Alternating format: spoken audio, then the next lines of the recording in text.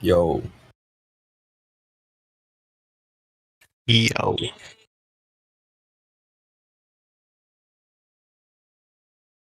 how's everyone doing? sitting in my chair.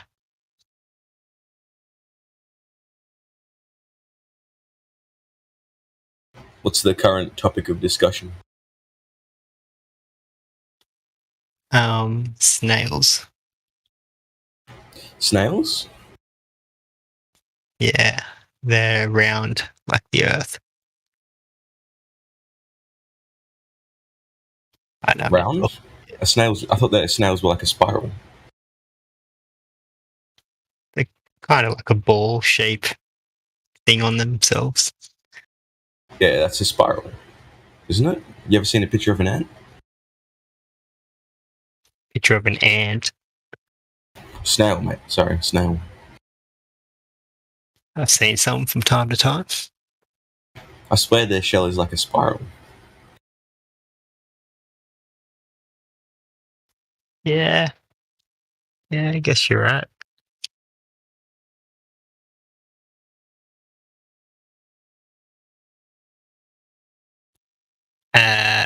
Flat Earth stuff. What's going on? So you're a flat earther? Yeah, bro. What's up, guys? Going Happy New Year. That's pretty interesting. You're a flat earther.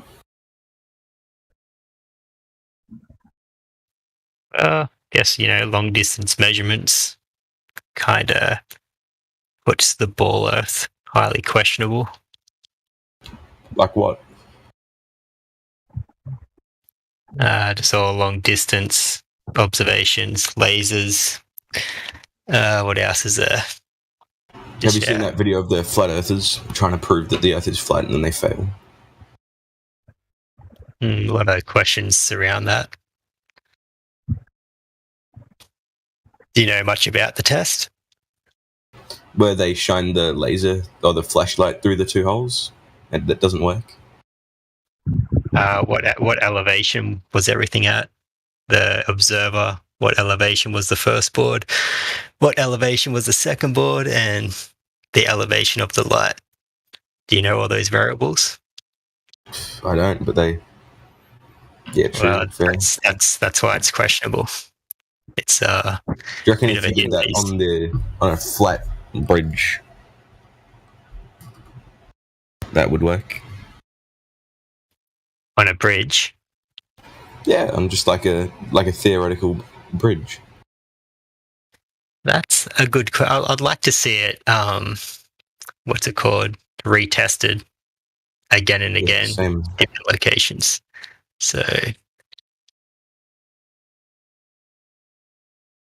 but that's not the only test. Like, there's hundreds and hundreds of different tests. Like, we just can't exclude those tests and just look at that one test. That would be unscientific. So, can you explain how the sun sets over the horizon? That's been shown with perspective. I know that was pretty common knowledge by now. That perspective can, do all that stuff. When you say the flat Earth failed, you mean like Jaron end of the Netflix special when he was on the boat and he shown a light through two holes? That one? I think so. Yeah, that's interesting. But I wanna say that he was willing to do that live, right? Get there is all he wanted. He was willing to do that live, which means he's honest. I want to make that a point. But yeah, that was not proving flat Earth, but also not confirming a sphere. But that one experiment he did not show a flat Earth.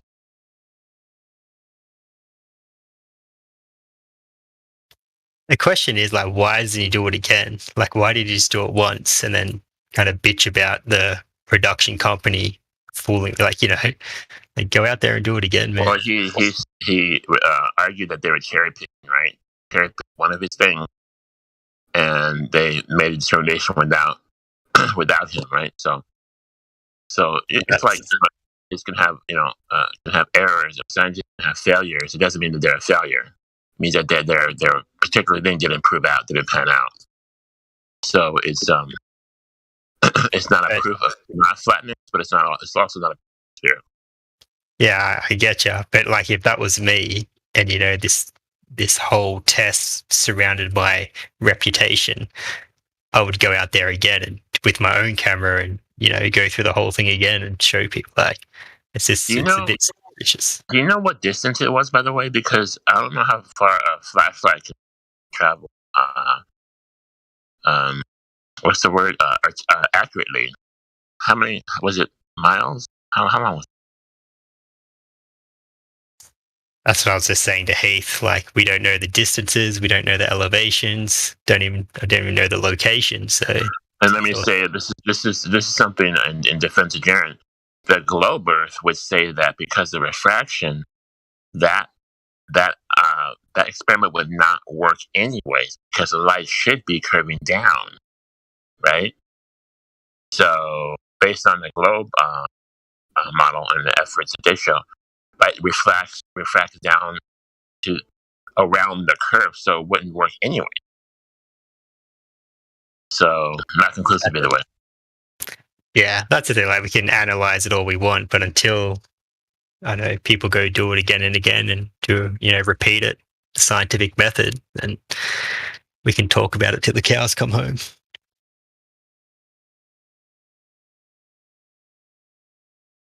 Now, as far as the sun setting, so what you have is perspective, right? So all objects in the sky appear to vanish into the ground at a distance.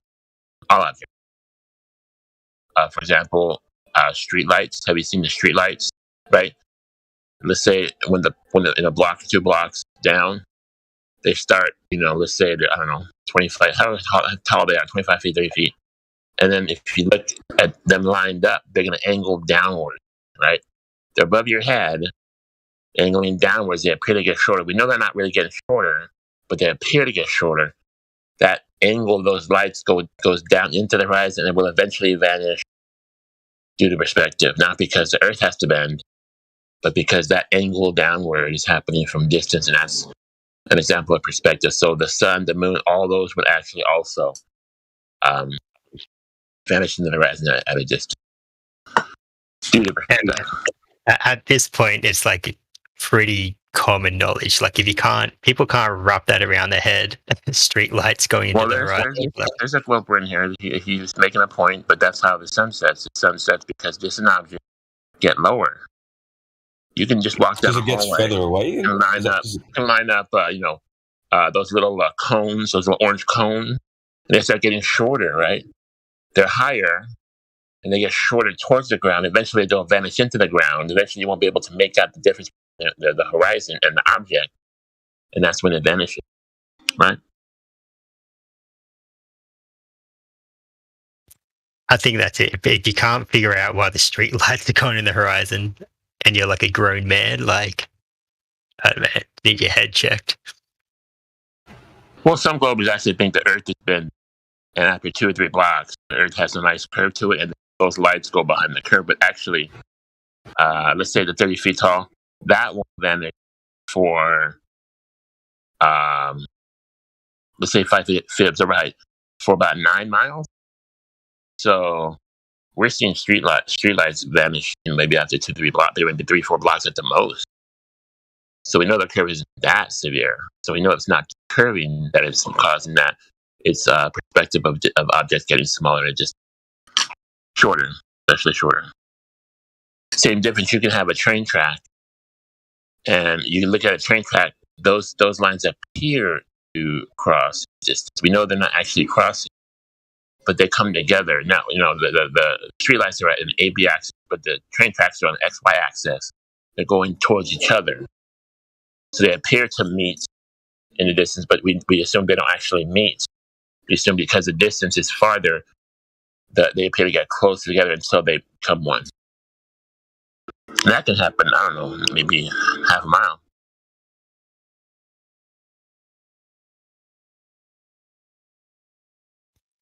Yeah. At this stage, it's pretty common knowledge. Like, if you can't wrap your head around it, it's just feel sorry for you, really. Well, you got Glovers, arguing. So, Yeah, I know. What do you think about? What do you think about like the phases of the moon, lunar eclipses, and solar eclipses? Wait. Let's come back to the sun. Let's just stick with that. You said how can it set?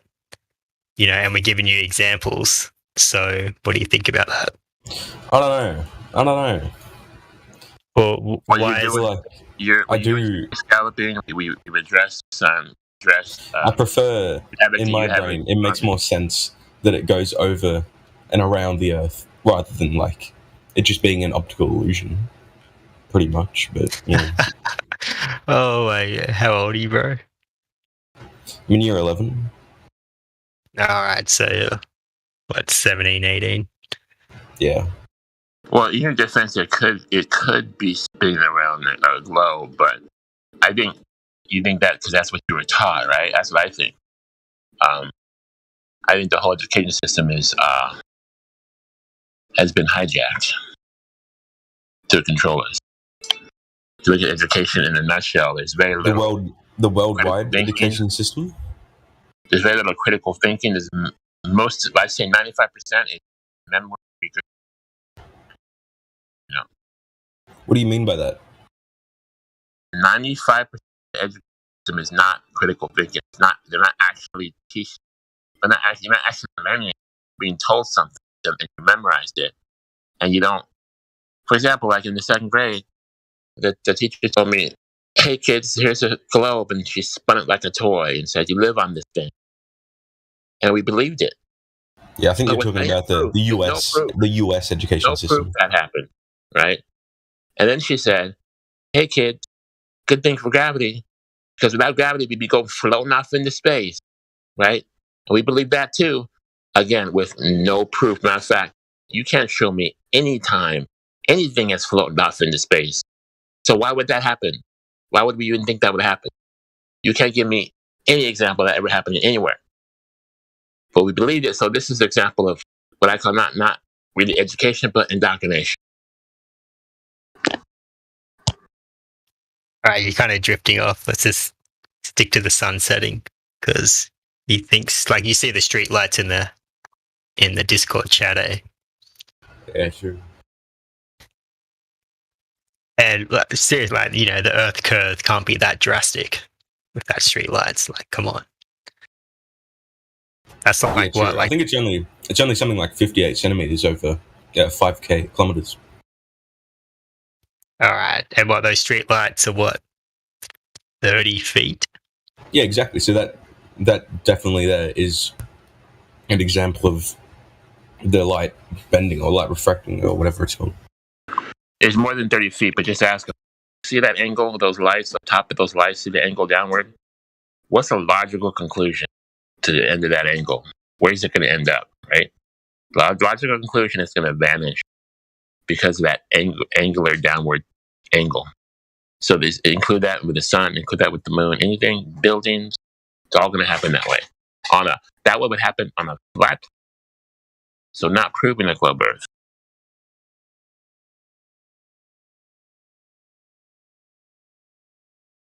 Now, we don't think the Earth is bending too much. Maybe, I don't know, maybe that's a mile, 2 miles. But according to the stats given for the 3.959 radius of the globe, we don't actually get curvature until between 5 and 10 miles. And we can't even see streetlights that far generally, depending on the conditions.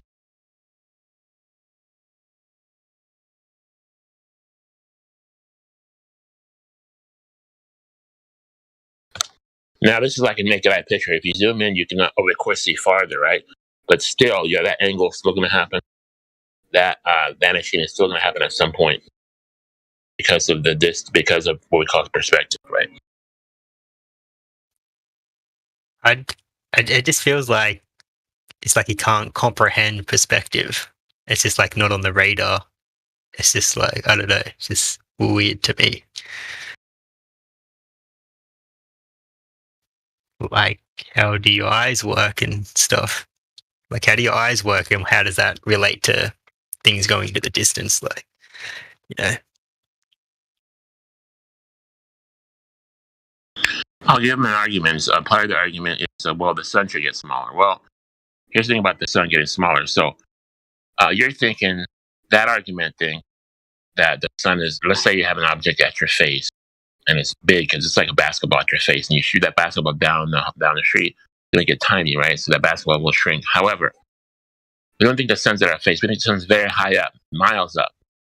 So the sun being high up, as it goes down across the flat Earth, it doesn't really get that much farther farther away because it's already high up. So the shrinkage will be, let's say, minimal. Depending on the atmosphere, sometimes you see the sun really shrink. Sometimes it doesn't appear to shrink. It's nice and fat. It just vanishes into the horizon, like at a sunset, like over the ocean, for example. Sometimes it shrinks a little bit depending on the atmosphere, but it doesn't need to shrink very much because it's still very far away up. Just goes across. It's still very far away. It's not that much farther away percentage wise. So that's that argument.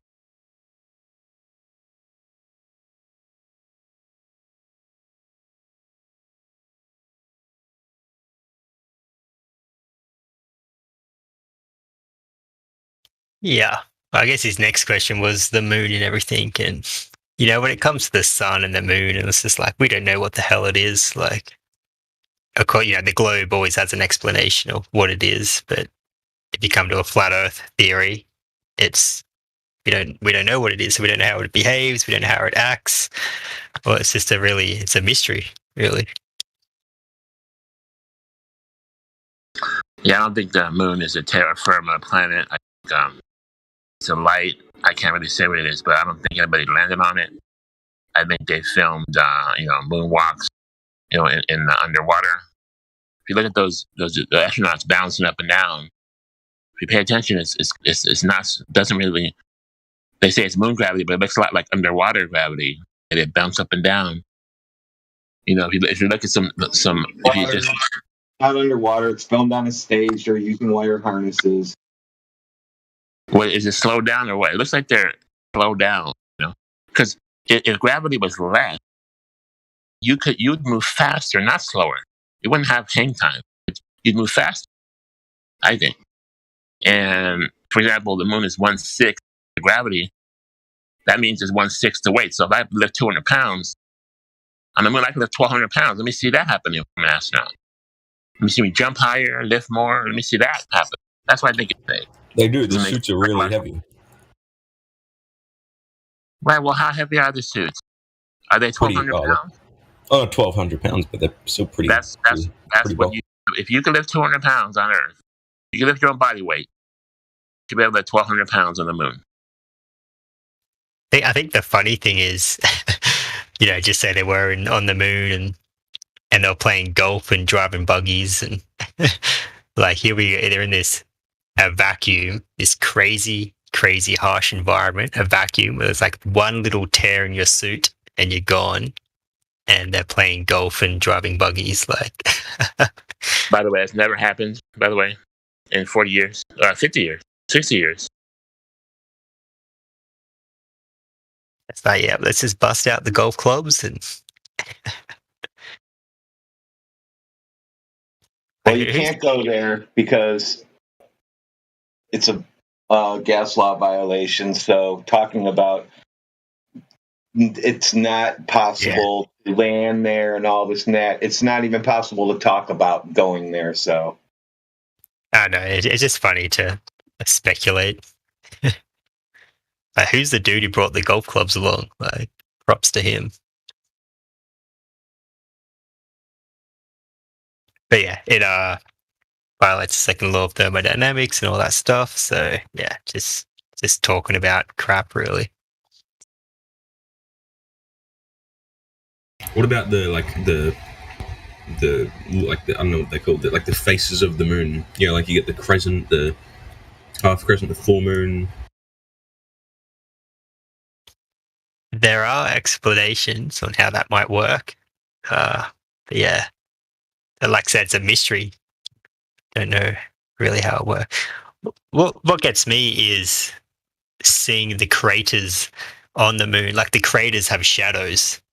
So, because the flat Earth theory is like the moon is its own light, but if its own light, how do the craters have shadows? Like that's what gets me. So are you a flat earther? Yeah. So I know what you're going to say. It's because the sun's hitting the moon at an angle, blah, blah, blah. Like, You don't know how this moon is lit. You don't know if it's lit from behind. You don't know if that's a textured surface. You don't know anything about it. Yeah, exactly. If it's lit from behind and it's concave, you'll get those shadows.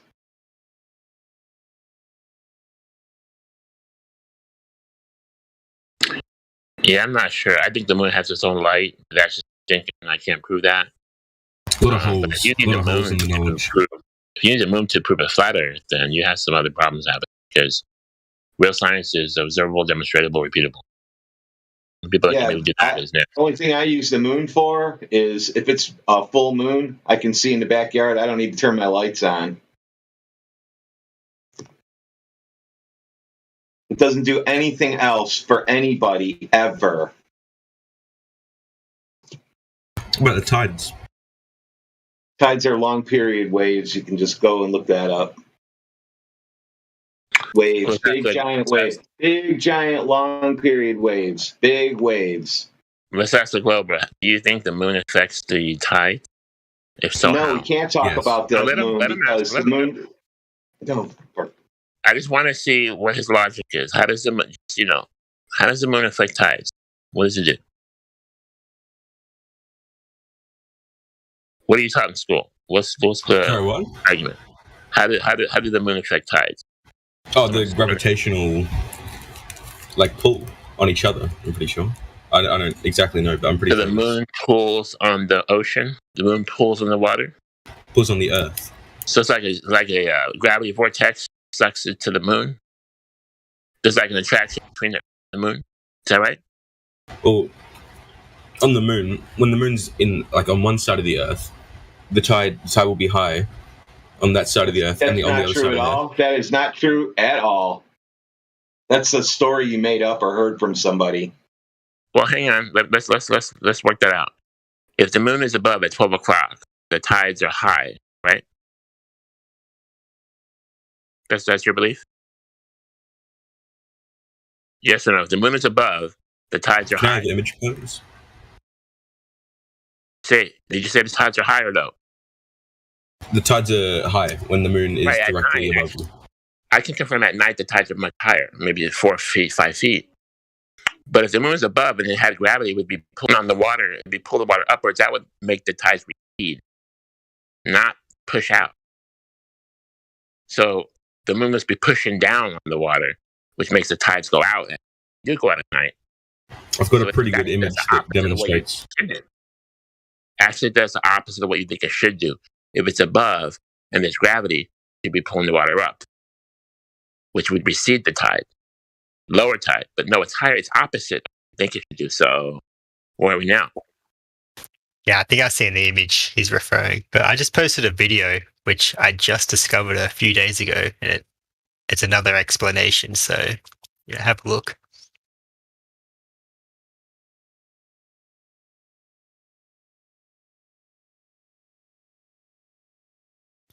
Something about these tidal nodes where the tide swells around certain nodes over the Earth, and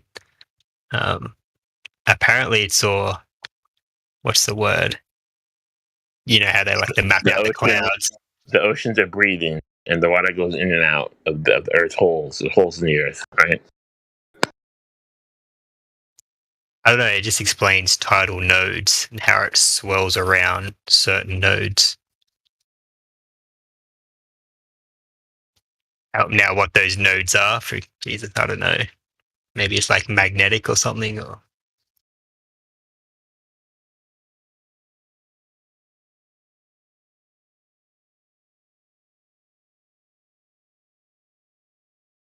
I think that's a problem. Like, there's always another explanation, and people don't want to look at the other explanation. They'll just ridicule it or say it's stupid, and and that's it's sad.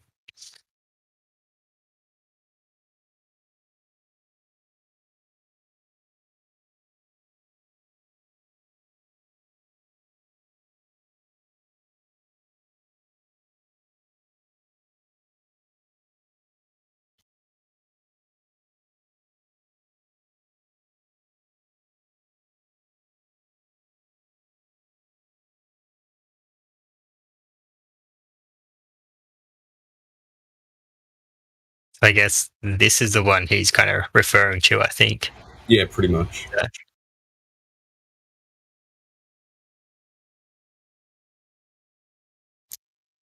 I think the above video is actual data, like how they map out the clouds with radar. This is like mapping out the ocean. So it's actual physical data, not just a kind of cartoon illustration.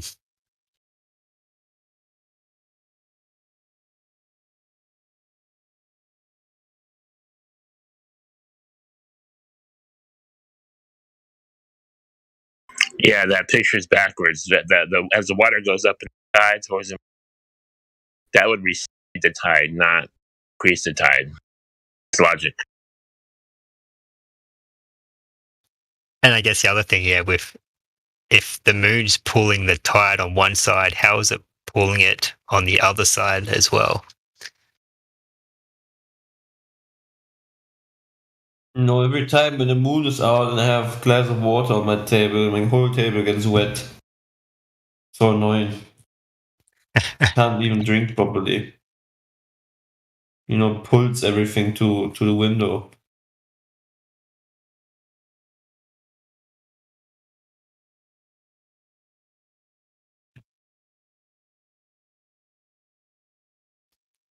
Yeah, definitely. A lot of questions surrounding it, and you kind of have to dive into it.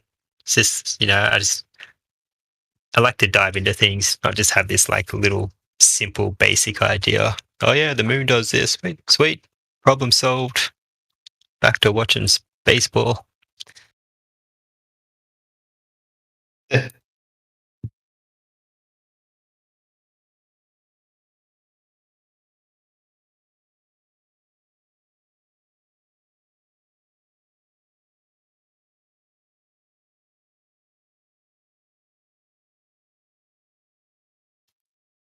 But you kind of you have to give it up to them for them creating this, explanations about our world, because they do go into detail, and it sounds pretty good. Like we all got convinced, we're all fooled, and now we're realizing other explanations. I mean, essentially, when I think about it, every time I wake up and I look outside, I can't believe how retarded it is actually think you're on a tilted, spinning, wobbling ball flying from every expanding universe. But nothing, literally, not one thing is observable that points to that. You ever been on a Concorde? No. Yeah, neither have I, but have you seen some of the pictures from on a Concorde? Yes. Can you explain that? Well, I know about a few things about the Concorde. So the Concorde had very small windows, for example, that were necessary because of the high temperatures that at Mach 2 the Concorde would occur when flying faster than a bullet through the air. Which is kind of weird because they had windows not even as big as a human hand, but now we have companies that call themselves civilian space companies, and they just fly up there with huge windows, like with these. What is this one company called with blue? These weird penis-shaped rockets where the rich people sit in. Yeah, with these huge windows, no problem at all with going going that speed and that high. Also, when you look at the Virgin Galactic flight, not even wearing a spacesuit, just sitting there. I mean, in the case of decompression, we're just gonna die. I mean, that's our fate. Why look at an SR-71 pilot or an U-2 pilot that literally just wears his suit because of the high altitude? He flies way lower and way slower than the Virgin Galactic flight, for example. In the case of decomposition, his whole suit compromised in an instant, so the guy doesn't die instantly, and they just don't need that for some reason on a experimental Virgin Galactic flight. It's all a shit show, man. It's so unbelievably retarded.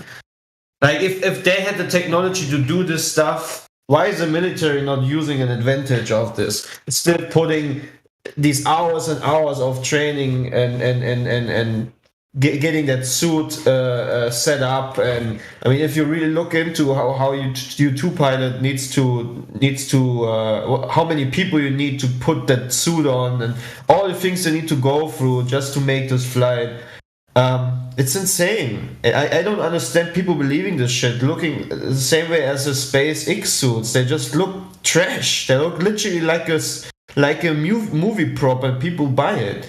It's unbelievable.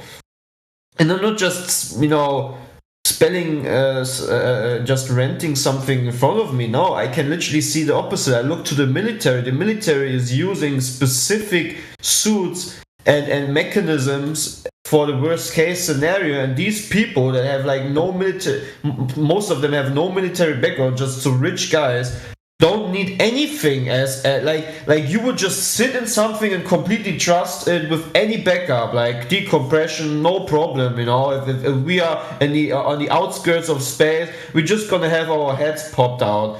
Who cares, right? But in the military, they make sure to have like three options of backup, so the pilot doesn't die. Like, I mean, come on, guys, it's absolutely insane. It makes no sense.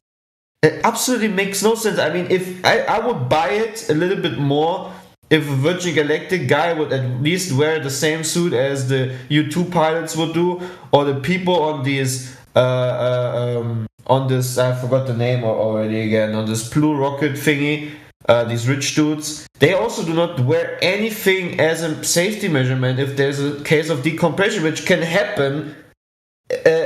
Which there's a high percentage to be happening, especially when it's about experimental machines as they use. I mean, they have been around for a long time, and they just sit there as if it's just a joyride to some. The new global argument is the decompression is not really dangerous. You can there's actually atmosphere. You just put duct tape in the hole. Yeah, put duct tape in the hole. You'll be good. No worries.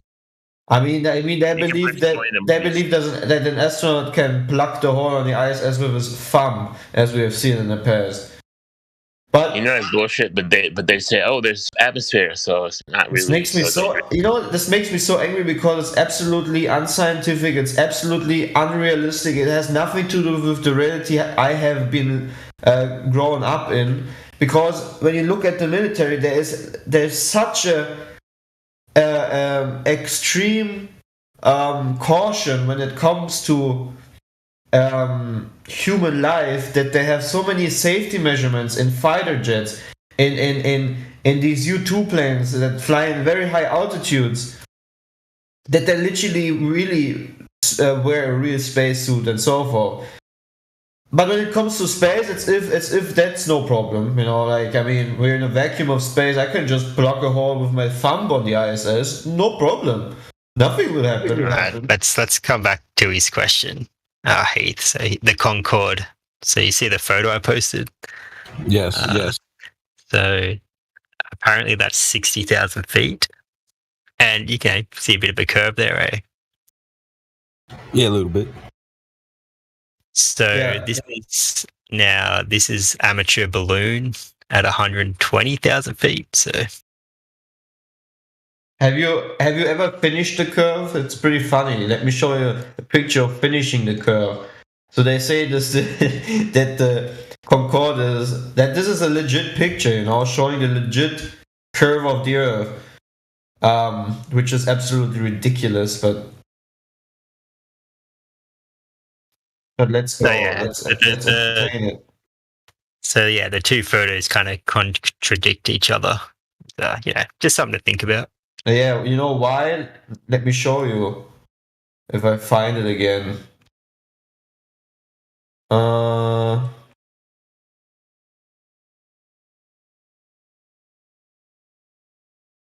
I have so many pictures in my memes folder. Unbelievable.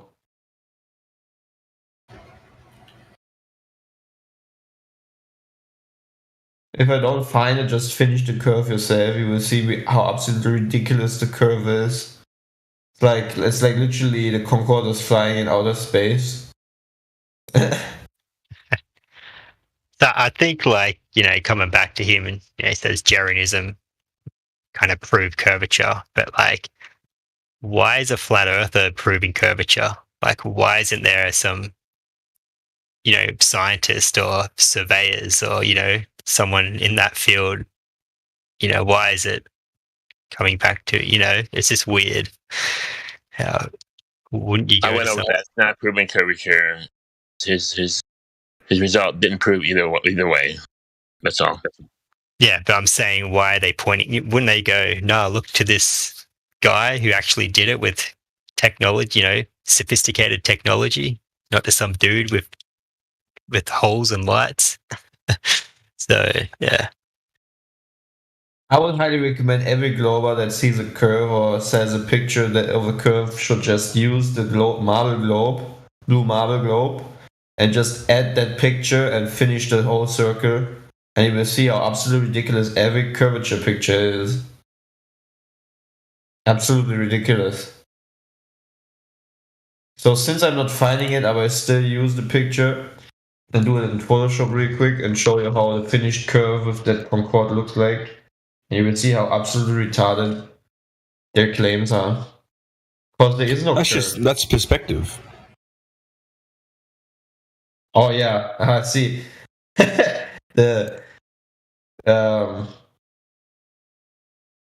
do you mean, perspective? Can you elaborate? Yeah, please explain that.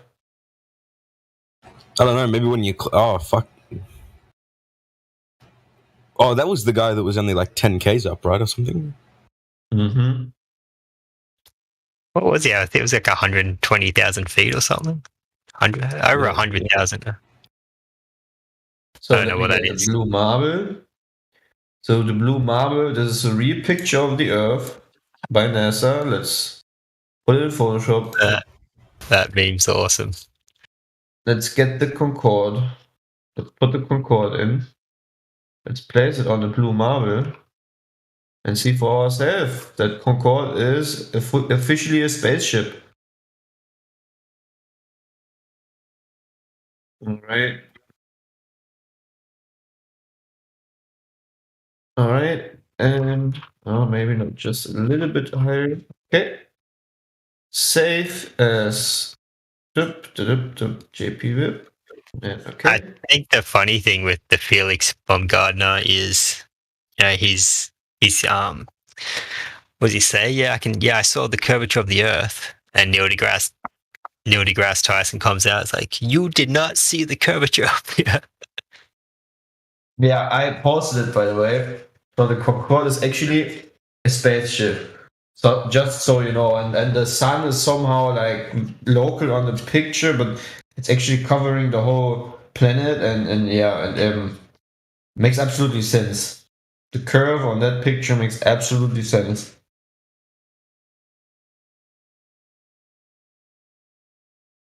So by that scale, you can also imagine that the Concorde only needs 5 minutes to go one circle around the globe, because it's like a tiny blue marble with extreme curvature, right? That you never experience, but you can be sure that it's there because you have seen a picture of the Concorde curving. Yeah, that's a good one. The photo at ground level, then the photo up, it's just the same curve. Yeah.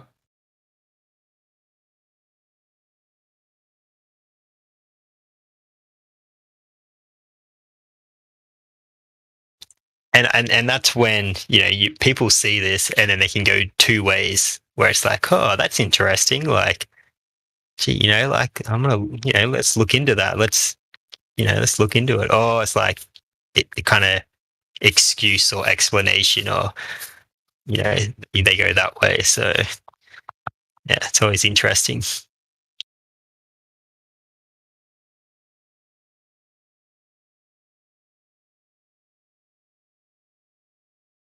Cleander Seal, the Felix Baumgartner. Have you seen the clips?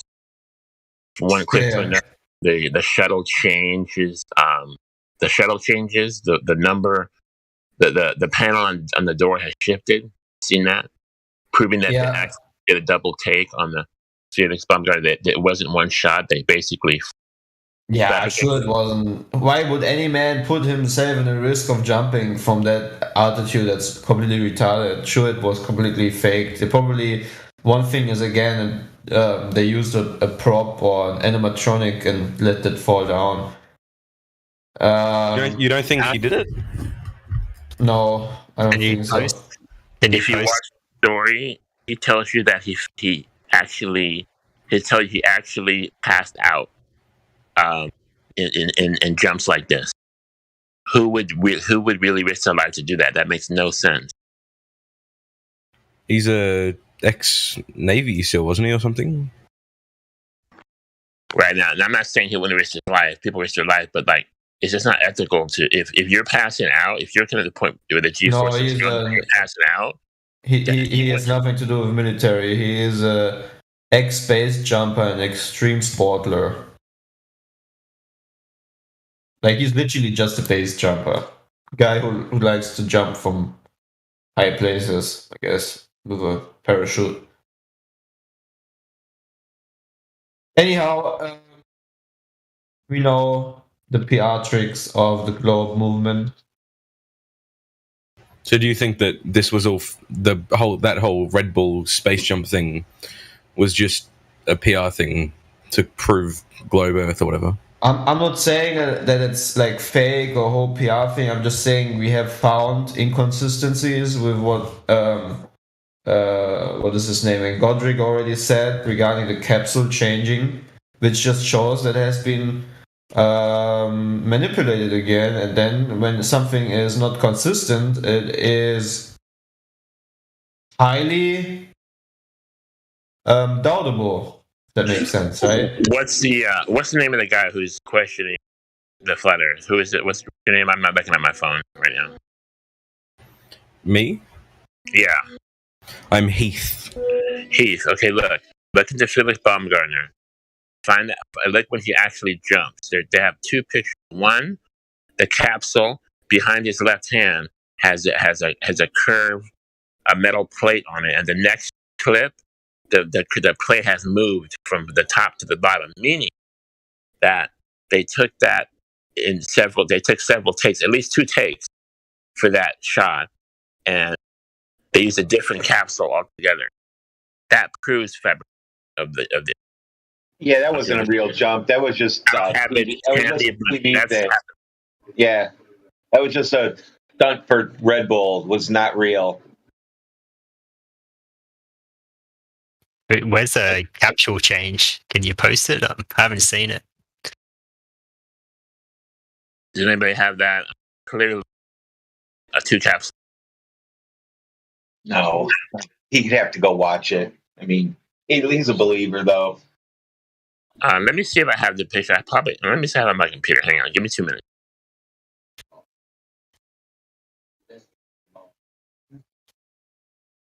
I watched it live.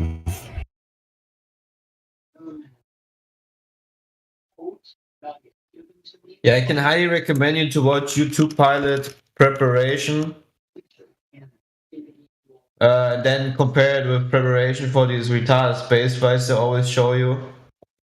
And you feel kind of like what is this? Like, they going just high in the air and the other guys going to space, and the ones going high in the air needs to prepare way more seriously than the ones to claim going to space. I mean, where's the logic?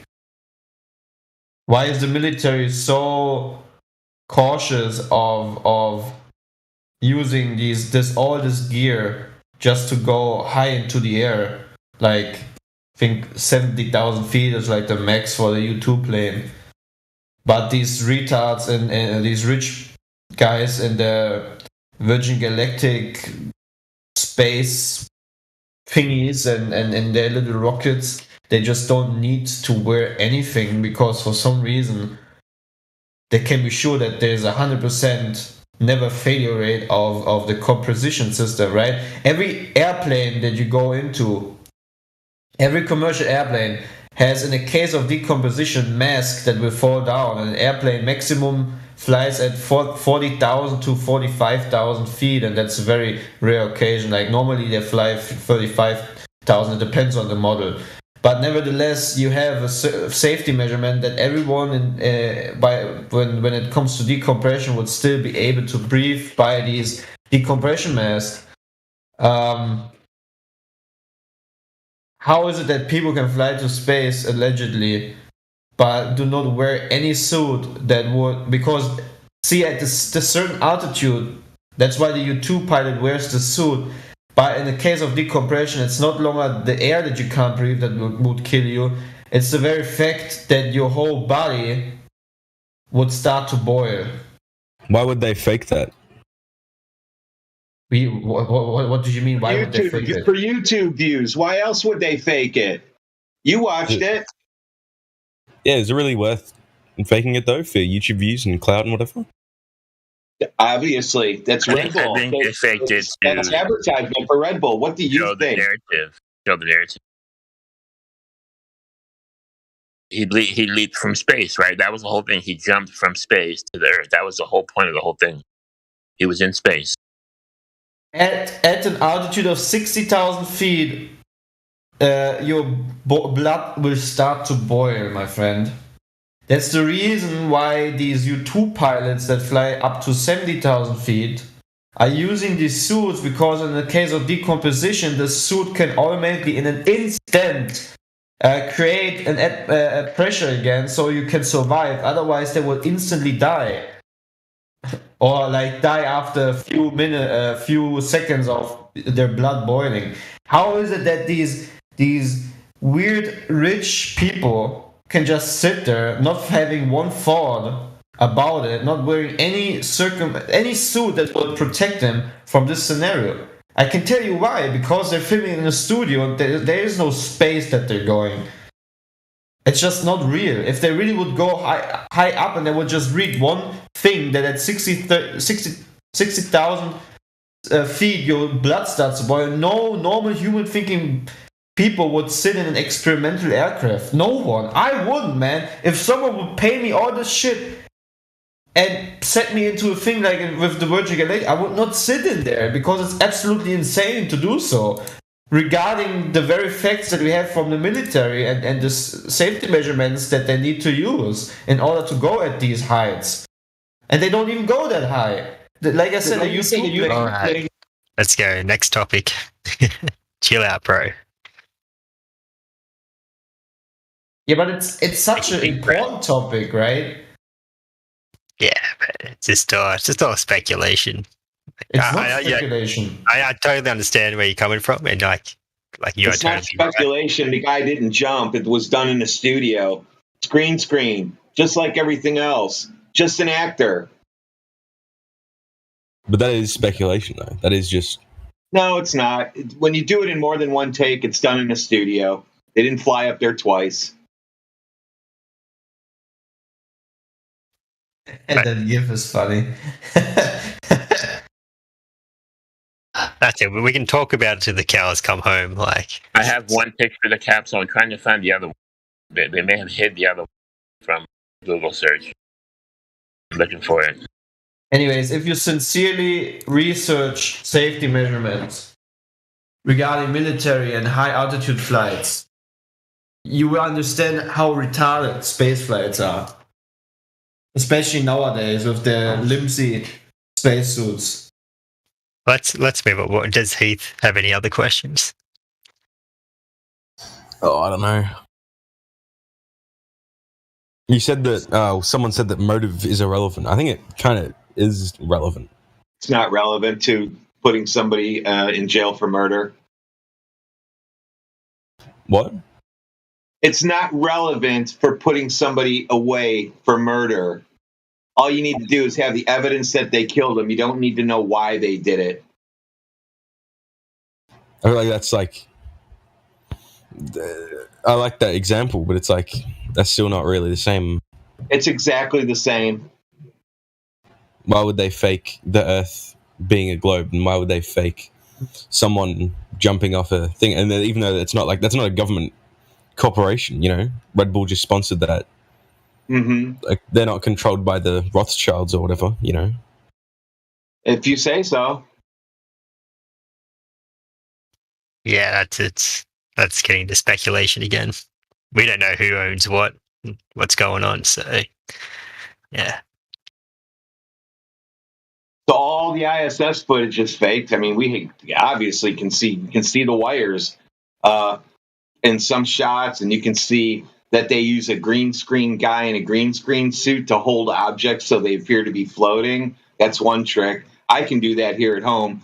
I'm going to order a green screen suit just for this Discord so I can show people how to make objects float in space.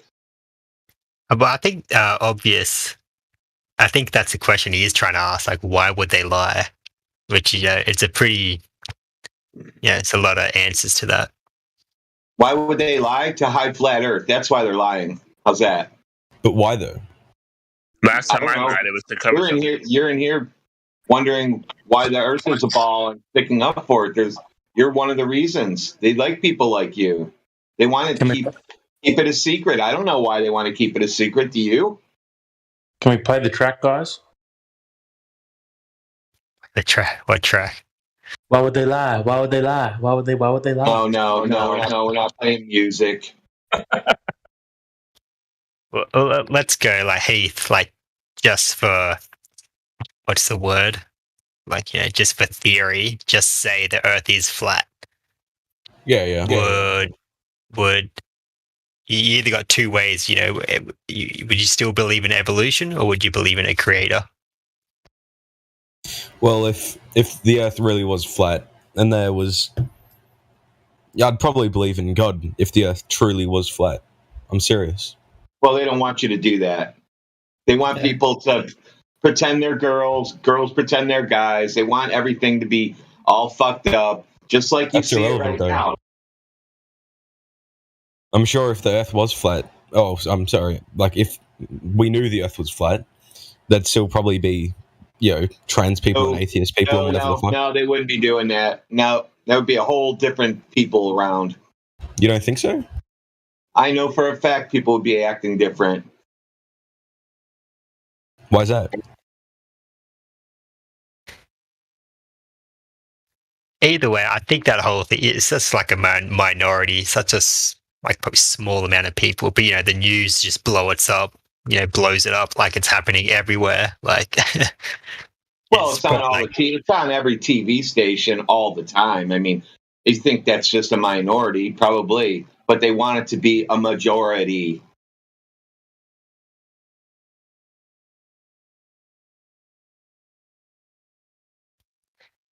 So yeah, like creator. I don't think people have the right to deceive other people. Okay, that's just what I think. If you think it's okay to deceive other people, that's on you. I don't think they have a right to, and I let them know it.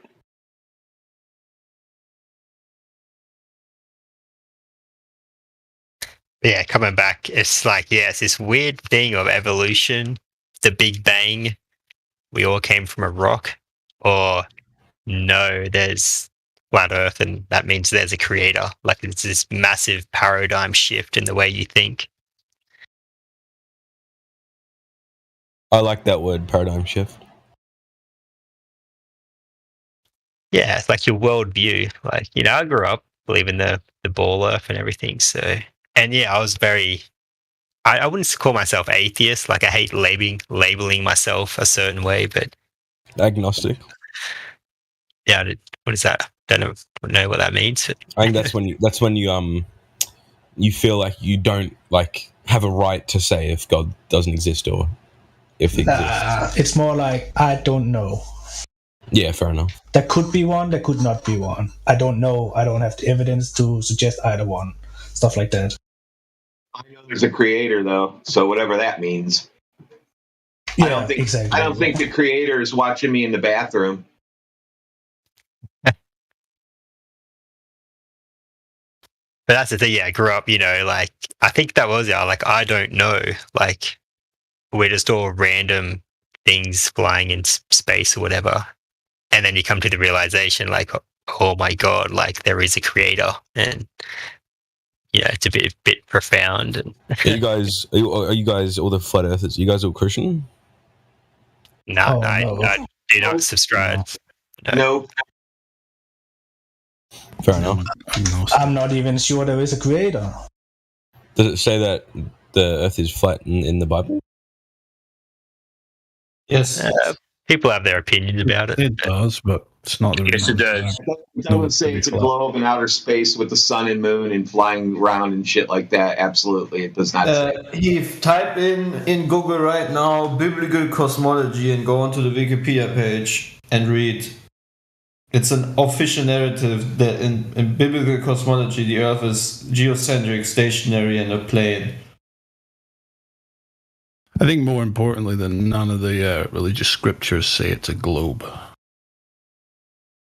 Which, how did God forget about that one, Yeah, that's what I was just saying. So it absolutely, I only read parts of it just to keep up with you guys. And it doesn't say anything about being a globe in a vacuum of space where it's flying around and all that shit. That's all made up, imaginary, just made up stuff.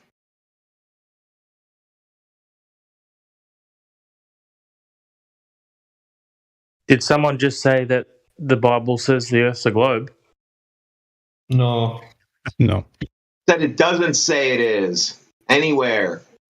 Oh, I thought before you were talking, someone actually claimed that it did say it was a globe. That'd be No, brutal. I said That's incorrect. said the more important thing to notice when it comes to thinking about what the scriptures say is that it doesn't mention it's a globe anywhere.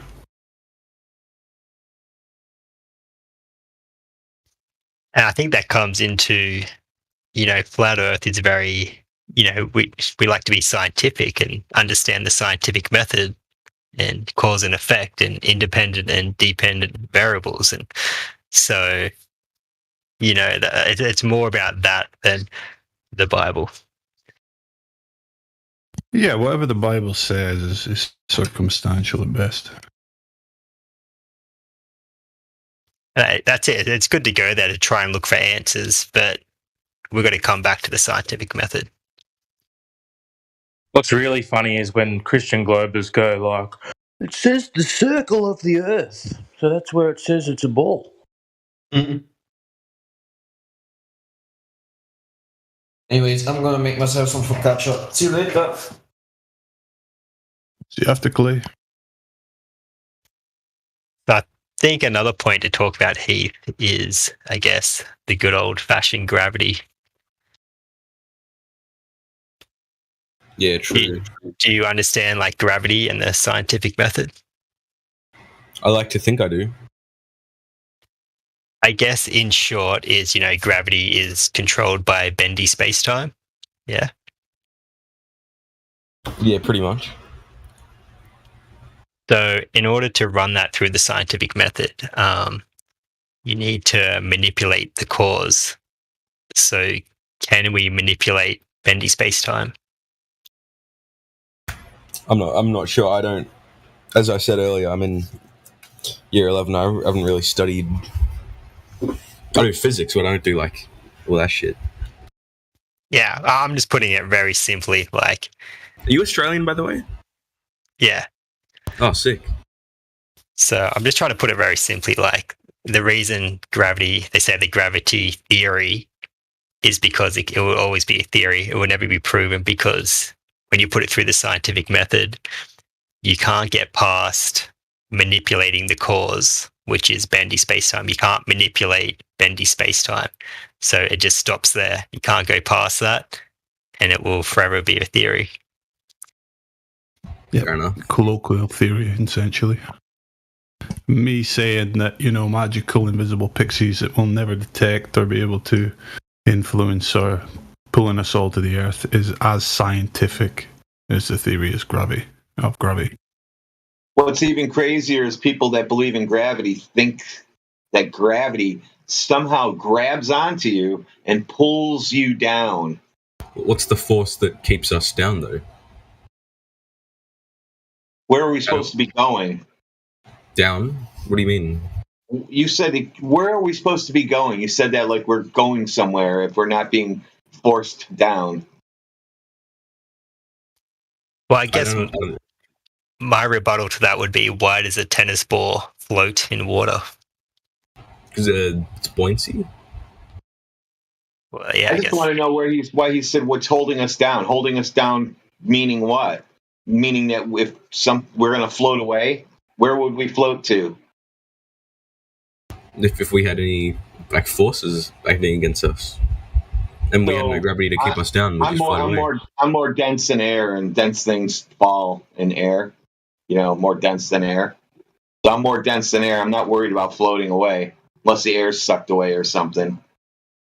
But you'd go down because of gravity, right? No, you haven't proven. Have you seen honey in space? Have you seen that picture of honey in 0G? Hang on. Who asked about Felix Baumgartner? Well, let me just quickly say there is another explanation. It's what is it, like the Earth has a positive charge and the atmosphere has a negative charge. I might have that backwards, but you know what I mean. Ground is negative in electricity, and Earth is ground in electric diagrams. And you hammer a rod into the ground and you connect that to your house, and that's your ground. And everything above that has electricity. So 1 meter above the ground has 100 volts. And electrons are always falling from the sky to the ground. So do you want a reason why you're being pushed down? Yes. Probably electrons hitting you and pushing you down is my guess. And then on the other take, on the other cut, the zenith has moved downward. It's on a different panel entirely. Take a look at that. That proves 2 cuts. They only did it one time, right? The capsule can't change in midstream. Can you see in the live stream? Godric posted 2 pictures of the side of the capsule. You can see the zenith has moved. The panels have moved. Yeah, it has. Definitely not 2 different. Definitely not 2 different capsules. That's a CGI, and they wanted to make sure it was in that other scene. Well, don't give any excuses. This is that actually does look very CGI, to be honest. I can't even lie. It is CGI. The guy jumped out of a hole in a wall, and you guys believe he jumped into space. I can do it myself. Here's the question: why would you want a CGI? Why don't you just show what's out there? Why mess around with computers? You see? Start CGI, and you can CGI a curve. You can CGI whatever you want. So what are they faking? Are they showing us what happened? So my point is that the capsule's there. The side of the capsule has changed. Blablabla's left hand. Obviously, something's going on. And that proves it was done in the studio. That's what I think. You can have another explanation, There you go, my point. Rest my case. It's so good. I haven't seen that before. I think that they're doing it in front of our faces to show us, hey guys, if you look at it, this is all fake. They can't be that stupid. I know, it's until people like us go into it and dissect it, it's kind of hard to pick out those little things. They think you're not going to notice, and NASA, I believe, just does it on purpose because they don't give a shit. They control whatever we see on space, so they don't give a shit at all. They got people hanging by wires. We got CGI stuffed animals floating into the ISS. People playing guitar and monkey suits because that's all you can do in the ISS is just joke around. Yeah, things falling straight down on the ISS. Also, look back at the film Tons of that showed. The first picture, it has a black, has a gray bar behind his head. There's a gray paint on the capsule. The lower one is the same color. The capsule is the same color throughout. So something's going on there. That's obviously two capsules. Behind his head, look at the actual capsule. The top picture is gray bar. Second picture is just a white silver bar, the same color as the rest of the capsule. How does that work? Did someone paint it between Keith, shots? Say that again. Like Fine Waldo shit. Keith, have you seen the? I think we can give the Red Bull jump a break. We know there's funny business. We don't know exactly what. Why would? Oh yeah, true. I just dismantled it, bro, right in front of you. All right, what's yeah, the but next even topic? then, it's ultimately relevant. What should it be our next topic? It means it was faked. It was filmed in a studio. They don't get it once, so how do you get two different takes? Well, if you look at that GIF of that first white guy, and he sort of, fucking jumps out or whatever and messes up. That happens with my webcam. I've just got a potato webcam.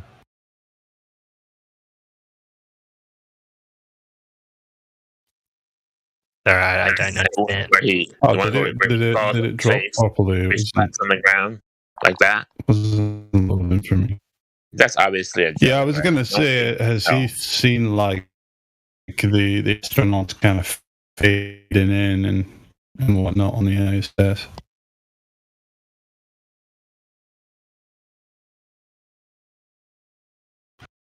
Right, that to me is like a much more significant form of fakery, Yeah, the dude fading in.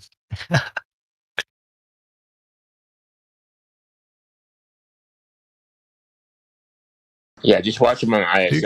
All kinds. Are you guys seeing the GIF I'm dropping? No. Nah, it's like wanting you to download it. Yeah, never mind. Yeah, I was looking at that one. The bold guy and the Chinese guy. Yeah.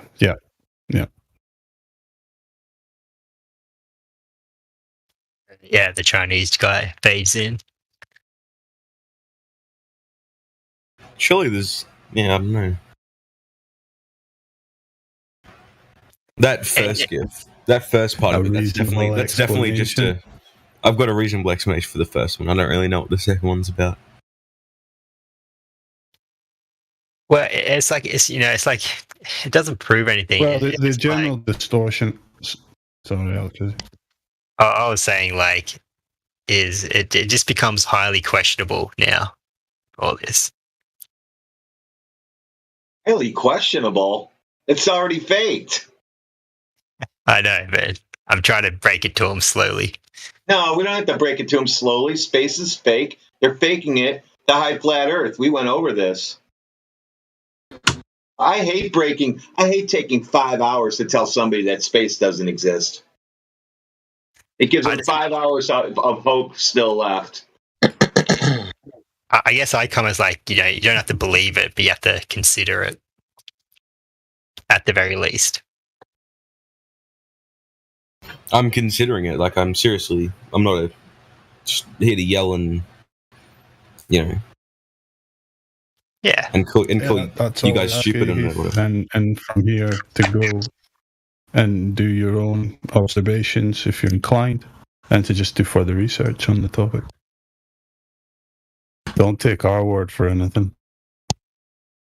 Because there's so many rabbit holes, with the sun and the moon and space and the stars, and there's just so many things to kind of discover.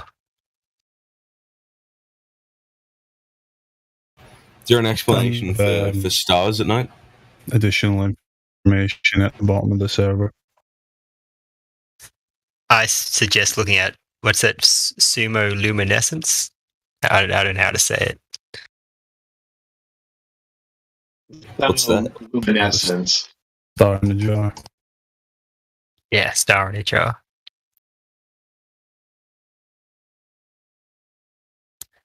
So basically, when people zoom into the stars, just ordinary people with their high-powered zoom lenses, it appears to be some kind of frequency or something. Like, I know, it's crazy. And then they can kind of recreate that with star in a jar.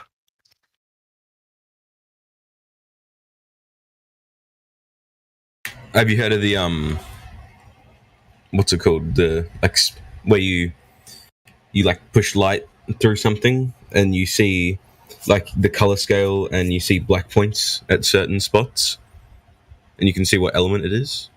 Yeah, that doesn't work. Light spectroscopy. Yeah, that. I've done that in school. That works on shit inside a vacuum where they're testing it. It doesn't work when you're pointing it at the sky and going through clouds and dust and all kinds of shit. Yeah, they take principles that they garnered from performing this stuff in very controlled environments and then just broadly apply it to a highly dynamic and not fully understood environment.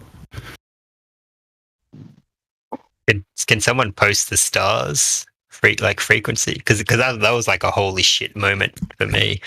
No, because we don't deal with the stars here. It's actually flat Earth, and dealing with the stars is all imagination. What was that?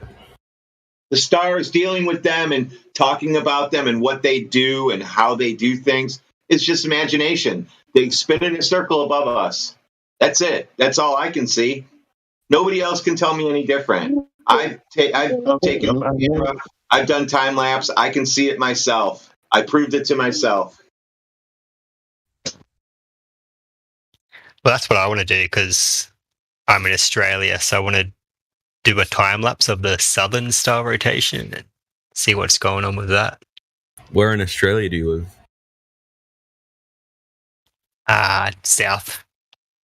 Southeast. Yeah, I'm Victoria. Yeah.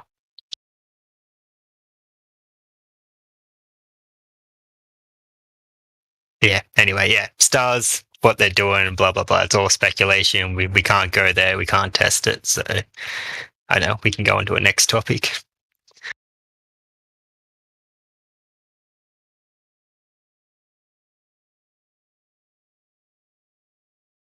Heath, why would you think they would want to fake all that footage on the ISS? What would be the reason for that? I mean, I'm the one that thinks it's real, so. Well, we see it's faked. You can see it's faked. People don't just disappear. I mean, it doesn't unless that's what happens when you're in space. You disappear, and then you come back, and you can put your arm through walls. But other than that, it's faked, and you should be asking, why are they faking it? I think I have asked that question. What did you come up with? I asked you guys that question. You guys said, well, I don't work at NASA. I'm not in their studio working with them guys. Even if I was in the studio working with them, they still wouldn't tell us why they're faking it. They would just tell us another reason for it. Well, I guess, my speculation is, and just my personal belief is, they're just trying to hide the creator, or they're trying to push their narrative, which is, evolution, the Big Bang, you're nothing special kind of thing. So, yeah. God, yeah, exactly. That way you have to, they don't want you to rely on God. They want you to rely on them. Government. They want you to rely on who's in charge, though? Who's in charge? The Jews? The Rothschilds? We have to watch NASA to see when the next meteor is coming to Earth. Well, let's say this, Heath. Okay, So we know all the astronauts are Freemasons because they wear the rings. They say they're Freemasons. There's a lodge on the moon put there by Neil Armstrong or Buzz Aldrin or one of them. Okay, so why are the Freemasons the only ones pulling this off right now? Why don't you ask those guys? Ask them who's pulling this. You ask those people who are pulling the strings. So it's the Freemasons. Yeah, they all wear. They're all Freemasons. They wear their rings. Why would they? You need to be a Freemason to be an astronaut.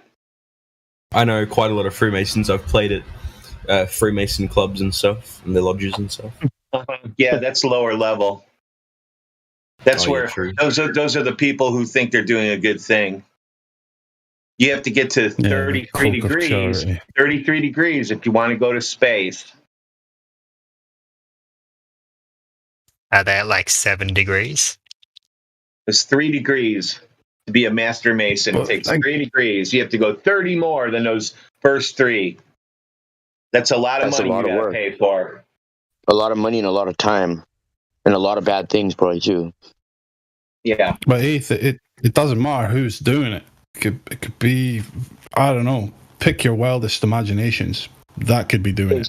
Point is, it's being done. Why, you're saying, why is it being done? Okay, so look at this then. If you look at the way they do things, everything they do the exact opposite, or they say the exact opposite of the truth. So in order to find out what they're doing, just look at the exact opposite. So what's the exact opposite of the Earth being a globe and outer space being real? Is that there's a dome over us and there's a lot of tunnels and all kinds of infrastructure underground, right? They don't want us to look at that. They want us to look up at something that we can't go anywhere. So it's the exact opposite of reality. Also think about this. If you had a map that was like flat, or, just like a flat map where there was an edge, like the shape of a pizza, for lack of a better term, right? Hold on. And it was like a maze, right? Where like there's a couple entrances at one side and then it's very intricate and there's exits on the other side. Well, in order to keep us completely in the dark about this, because people, it's just in their nature to want to explore and go to it, right? Like look at all the kids that think they want to go to the moon.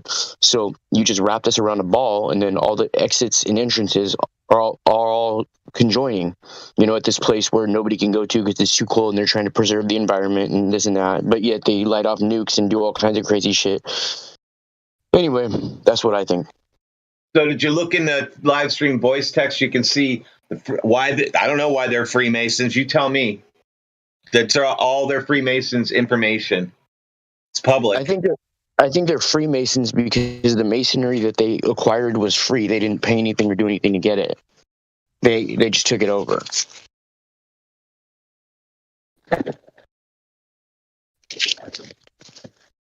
So the question Heath should be asking is, why are Freemasons faking going to the moon and faking going to space? Because that's who's doing that part. Not somebody else, or they wouldn't be flashing rings in your face and giving you the high sign every chance they can.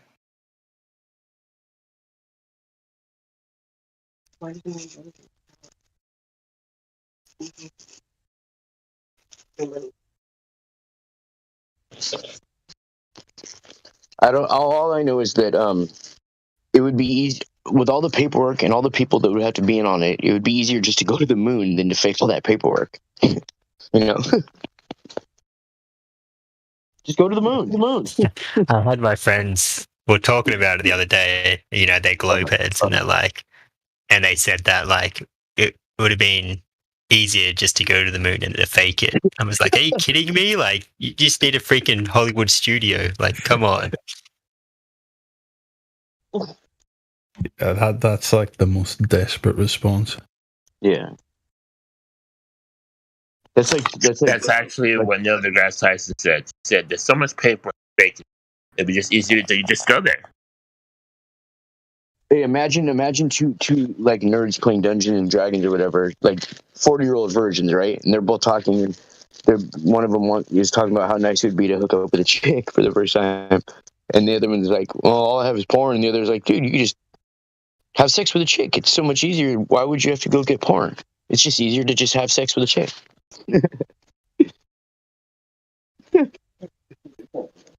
No, it's not. It's not stupid. Why? She thinks it's stupid here. I get where you're coming from. It's just easy to. I mean, I don't know. It's a weird example, but it's just easier to have sex with a chick. Mm-hmm. Remember, every time these guys answer that it was easier to just go to the moon than fake it, they're always answering from like in the paradigm of after the fact that it's been done. But we're talking about doing something immense for the very first time, involving environments of ridiculous levels of danger. You know, that's all just easier than faking it. You know.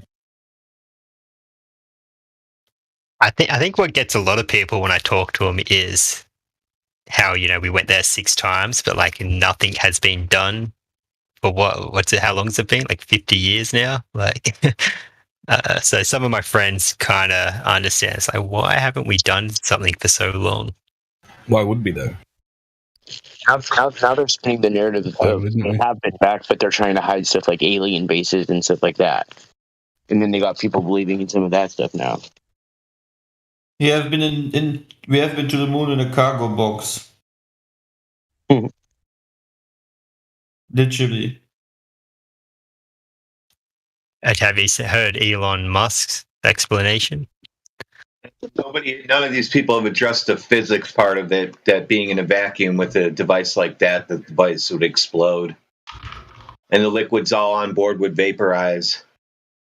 And you don't have enough containment, or you're not going to even be able to lift the thing off the ground to hold 10 times 10 to the negative 17 torr in vacuum and lift that thing off the ground. My question is, how do they measure, like what instrument do they use to measure that? Like, they use the calculator. They used the old an iPod Touch. Like, I know. Does what do they use? Pressure barometers? You know. I like that people always get like fascinated with that little snippet that like your smartphone in your pocket has more computing power, like 1,000 times more computing power than what they use to go to the moon. Well, if that's the case, then we should be like at least like 1,000 times better at going to the moon and all this. It should kind of scale up together. But only now we're starting. They got the Artemis missions, and we're getting some new CGI images. Did you guys see that they're about to launch humans to the moon with Elon Musk's rocket? Like 10 YouTubers or something, like influencers and stuff. It was like 10 YouTubers. Can't wait to see that sci-fi movie. Mr. Beast, go to the moon. He buys the moon. It's just all a shit show, man. It's so unbelievably boring. The very fact that people praise Elon Musk, even though we literally know that he's just an actor playing a role. He can't even get one sentence out without like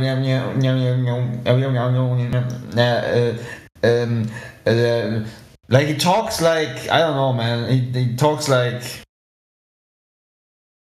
that's another one of their like inversion tricks. They put the stupidest people up on the world stage and push them off as geniuses. I was thinking exactly that this morning. I saw a commercial. They had Einstein, right? So Einstein, they made him have his hair as crazy as possible. And then on the History Channel, they have that fucking, whatever his name is, because it's aliens, whatever that guy's name is, George something. Hawkins. His hair's all fucking crazy too. So the crazier you make them look, the more they're supposed to be believable. Who's the alien guy?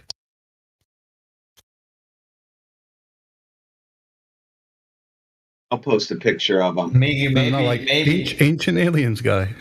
Yeah. So. Maybe nobody can is absorbing the craziness of us flat earthers right now, because we're so unreasonable with what we're posting. No, I'm not saying that you think that, Heath. I'm just saying it's just in general. This Einstein hair looking fuckface. Oh yeah, yeah. He's not touted as a genius, though. That's the thing. I wonder why they didn't give him the white coat, man. I mean, that brown jacket, not that. How come a lot of flat earthers, especially on YouTube, if you go to YouTube, search up flat Earth, you'll find this guy just in his room, just ranting about flat Earth, and he clearly has some sort of schizophrenia or some shit. Professor Dave. Are you talking about Professor Dave? Who's the other clown? Professor, not a Professor Dave. At this point.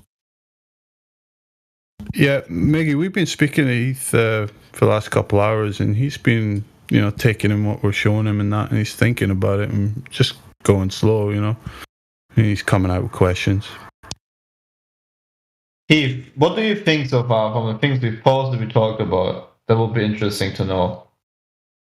I don't know. Some of your points, I'm not really a scientist. I don't have a whole book of, points and scientific equations to come back, rebut with, like you guys do. But, I'm liking some of your points. They're actually pretty bloody good. I can't even lie.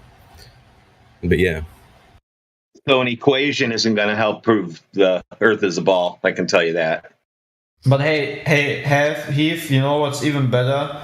Instead of us, maybe showing you things and talking to you and whatnot, if you're very interested into the topic and you really want to do research yourself, we have... No, I have. No, I'm always on YouTube looking at the videos and stuff. We have... But if you want to know something specific, we have hashtags down below in this Discord for EFA, Antarctica, astronauts, beginner reference, almost everything you might have a question to. Just check those out in your spare time and just dig deep, and you will find, what is important is no one here, no one wants to,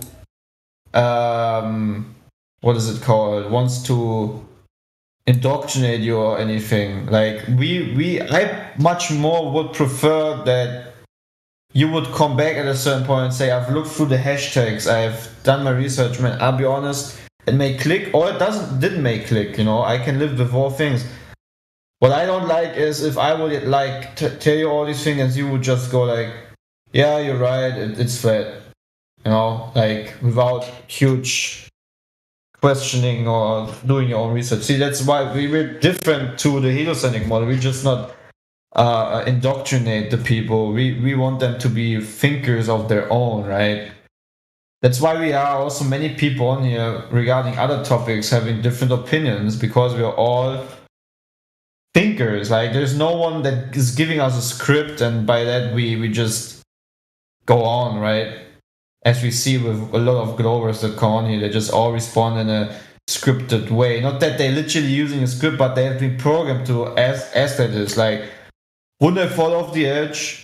Or why would they lie? Or so if the Earth is flat, how does the sun actually set?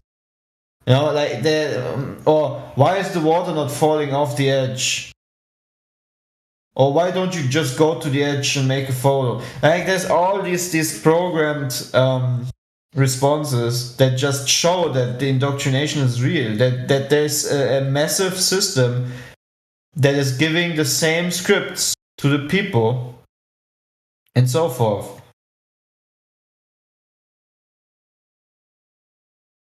Yeah, take a look at what I'm going to drop in the chat here in a second and see exactly what Clay is trying to describe to you. Which one? So what we're putting in the chat is... Sorry, my trash, man, so it's taking a while to upload, but it'll drop here in a second. I think the biggest thing is long distance observations, start looking into that. Yes. But then it's there they are. The program responses. Because I've seen that a lot. If we can see something 20 miles away and the curvature calculator says, it should be like 50, 60 foot below the curvature, then we see it. Like, all right, now the globe model's becoming into question.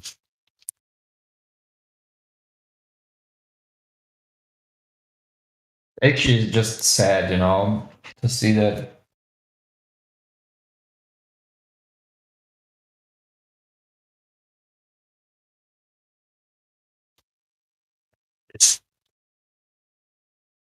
I love, if the Earth is flat, then why is it not daytime everywhere? Oh my god! Daytime everywhere. Wouldn't we really have, if it was the Earth was flat and the sun didn't really go over the horizon? Wouldn't it just be would we really ever have a fully dark nighttime, or would it just be afternoon? It's just like the way it always has been. Well, it's like, does your street light up your whole town? Well, it's not the sun. It's like just an analogy. The sun has an intensity and it's far enough away. How far, roughly, do you guys think the sun is? Couldn't say exactly. It's hard to triangulate. It's like people with the analogy is it's like kind of trying to triangulate a rainbow. It's different. Talking about the sky again. Want to talk about the fucking sky all the time. Flat Earth. We can only go 20 miles, 120,000 feet, 130,000 feet tops. So that's all we can go. So we don't know how far it is from there. But he's got questions, and and we're saying we're speculating. Asking questions, the same questions over and over about the sky, stars, and moon doesn't help. No, it was actually quite. It's not going to get through because of the Earth. What about me? No, someone here was talking about how would the sun set on a flat Earth and that, and then that's why Heath is asking now. Heath is the one asking the question. We're trying to entertain it, but consider if you're gish galloping, jumping around without considering what we're saying. Yeah, he's continuing off of what flat earthers are saying to him. I just talk about the program responses. That's why I use that as an example. That's the thing. We can speculate about the sun and the stars all day, but we have to come back to the Earth and curvature. That's the big one. What I see with Heath is, by the way, that he's not very hostile about this whole topic. It seems that the cognitive dissonance is not strong within you, which is a good sign, because that might be a sign that you can actually see. See, the problem is many people have very strong cognitive dissonance. They're not able to objectively see what we're showing, and they just already... I don't know how to explain it. It's a very strange psychological phenomena, but you're on a good path, man, so far. Pretty sure if you dig deep into it, you're gonna be in here and enjoying the reality for what it is. I mean, not even being in here, but really having open eyes and see, wow, we are special, we are in a special place, it's made for us to dwell upon and so forth. I wish you all the best, man. That's what I'm trying to say.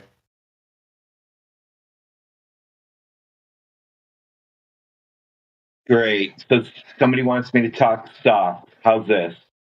Stop talking about the sky and stick to flat Earth. I think we already stopped about the sky. So what, should we talk about curvature or the lack of? Lack of curvature. The Earth doesn't move. Air pressure. The three main things that nobody went over with him, obviously. That's a good one, yeah. Should we go over the Michelson-Morley experiment? What's that? Sure, go over it with me. I'm probably not the best if someone else can explain it clearly.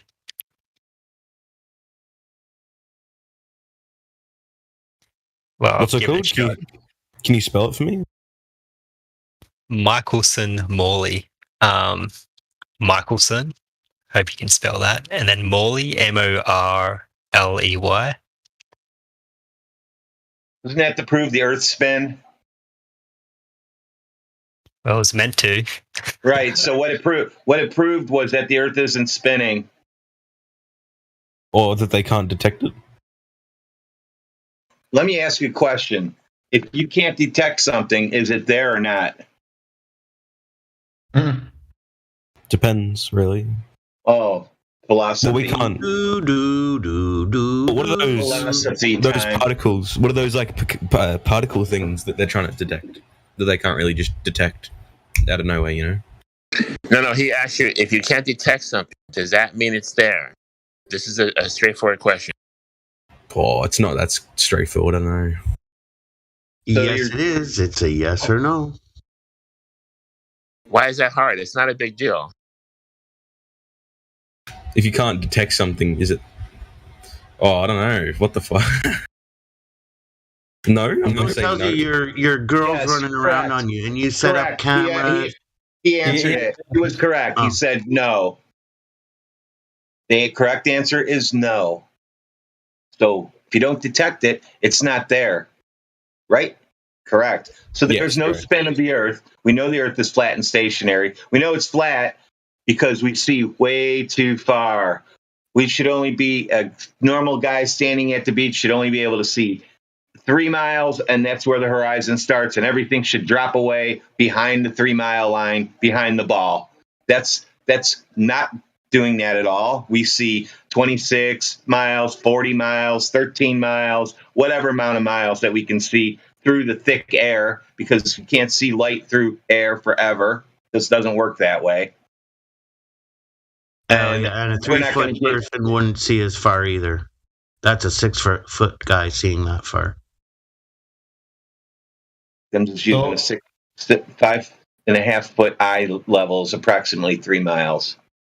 So Heath, I posted something. The Michelson-Morley experiment in 1887 proving the existence of ether as a stationary Earth. The James Bradley experiment 1729 proving that the ether is not carried along by the Earth.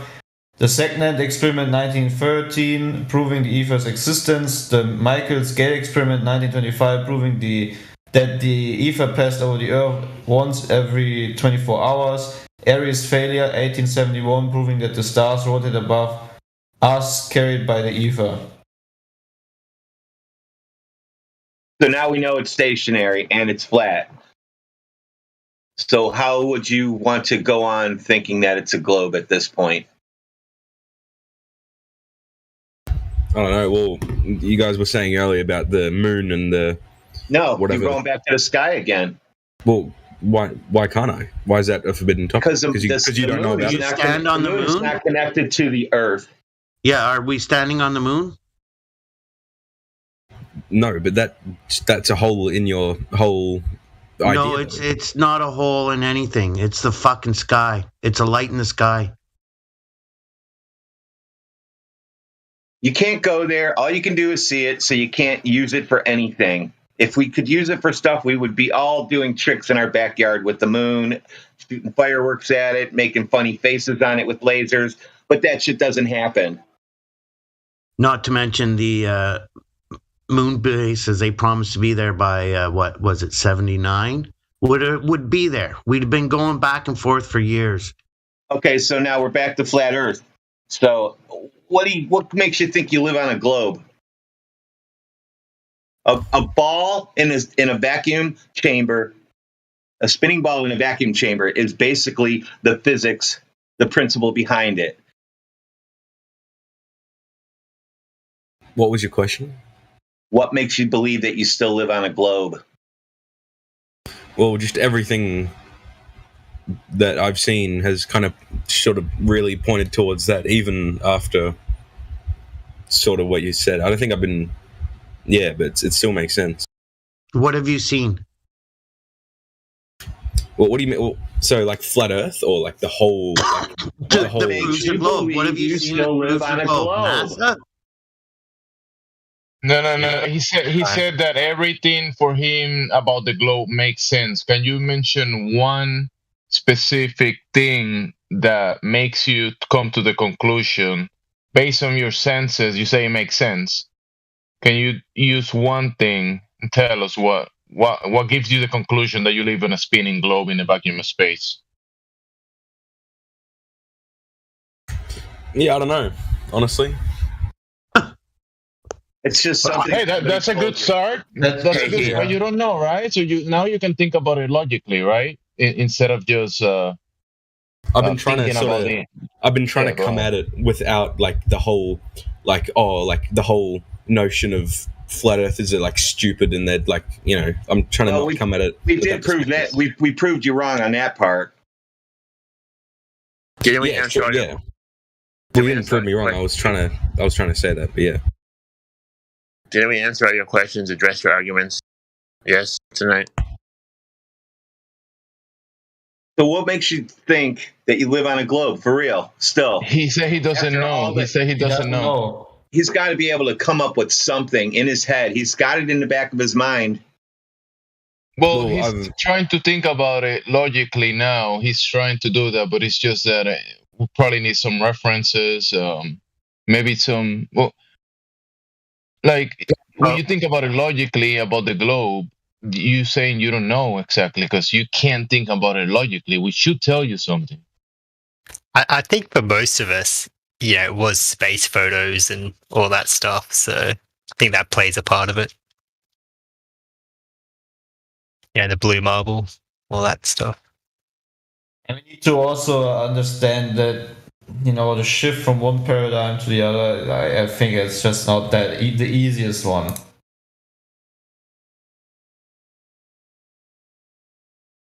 Because when you think about the globe, you're mostly thinking about something that you saw on a screen, on a cartoon. That's the globe that you think about. But you never have something tangible that you can actually take into account in reality. It's always some type of cartoon or some projection on a screen, isn't it? That's the globe. That's where you see the globe. What's this cognitive dissonance thing that Miggy keep talking about? It's when you're presented with new evidence and you decide to disregard that and continue to believe what you thought or think is true. Even after being shown the proof that what you believe is false, you still hold those beliefs. That's cognitive dissonance. Yeah. Or even more precise, a mental conflict occurs when beliefs are contradicted by new information. This conflict activates areas of the brain involved in personal identity and emotional response to threats. The brain's alarms go off when a person feels threatened on a deeply personal and emotional level, causing them to shut down and disregard any rational evidence that contradicts what they have previously regarded as true. No, I was admitting that you guys made some good points. Hey, and that's great, because everybody goes kind of through a cog this. It's just that it affects some people more than others. But it's totally fine for you to question what is being told, it's been said to you here or about the globe. Me, myself, I'm not here to convince you of anything, right? People in here are trying to present information, and you have to look through that and come to your own logical conclusion about things. And whatever extra, because right now you always thought the Earth was a globe because that's what someone told you. That's what you've been told for a long time. But now you can look at other optional information, other information that might contradict the claim of the globe. Because remember, the globe is a claim that you've been presented with in screens, cartoons, movies, propaganda, basically. And now you're questioning it, and that's a good step. You start today, and you just have to probably do research about different topics that we have in the server. You might come up with questions and even though you might find some questions in here, people are going to talk to you about things, but you have to do the work yourself to be able to come to a logical conclusion about things. Flat Earth is not just one term that you're going to read Flat Earth and come with some type of conclusion because you heard Flat Earth. It's a bunch of different topics, a bunch of things that happen in reality that will show to you that you don't live in this spinning globe. It's different than the claim fantasy cartoon that you've been presented with. You know what I mean? Yeah, true. Yeah, because there's a lot of things out there in reality that you can do that has nothing to do with the globe, but in the background of your mind, you believe everything I do is because I live in a globe, even though you never use the globe for anything in reality. And that's why a lot of people can kind of like stay in their imagination, that in their background, that they live in a globe because someone said so. I saw it on TV. But when you go in reality and you actually test and question the globe, it is falsified. You can falsify it. It's been falsified because it doesn't add up to reality. The math doesn't add up. The physics of reality doesn't add up to the globe. The globe is an actual contradictory claim to the actual experience that we all find ourselves in. While you experience in reality, the globe is claiming the opposite of your experience. So when you actually start looking into it step by step, then you're gonna come to certain conclusions that will hopefully show you something that you never thought before, like you're doing right now about this topic. You're thinking about it, and which is important. You have to process the information. It's not going to happen in a few hours. 3 hours? 3 hours? Did you say 3 hours? I think so. I don't know. Yeah. There's people in here that might give you links, information that you can go through.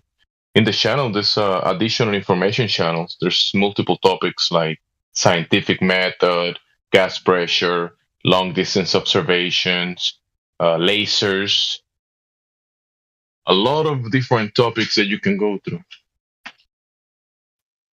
Yeah, I think started like long distance observations and Marcus and Morley and all, because the Marcus and Morley is, these are actual scientists and not just some nut in his bedroom. These are people with sophisticated instruments trying to measure things. So, just start with those guys. I wonder why, there's the flat Earth percentage is it's really low. It's not 50-50, 20-80. It's less than 1%. Where did you get those numbers from? Well, I don't know. I'm just saying. You're just making that up like you made up other things. Yeah, that might be 1%, bro. That might be a perception. I wouldn't say any numbers will be accurate, but you do have this kind of comprehension that a lot of people question things, right? In many ways, things that the government presents or other people present, you always have people, in a sense, questioning things. It's just that the cosmology that we've been given since we were children, a lot of people don't think about it because they think it's a given, it's an axiom of reality. They don't question it. But when you actually start doing the testing and the questioning and start to draw the numbers, then it's when you realize that background thing that you thought it was true, it's actually something else. It's not. It's of no consequence to reality when you think about the cartoon globe. But yeah, you might think it's flat earthers is a small percentage. I might agree with you in a sense, but it's of no consequence because everything is axiomatic to reality. My opinion, your opinion, whatever I label it, whatever you label it, flat earth or whatever, that doesn't have an effect to reality, right? The things are what they are. Reality is what it is. We can label it whatever. But when you actually go out there and do anything practical, everything like the the constructions that you're in, the building that you're in is based on a level, on a horizontal, right? The ground is motionless. Your senses dictate your experience in a sense. Like you actually experience things, and when you wake up and walk out of your house, you're very dependent on your senses, right? To be able to go places or do things. So they're very practical in reality. And then when you pass down to the cosmology, try to come to a conclusion about the cosmology that we're under, the globe doesn't add up. And that's why that's what people are trying to point out to you, and kind of like trying to tell you that the globe is just a fantasy. And just like you've seen it. It's cartoons, propaganda.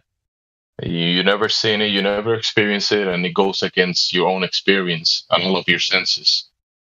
So yeah, there might be a small percentage of people at the moment that talk about flat Earth compared to people that believe it's a globe. But I don't think you can have the exact numbers, so we don't really know.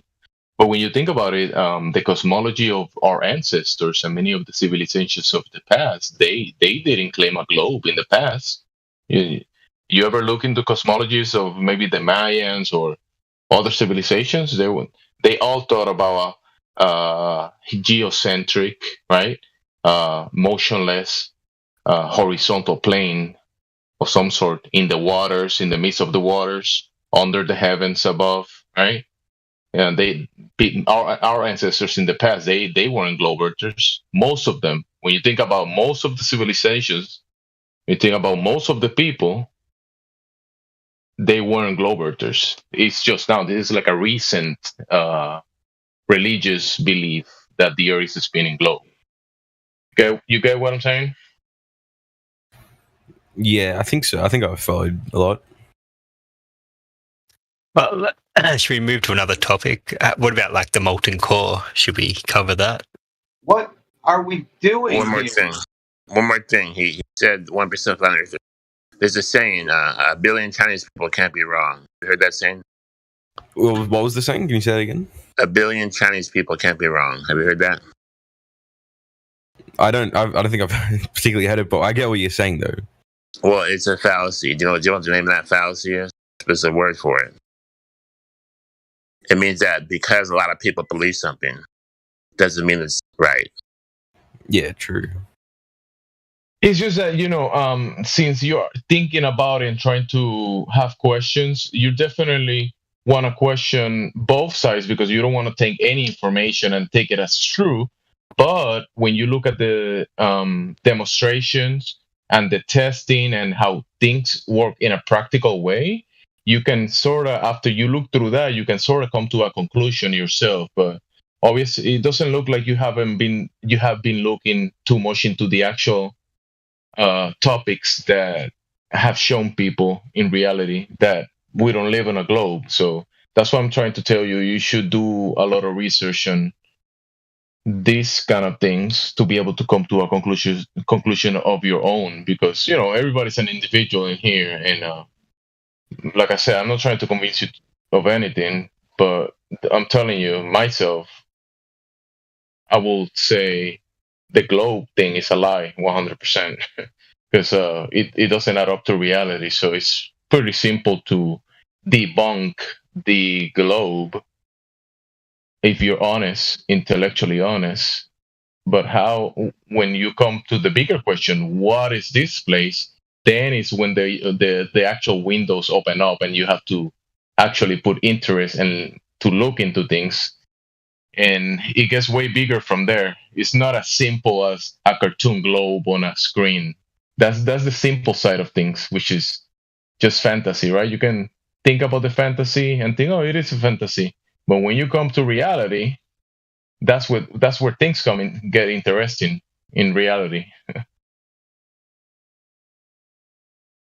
We're trying to do something practical. That's the interesting part of things.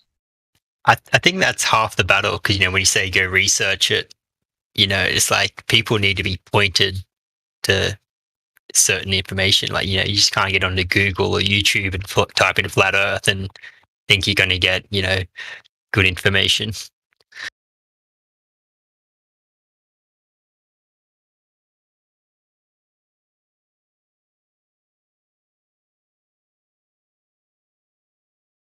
What's your name again? Who's the guy speaking?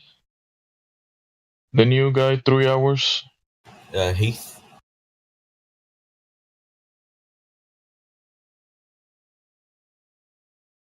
Oh, Heath. Good day, guys. What about the 3 questions? Mickey's 3 questions. Heath. So Heath, when you think about it, do you know of when you think about the globe? Oh, the Earth is a globe because reasons, right? Do you know of a measurement, a method that was used, or the person that used a method to measure this curvature? You know, the globe is a ball, right? So it has to measure as a globe. It should be measured, right? Do you know how it was done? The measurement of the curvature? Was it the wells? You could tell me that you know or you don't know. Oh no, sorry, I don't know, but I'm asking: is it the well equation, like with the 2 wells and the sun shines on them? Sticks and shadows. Aristophanes. So there's some claim about that, but Aristophanes he pre-assumed that the Earth was a ball already, a globe, and the distance to the sun, converging light. What was the term of that? Converging, right? Was it a parallel? Didn't you assume parallel light? Parallel sun rays? The same phenomenon Eratosthenes measured could be explained by a flat Earth. Vsauce. Yeah, because if you have different pre-assumptions about the, Aristophanes, he pre-assumed the curvature already, and he said that the distance to the sun is, how do you say? I forgot the term. Infinitesimal. You're saying it's just infinitely far. Yeah, infinitely far. So the rays of the sun are parallel. So he made these pre-assumptions, and then he measured shadows and said, "You see, the Earth is a ball because it is a ball, right? Because of these pre-assumed things. But if you pre-assume a flat Earth and say that the sun is closer local with converging light rays, then your conclusion will be a horizontal plane. So this measuring shadows is unconclusive because you could have different pre-assumptions about certain things and you come with different conclusions about the same test. You know what I'm saying? Depending on your pre-assumptions. So it doesn't prove anything, actually. So did you see the photo I posted? How it can be explained both ways. And it's not a measurement, right? When we talk about the measurement of the curvature of the Earth, and the guy saying he's measuring shadows, I mean, shadows are not the curvature of the Earth, are they? Well, there are 2 possible explanations. First, we could have a flat Earth. The same phenomenon Eratosthenes measured could be explained by a flat Earth. So that's taken out of context, but all right. But like you get our point. Like, yeah, I get your point. I do get your point. So it's not really a proof then. What was that? So you agree that Aristophanes doesn't prove the globe because you can come to the conclusion of a flat Earth with that same test. Yes, yeah, with the same thing. Yeah, so reality is not dependent on a unconclusive test with presuppositions. Reality is the way it is. Testing some shadows is not going to have an effect on reality, right? Oh, I test these shadows with these ideas of curving ground and a parallel sun rays, and it gave me a globe. Does that change the horizontal plane in reality? Because we measure some shadows? It doesn't.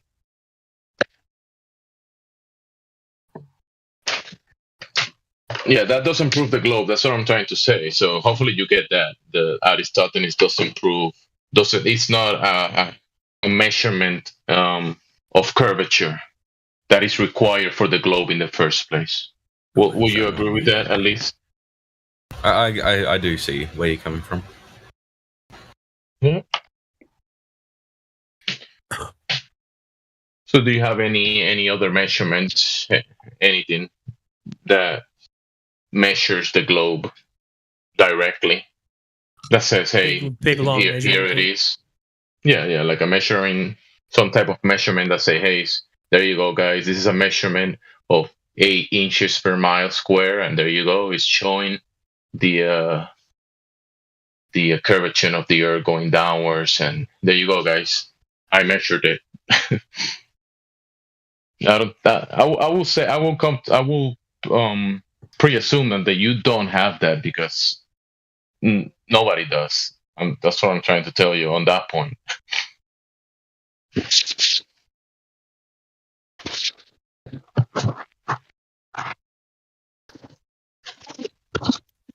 Yeah, I think I know some people it's hard to. I know there's some reason to wrap their head around this because I've shown my mates this same thing, and they just have like this puzzled look on their face.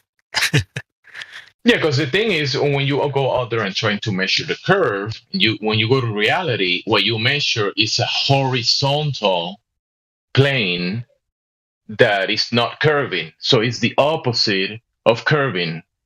You get what we're trying to tell you on this point? Yeah, that makes sense.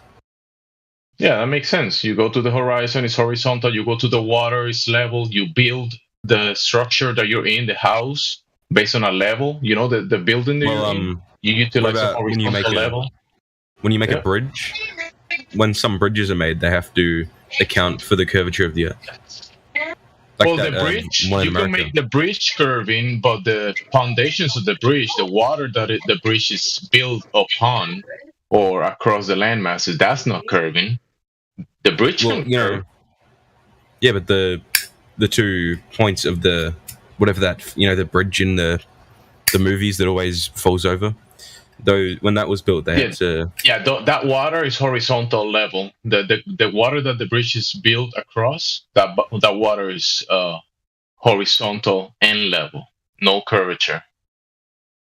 Yeah, fair enough. In accordance to the globe model. You can make like I'm saying, you can make the bridge kind of like take some type of elevation and look kind of curvy, and the bridge will go up and down or whatever, sure. But it's being built across a horizontal level base. Fair enough. Right? What was your question again? You just asked something. With the bridges? You wanted to say something when I was Oh no, I don't think I had much to say. That's all. I think you made the claim that some bridges construction taking Earth curvature in consideration. I think you just made that up. No, I don't think I did.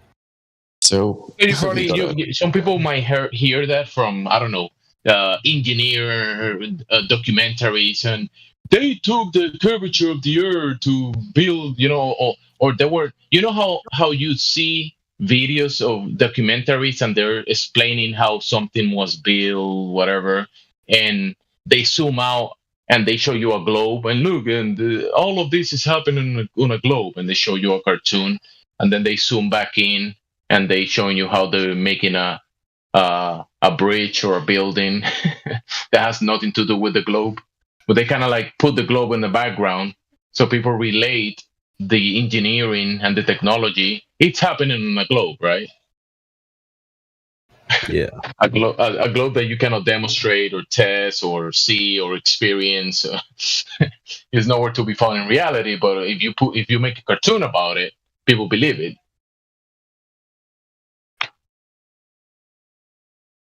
Yeah, the curvature.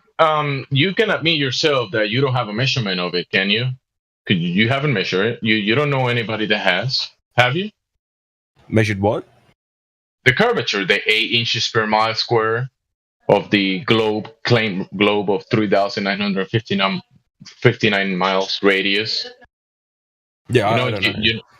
Yeah, so you don't know, which is totally fine. I mean, how about the movement of the ground? You know, the ground that you're standing on. Do you feel it's moving right now? No. Yeah, you don't feel it moving. Your senses are pointing out to you that is motionless. Your vestibular system, the liquid in your inner canal, that is based on a horizontal level. If you start spinning or moving, you'll know you're spinning and moving because your senses are gonna tell you, right? Will you agree? Yes. Exactly. So, do you know of any test that demonstrates or show that the ground that you're standing on it's spinning on its axis, on an axis at 1,000 miles per hour at the equator? Do you know of any test that demonstrates that the ground is spinning? Whether the Earth is spinning? You asked it like about that we can feel it, or like measuring it from Earth, or yeah, anything that you know that tells us that the ground is spinning? Sorry, Jamesy. No, go ahead, bro. Go ahead. Go ahead. Expand it. Yeah, no. Is there anything that you know of that tells us that the ground is spinning, or do we look up and see that the sky is in fact moving? Oh yeah, we can use our vision, our senses, and observe. You know, remember the vestibular system that doesn't detect movement of the ground, and if the ground starts moving, you will. You know that if the ground starts moving, you'll know it's moving, right? Well, I think that we're moving around the sun. We can see that we're spinning. But let's think about it logically, practically in your immediate experience, right? Okay, let's not think about the sun at the moment because we do observe the sun moving. Sure, we do that. Everybody can observe that. But think about it in your immediate experience, where your senses are telling you. Right now on Earth, I cannot tell that I'm moving, however fast, through the Earth without taking anything else into account. Yes. Okay. You don't feel the movement. And if the ground starts moving, do you feel it moving if it starts moving? Yes, there was an earthquake like last year. Yeah. Your senses will say, "Hey, the ground is moving," and you'll know. Yes. Perfect. So, thank you for being intellectually honest. We appreciate that, man. Yeah. And when you get in a vehicle and you see the speedometer, it says when it's in parking, what is the number on the speedometer? It's 0 miles per hour, right? But then when you put it in drive and put the gas, it's gonna start the speed. You're gonna start moving, right? Do you? Yeah, true. Are you gonna start moving? Yeah, and the speedometer is gonna detect it, right? Do you have any test or any instrument that tells you that the ground it's moving?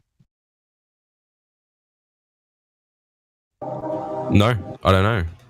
There you go. Perfect. This is pretty honest. I mean, you don't know. That's it.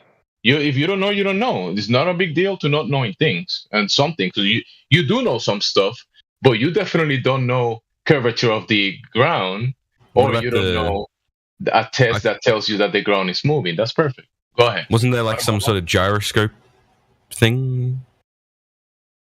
Yeah, so the gyroscope. Yeah. What happened with the gyroscope? Tell us about the gyroscope.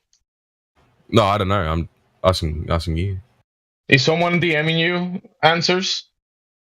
No, literally no. Okay, gyroscope. So that's pretty common. A lot of people kind of like say, "Hey, gyroscope that proves the movement of the ground." So do you know why someone will claim that the gyroscope proves the movement of the ground? No, I think I just heard it once. I don't actually know. Sussy. Yo no saqué nada. Lo sacó mi mamá. My bad, I think you're referring to the gyro. Yeah, gyroscopes are gyroscopes. They don't have anything to do with the ground.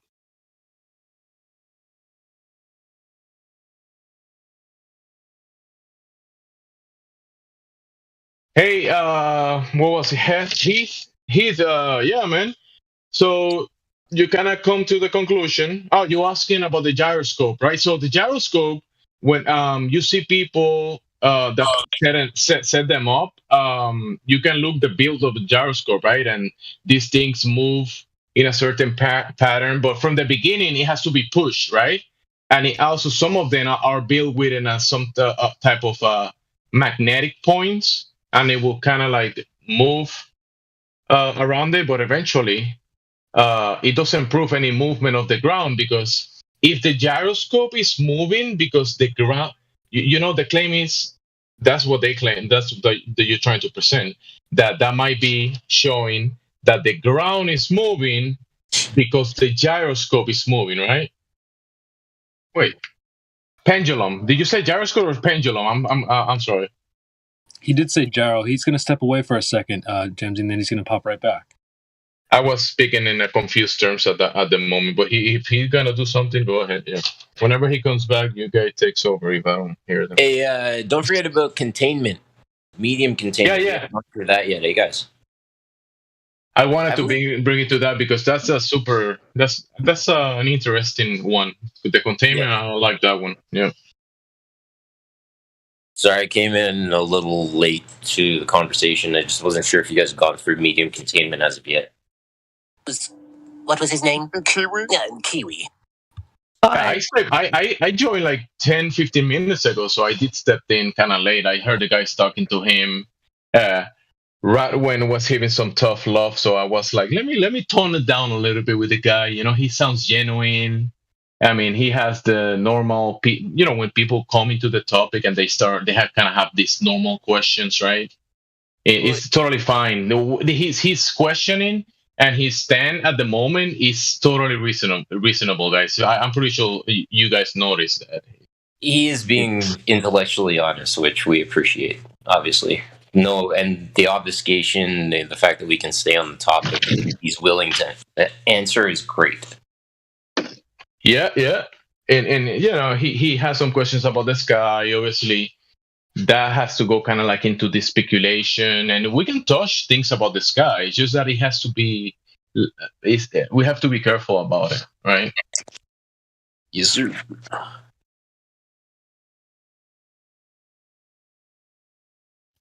That's it. It's just like it's like your mind wanders there, and we do have to talk about it for a little bit, but we always have to bring it back to the ground. So as long as we, stay on point.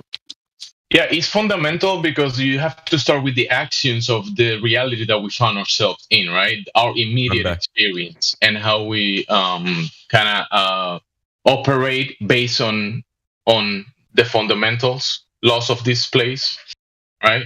So our immediate experience, you have to start coming back to your senses and forgetting a little bit about the imaginary place that has been presented, like the globe, the outer space. Because a lot of people, when they're talking about these topics, they're actually mentally projecting themselves outside of the reality that they're in and speaking from an outer place they never experienced, right?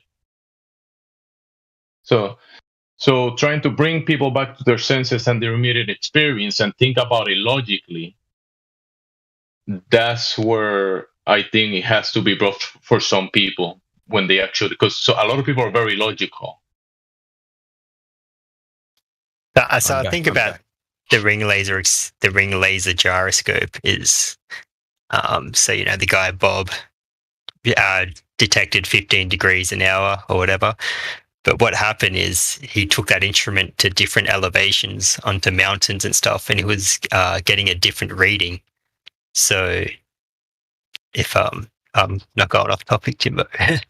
So with that, it doesn't matter where he went, what elevation, he should have got the same 15 degrees an hour, but he didn't.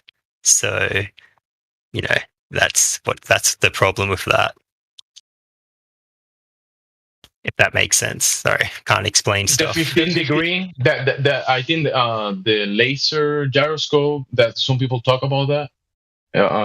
That was done, some test was done by the community. You're talking about that? Just specifically Bob, when he took it. Specifically the Bob one. Yeah. Just took it to different elevations. So he did multiple tests, multiple elevation, multiple days. And the thing about that, if the instrument is detecting some type of drag, just look up and look what's happening in the sky. Yeah, that's what it's detecting. There is a drag. There is this is a dynamic system, and it's a build construct that is doing something. And yes, you can detect things, but curvature, movement, where's heat? You're back, bro. Yeah, I'm back. I had to fix this curtain thing outside my house that was like getting blown around. Cool. Is it stormy where you're at? Is it raining and windy? Well, it was really sunny during the day, so we had to put like these curtain things down. And now it's windy at night because it's 1:30 a.m. and it was waking everyone up. Oh yeah. Cool. Yeah. So with these two questions about fundamental claims of the ball model, whatever, right? They claim these specific dimensions like curvature, specific numbers. We have gone out there and tested. There is no curvature. You agree? You don't have a measurement of the curvature.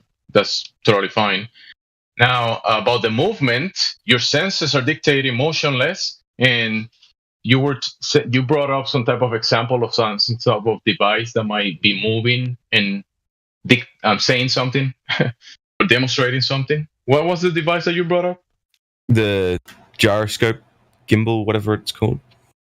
Anybody want to touch that topic with him, the gyroscope? No, I listened to a lot when you guys were talking, like the 15 degrees or something. Yeah, I'll talk on the gyroscope. Or no, sorry. Well, the pendulum is the one that talks about movement, that you've heard about, right? With respect to the actual movement. Because the gyroscope is the one that people use in an airplane to set a horizontal line, right? Yeah, the artificial horizon within the cockpit of an airplane works on a premise of a gyroscope. But what I think you're maybe looking for is the idea of the pendulum, which would detect the movement of the Earth. And that's something that always requires an input of an outside energy force. Like you'll see these displays in museums. They'll always require an input of energy to keep. Yeah, I saw a video about those. The big one where it like knocks over the dominoes or whatever. Yeah, so you always notice that there's always like an outside input of energy required, which is something that you're always proceeding on a presupposition that there's something there.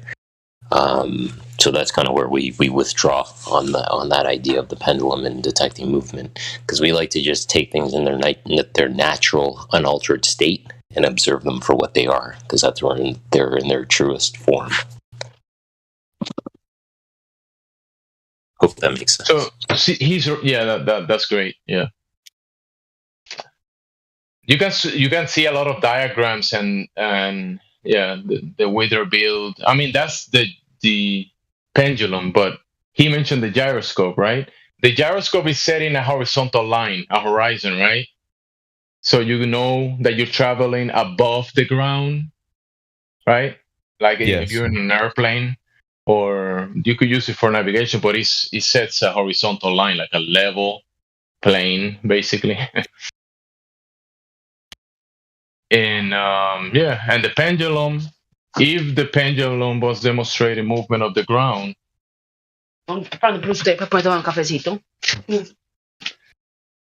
the pendulum was demonstrating movement of the ground, I mean, that means that I can go on a hot air balloon, just go up and wait for the west to come to me.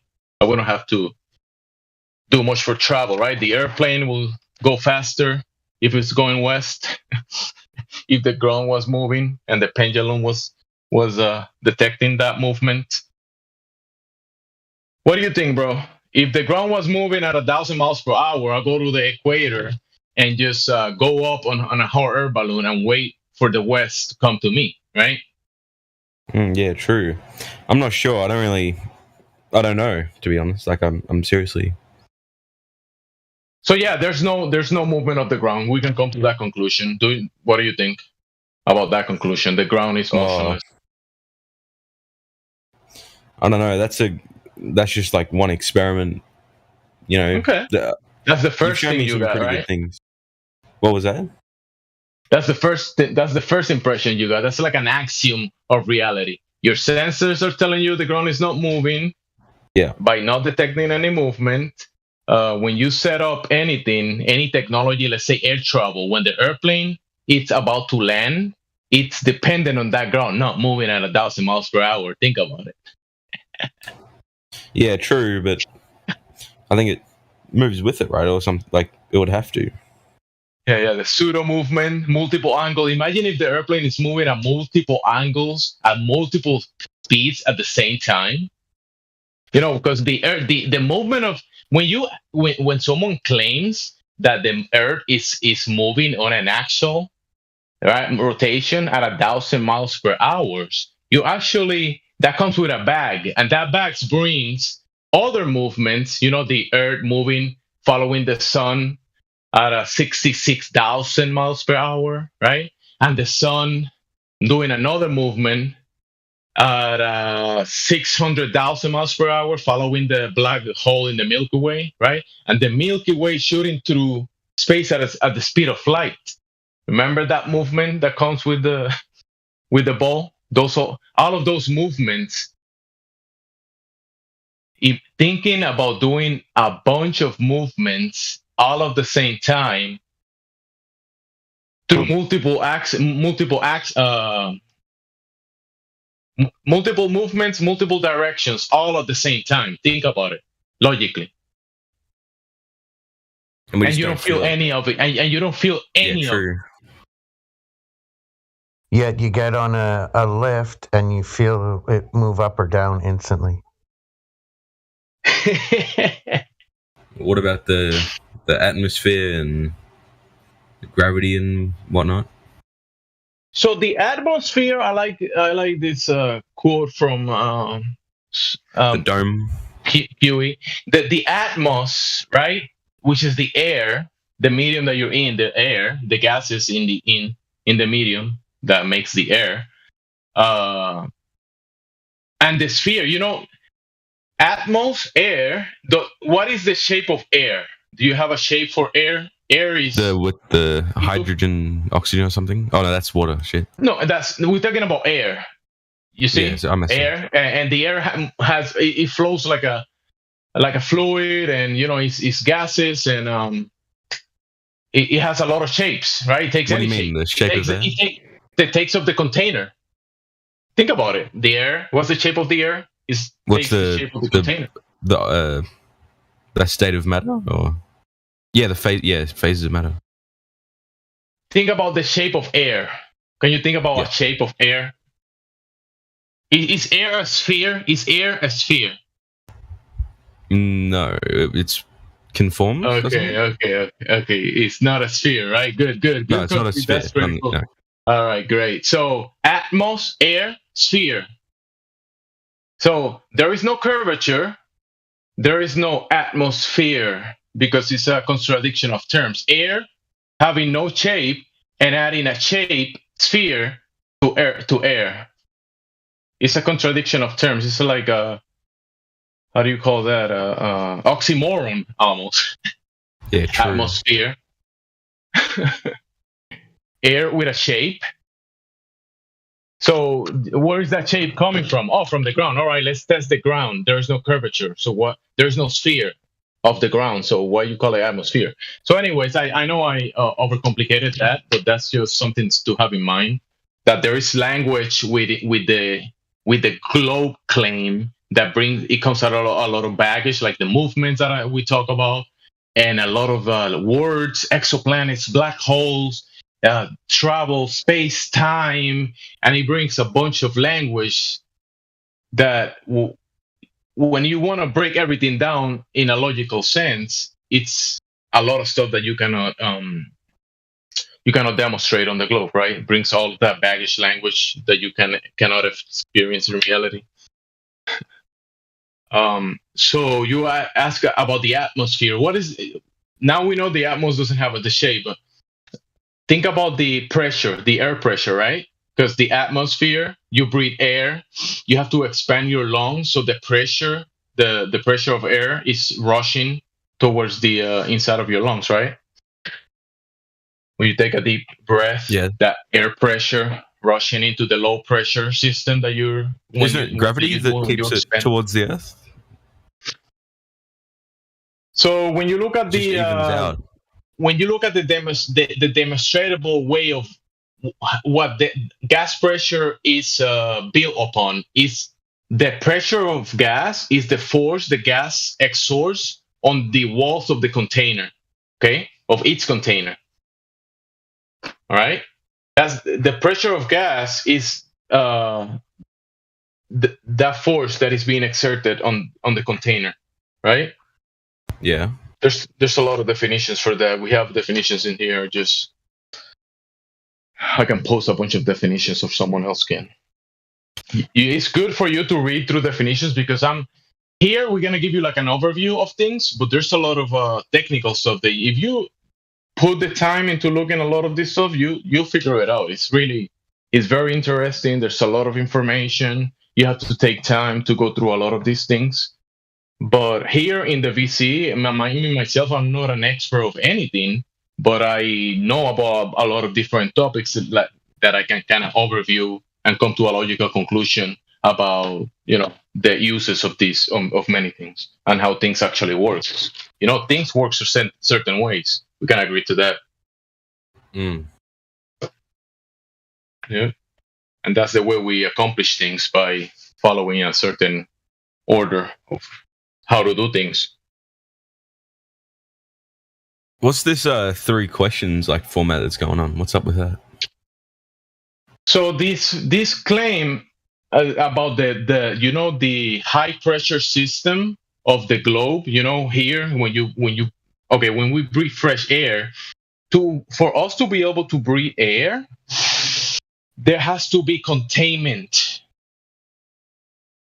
What do you mean? If there was no containment, the high pressure will move to the low pressure. Yeah. And equalize with the volume available. But there's gravity to hold the air in, isn't there?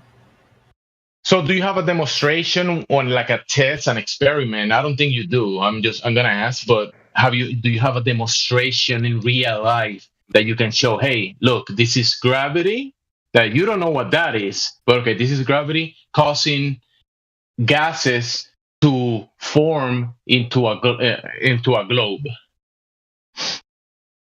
You don't have a demonstration of that in reality. You have the opposite of that. Gases going all directions. Gravity has a vector towards the middle of the sphere, right?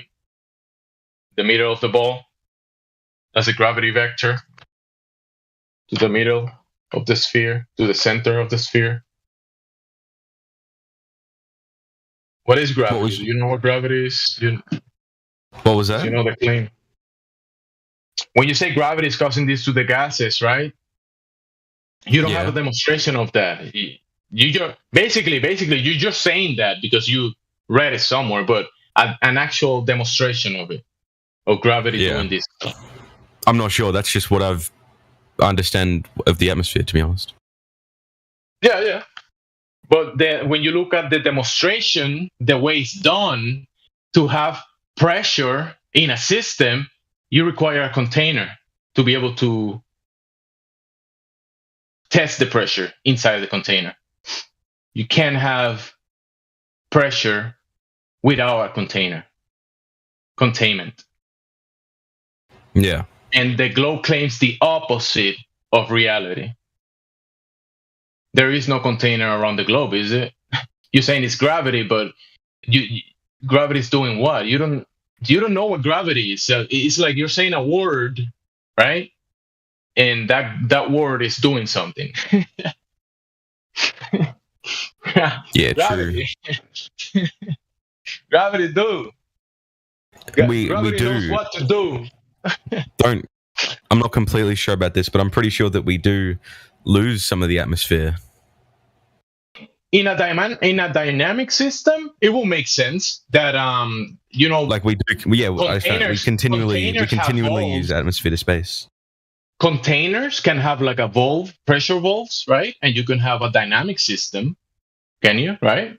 Heat heat and cold. You have the sun and the day and the night, heat and cold, kind of like an exchange. And you have a pressurized system, a dynamic system that is having that function. But when you go to sea level, you have a 14.7 psi, I think it is. Like when you go to the shore and you're standing on the level, sea level, right? The house is level, the building is level, the neighbor is level until you go to the shore. It's sea level. And then you go across the water horizontally to the other shore. It's level there, right? And it's 14.7 psi, right? Everywhere you go, mostly. So you have a very stable, but it does changes depending on altitude, right? But that's a pressure gradient that is part of a contained environment.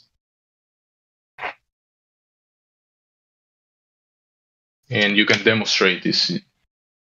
Think about it. Can you demonstrate gas pressure, the gas pressure that we experience in reality? Can you demonstrate it without a container? Can you demonstrate that? No, I don't know. You can demonstrate someone posted a GIF earlier of the astroscientist guy that actually makes sense. Like, that's a really good GIF, actually.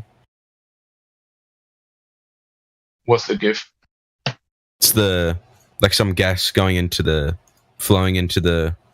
vacuum. Okay, yeah. You can see this demonstrated in so many ways. It's part of the way we do things. It's part of the practical things that we do. The containment of systems and pressures. Yeah, true. Use it for a lot of stuff.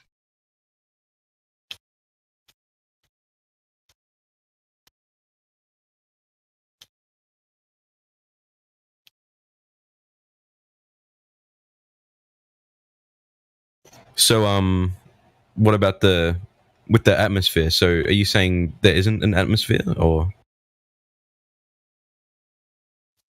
I see where you're going, like, because we do have a pressure gradient. Like, the higher we go up, it goes lower and lower in pressure. So the question is, like Mount Everest, you can go up there and you need a tank and stuff. So to have any air pressure, any at all, you needed it in a container. So just the word gas pressure, the definition requires a container. So you can say space is irrelevant or whatever you wanted to comment to me. You still need a container no matter how you look at it. And for you globies, you need a container for your vacuum of space too.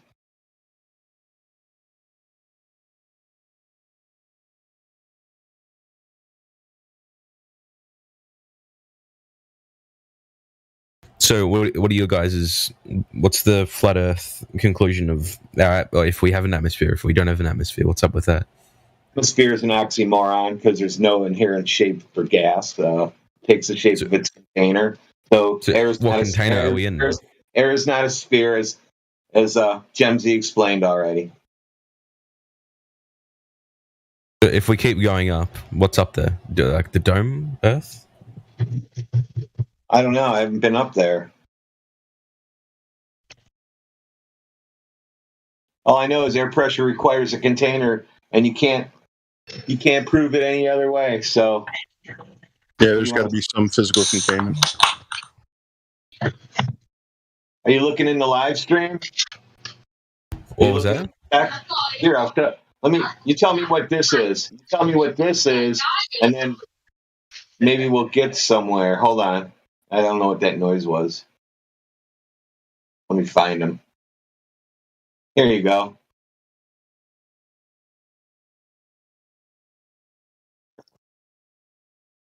These are Dragon SpaceX rockets, just kind of hitting the top. Here's another one. Hitting what? You tell me what they're bouncing off of. I guess, yes. I guess, the logical conclusion is, pressure needs a container. So there's something up there containing it. Definitely. I definitely said that part. All right. I'm here now. Oh, you weren't here? Yeah, I was, but I wasn't on the mic. Oh, there you So go. we're in a container, or Yeah. Gas pressure requires a container, so you can draw your own conclusions. It's physics. I do physics for a living, and my conclusion is we are in a contained environment. These rockets are bouncing off of something. I don't know what they're bouncing off of, but they're making waves, whatever they're hitting. So I can't tell you what it is. I can't speculate on it because I can't go there. Yeah, so that I would say it's probably something more if you already know that the Earth isn't what they told you. So this information would probably be in that category. But as for an introductory position, I don't think this should be something that we pose to him, because it's information that when we already know that it isn't what they told us, something for us to kind of speculate on. So that's where that category would fit this information. But going just back to what we were talking with you, Heath, it's most important that you understand that the position that we're taking is that people are assuming that they know what they're saying with the shape of the Earth. So with your conversation with Jemsy, it was kind of showing you how much you didn't know, or rather I should say how much yes I do, Timbo, but rather how much you would think that the Earth is a globe just based on like a foregone conclusion that maybe you learned it at an early age, let's say. So that's kind of important, right? Because we're addressing the fact that you've been told something about the Earth that you live on. And then it becomes solidified in your mind that you think you live on this thing, and you defend it without having any reasonable knowledge of, like, when the questions were asked to you, has anyone measured the curvature? Is axial rotation something to be considered or be measured? Or how about gas pressure without a container? So these questions that were asked you are the globe tenets. They're the pillars that prop up the understanding that the Earth is a globe spinning in the vacuum of space. Like, so the three questions tie up your knowledge as to, like, what do you really know? And it exposes what you don't know. So I've been admitting that. I'm not pretending. That's totally what I'm saying, though, is that that's intellectual honesty.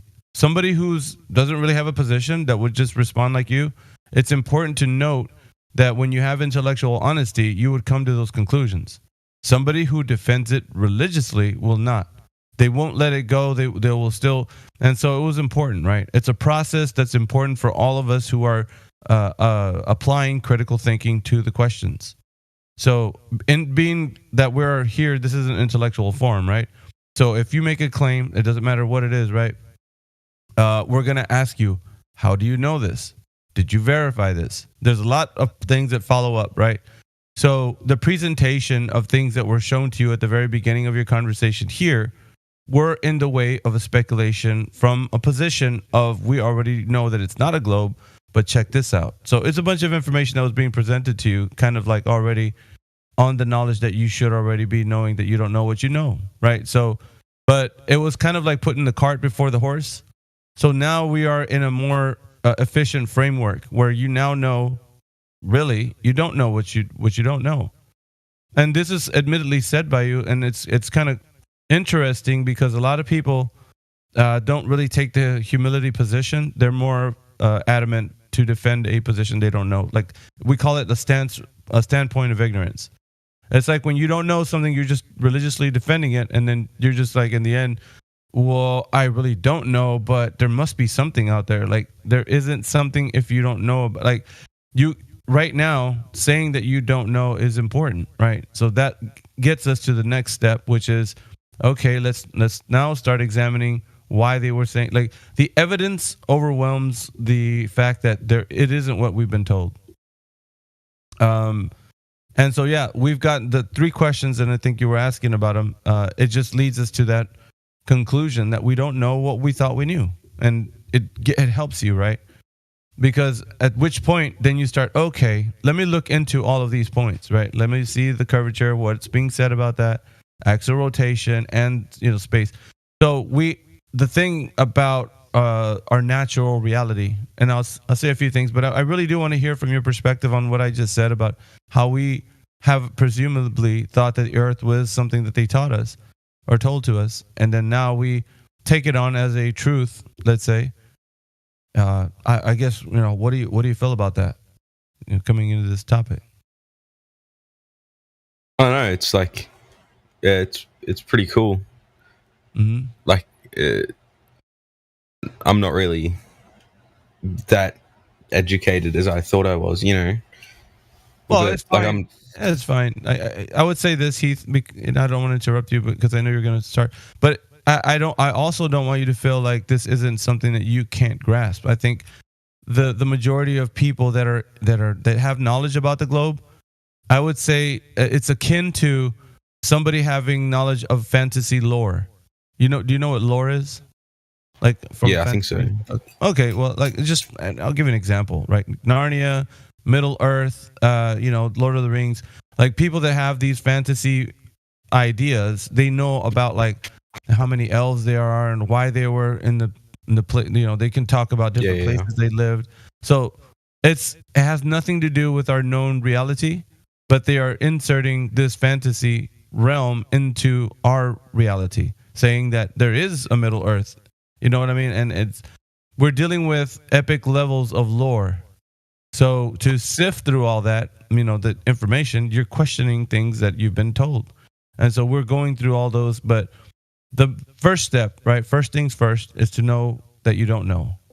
And then start going into, okay, let's look into this, right? Let's start talking about the information, Excuse me. I got to sneeze. Have you seen that video on YouTube, like dissecting every like flat earther point or whatever? Yeah, there's a lot of misinformation. I would say fanboys of the lore would defend it. We call them anti-flat earthers. They love to hate the subject matter because what do you mean? Well, I would say this. Some people are so inured and they're convinced that the fantasy realm of the globe Earth exists in reality, and they try to defend it from a stance of ignorance. And they'll come in here spinning our wheels and acting like they are disregarding the 3 points, that they don't know what they don't know. And they assert that they do know that the Earth is a globe. And we ask them, that's fine that you're saying that. Now demonstrate to us how you know these things. And that's where it falls apart. Because when in the demonstration, to show us how they can tell us how the Earth is curving, with what math are we using, how can we detect curvature, how is axial rotation detected, and so on and so forth. And you heard Kiwi brought up the Foucault's pendulum. There is something you probably heard of with the gyroscope, the laser gyroscope, right? So these guys, right, they want the globe Earth fantasy to be a reality, so they'll stop at nothing to make sure that you are securely in a position where you trust an authoritative figure. So you're not going to question, you're not going to have, there's no critical thinking involved with the idea of the globe. You lend your critical thinking over to, let's say, an authoritative figure, such as an expert in the field of astrophysics. So you wouldn't you would say things like this: well, I'm not a scientist, I can't know this information, it's too complicated. Or other examples of where it demeans your intelligence, and it's not the way of the critical thinker. We examine everything. So if something is being brought to us with the claim of the Earth being a globe, then we'll take that into consideration as, okay, let's hear it, because we do want to know if you think the Earth is a globe for some reason, right? Go ahead and let's talk about it. Let's examine what you brought in. But the examination is, we are having the globe under the microscope. It is not flat Earth that needs to be looked at. And these anti-flat earthers, right, how I mentioned, they want to stay in a state of ignorance. They don't want to face the facts. It's just like, when somebody tells you, Heath, I'm going to tell you the truth. The thing that precedes that is not going to be something that's lovely. It's going to be something that's earth-shaking, paradigm shifting. It's going to make you think, right? Like, whoa, this is something big. Someone's going to tell me something profound, right? So that's what it means. So when somebody tells you the truth, and it's the first state of that, it's like you see people go through the stages of grief, which is denial. Some people live in denial of the fact that they can't provide any evidence. So these guys whom you're watching, And maybe perhaps when you do watch them, it gives you a sense of satisfaction, thinking that they've actually said something against what we're saying. But the truth is the truth no matter how we feel in our emotional state, right? So is it true that they can provide some evidence for the claim of the earth? No, they're not doing that, Heath. It's smoke and mirrors, it's redirection, and it's sleight of hand. So what you don't see on the one hand where they're showing you, we're going to disprove the flat earth claims. This is what they're saying. Their agenda is to attack the character, any one of us saying anything, or to dissuade you from actually investigating that the earth doesn't have any information to support the claim that it's a globe. Smoke and mirrors, sir. That's all it is. And what do you mean by that? So the more that you want to believe that the earth is a globe, the more you will be convinced by what they say. They're charlatans. They have no adherence to what is going on in reality. They've come in here and they've tried to talk to us. We've always shown them an open platform. Come, let us know and reason together, and let you tell us why the earth is a globe. Demonstrate to us, show us citations, give us all the information. And over the many years that we've been doing this, no one has stepped forward and given us the actual measurements of the earth's curvature or any information to support the claim that the earth is spinning on its axis, or that the earth is indeed an open system where there's gas pressure without a containment. So what were you saying about the axis? The earth spinning on its axis or axial rotation? No one's proved that. No. Or earth curvature. What about the seasons? Okay, yeah, we'll get into that. But what we need to focus on is what I'm saying, right? Listen to the words that I'm telling you, because this is important. This is what these... So, and I'll jump to the topic that you're saying, because it's most important that you need to know this information, right? So these guys are actively deceiving people back into a state of ignorance. We don't want that. We're fighting against that. We want for our fellow man to have to think for themselves. This is what this forum is designed for. It's here so that you can come to terms with it. But here's the thing, right? And Jemsy said this earlier. This is important. We're not in the convincing business. We don't want to convince you. We want to challenge you so that you can think for yourself. That's what this forum prides itself on, that you think for yourself. So we don't want to, at the end of the day, we don't want you to leave here saying, well, some flat earther convinced me the earth is flat. No, it's not the way that this forum goes. You take the information of what you know and you pit it against what you don't know, and then you examine the claim of the earth being a globe. And then you can start making your decisions, because you're a human born in this earth. It's your right to know where you live, and your mind should be free and not held down by what another person thinks. I can't just look up at the sky, tell you what that dot is in the sky, and then say, well, that's got a molten iron core at the center of it, and it's raining diamonds here on this thing. Because then you're going to tell me, well, how do you know? And then I would say, well, since the earth is a globe, right, foregone conclusion, then we know that everything else that we see are spheres, and this is how it works. I've just given you a story. Now you believe what I said without any verification, without any knowledge of how I attained it. You just believe me. It's a religion, Heath. It's the biggest religion on earth at the moment, currently. Bigger than any other religious group. So the heliocentric group is the biggest cult in the world. And you don't know that you're in it until you realize there isn't any information to support the positive claims. And that's why when we're talking about that in here, exposing the fact that there is no information to these positive claims. So it's important for you to know that, like, you've been under the spell. Yeah, and you can listen. And if you want to, you could leave this place today, never come back, and look at all this information that these guys are saying about flat earth, and be totally convinced that you don't have to look at any of the information anymore. But that would be up to you, not us. We go to sleep every day knowing that we're critically thinking about all information that's being told to us. So some of the information that you've been hearing today is some of the information that people have gathered over the course of their research as to the earth is not this, now let's look at other things. Which, like, it's fine, but it's just a cart before the horse situation. Like, we need to address the reason why you feel the way you do about the earth being a globe. Does anything what I'm saying make any sense to you, Heath, or do you have any questions about what I'm talking to you about? No, that makes sense. Okay, and like I'm saying, I really want you to like just think about what we're saying, all of us in here, because it's a collective effort to like we got people from everywhere on Earth, right? Everywhere on Earth, everybody's coming from every country and every nation under the flag of truth. The flag of truth is it doesn't matter where you come from. The only thing is truth being spoken, and it doesn't matter who speaks it.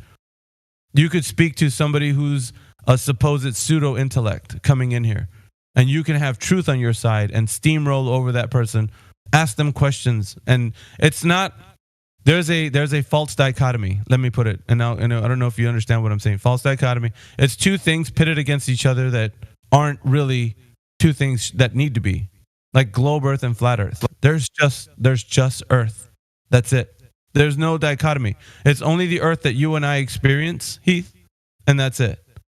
So the reason why that we say flat Earth, it's because it pits itself against a knowledge that you have against something that doesn't exist. So the globe Earth is a fantasy in all of its form, which doesn't adhere to our known reality. We don't go out there and see this globe that they're talking about. It's an extra perception, meaning they tell you that the Earth is spinning, you just don't feel it. The Earth is curving, you just don't see it. You have to be way high enough in elevation to see the curvature of the Earth, and you also have to use the crazy devices to know that the Earth is spinning. But we don't feel motion, we don't see curvature, and so extra perception is needed, right? And only those with this gatekeeping information will be able to hold the keys of knowledge, which you have to go through in order to attain this knowledge. So it then becomes a religious doctrine. Religious doctrine, which tells you that the only way that you could know about this is coming to these pseudo-intellects and learning about the Earth, in which you actually can tell from your own vantage point the same thing that they can. Is any of this making sense, Heath? Yes, that I need to like think for myself and. Indeed, sir. Yeah. So we want everybody that comes in, because at the end of the day, Heath, like we're not, there's, like I said before, I reiterate the point, we're not in the convincing business. We don't want that to be the case. For you to be in here and be like, well, these guys were telling me about flat Earth and I'm totally convinced, because that's not the goal or the heart of the aim that what we're trying to get to here. The heart of the aim is for you to actually investigate for yourself, and the byproduct of that is that at the end of the, like, I don't know if it's a week or a month or however long it takes you to realize that all of the stuff that you've been taught or told is a falsehood. And then come back here and then share that with us, and then we will be excited, because now it's not us who convince you, it's you that convince you. So, but it takes research, due diligence. It takes for you to actually ask the questions, be curious, and possibly go through a gauntlet of asking people things that are, people become very vitriolic in this topic. Asking anybody, even like a professor or just anybody in academia, or even your friends, right? Even when you start talking about this, it is taboo. Meaning that once you start mentioning anything that the Earth isn't what they've been told, they turn into like a different person. Like they switch modes from being kind and receptive to like now being like, are you stupid or something? Why do you think that you're funny, dude? Like, what do you mean the Earth isn't flat? Come on. We already know. We learned that back in 3rd grade. Do you think where's the edge, bro? If you think the Earth is flat, where's the edge? And so they become something other than what a critical thinker should look like. That is their cognitive dissonance on display. And we all understand that. There's a process in this room. We understand. People should be more empathetic to the point that you're coming from a position where a paradigm shift is going to happen if you are humble about it, right? Like if you're not coming from a standpoint of like just arguing every point, and you're just like, hey, I want to know what you guys are talking about in here, and then we'll let you know. It's like it's pretty big, man. So it's like curiosity brought you here, but it's also the thing that's going to get you to the end if you allow it to. It will bring you to the end, and at the end of all of this, there's a rest that comes from knowing that the Earth isn't what they told you. and it's all a facade. Like it changes. And a lot of people say, well, what difference does it make? I put on one pants leg at a time. I go to work tomorrow at the same time. Like, it's not going to do anything. And that's because that position of being indifferent happens to be the reason why people won't look at the information, because it is massive. I mean, we're talking about a multi-tentacled monster that encumbers so many derivative topics. I mean, we can, like, it's so flat Earth, and knowing that the Earth isn't what you've been told goes into climate change. It goes into limited resources. It goes into political issues. It's everywhere and in everything. And it's so vast and great that it's so, like, we couldn't cover that in a week or a month. You would be here asking question after question. So it's a enormous amount of research on your part, but it's I would say like this, it's a labor of love, because you want your fellow man to actually think for himself and actually get to a point where they're asking the questions. And so we're kind of excited about that. But so long as you're not hearing something in here that's saying, oh, I'm convinced now, and that's not the point. So you can understand. Hey, Heath, earlier you brought up the seasons. Were you bringing that up as a proof of axial rotation? I think, yeah. Okay, but the I know, Regis, let me just say, and I don't want to interrupt you, Regis, and the reason why Regis is asking this is because remember the point that we covered about axial rotation being the second point. When you answered correctly, I don't know about anything that's been done to see if the axial rotation has been evidenced. That was important, and that's intellectual honesty. Now, it sounds like you're looking for a reason to justify it after you said the fact that you didn't know. I want to point that out for you to notice that, see what the mind does. Like, after you admittedly said you don't know, and then coming back to say, well, what about seasons? It's like there's a justification for the thing. So I'll let Regis get into that, but I just wanted to make that like known to you that you did say that you didn't know, and then we're coming back to like, well, is there a reason that there could be? Sorry, Regis, go ahead.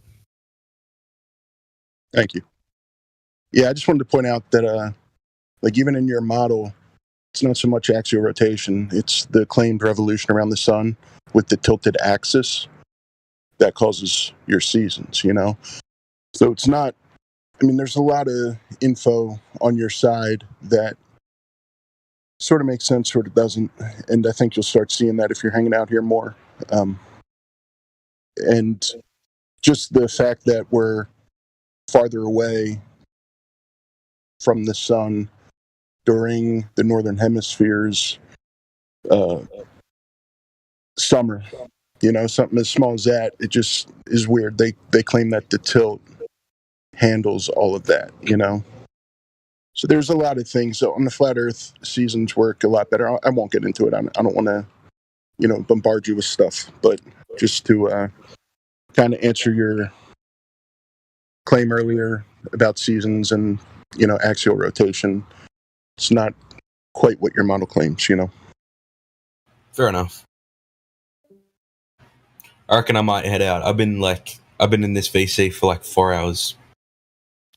We appreciate your time, Heath. Thank you for coming here, and we welcome you back anytime.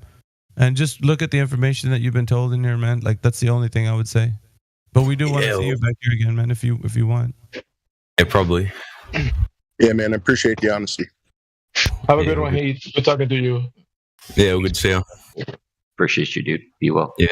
See you guys.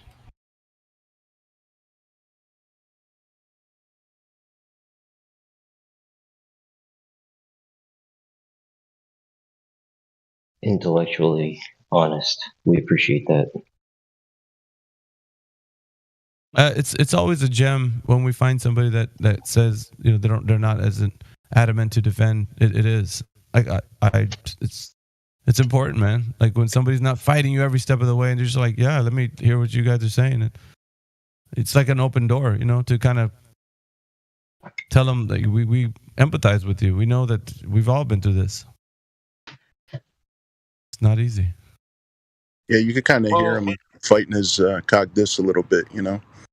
Like, he was trying to be as honest as he possibly could, but some of the pauses and stuff, you can't really tell sometimes if that's them trying to swallow their cock dis or whether it's like, I don't know, a little dishonesty on their part. But from what I could tell, he seemed pretty honest.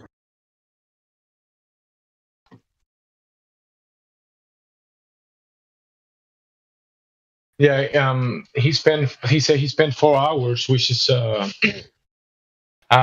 good invested time that he put to listen and to have the conversation. So it wasn't like some people just joined to throw Aries Globe and yeah, you guys dummies, and just leave. He spent 4 hours, so it shows that he wanted to have the conversation, and that's something. It's always important. Like when you hear somebody in here like that, Jemsy, it's like you often, like, we always get I'd say the majority of times, somebody who's just like, nah, you guys are, yeah, you're probably wrong. You're not looking at the information.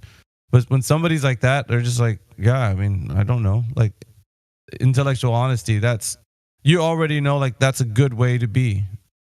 Just to nurture that. Like give them the tools to be able to, like, now stand against this information.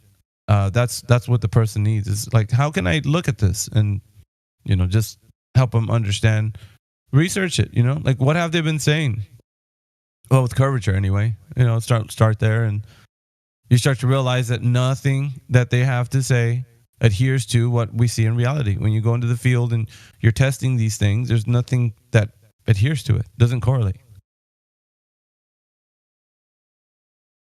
So that's really important.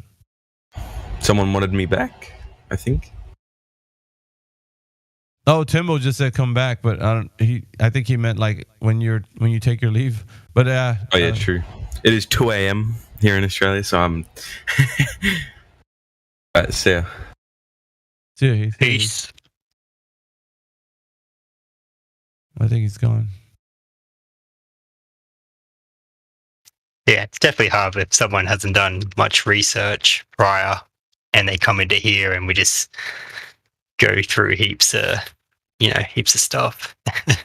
It's definitely hard. Yeah. I'd say that, it's not helping the cause, because you're heaping onto him all the let me give you one example.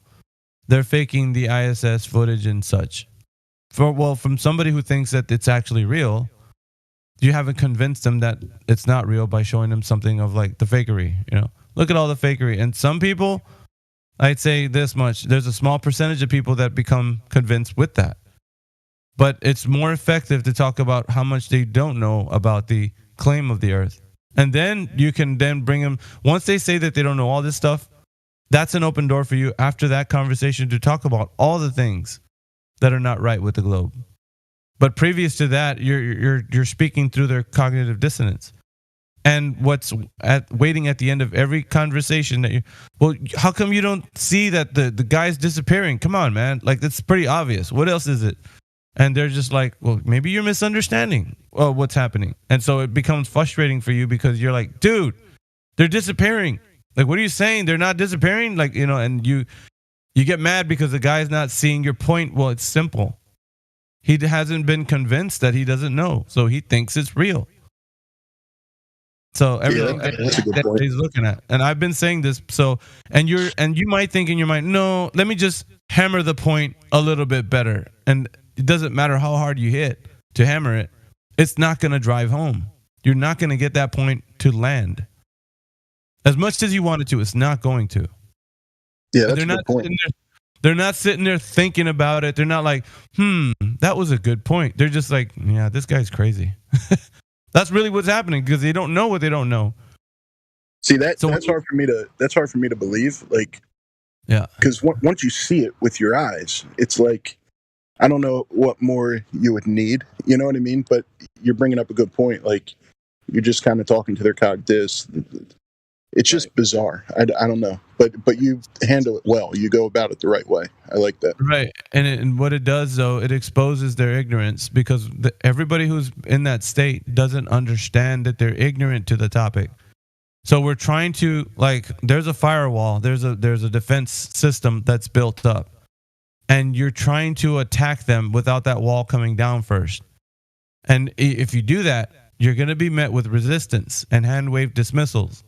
At the end of every logically consistent point that you tell them, they're going to say, "Nuh-uh." And you're going to be like, "Dude, what? How are you not seeing this?" And it's just going to sound that way all the time. And it's because they don't know what they don't know, and they're just going to continue to do that. I go over this mostly all the time when they're in here, but that's kind of what I want the group to see. It's like to be efficient and effective. And in order to do that, they need to understand that they don't know what's going on with the globe, that it's all just fantasy. It's made up. Or like, yeah. Go ahead. I was saying like their mind wanders off to something, it's like, but what about the sun? Like, they can't stay on point. That's the Gish Gallop. And they'll usually do that because the mind's trying to latch on to something that they can bring a positive claim and then support it with what they know. So the mind will start to go, well, just think of something, man, because like it's not helping that they're making points. Like, you know what I'm saying? Like that's usually the case with the Gish Gallop or the spiral or the shotgun questions. Like usually people say that they go, why are they asking? Wait a minute, why are you going to the sun? We're just talking about curve right now. Like, and so because their mind is latching on to something that they think that they know for sure. Nah, I got this, man. I'm going to talk about the sun. That's what's really going to bring back the point to the globe, and nothing else. If I can just jump in, Miggy, and tag on that, just to say, when you allow them to lily pad within questioning or obfuscate, that's time for them to recoup their ego in a way. So just try when you're in that line of questioning to stick to the stage that you're setting, because that's where they need to be. That's where they're going to be yours to listen to in what you're presenting. Thanks, Miggy. Bro, it's like the psychological damage that this thing has done to people. Sometimes it's deep, sometimes it isn't. It just depends on the person. If they don't have a lot of invested into like the knowledge of the globe Earth, then it's not as bad. But if they do, if they're fully invested in space and all this stuff, then you're fighting a monster. Like it's like you have to get through the cogdis of cogdises. Like it's huge. And they won't come to, it's like, no, you're wrong. Like, and it's bad. Some people are a bigger epic level of cognitus than others. And like this gentleman that we're speaking to, he was reasonable. I mean, he really didn't have too much invested. Like he wasn't like fanboy of like space or anything, because you would have heard it. So to him, it was like, whatever it is, like, and it's not, you don't hear the typical responses to like, well, what about seasons or other things? But it wasn't like, fighting back. What about season 9? Just throwing the idea real quick is like, imagine you're fighting with an octopus who has 8 arms, 8 reasons, right, that they can throw at you every time. But you're just standing there in front of them trying to have a conversation with the actual head of the octopus, right? So every time they've got 8 things to throw at you, you've got to cycle through those 8 things, and then you can finally get to the head and have a rational, truthful conversation. With Heath, who was just here, we were able to have a conversation with the head of the octopus without having to high five all 8 of those arms, if you guys get what I'm saying. Yeah, in the Cogdis thing, the one of the important things is bringing them back to a trust system, which is their immediate experience and their senses. So you bring them back to their senses, but you definitely point out, hey, you're asking about black holes and suns and planets and this and that. Let's come to your immediate experience first, and then we can build from there. Because even though we can say things to them, when you bring in them to think about it logically in their immediate experience, they can walk through it, and think about it, right? Instead of just defending and talking about theories of the heliocentric model and how that doesn't work or whatever, right? But gotta build a case, especially for new people that come into the conversation and they want to.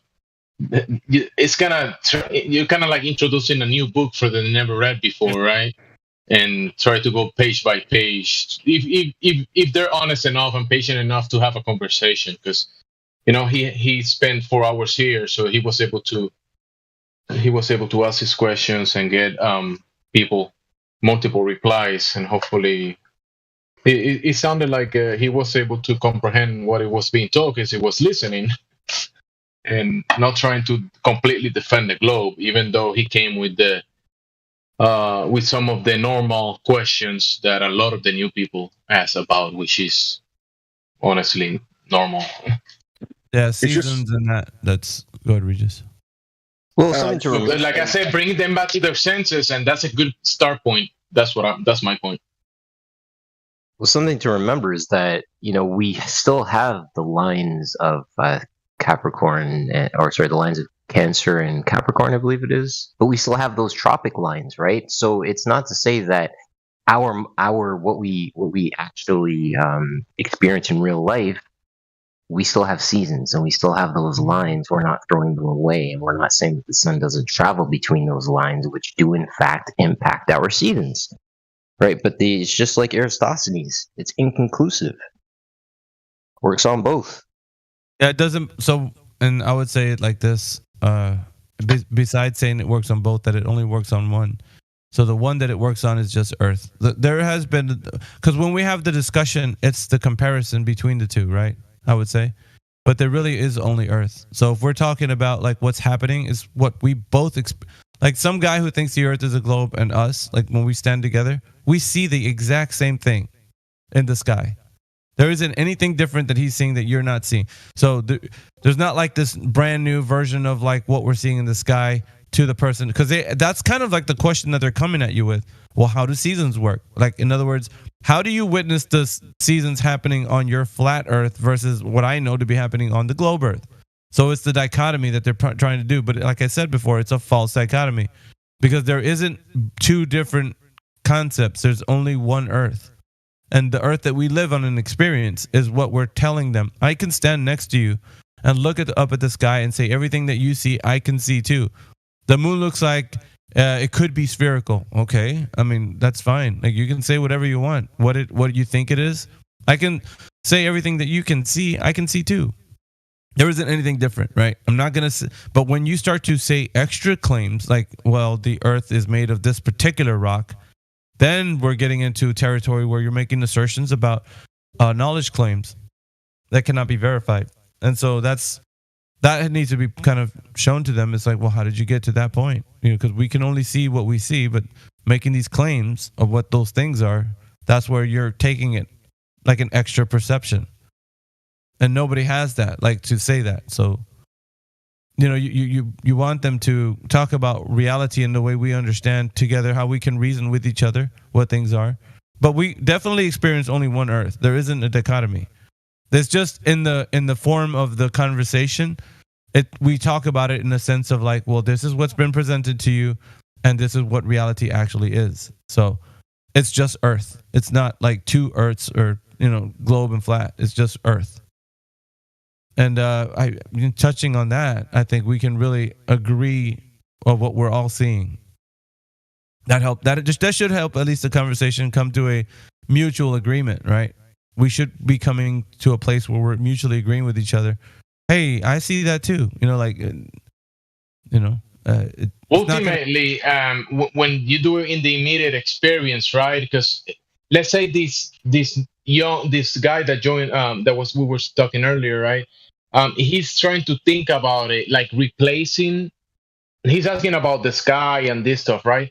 But I think it's fundamentally important that he has to start from the ground up, like grounding, right? And going from there and comprehending, the fundamental claims, and think about that stuff logically, step by step, and then build up into the testing of things and everything put together, and then maybe talk about the luminaries and that how can that work in an actual construct build system. But if you don't know what the place are you in, how things works in here in reality, in your immediate experience, to go and start thinking about how the sky works, it can be very tricky. And that's how the globe was born. You're going to think that everything that the fundamentals of the globe go against reality and then goes to the sky and makes some other outrageous claims. So I think the fundamentals, the actions of our experience and our senses And what we can test here and demonstrate is fundamental to be able to have a logical conclusion and even think about the luminaries and try to think about that. Yeah, that's important, Jemsy, that step right there, because people come in here and they want to go straight into that, you know, and that's what they've been kind of told from the Earth being a globe position. So we can't talk about those things until we agree with each other that we're experiencing the same Earth. And then when we find the common ground, then it's like, okay, now let's move forward and discover what is being said about these things. And then we can talk about, I always say that speculation is healthy. It's not healthy, though, to talk about it immediately to somebody who has a position. Like their position right now is the Earth is a globe. So when you're telling them things about what luminaries, speaking about them in the heavens, they're going to look at you like you have three heads. Like, why are you saying these things? Like, no, the Earth's a globe, dude. Like, it's pretty crazy what you're saying. Like, so they're not going to see it. But you have to get them to a place where we're all experiencing the same reality, because we are. Yep. Yeah, that's important. Super, super important. The fundamental, the immediate experience is so important. Comprehending, like, you know, there's so many topics and so much information that you can go through and learn things and how reality works in a practical sense, and that will give you more to do than any. I think the globe is kind of interesting. You know, people make that stuff up, but it's still not reality. And reality is super interesting, and there's so much to do in reality. And why waste your time thinking about this fantasy place and dreaming about it? Yeah, even it's like dreaming when you're awake. The truth is stranger than fiction, man. Like things that are in reality. Like when we start, I could show you stuff that's happening in reality that would be like, damn, like how is this possible? Like it would make you things, phenomena in the sky, you know. I've seen like videos where people are recording things and I was like, how is that? Like, where did this come from? And no globe explanation can, like, of course they do have explanations, but there isn't anything that can suffice even, you know, what we see in the sky, the phenomena, you know. So we can speculate about that stuff because there isn't like the definite answer from the perspective of like the critical thinker. There's more of like the explanations that we have from like globe. That's it. That's all we have. Like when you ask me to put the whole construct into perspective, for me, the ultimate, well, you know, we have the horizontal plane, motionless, contained, dynamic system, a container. For me, a container requires a designer, a creator, an architect, right? So it goes layers above. But I can't talk to you about that if you're thinking that you live in this fantasy place. So, you know, in a globe. So you have to come to understand and comprehend the build, a lot of the things in the build that we're in my opinion, to come to a conclusion about the movement of the luminaries and how that works under the design of things and under the creator, in my opinion. So yeah, has to comprehend and falsify the lie. Oh, okay, that's a lie. So let me just scrap that. And okay, let's go into this stuff and see how things works, right? Yeah, I just want to bring up the fact that we have 20 people watching the live stream, and if you guys are listening right now, just click on the description in the YouTube live stream, and I think the Nightbot is putting the link up to come and join us in the Discord. If you're listening on Twitter or DLive or any of the platforms that we're streaming on, join us here. Like it's in the description, should be in the link should be there in the description. So just click on that, join us. We'll unmute you when you come in here. We do want to have a conversation with you. You guys are important, like the listeners. So we want you guys to come in here and like.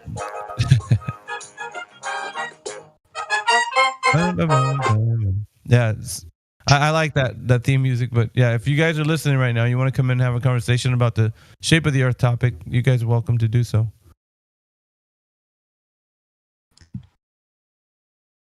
Back to you, Bob.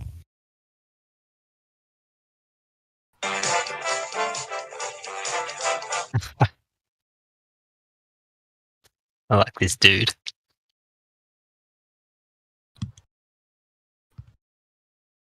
You play the crickets? Yeah, to that one question earlier, is like the rotation question. It's perfect. It's like obviously Electricity's got to get accustomed to our CB radio, our Creation Bear board. He's got all the one pulled up from last night that I thought was pretty funny. I wanted to add that let's I would say practice our patience towards the new people and the young people, because there's a lot of young people that are very smart. They want to know things, they're curious, and when we bring these topics, it's good for them to have that open window. Let's not try to be too rough with them and try to kind of scare them off the server, because I've seen that happening pretty often. And whenever people are looking for the information, let's be patient. Obviously, there's a lot of trolls that we don't want to kind of like try not to waste much time with the trolls that are just trying to waste time.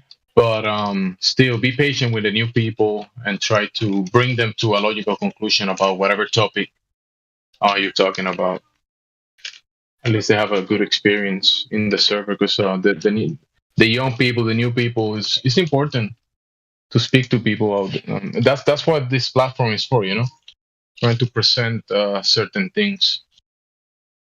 And like Miguel said, try to have people thinking for themselves, which is important. Yeah. Oh yeah. Just be patient, guys. Keep patience always up. During the conversation, we heard somebody in your background said, "If you want a cafecito," everybody was like, "Somebody just offered Jemsy coffee." Actually, my wife wanted a coffee, so that's why I took a mute and I went to the store and bought a few things for her to make the stuff, the coffee. She said she wanted a cafecito, so I went. We were missing a few things, so I went and got that stuff for her. Yeah.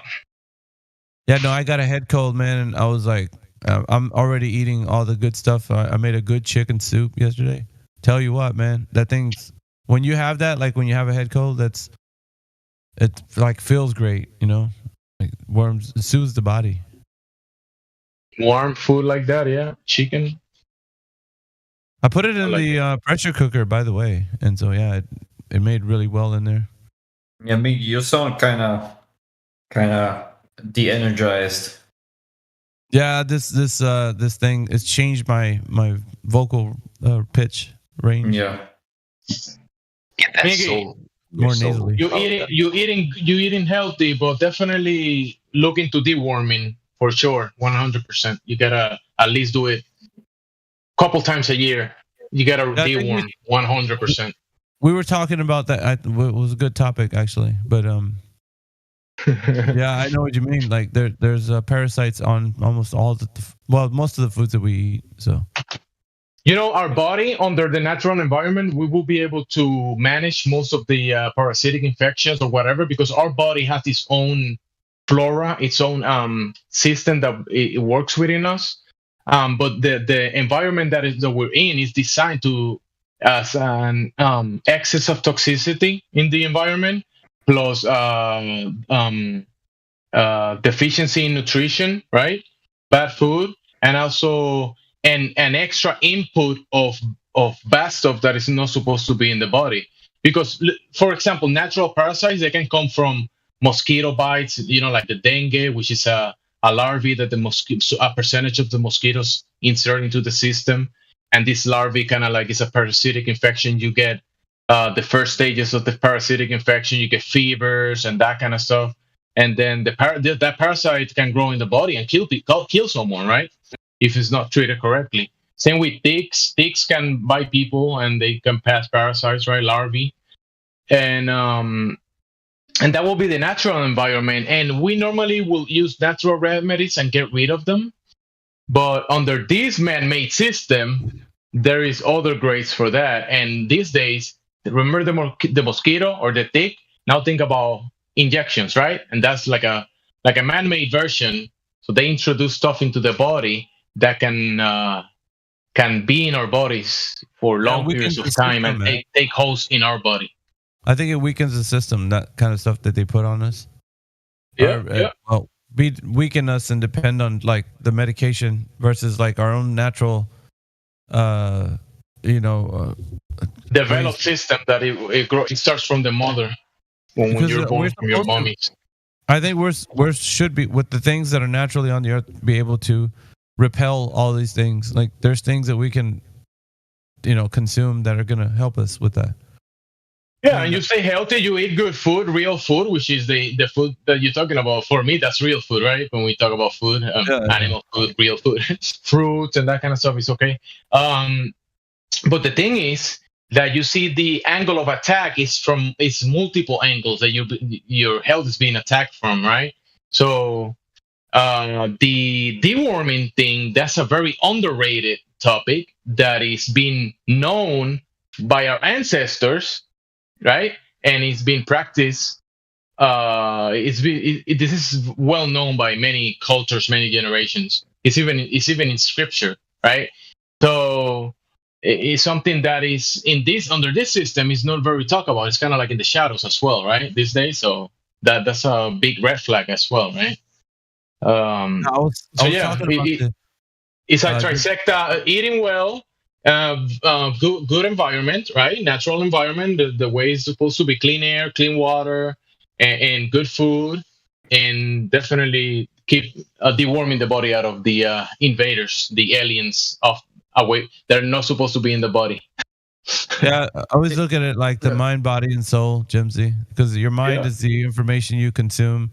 Your body consumes like the physical food that you eat, and your spirit is the consummation of like the spiritual connection to the earth. And I'm not just talking about a religion. I'm talking about how we identify that energy, frequency, and vibration are really the natural process of like how we adapt to harnessing the energy of the earth. Like we don't know how to harness it. We're so like it's weird because we're in an information age. We should be able to look it up and kind of figure it out and think about it. But most of the times everybody has ideas about like how that looks like. And I think there is a natural way that we connect to the earth that gives us the understanding that we can benefit from, like I can get into like meditation or being in a serene place where the energy is flowing from that place and we're absorbing it, like there's grounding, taking your shoes off, socks and everything. Oh, grounding is important. We are part of this build, and the isolating of the ground, it's a very underrated topic. It is, actually. Yeah. Well, it's an important one. Yeah. I was talking about the multi-tentacled monster from the heliocentric globe Earth idea. So they want to, with all the derivative topics that separate you from the actual like true meaning of Earth, then it gets you away from it. So where everything has explanations, everything already is known.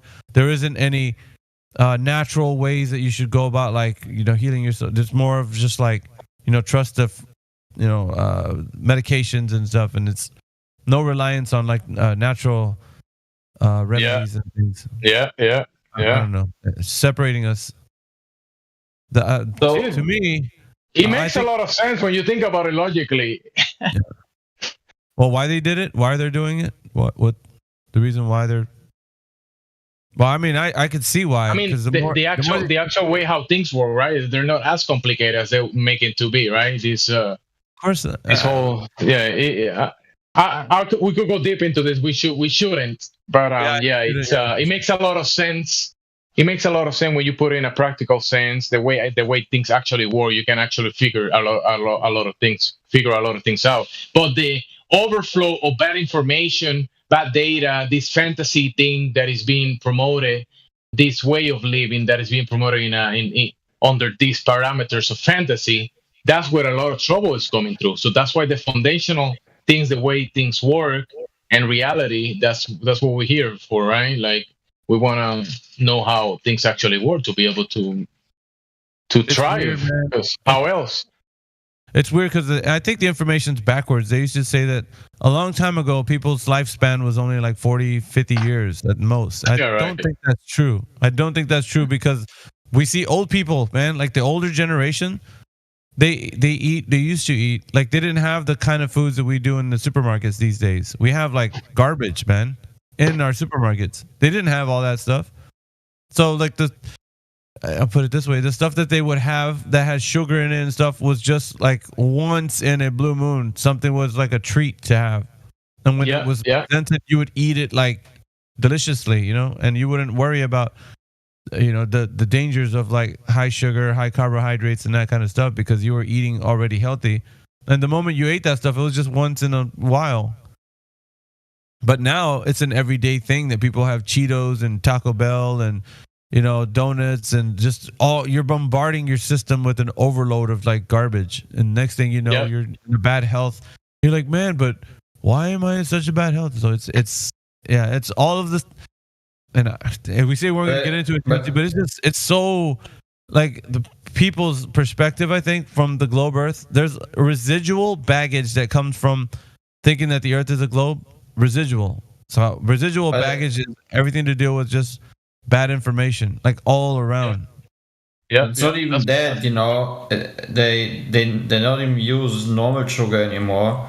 I mean, that would be still pretty good, but what they're now doing is they fill everything up with artificial, cheap, even more trace sugar than the normal sugar.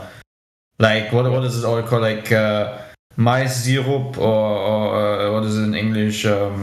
Like you have this syrup stuff. I forgot the English term for it.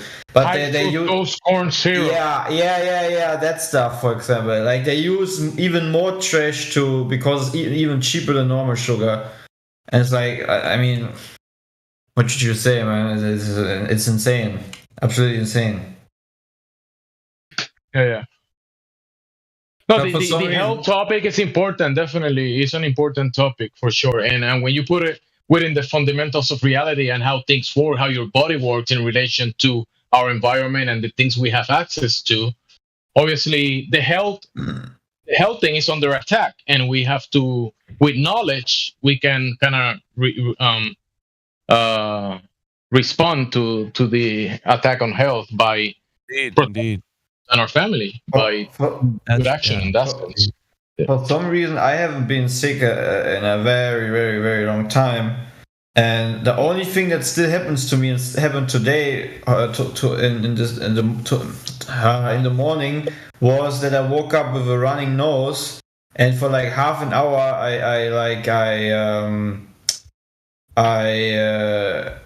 my nose was like constantly running, and I also. Or what's it called? Hachi. Well, when you say bless you, I forgot. Oh, you sneeze. Yeah, sneezing. Yeah, and I sneezed the whole time. And then after like 30 to 40 minutes, it's all gone. And I had a bunch of slime like completely out of my nose, and then I feel great again. My nose is completely free. There's nothing running, and I think. I don't know why, but this is the only thing that happened in the past 3 years, almost 3 years, and I haven't been sick then. And I don't know if it's the creator, but good for you, bro. I'm pretty sure it is the creator. He just gave me the ability to just directly get everything that there might be out in an instant, and then that's it. It can't even break, like it can't even create any foundation upon which then the sickness really creeps in. It just doesn't happen with me anymore. I still can remember back in the days when I used to smoke cigarettes and weed and eat a bunch of bullshit. I mean, I still eat sometimes bullshit, but I mean that's normal. We all have cravings. But I can still remember when I had like this long time running nose and scratchy throat and overall de-energized feeling, unpleasant sleep and so forth. I don't even know how it is to have that anymore. You know. Hey Clay, did you know that most Americans actually know the German phrase after you sneeze? Most Americans don't even realize it's German, but use it all the time. Gesundheit. Really? Gesundheit? Yeah, most Americans know that for sure. Yeah. I didn't know that, no. So you say Gesundheit also in the US? Yep. Yeah. That's funny. That's actually cool. I didn't know that. Yeah, everybody. My German friend Yeah, my German friend had no idea, and he was blown away. He's like, "Seriously? Everybody knows this phrase?" And I'm like, "Yep." Everybody knows. That's funny. Wait, what's the phrase again when you say everybody knows it? Gesundheit. When somebody sneezes and you say Gesundheit. Gesundheit. Let me tell you this, guys. This is the first time I've heard this, so there you go. I learned something new today. That's so cool, actually. So not everyone in America knows about it. You're not American enough, Jimsy. Yeah. Oh yeah, right. Hey, the funny part is that I'm American and I have a long German background too. Like, well, that's what the tree says, right? So I guess it's a combination of both, and I still don't know the term. So let's gotta say something. Because I know the Spanish one. When someone sneezes, salud, salud. Yeah, of course, that's salud. Oh, it's like asking for My bad, Mika. You were going to say something. No, I'm just going to introduce Voyeur Unit, but finish saying what you're saying. Go ahead, bro. Go ahead. I was just talking. Voyeur Unit, are you there? We're just. I guess maybe you're new to the forum. I've seen you in here before, but I don't know if you spoke. Maybe you did yesterday. I've spoke a little bit, but I'm just pretty much listening for the time being. Well, welcome to the forum. We do want for everybody that's new to come in and chime in and tell us what the Earth is. They think the Earth is and why. And the reason being because that gets, I guess, from a vantage point of what you think the Earth is, and gives us a perspective, so we don't have to divine your thoughts as to we think, well, this new person is saying this, so he thinks this and this, and so it safeguards us from like projecting something onto you. So that's the reason why we ask new people. And if you don't mind, it's basically what your stance, your position is right now. What do you think the Earth is, and why do you think that? Just two questions, if you just answer those. Well, I've been in it I kind of discovered this like 3 years ago, and I've been solid not a globe for 2. So, I've come across pretty much every argument, pretty much every theory. I don't know what it is, but it sure the hell ain't a ball flying through space. So. Oh, it sounds like you're a globe skeptic. I'm going to see if I give you that tag. If you don't mind. Just to kind of like, I want everybody who takes a position to have like a tag so that we don't have to keep answering the same question. Yeah, that's fine. I just came across this because I had a friend on Facebook who's spouting flat earth stuff. Everybody made fun of him. I read the comments for a couple months. And then I just had a conversation with him. I talked to him for hours, and everything that I tried to say, like basically being one of those guys, you're retarded, only more politely. Everything I had to say, he had something back to say that made me go, huh, that's weird. After 100 of those, I was like, well, there's something to it. And then after 1,000 of those, I just know it's bullshit. So, what do you think about your conversation this morning with that guy about an hour ago? That was pretty interesting. I hadn't heard you talk. Yeah, I would thank everybody that's in here. I talk about the veterans who have been around the topic. You can actually start to know who's who in here because the people that have been around this topic for a while in this forum, not just flat Earth in general, but this forum curates people to actually be able to understand the psychological damage that people are under from the globe information, and it's pretty vast and deep, right? Like the information about the globe, the explanations and such. So yeah, I agree. I have encountered the Agent Smith thing. Like I'm not scared to talk about this. So pretty much everybody I know thinks I'm retarded. Yeah, it takes somebody to actually be in this forum and get used to like the methods in which we use. There's a lot of things you can glean off of everybody that's been doing this for a while. But I would say pay attention to like maybe the newer flat earthers in this forum. Not that they've been in flat earth for just like a few months, but somebody could come in here and say that they've been in flat earther for like 5 years, come into this forum and not know how to handle the conversation.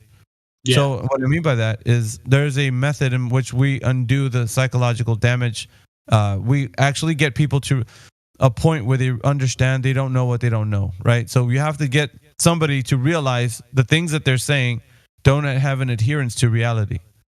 So it's important, right? 'Cause if you don't go there first, it's like putting the cart before the horse. You start giving them flat earth proof, and how ISS is fake, how like just go on and like every point that you want to bring up with like the Coriolis or the Earth spinning with whatever technique they're using.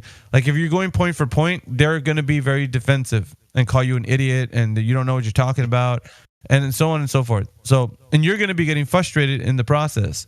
And that was happening earlier with the gentleman who was here. He was just like, no, I don't think that's the case. And people were getting upset. Why don't you understand that the ISS is being faked? And it gets pretty toxic, right? That environment. So in order for the toxicity to recede, you have to understand the position of the person. They're coming in completely blind to the fact they don't understand that they've been lied to. So you have to actually go through. And Jemsy was like the first one to jump in here because I have a head cold, so I didn't want to jump in right away. But he started talking to the gentleman, and you could feel the shift of energy, right? Like he started to like not be as defensive, or just like really talk about like the information. And so when you address somebody, and so, like somebody new that's in here, right? We'll say this, like you're brand new like to the forum. But if we don't stop and address you as like someone new and such, then we're negating the fact that the purpose why we're here is to help our fellow men like become aware that they've been indoctrinated with information that doesn't adhere to reality. So we have to make it a point to speak to you and talk to you about what you may or may not know. And that's important in this forum. But when we carry on, like when we're just talking with each other and negate the fact that we haven't spoken to you, then it's our bad. That's where we start to fail at what we're doing here. So we need to be more mindful of who comes in here and who's who, let's say. And that's important. Like once we start realizing, okay, we just seen Transy just join, right? So at some point we're going to have to address, like maybe talk to him and give him an option to jump in the conversation, introduce him to the forum. But if we don't do these things, then yeah, we're failing at like addressing the fact that people are coming in here with curiosity and we're not like adequately speaking to them. Yeah, I've been hanging out in the. I went back. I discovered Witsit like 2 months ago or something. He recently created a Rockfin channel, and that's where I listen to a lot of my news. And I just last week, I found the Modern Day Debate YouTube channel, and I was going back and listening to all of those debates. And in one of them, he said this channel. So I came and found this channel. I've been here like 4 days, but everybody's been awesome, super receptive. I had a couple questions just about things that I didn't really understand. One of them was like sextant use. I didn't understand that, but I guess it's pretty simple. But I mean, everybody's been cool. I don't really have any questions. I'm sold on it's not a ball flying through space. It's wild. It's a mind-blowing experience because I was kind of a science fanboy, but once I realized that I wasn't questioning it and started to question it and had intellectual honesty, it was kind of like, whoa, fuck me. Yeah, I'm very happy for you, bro. This platform is yeah, I love it, man. I've been an atheist my whole life, and it kind of changed my entire perception of the world. So, yeah, this platform is as much as yours as it is ours. So this is home for any critical thinker, I would say. I went from being, not a heathen, but I went from having a meaningless existence, not ever wanting to be married, not wanting to have kids, to deciding to marry my wife, and we're about to have our first kid. And all because I just saw, whoa, the propaganda told me, and that not necessarily, don't have a kid because it's selfish. I was selfish as in, I don't want that responsibility. And then all of a sudden, I just changed my mind when I found all this. So, I mean, I've been with my wife for 7 years, but we didn't have plans to get married because I just had no interest in it. And ultimately, it just changed my mind. I was like, I think I want to get married and have kids. Good for you, bro. Definitely amazing thing. That's great. That your perspective kind of like you found like you weren't doing bad, but you kind of like shifted into a more solidified position on everything that you did. You kind of like solidified everything just because you realized some important fundamentals. Listen to that, man. You know, the next time good for you. Next time someone says, what does it matter if it's flat or round? What does it change? You can see what the change within people. You just explain it. Whoever's still listening and thinks it's a globe. It's Voyeur unit, yeah, they're saying that. But yeah, he's... The C virus, I don't know if I'm allowed to say that. That helped it along as well because that sent me down these other rabbit holes about all this occult shit and about whatever's going on. I don't know. But whatever's going on, there is a vested interest in making me not believe in God. And so once I started about all that, I really like Jay Dyer as well. I don't know if you guys know who Jay Dyer is, but I got into all that philosophy stuff. Just really interesting because I've always felt like a nerd and I missed this whole, I've been in a tunnel and I missed this whole other field of information that was hidden. And once you see it, you can't unsee it. Tell you what, Voyeur, it's a war against truth. Anything that's true, anything that's truth. You could say that it's a creator, you could say that it's health, you could say that it's the shape of the earth conversation. Everything that's truth, it's a war against that. And for the mind. So you're dealing with epic levels of indoctrination on all fronts. And so if you don't have critical thinking, man, you're lost in a sea of you just toss to and fro like a leaf in the wind. Anything they come out with, oh, we found this new exoplanet. Hey, check out this new drug that just came out. You don't have no defense. There is no defense against that because, from your perspective, from that paradigm, you accept everything an authority tells you and you'll just do you'll capitulate, right? To anything they say because authorities are correct and you are just a wee little man and you don't know much. So you give yourself over to them where they're they don't know how to treat you. They're just mishandling your health, mishandling the information. It's all crazy.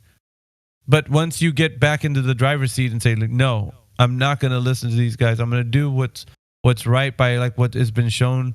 And then you start getting into, good, wholesome remedies. You start getting into what information can be verified and just all kinds of critical thinking ways. And that's what we want to foster in here is the fact that somebody can be in a safe space to talk about things. That's essential. It's essential to our knowledge of critical thinking. Welcome to this forum, man. Yeah, I appreciate it. I'll be here a lot. I mean, I listen to a lot of podcasts, and in the past 4 days, this has taken a lot of my listening time. I like listening to you guys talk to the Globers like you have been, and make them understand that they don't even realize what their own model was. Because I used to be there. It's just interesting watching it from the outside and seeing the people that go through the exact same thing that I went through, where they just go, "Huh, that's weird, huh." And then seeing the people who I've dealt with, this was never me, because I consider myself intellectually honest, and I can't just turn away from shit once you see it. It's either, you can maybe try to argue and try to rationalize it, but watching these people get mad and understanding that they are for real mentally just fucked up because they don't understand how to realize that some things are lies or... Yeah, I would say it's not easy. I would say it this way, Voyeur, that this forum has been, it's unlike any other forum because we don't, a flat earth and like any other truth that we speak of here, sometimes there is, when you think about it, there is no defense to that. It's not a debate topic. It's either you're right or you're wrong, right? It's not a agree to disagree. It's either it is what it is or it's not. So we get into this understanding of we all share the same experience of Earth, witnessing on things on Earth, but it's not like the truth is going to change. Your truth is your truth. My truth is my truth. No, we collectively know about truth together, and we either know or we don't know things, right? So we expose that information to the person's mind, and when they're talking about things, well, we know the sun is a ball of burning gas and that it's got nuclear fusion happening on the surface and on and on and on and on. And we're just, now we start getting to the place where when people start giving explanations, how do you know this? How was this verified? And getting to the place where people are critically thinking about information that's been given to them. They start to realize that they don't really know. I just assumed, somebody taught me about this and I I thought it was real. Like, well, that's something that somebody said about the thing you're looking up and seeing. But I could say the same thing, right? I could make a story up about that thing and have you believe me. And we're not getting anywhere with truth. The truth is no one knows. That's the absolute 100% certain truth. And there's a lot of speculation with what they're saying that the things are that they can't verify. So pointing that out is important, right? You want people to know, hey, I really don't know what that is. Like, for me to presume that the earth that the sun is making the energy that it produces on its surface, but it takes 1 million years for that to actually reach the surface. And from the surface to your eyeball, it takes 8 minutes. The stories are ridiculous and they're absurd. And it's like, there's no way people know this information other than just making it up, just making it up. And so a guy makes this information up and some other guy believes him. That's all there is. That's exactly. And there is, like, they get into the thing. It's a lawyer speak. Oh, there's damn good evidence. No, there's not. There's either what you're saying, what you're talking about, or you don't know. And I hate to break it to the people that are like with the globe idea, but that's how it is. It's like you can't say that's damn good evidence. Then you're going to have to tell me that you don't know, because that's exactly what you're saying with your damn good evidence. Like, at all reality. Yeah, and like the sciences, I've been in the sciences real deep for most of my life. I'm 40, and I was 37 when I started to kind of see this stuff. But I see the indoctrination, but like, I think it's funny. I always thought this stuff was real. Like, I didn't think that it was debated. I thought it was proven. But then I get into chemistry and you learn about things like inner space, and like, so the desk that I'm sitting at is mostly empty space.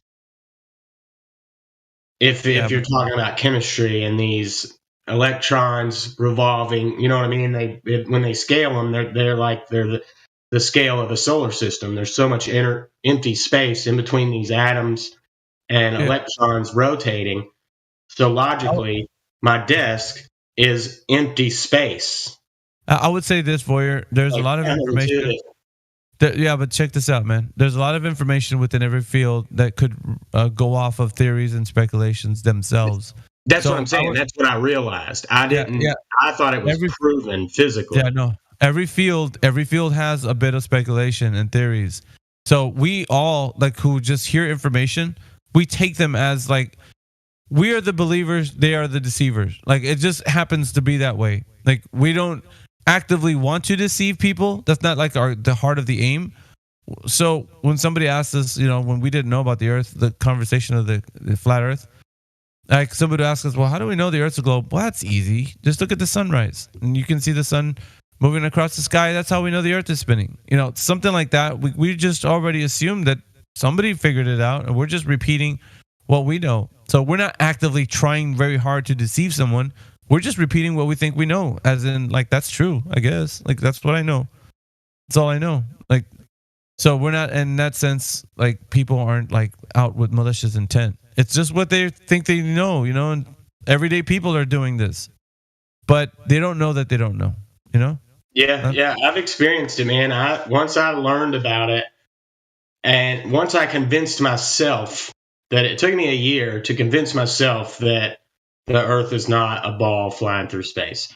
Once I realized that, I just started telling everybody I know, like, look at this. And it's wild how angry they get and how I've lost friends over this. I got married about 2 years ago, and one of my fucking groomsmen bailed on me 40 days before my wedding because, it wasn't all about this, but it's everything, like the C virus as well. He's vaccinated, told me that I don't belong in civilization. This has been one of my best friends for 20 years. Or I should be removed from society.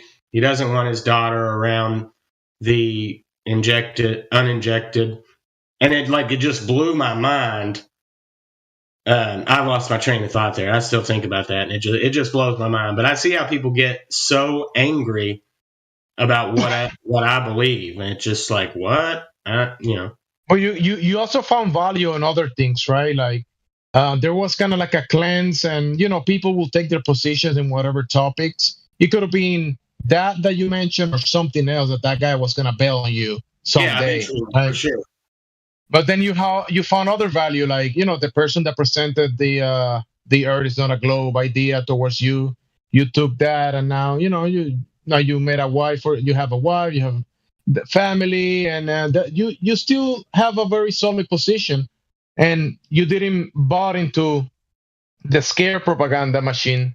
So you kind of have your defenses pretty high up, and grasp a value of reality, which is important for everyone's foundation. So you took a lot of value from this, even though some guy didn't agree with you, therefore he can't be your friend anymore. So whatever. Right? Yeah. That's the way I look at it. I mean, it hurt, but I like the truth. I'm intellectually honest. It is what it is. I'm not. I've got a lot of time invested in reading space books, and now I look back on myself and almost cringe because I didn't realize I was a fanboy. I just thought it was interesting, and I liked. I own every Neil deGrasse Tyson book, and now I watch movies, and when I see a globe, I look at my wife and say, "There it is," and just laugh. I can't do anything but just laugh. So I'm fine. I accepted it. It is what it is. I still talk to my dad, and he says Buzz Aldrin is a patriot. It's a lot of people's minds, man. They think all this stuff is reality, but you some of the bonds that we have with people, I would say just keep the bonds. Like I would say you could be an advocate for the truth or an ambassador for it, but I wouldn't ruin a relationship that you have with somebody about it. Like, it's great that somebody, I would say, use tactfulness, choose your battles wisely. I would say that to me. I don't look at it as a battle with the people that I love. Most everybody doesn't really care. They'll defend it with their lives, but outside of that guy, they're not. I've got a really nice, close knit group of people, and they all still love me. Now, they're not going to leave you because you think the Earth is something that it's not. Like, they're going to be like, oh, okay, we're done with you. Like, I flipped the important ones. The important ones I have gotten to admit, except for my mom and dad. Well, my mom's probably on board. She probably just doesn't care. But my really close friends, they're all, even the ones that still believe in the globe, they're like, they think NASA's full of shit now. So I think I did pretty good. I lost to Groomsman, but I got my brother flipped. That's great, man. That's great. Just want to address really quick. Transy is in here, so we're just going to see if Transy will want to speak with us. Yeah, thanks for making me feel welcome, guys. I love it. Yeah, you are welcome, man. So, all right, we got Transy in the house. Transy, are you there? You have control of your mic, Transy, if you want to join in the conversation. We like to say hello to everybody that comes in. Give everybody a warm welcome to the forum. And if you want to talk about the conversations that we've been having about the shape of the Earth topic, go ahead. But we do want to get to know what you think. So if you want to let us know if the Earth, whatever you think the Earth is and why.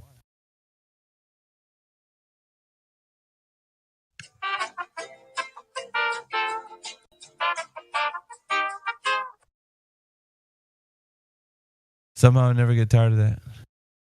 Let's see. All right, well, Transy, go ahead. Transy didn't reply, but Unit, you said that you have read a bunch of books from Neil. Bunch of books.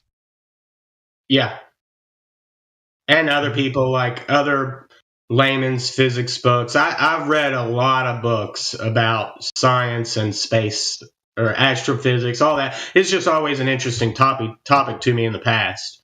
For 20 years. When you think about that information in a practical sense, like, will you use any of those Neil deGrasse Tyson's books to do something? Absolutely not. Absolutely not. Oh, I'm 100% like looking back on it now. It's a paperweight. That's a practical use for it. Well, I told my wife I was going to burn them. Paperweight. I think Transy unmute. Transy, did I see you unmute your microphone? Did you want to jump in? Go ahead. Just jump in, dude. Like, you just whenever you want, whenever you can unmute yourself and say something, you're welcome to do so. Oh yeah, hello. So like, I just heard you talking about flat Earth. So I don't believe in it. I know. Like, why do you believe in that conspiracy? Like, there is science and evidence to prove it all. It's a big topic. I think it's a huge topic, Transy. So the conversation, when you click the link in here into this Discord, what led you to come in here? What was it that brought you here? I read all the rules, but I just think that you all are like brainwashed. Like, you should somewhat believe in science. Yeah, hang on real quick. No, what I was asking was, what made you click on the link to join the Discord? Like, I know you read the rules, but what I was asking is, what made you curious to click on the link to join this specific Discord? Why did you want to join? I just searched a flat Earth community on my own. Yeah, but why? Why did you do that? Because I was just curious on what is going on with all the brainwashed people and what are they thinking about. So I just joined it. Okay, yeah. So you want to know why people think that the Earth isn't what we've been told? Yeah. Please. Maybe brainwashed is a bit of a strong term. I would say that's projecting that we are not adhering to truth and such. So I would just say, before you make the claim that that's what's going on, just allow us to give us our side so that you can hear what's going on, and then make your conclusion after you maybe just talk to us, and then you'll figure it out in just a moment. But getting into the topic, what I would say is a lot of us have knowledge, or previous knowledge, let's put it that way, that the Earth was a globe. And we've all realized that the information that was given to us is not supported with empirical evidence. And what I mean by that, do you know what empirical evidence means, Transy? Empirical evidence? Transy? Hello? Transy, are you there? Yeah, sorry, my internet is like so bad. Yeah, you got some bad internet. Yeah, so I didn't know. All right, so do you know what empirical evidence is, Transy? No. Well, it's information from like the evidence that can be falsified.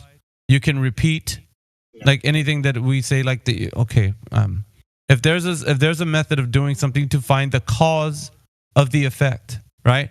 Like we see the effect, the natural phenomenon that's taking place, and then we see the effect and we want to figure out what the cause is, right? So you draw up hypothesis and you do the manipulate the independent variable, and so we actually look into how we can provide evidence for something that we talk about empirically, right? We want to know for sure if what we're saying is actually the truth or it's something we just believe. So we would say, right, from the standpoint that we're already at, that the Earth being a globe spinning in the vacuum of space is just a belief. Now, to highlight that, we have to actually examine the globe claim, right? So let us do that together, you and me, Transy. And of course, other people can chime in. But what we're gonna do is just an exercise for you to just see why we say the things that we do. Okay? Transy? Okay. He's definitely having connection issues. Yeah. Transy, are you there? That's why. Oh yeah. Sorry, my internet is so bad. Okay. Like I think I'm on the edge of the world. That's why the signal isn't coming. All right. I don't know. Like, let's try to go through it once, and then if after a few times, we'll just probably have to just maybe address it a different way, because we won't have a back and forth conversation. I think that's important. So because of the internet access is what I mean. Not because you don't want to listen or anything. It's just because you're having trouble. He said he thinks he's at the edge of the world, and that's why he thinks he's having internet issues. It's a little jab. It's a little jab to flat Earth, and it's fine. No, that was funny. I liked it. Yeah, the jabs to flat Earth. It doesn't bother me. I think we're just gonna go through. Transy, if you could just respond, so I know that we're not having connection issues. So I don't want to go into a dialogue and then you just can't hear me. I can definitely hear you clearly, but I think my voice is not reaching you guys properly. All right. Well, then it's good. At least the energy my way flowing to you won't feel like it's falling on bad internet connections. All right. So yeah. Let's walk. Okay, let me just quickly take out my tinfoil hat. Go ahead. Yeah, it is causing interruption in connections. If you're gonna put the tinfoil hat, also wear your double mask or triple mask too. Yeah, usually the mask is okay, but you got to speak up louder. And then the tinfoil hat, try to take that off when we're talking. I know I put my tinfoil hat in a little box that I keep all my tinfoil hats in. I'm sorry, Miggy. I had to. I had. Huh? No, that wasn't me. Sorry. No. He mentioned the tinfoil hat, and I told him about wearing the mask as well. But I just had to. He said he's putting his tinfoil hat to speak to you. Oh wow! I didn't hear that. Okay. Is that what he said, guys, or did I imagine? No, I didn't say. But that's why I went on with the joke, because it's funny no matter what. Who said it? Hey, Transy, can you repeat what you said about the tinfoil hat? Because I couldn't get it. Yeah. What did you say? Oh yeah, I said I was gonna take out my tinfoil hat so like the connections don't interrupt us from talking to each other. I love it. It's great. But like I would say it this way. You and I, we really don't know each other from Adam. So to like getting to a logical discussion, let's kind of keep the joking about the topic aside, because I think there's little jabs that you're making, and it's going to make our conversation not be conducive to like actually reaching a reasonable way that we're going to communicate with each other. So if you can agree that we're not going to make jabs at each other, because I don't think that's effective. Like what you're saying is it's a little comical jab at what we're doing here. So I don't appreciate it. I don't. Yeah. But if you can agree that we can, yeah, that's fine. That's fine. But so long as we can agree that let's kind of keep that aside for now, just so you can hear the information, and then you can feel any way you want about it, afterwards. Okay. So. Okay. Sure. All right. So we're gonna go into like why people think that what they do. So the information of the Earth being a globe. Well, let's put the globe claim under the microscope, so to speak. So we're going to talk about what you know of the globe. So now we're going to get into Transy. I'm going to ask you a question. Just there's no right or wrong answer. Just tell me what you think or why you think that the Earth is a globe, and support it with evidence. It's pretty simple. Why do you think the Earth is a globe, and support it with evidence, please? Okay, so go ahead. Okay, so tell me. Why can't you like see the edge of the world, or anyone has fallen on the edge of the world? So if you see in the sky to other objects in the space, they are all like round objects. So why do you think the Earth is the only flat object in the world? I mean, in the space. Yeah. So Transy, I guess what I would say is focus on what the question was. I think that wasn't answering the question. I think you're asking a question. So answer the question as in. Now I'll repeat the question so it can make it very clear. What I want from the information coming from you, basically, I want you to tell me why you think the Earth is what it is and why. So do you understand what I just said? What do you think the Earth is, Transy, and why? Okay, the Earth is definitely a round circle. It is a so. Yeah. Okay. That's what you think the Earth is. But now let's get into why you think that is. Now let's get some evidence on the table here. So what evidence do you have to support that? Okay, so like if you take a flight from New York to like suppose India, so like that is like a halfway globe flight. So when you If you go in aeroplane too, like you can see the edge of the world, like the circumference of the Earth. You can see like it is round. We have proof. We've seen it with our own eyes. Sorry, I'm stuttering. Sorry. Yeah, you're fine, man. I'm not good with public speaking. Yeah. You're fine. Just take your time. I don't want you to feel like you're pressured or anything like that. But like if what I'm hearing, what you're saying is correct. You saying that taking a flight will definitely give us the evidence that the Earth is a globe. Is this correct? Yeah. Okay, so You don't see the curvature of the Earth. all right, so if you're on a flight on a plane, how do we know that the Earth is a globe if we're flying over the Earth? We haven't measured the Earth. We don't know if it is a globe or not. We're just assuming that it is, right?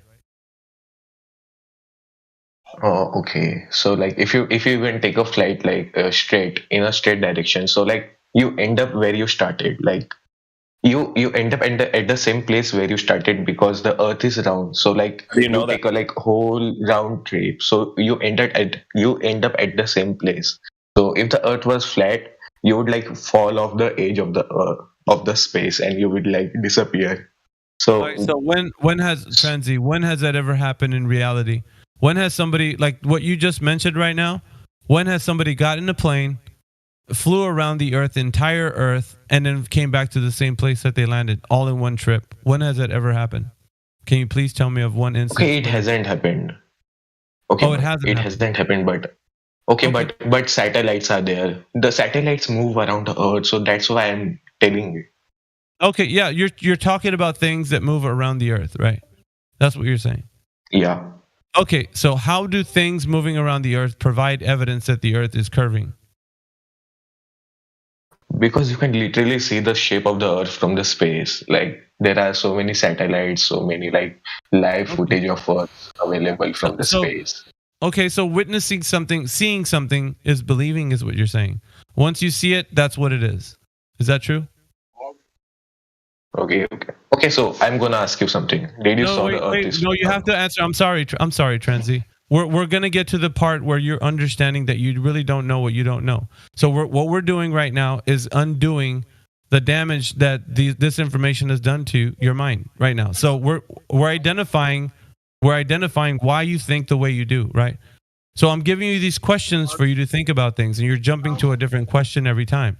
So we were covering flights on the Earth and how they prove that the Earth is a globe. And I asked, what evidence do flights bring to you that you know that the Earth is curving, other than seeing what you think you see out of a window? How do you know that the Earth is curving at what the set rate that it is?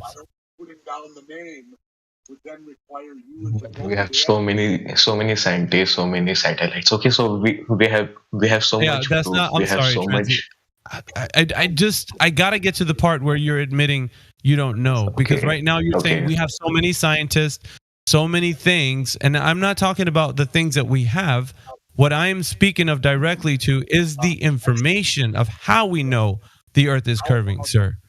I need for you to tell me the evidence as how the Earth is curving. Now you're telling me that we can get on a plane, look at satellites and do all these things, but that's not telling me how the Earth is curving at the set rate that it has been like told to us. So we need to know how the evidence supports the claim that people are flying over a globe or that satellites are flying over a globe. Where's the evidence? That's what we're looking for right now. Not that people. So the evidence is in the books. Evidence is in the books. We have been taught. We have been taught from the childhood. Like everything we have learned. Like the books won't lie. Okay, so now point me to what it says in the book that it doesn't lie about that we can look at. What does it say? Oh, the Earth is round. Like that's the basic thing that is taught. I know, Transy, but listen to me. That is something that somebody said to you or that you read. That's fine. People can say things, but we have to follow up with understanding how we can know what they're saying is true. This is the point that I'm getting you to understand. It's okay for somebody to say the Earth is a globe. Okay, that's great. How can I find out that if it is a globe or not? That's the important part. Now, how do we know? What evidence supports the Earth being a globe? Not just somebody's. Okay, I'm going to tell you that the Earth is a donut. Are you going to believe me? No. Because when you were told at a very early age that it's a globe, the impression that you got is that somebody is speaking truth. So right now you think somebody's speaking truth about the globe, but right now you don't have any evidence to support the case that it is a globe. You just finished telling me airplanes fly over the earth, then it's a globe. Satellites fly over the earth, then it's a globe. Then I ask you, what evidence do you have? And the only thing you pointed me to was books say so. That's the only thing you said, Trancy. Please understand that what we're addressing right now is that you don't have any evidence, sir. You're just pointing us to Okay, things. so okay. So now give me some evidence for the curvature of the earth. Okay, so how do you think the day and night cycle occurs if the Earth was not like round? We're not, Transi, you're asking me questions. Do you see what you're doing? You're asking me questions. I need you to tell me how the evidence is produced for the Earth being a globe. I don't, like questions, I can answer questions, but this is going to follow after you realize you don't know that the information is followed by evidence. So you need to realize there is no evidence. But we're going to get there, right? And I'll answer your questions. I'll be happy to. But for now, let's defer from asking me questions right now because we have to get to know if you have any evidence. So do you have any evidence for the claim that the Earth is curving? Evidence. Okay, so I don't have any evidence, but the books say it, so I trust my books more than you. Well, okay, that's fine. Listen, and I feel like this.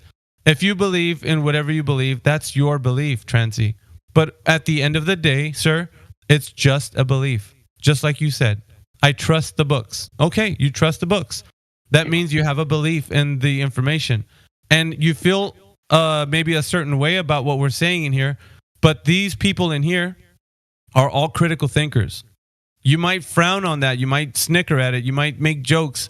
But when we ask you to provide the evidence, there isn't any evidence, and you admittedly said so. So it's not about thinking that we're absurd. It's about thinking how absurd it is that you don't have any evidence, sir. That's the most absurd point. Because you say the books say so, or that guy says so, or the whoever says so. And we're not talking about what people say. We're talking about what evidence they can provide for what they say. Does that make sense? Yep. Trancy? Oh, yeah, it makes sense. Okay, sir. And like I said, it's your human right to know what the earth is because you live on this earth and you are a critical thinker, Trancy. Whether you think about this or not, you are a critical thinker because you're in here. If you weren't even curious, you wouldn't even be in here. So I address everybody as you're capable of being able to be a critical thinker. And listen, I'm not trying to convince you that the earth is flat. Please don't mistake that. That's not the thing that I'm trying to do. I want you to realize that you don't know what you're saying because we all didn't, Trancy. All of us were saying the same things you were and asking the questions and all of these things. But when it came right down to it, we did not have any evidence, Trancy. None of us did. Which is the reason why people are here. We are asking the same questions to everybody who thinks the earth is a globe. Well, if you think so, or if you trust the books, that's fine. That's one thing. But now produce the evidence. That's what we need. That'll help us along to really understand the earth is what they're telling us it is. Because the truth, my friend, cannot be won over with just a belief. The truth is understood to be self-evident. Do you understand, Trancy? Like, oh, yep. The truth defends itself. We don't need to defend it.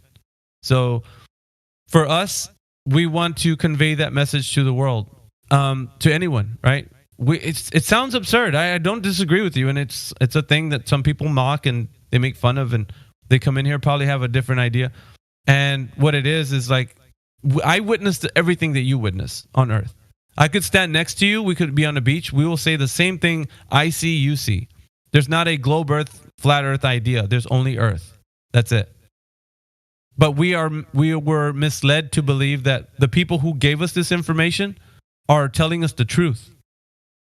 And we shouldn't trust people like that. We should be able to think for ourselves. You are a person living on this earth. It is your human right to know what it is that you live on. And you can think for yourself. You don't have to rely on some guy saying things about the earth. So anyway, and I just want to encourage you. That's the only thing I want to do is encourage you to actually think for yourself. And, if it leads you to the understanding that the earth isn't what you've been told, that's great. But also, I got into the part where we were talking about finding this curvature that they're telling us about in the books, inside the books, right? That's fine. They can say whatever they want. No information is supported with evidence, then we can just say, well, there isn't what you're saying, because it's not supported with evidence. It's just people saying things. Okay, I think your argument has a point. Yeah, okay. Okay, your argument holds some weight. Okay, I agree. Mm-hmm. Well, and not only that, but go ahead, Transy. Go ahead. Yeah, like we shouldn't always trust what's written in books and wonder people tell to us. We should sometimes like use our own brains to think outside the box. Okay, I agree with that part. Mm-hmm. Right, Yeah, and okay, so like I said, there's a misconception, I think, as to who we are as far as like the people in this room, because like there's this dichotomy, right? Flat Earth, globe Earth. It's kind of funny to think about, since we've been taught like the Earth is a globe, that these guys are have a ridiculous forum that they think the Earth is flat and so on. So it becomes a position of mockery. You know, people don't understand what we're saying in here, so they come in with the idea that we're just making fun of things, and it's like an internet meme and all this kind of stuff. And really what it is getting people to realize that the information that they've been taught, anything, it's like, we'll take the Earth as a globe, because you didn't come up with the claim, neither did I, Transy. We didn't come up with the claim that the Earth is a globe. We just believe that it is. All of us in here. I should say the majority of us. There might be some people that were born that were never taught the Earth was a globe, but for the majority, vast majority of us, we're in the same position. So we empathize with your position, and to us, we're kind of used to the idea that people come in here with this mocking tone. It's fine, but it's more of like, it's a labor of love, because we care about our fellow neighbor. We don't want, and at the end of the day, it's all about critical thinking, Transy. It has nothing to do with like, no, you're wrong, you're an idiot. Like, that's not going to get us to the truth. That's just going to bring out more, more division. We're trying to unite people with the sense of, it doesn't matter what country you're from. Your human right to know that the Earth is what it is your right. You shouldn't be told. You can see the Earth for what it is. I can too. And we shouldn't allow other men tell us what the Earth is when we can see for ourselves. It gives your mind back the reality, the sense of understanding your senses, right? Because that's what we all use. We all use our senses to navigate this Earth, and they're effective, right?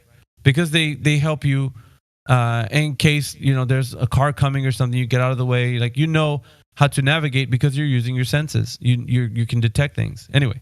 But getting right back to the point, right? And that was just the Earth's curvature.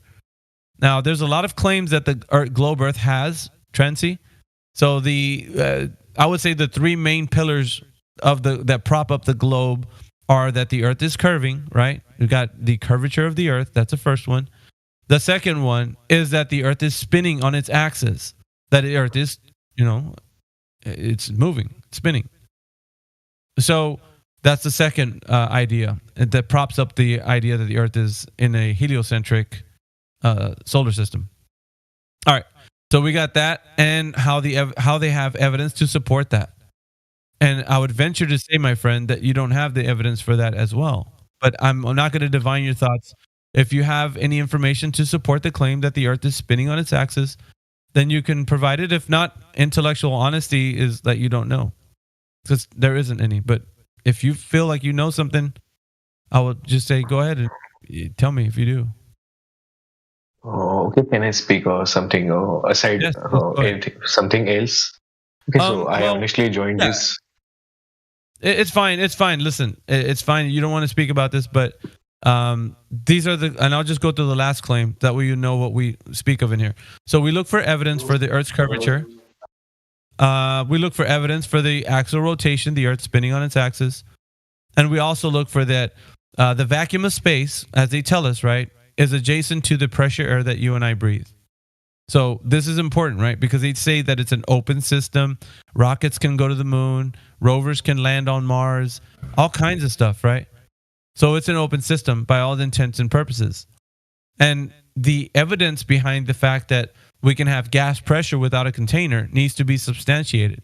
Meaning, I can help with that if you want to. One second. Let me just go through the spiel, because I think Trancy's really not wanting to jump in and talk about. Oh, I mean on the opposite point. I mean explain the vacuum from a curvature perspective. But all right, so I'll talk to you in a minute. DEC. I think we spoke before. No problem. Yeah, we have long time ago, but no worries. All right, so but for Trancy, just allow him to finish kind of tidying up with what we're doing here. Yeah, no problem. So, Trancy, you do understand, like, if you had the information, you can come forward and bring the evidence behind those claims, right? Earth's curvature, axial rotation, and the vacuum of space being adjacent to the pressure air that we breathe. So these are the claims that are before you right now. And you can at any time bring forth any evidence that you can look up or research. We want you to do that. That's important in here. Trancy? Okay, to be honest, I don't have any arguments. That's fine. It's all good, bro. Like, if you want to just sit in here and listen, we'll have conversations with other people. Maybe you can glean some information off of that. You know, you're welcome to just hang out, you know, and that. Sure. All right. We got some people in here, so let's see. We got DEC deck. Yo. All right, so what's up, dude? We've had conversations before, so go ahead. Is there something you wanted to add to what I was saying to Trancy? Yeah, well, on the vacuum of space thing, if it's okay to talk about, I've explained it, I think, in a different server before. I don't think we talked about it last time, but do you believe in like gravity as the curved model understands it, or is it something else in your worldview? The way that I would approach it is that the evidence is on the burden of proof lands on the ones who make the claim, or I should say, not even just make it, but advocate for it. So if you advocate for the claim, then I would say the burden of proof rests on your shoulders to provide to me. So yeah, fair enough. I'm sorry, Deck. Somebody's asking if you're an Aussie. Are you an Aussie? I am an Aussie. Yeah. Okay. Yeah, we got Aussies in here that are flat earthers. So just saying, they're just kind of before you start saying. Anyway. Yeah, I bet we do. Go ahead. You go ahead. Yeah. Yeah, totally. Burden of proof is just, I find when reasoning, it's easier to establish, you know, what your positions are so I can address them, because there's no point if I'm talking about something that, you know, is going to go in one ear, out the other. Yeah. No, it's simple. And so what it is the gas pressure that's next to the, I would say, the vacuum of space, right? So we have two pressure systems, one high, one low. Entropy always happens in a specific way, which high moves to low always. Cold moves to hot, hot moves to cold. And it always happens this way. So we understand that this is what takes place at all times. There isn't anything to negate this fact. So this is absolute truth, which is objective. So we can't make up ideas to negate this unless if there is one, like I would say, then that needs to be provided in the way of demonstration. So if you give an explanation, I need to see, followed by your explanation, a demonstration. So two things that need to happen, right? You got to tell us what's going on and then supply a demonstration. Otherwise, once you finish your explanation, I'm going to demand a demonstration. Yeah, totally. And so if you don't 100%. Have that, then we're not going to get to a place where we understand empirically. There's an understanding. Yeah. All right. So 100%. You know our position at this time, Deck? Yeah, it makes sense to me. And I think that position is coherent with what I believe. It's just that there's a few like details and points that need to be established first to make it make sense that the air doesn't all rush into space, right? So when you're talking about a sealed container that has X amount of gas particles in it, and say we start off that system with half of them on one side all of them on one side and half of the space is empty, right? Of course, by the laws of gas exchange and entropy, etc., as you mentioned, those gas particles with a kinetic energy are eventually going to just travel in that direction, fill up the space, and average out an average pressure across the system, right? One way to imagine the gravity's effect on these particles, right, in our upper atmosphere. I mean, at the very edge of our atmosphere, where the air is really, really thin, right? So obviously, to begin with, point one, the atmosphere isn't just a consistent density across its entire thing. Obviously, at sea level, the lowest down, there's all the weight of the air on top of it. Plus, it's slightly closer. I mean, the proximity to the Earth's core doesn't really matter with gravity necessarily, but there's a lot more pressure above it from the air above it. Obviously, heavier particles like water and stuff like that. There's going to be more down there. As you increase in altitude, the air gets thinner and thinner, making it hard to breathe, etc. It makes flying in an aeroplane harder, I think. Yeah, harder because there's less air to actually bump into the wings and keep it afloat, right? Which is why seagulls and stuff, they glide really low to the water because the air's thicker, it's easier, less effort for them to flap, etc. Anyway, as you go up in altitude, the density gets less of the air around it. And there are a few particles. Say we had a gun that could shoot an oxygen atom like upwards, right? If we shot it upwards with enough force, it would leave the system, right? It would leave Earth's gravity. But if you don't have enough, it would kind of go up and then curve back down again, right? So there are heaps of particles, millions, trillions at this moment, extending out in a trajectory outside, going outwards into space. And then that constant force of gravity is slowing them down until they get to the outermost point and they don't have enough energy to continue. And then that acceleration overcomes their initial velocity and they start falling back in, right? And obviously they're going to hit atoms and stuff along the way, blah, blah, blah, blah.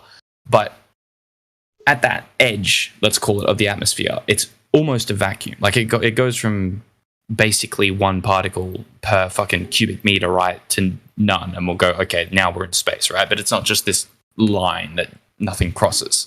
Shit's crossing it constantly and then coming back and then etc. One way to imagine it, if you're not familiar with gravity or whatever, say we take this box, right, that we have these gas particles in. And these gas particles are ionized, right? So they all have an electrical charge. Let's say we all give them a negative charge. These gas particles are going to go interact, whatever. If we then put a magnet on one side of that container, usually, if they didn't have a force acting on them, they would, as you say, disperse evenly across this system. But with this magnet in place, if it's strong enough, then all the particles are going to stick to one side of that container, right? Maybe they're not going to all just be on the wall, right? But there's going to be a few that stray outwards, and then as they go further out, they're going to come back in because that force is constantly pulling them over to one side. So it's correct to say that gas fills a space that it's in, true. But that's only if there are no other outside forces acting on it. All gas in the Earth system is being affected by gravity as well. It's not just like hard things or rocks or whatever that's affected by gravity. Air is as well. So yeah, so okay, and I think with the conversation with the gentleman that I was speaking to, Trancy, I think you jumped into the very last point, which was kind of beneficial for your position at the moment because you think the Earth is a globe. But what's not beneficial is you actually don't know what you're saying. So I'm gonna actually expose that to your mind. I think that you've been filled with an idea that you can't follow up on the demonstration. So now let us reason together, go back to the very first point that I had Trancy on. And so we'll take it from the top because I think that's what needs to happen. And then, you know, if your paradigm is what it fits to be what you just said, because we're going to still, even with what you said, I'm still going to follow up with a demonstration, please. But before we get to that, because I'll put a pin on that. So I'm going to go right back to the very first place that I had Trancy on. So we're going to talk about fundamentals, right? What you know, what you don't know. And it's easy to say, I know or I don't know. Being intellectually honest, you would say, I don't know. And that's most appreciated, right? We want you to be as much as you can possibly be intellectually honest. If you're not, however, I'm going to ask for primary sources. I'm going to ask for demonstrations. It's going to be a rigorous gauntlet that you're going to go through if you start to say that you know things. So for you, the easy way out is to say you don't know. But like I said, I've done this many times and I can take somebody to... So how do you define no in your perspective? Yeah, 1 second. So I'm going to take somebody to the umpth degree of the knowledge of the claim that they're making. So if you make a claim, it's not asking me questions. It's only the information that's coming from you to me. So you have to be on your P's and Q's if you want to get into this, right? You have to know what you're saying, absolutely, was supported with empirical evidence. So let's get to it, shall we? All right, the very first claim, that the globe Earth makes. Not saying that you do, but you're advocating for it. So it sounds like, okay, well, you're supporting it. The very first claim is that the Earth has measurable curvature, or that we have metrics of the geometric shape of the Earth, which includes a radius, diameter, and circumference. So we have to know, right, everybody in here, how it was demonstrated that the Earth is indeed a globe of set size of dimensions. So from your perspective, we need to hear exactly how that was done in the way of measurement. We're not talking about calculations that fit a model. We're talking about how calculations that the model speaks of comport over to reality. In other words, when you've got this information that the Earth is what it is, now how do we go out into the field and test for this to know that it is? So now I'm going to go ahead and just step back a little bit, and without asking me a question, because it's not about asking me questions. So please remember that. Don't ask me questions. I mean, to be fair, I need to be able to ask questions to clarify what it is you're asking, right? Well, what I'm saying though, outside from that, what I'm saying though, you have to directly give me all the information with primary source and also demonstration followed up with to solidify your position. So now the burden of proof rests solely on your shoulders. So I hope you're ready for this. So if you don't know, however, like I said, easy. Just say you don't know. We can move to the next point. Pretty simple. Go ahead. Sure. So are you going to ask me questions? How's this going to work? Yeah. I'm just going to talk. So I just asked you the direct question. How has the curvature of the Earth been measured in any time in history, or even today, or however you can describe it? Because obviously they say that we've known the Earth to be a globe for some time now, as you may or may not. Okay. Many different civilizations have made that assumption. How have we solidified the information of the radius, diameter, and circumference? Go ahead, Deck. It's your turn. Sure. I believe, off the top of my head, I can't remember quite who it was, but a Greek scientist did some measurements regarding curvature of the Earth with shadows and poles and stuff like that. He waited for the, I think it was the summer solstice or whatever point at which the sun is directly above. I apologize, Dick. Do you know or not? I'm going to be very blunt and it might be harsh because it's a gauntlet. So do you know or not? It's either yes, you know, or no, you don't, because it sounds from what I'm just hearing that you don't know this story. Well, I know the story. I don't know all the details explicitly. Yeah, right. I need details, sir. This is important. You're being scrutinized at the moment with the information you're giving us. So you either know or you don't know, and it's just that simple. You either know or you don't. Well, if this is how the conversation is going to go, then it's probably not going to work. Then no, I'm not going to be able to provide every single detail. See, here's the thing, Dick. It is going to work because intellectual honesty is what's respected in this forum. So either know or you don't. So either you know or you don't. So I want to ask, what do you mean by no? If you know the knowledge claim that follows, like what the information that you just said, you could go into detail as to what it is. You can explain to me and detail it out, followed up with a demonstration. I need to know what you know about the knowledge claim of the Earth having curvature. Sure. So let me give you the exact the main points, right? Specific details. Go ahead. If you put certain pillars at different places on the Earth's surface, right, that are the same dimensions, then and you assume, right, that the sun revolves around the Earth, which I'm not sure if you do, but let's say that. If that is true, then as you put those pillars in different places around the globe, if you call it a globe, then those shadows are going to be different lengths, right? Or they're going to be at different angles because of the way in which the sun's rays intersect with the Earth. I believe I know all those things to be true. Okay, you believe, but now I'm going to ask for how did we come up with the radius, diameter, and circumference? Because you didn't mention any of the numbers, the math that follows. And if you, like I said, Deck, it's going to get rough, dude, if you keep saying that you know, because I'm going to keep pushing and you're going to keep saying, well, this is not going to work out. You don't have to keep saying that. You don't have to keep saying that. So, right, but no, I don't know. I don't know the exact calculations. I don't. Thank you. Not off the top of my head. No. Thank you. You don't know. That's the point. You don't know. That's the point, Deck. What are you trying to get at with that? That you don't know, sir. That's the point. Don't know what? You don't.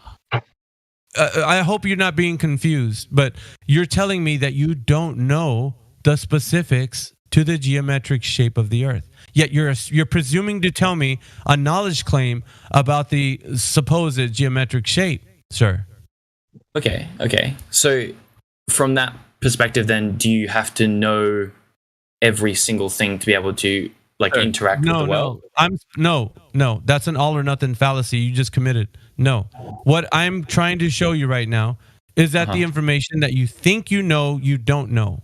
So the three main tenets of the globe claim that prop up the model are curvature, axial rotation, and the vacuum of space. So the very first one is what we're talking about right now, and you don't know how they derived that information. You're giving me presumed knowledge, assumptions, if this, belief, that. We're not talking, we're talking about specifics. And we're talking about how you know, followed up with demonstration. And if it's not able to be produced, then the intellectual position is I don't know. Then I don't know. Okay, so let's move on to the second point, shall we? Second point is simply put as axial rotation, right? Spin of the Earth. Now, the question that precedes this is, I need you to realize that you're going to have to demonstrate also with giving us the explanation. So, followed up with that, you can. Sorry, can we pause from a quick Google search right now? Do know? Is that okay? Yeah. Do you know? Yeah, I do know now. Okay, so now let's go into your knowledge claim to the nth degree. I will then you can explain everything, followed up with demonstration, and we'll go through it as plainly as possible. So, do you want me to go into all the mathematical details, etc.? No, what we need to understand, right? Because if it's empirical, if it's self-evident, and all of these good things, then we're going to have to follow up with the demonstration that everybody is going to be able to be. Okay, real quick. Math is a language, right? You do know that, right? Math is a language. Sure. But if it doesn't describe what we're seeing in reality of how we can know things with this math that we're using, then it doesn't work. It's just a mathematical construct in and of itself, and that can work in a construct form. You can figure out the maths on a piece of paper and say, look, Superman can fly, right? Whatever. It does not comport over to reality. So what we're doing is, if you say anything with math, that has to comport over into reality, where we can now know the math is actually equals what we are experiencing, right? So let's get into the bit that you said you know. So I'll give you the floor, and then tell us what you know about how we measured the axial rotation, and then followed axial rotation or the curvature. No. We were already past curvature. That's the first I was still talking about the sticks and the you said you don't know, and so I'm saying I do know now. Oh, Google, and Miggy, he said he Googled it, and now he knows. No, that's fine. That's fine. Listen. I don't care how you think you know, because we're gonna keep putting it under the microscope. So long as you will want to go through it, I will allow you to keep going through it until we figure out if you know or you don't. But are you saying you're not going to allow me to go back to the first point? We're just continuing to the second point? No. We can go back. But what I'm saying is I won't let it go until we actually have it all fleshed out. So it will continue to be the thing that it will. Sure. Okay, so first point. Earth's curvature. Sure. So with the idea of the pillars and the sticks, right? If you place two sticks at different locations, and you know the distance between those two locations, and you can measure the difference in angle that the shadow from the stick that you've vertically placed creates, right? So you can measure with the protractor 90 degrees up from the ground, right? So you know that this stick is straight. You then measure the angle of the shadow. Comparatively, if you know the angle difference and you know the distance between the two cities, then you can calculate the size of the Earth. Of course, this is assuming, our models of spherical things and stuff like that work, which obviously they do practically and experimentally. To extend that to a Earth system is very simple mathematically, and you can do it outside if you just take protractors, sticks, etc. You have to go enough distance to be able to actually measure the angle, of course, of the difference in the shadow. But let me know you when can do that. I don't want to interrupt you, Dave. Yeah, no problem. Yeah, I'm finished. That's all good. Okay, so now getting into it, did you presume or did you assume anything in what you've done? Yes or no? Because I'll point it out if you don't answer. Yeah, so we assume that the Earth is a globe in that instance. So that is a calculation. Correct. So, like, so let's to clarify, let's to look perform a calculation at all, you kind of need to take in some assumptions into an equation, because an equation by itself, as you say, is just a language. If you just take it at face value, it's just numbers on a page, right? But yeah, continue. All right. So could this be possible on a flat surface with a sun or a light source? I would say light source because just for our minds to wrap around things. But a local sun, right? Well, not local, because that's actually a false dichotomy, saying that the sun's 93 million miles away and that it's local. So I don't even go with that. But what I would say is that could this happen on a curved surface? I'll ask you that first. What you just mentioned, or a convex surface. Curved surface? Yeah, obviously it does, yeah. Now, can this happen on a flat surface? I assume so if you not change the variables necessarily, but if you make different assumptions with your equation, then yeah, I suppose it does. I'm not sure though. I'm not sure. That's fine. But we started with the idea that, this guy was assuming anyway, Eratosthenes. I'll give it to you. Sure. I'll start giving you some of the information. So we're starting with the idea that this is happening over an assumption that the Earth is a curved surface. And to wit, I asked you also, could this be possible on a flat surface? To wit, you said, of course, if you change the assumption. Yeah. All right. So what we're dealing with is a stalemate, or you can look at it like a Mexican standoff. There isn't anything that could go one way or the other. We're just assuming things and then making things appear to be what our projection of what we think the Earth is. So at no point can it support the empirical evidence that the Earth is actually, has convexity, and we're measuring that. It has nothing to do with that. It's all built on the assumption that it is that, and then reifying it with shadows and sticks. And I could do the same thing for flat, right? I'm saying it's a calculation for determining So if the Earth was a globe, that is how, that is the size of it, right? Well, the mathematical construct still follows. It doesn't change the fact that so reality itself, it's not malleable. It is what it is. So the construct, however, maybe I disagree on that, but sure, go for it. Well, no, it's not. But what I'm saying is the thing that we use to talk about it is. So I can talk about the Earth being something. You can talk about the Earth being something, and you can throw some maths up. Your maths will follow the construct because you're constructing something. Right, that is truth, and I'm telling you, and I can do the very same thing for flat Earth, and then we'll be at a stalemate. Yeah. The stalemate is not what we need. What we need is to empirically know what truth is, meaning there is only one Earth, one truth, only one thing that exists. There isn't two. Isn't a dichotomy. I can't presumably make up things and then say that that's what reality is. It is only what it is. So therefore, if you make up things, you can obviously justify them within your own kind of made up model. Like that's how models work, right? Okay, so you're getting the kind of storyline behind this. So this is what's happening right now with the idea that you're bringing sticks and shadows and so forth. So we're coming from the standpoint of assuming things.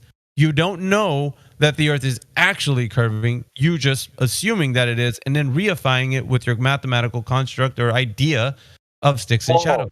No, not necessarily. I wouldn't say reifying. I'm just fleshing out the model more. Like if you it's 100% being reified because I can reify it for flat Earth, and I just told you, and you agree with me.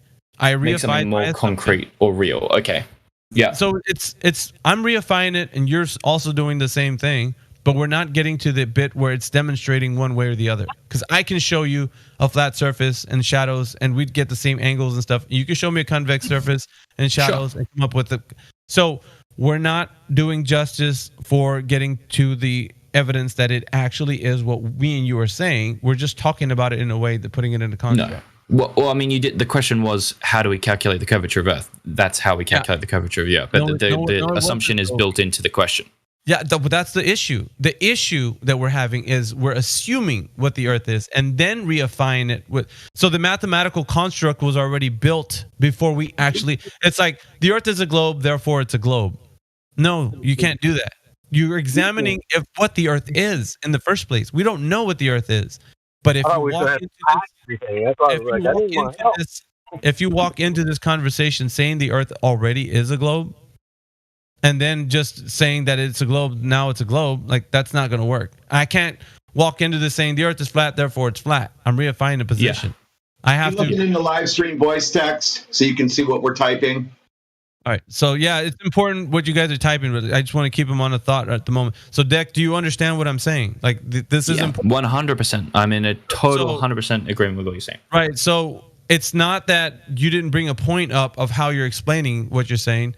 It's the fact that you're assuming the Earth's a globe, therefore it's a globe, and we don't. Well, if I can just respond that I didn't do the assuming. The assuming was in the question. When you say what is the curvature of the Earth, you assume the Earth is a curve. It was already. Listen, you're an advocate for the information. You're not the one who actually made that argument. You're advocating for it, but it's still the same because I'm just describing what is measurable and real. If you go outside with sticks, that is what happens, right? Yeah, of course. You can measure shadows and angles, and it's all great stuff. Not saying that's not real, okay? Yeah. What I'm saying that's not real is the fact that you're attributing that to a geometric shape that doesn't exist. That's the issue. Your assumption is that the geometric shape that angles are happening on is a globe of a set size of dimensions. Yeah. But you didn't get that from this. You assumed that it was, and then worked your way into it. Well, the question did, but I understand. Yeah. So like, it's the same as me asking, like, okay, so if the Earth's flat, then how do you do this? It's like, well, I'm saying if the Earth's flat, that is an assumption. So in my question, I'm assuming the Earth's flat. So when you go to me, can you explain how we calculate the curvature of the Earth? You're in your question assuming the Earth is curvature. So then when I explain it in the terms of the question, obviously it's going to come out with, well, that's only true if it's a curve. It's like, yeah, that's part of the question. But I could vouch for saying that it's not happening on a convex surface and it's happening on a flat surface. So yeah, you could totally right. So I can't be able to if it was empirical and true. If this information that I was giving you about what is true about the Earth can't be rivaled, I can't rival it with something. I can't say there's this other idea, and then I would say, okay, provide the evidence for that idea. Because it doesn't comport over to reality. We don't see that when we go out into the field. Deck. That's the issue, right? When you're taking this construct and you're saying Eratosthenes is going out into the field and sticks and shadows, you're only measuring angles. But the presupposition. All I'm saying is that if the Earth was curved, that is the curvature. That's all I'm saying. Yeah, but that's a big no to that because I could argue for the fact that it's not. You can't say no. It just means I can because I'm only measuring angles and sticks. I could say that's happening on a flat surface, and you can't argue with me on that because it can happen on a flat surface. Yeah, but my whole point is that. So you're saying if we assume the Earth is flat, then this works. No, if you measure it's flat. No, we're not going to get to the measuring. No, we're not measure flat, not if we assume. Sasha, 1 second. No, we're not measuring the Earth as in a whole. Like we're not doing that at the moment. The whole point is that whatever measurement you do lives within the realm of the assumptions you're making within your model. Well, that is true. That is true. Deck. Yeah, 100%. I agree. Yeah. So, but it doesn't exist in real time. Like you're not going out into the field because your presupposition, where like your conclusion, I would say, is that you did some angled measurements with the shadows. Therefore, Earth is a globe, and you can't do that. Not therefore. It's if the Earth is a globe, and we go out and take these measurements, then that globe is X diameter, right? That's how that works. Yeah, but you can't walk into something already thinking that it is what you're saying it is. It has to be proven to be that in order for it to be what it is. You probably shouldn't. Like you absolutely can, and I just did, right? But like that's not to say that the initial assumption is true. Hang on, Sasha. I could do that same thing with flat Earth. It's the very same thing you just said. Well, that doesn't provide evidence for one way or the other. That's true. So why did you ask the question in the first place? Because it's not leading us to the information of truth. What is true? So you're So it's true. It's a big really question. A stalemate. It's a stalemate for you right now. Well, truth is It's a stalemate for both of us. No, it's not. Miggy, can I try? We'll get into that. Sasha, we're going through the 3 points. Sorry, man. Yeah. So the thing that I'm getting you to realize, right, is that the information that you're providing is not sufficient to support the empirical evidence that the Earth is indeed only. I know this. I understand. I get it. Right. So back again to the first question. How was the curvature of the Earth measured to be empirically and only self-evident to be a globe? I can't say that it's flat or any other thing. It has to be only globe. And that's the only thing that can't be rivaled. If I can rival it, that means that what you're saying, the information you're giving me is flawed. Because I can actually propose something different, and then it becomes something different, and it can't be. So understand that the information isn't flawed. What the question that you presented to me was assuming the Earth. Yeah. If you want to go that way, or at least, I mean, every question you ask is flawed in the sense of a question makes underlying assumptions for the ability so that you can answer the question, right? So, like, if you ask if the Earth, or like, what is the Earth's curvature?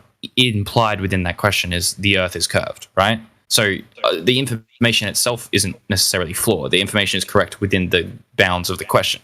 But if you are going to say, well, then is the Earth actually curved? That's a different question as to if it's curved, how wide is it? We know that, right?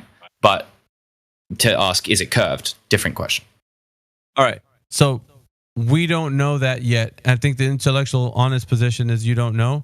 But that information you just presented was not sufficient to support the globe claim as empirical or self-evident, because I rivaled it, and it was also said by you that it was possible to assume what I just said. So therefore, negates the fact that you can say that that was evidence for the globe curvature. So what? It's not evidence for the globe curvature. It's how we calculate the curvature of the Earth. No, sir. Two distinct questions. It is. That is how we calculate the curvature of the Earth, but that's not to say that the curvature of the Earth. It's not. Let me explain. It's not, because you already came into this with the calculation. It was already embedded. You're misunderstanding what I'm saying. No, you're misunderstanding what I'm saying. This was a construct that was already mathematically driven into the idea that you're going to now reify it. So the mathematics were already there. But they just brought the mathematics into the worldview of, like, okay, one place to the Alexandria to Cyrene, and then you're going to see what distance that is, and then they're going to say, because of the mathematics already there, they're going to use that. Yeah, and so they assume the Earth is a sphere and then use spherical mathematics to calculate it. 100%. The spherical mathematics were already there, though. Yes. They didn't use it. They didn't use it to provide the evidence. They already assumed with the mathematics that that's what the Earth is. So the assumption. Well, mathematics is self-evident, right? Do you agree?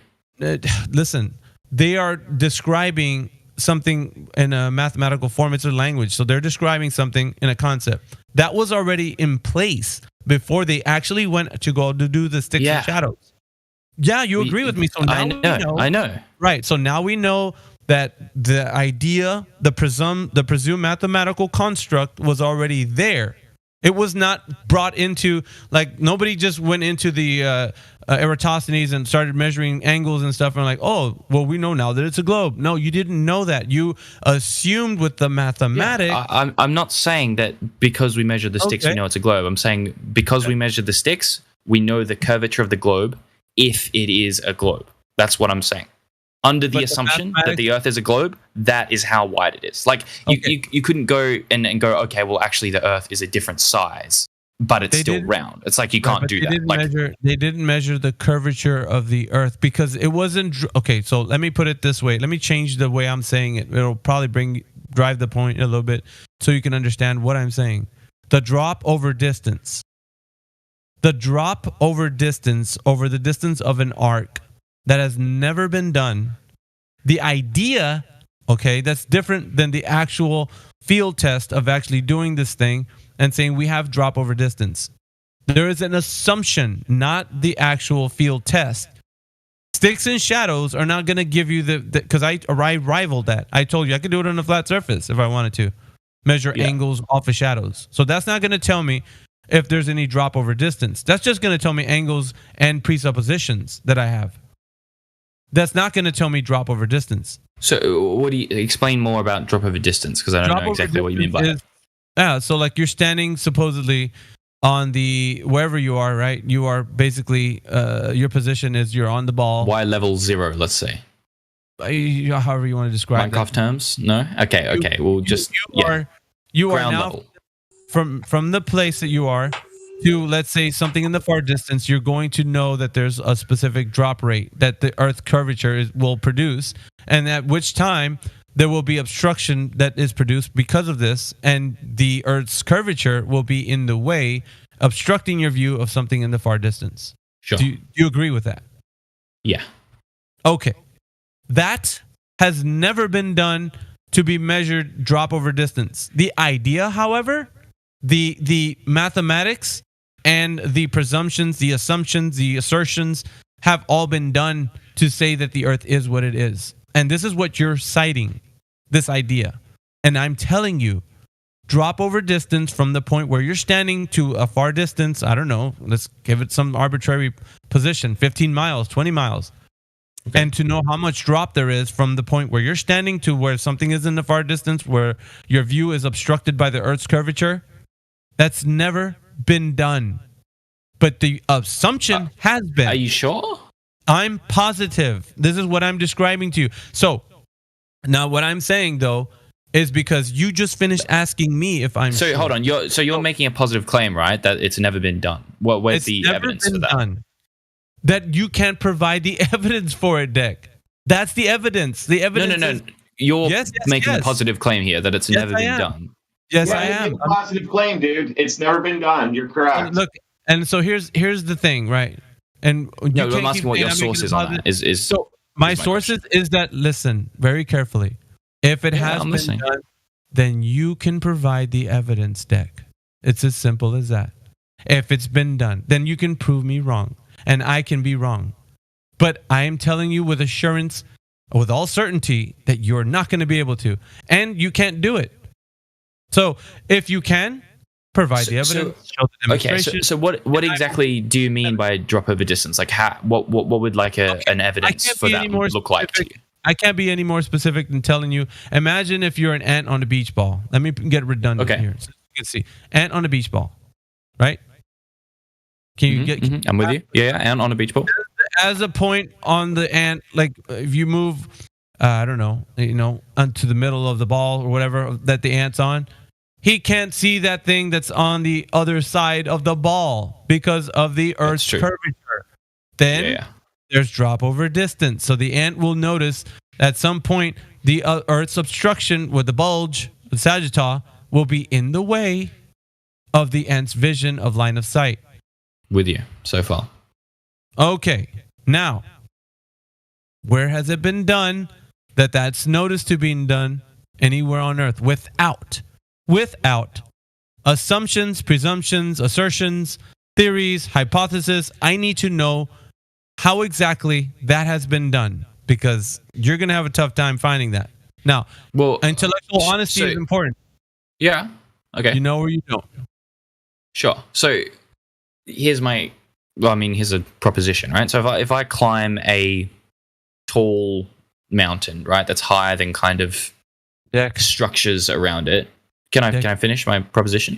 You're not giving me the answer. You're telling me a proposition which is not. Listen, and I'm the only reason why I interrupted you is because the thing that I need to hear is either you know, sir, or you don't. This is wasting both of our times. Yeah, I'm telling you why I know. But you don't know, sir. You're going to a proposition as in, check this out. I don't need to check it out. If you know, then tell me. If not, then don't, sir. Just be honest with it. Well, I tried to tell you. You cut me off. No, go ahead and tell me, but I'm going to go ahead and primary source you. Go ahead. Finish telling me. Okay, so if I climb a hill, presumably, like if I was at ground level and the Earth was flat, right, then all the trees, all the houses, etc., would be in my way, buildings, blah, blah, blah, blah. Otherwise, if I had a totally flat surface, I could look, in one direction and I could see someone that's like 200 Ks away. No. No. You're missing.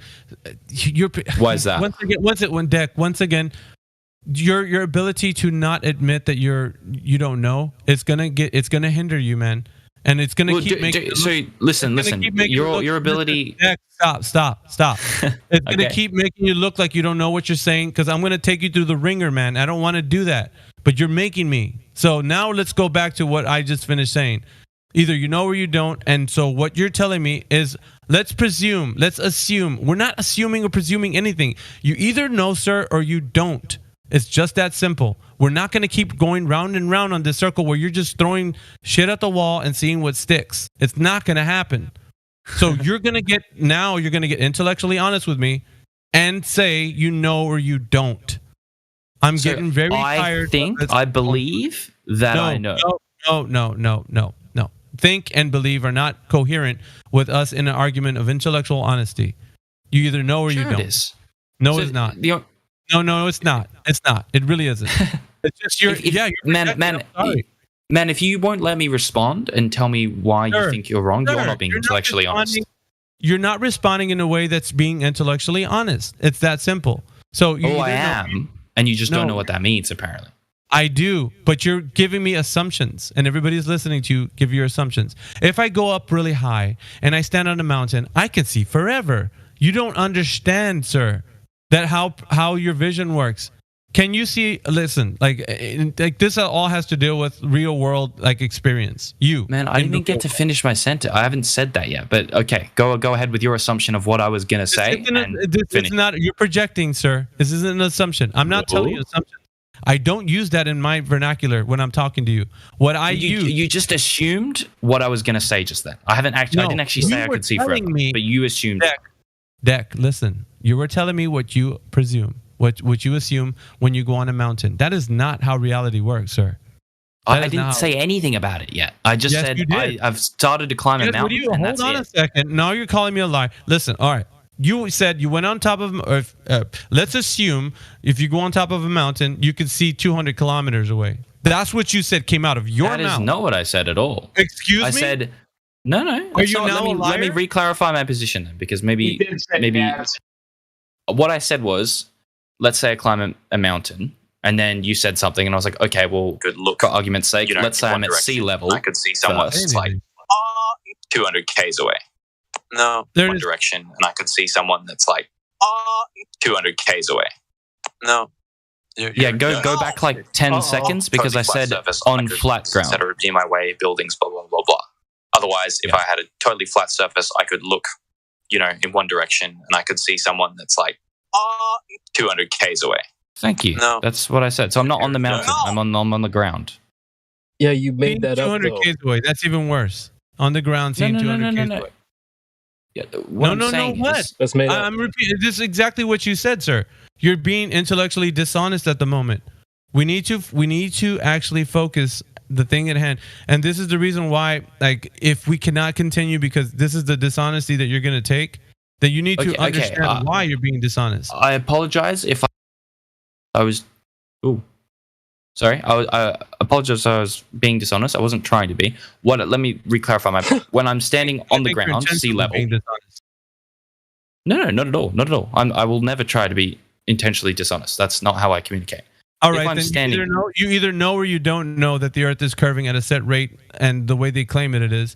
And so if you keep telling me, well, let's assume or let's presume or let's go into something where we're thinking about something. I don't want to think about it. You either tell me how it is demonstrated to be so or kick rocks. And let's go to the next question. Okay. So what? Let me just spit it out. Okay. If I'm at sea level, I see less far than if I'm higher up. To me, that is enough information for me to believe the Earth is round. No, maybe not. No, I still don't know what your no is. Why are we using the word belief again? Because the concepts of believe and know are intricately intertwined. You can't. It's very difficult to separate that. No. If you tell me you know something, that means that you don't have any belief involved. It's self-evident.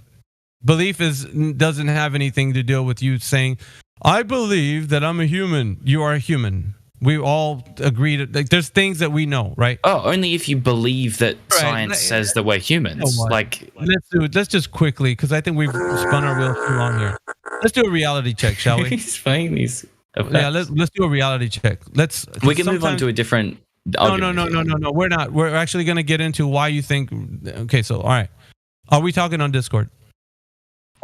I believe I am. Yeah. Wow. I didn't even get to my second question. No, he just went right to believe.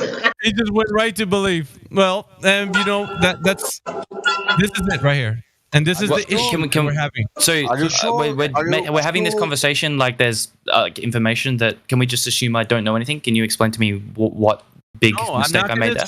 I'm not going to divine your thoughts, Deck. I'm not going to assume. You're telling me that you're the one assuming, and I'm like, dude, that's what I don't use. I'm not going to assume anything. And you're like, well, you're talking like I assume you know what you're talking about. I don't. So I just said I believe I'm on Discord. Are we talking? I believe so. Yes. Okay. Are you 100% sure that we're talking on Discord? I can't be necessarily. There you go. To be plugged in to a simulation, something like that. There you go. That is the issue, Deck. That is the issue. The issue we're having at the moment, and the reason why you can't come to terms with what we're saying, and the 3 points seem to not land with you, is because you, like many others, have come in here and you're so inured with the information of what science is. Science doesn't work like that. Where it only can be 99.9999999%. And so what we're getting into right now is the fact that reality is malleable to you and it's not to us. If I'm telling you right now, I'm talking on Discord, I'm going to tell you with 100% assurance that the program that I'm on right now is Discord. And I know that because everybody else that's on this Discord can third-person party perspective say that they're on a program called Discord, and they can say that they're on Discord themselves. We understand what we're saying to each other. And to wit, I can say I'm sitting down, talking on a microphone to you, looking at my computer screen. I got 2 screens. I got one large and one small. Sure. Hey, you sure? Nothing. Because you just told me everything's malleable. So now I'm telling you truth statements that I can be 100% certain on. So now I'm looking at you like you don't even know what reality is. Why would I have a conversation with somebody who's very confused? Because you're not going to know anything about what we're saying, sir. And your pseudo-intellectual idea or perspective is going to fall on just deaf ears now, because you don't know reality right now. You don't know. You just don't know. That's simply. Listen, man. You know why Miggy is telling you. For example, if you are 1% not sure that you're not here, maybe that is true. For example, that means that we are totally confused because we are speaking with something what is not sure that is here. And that is fucking confusion. No, because then I'm I speaking with some kind of simulation. And I'm 100% sure that I'm here, and I'm speaking with something what is not sure, and that's confusing. Yeah, that's where we get into the weeds, and we don't like to. So as clear as we can be possible, and as a great way to communicate with each other, we're gonna know what we're saying. Third-party perspective can also verify what we're doing. If you're talking on Discord and you're like sitting in your car at the beach, somebody can walk up and say, hey, yeah, he's talking on Discord. I see him in his car right now. So everything can confirm that what you're saying is true, right? Now, what you're saying is, well, we could be in a simulation, or this could be a dream, or whatever. And so reality becomes malleable. It's a philosophical tailspin that you're actually thinking about reality looking like. So therefore, everything, including the Earth being a globe, you have no understanding or knowledge to say that it is, because you're only 99.99999% sure that it is. Yeah, am I correct? Do you understand?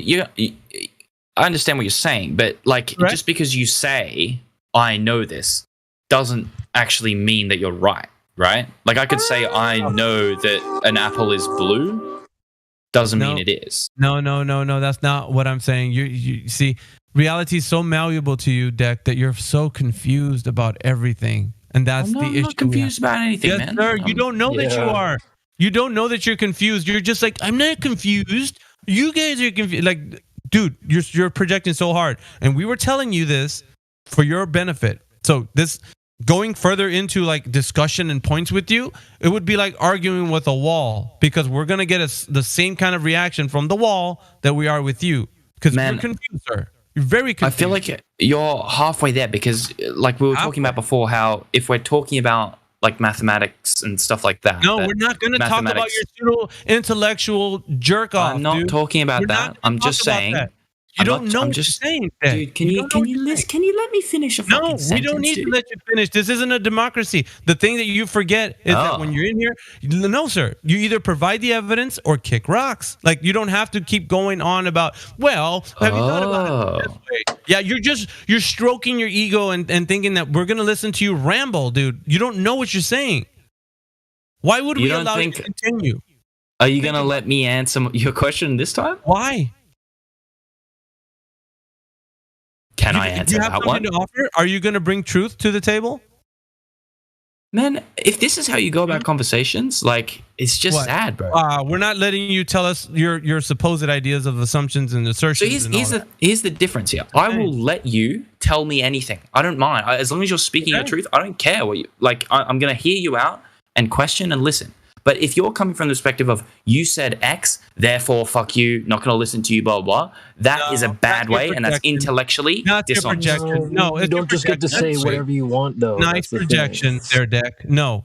If you No don't have the truth, listen, if you don't have the truth and we can't follow up with empirical evidence and demonstrations, then you don't have anything to offer the truth. You're not speaking truth. You're speaking of whatever Deck wants to stroke his ego and say that he's a pseudo-intellect. Have you thought about it this way? No, we're not going to think about it another way. It's either true and we can follow up with demonstration, or it's not. It's just that simple.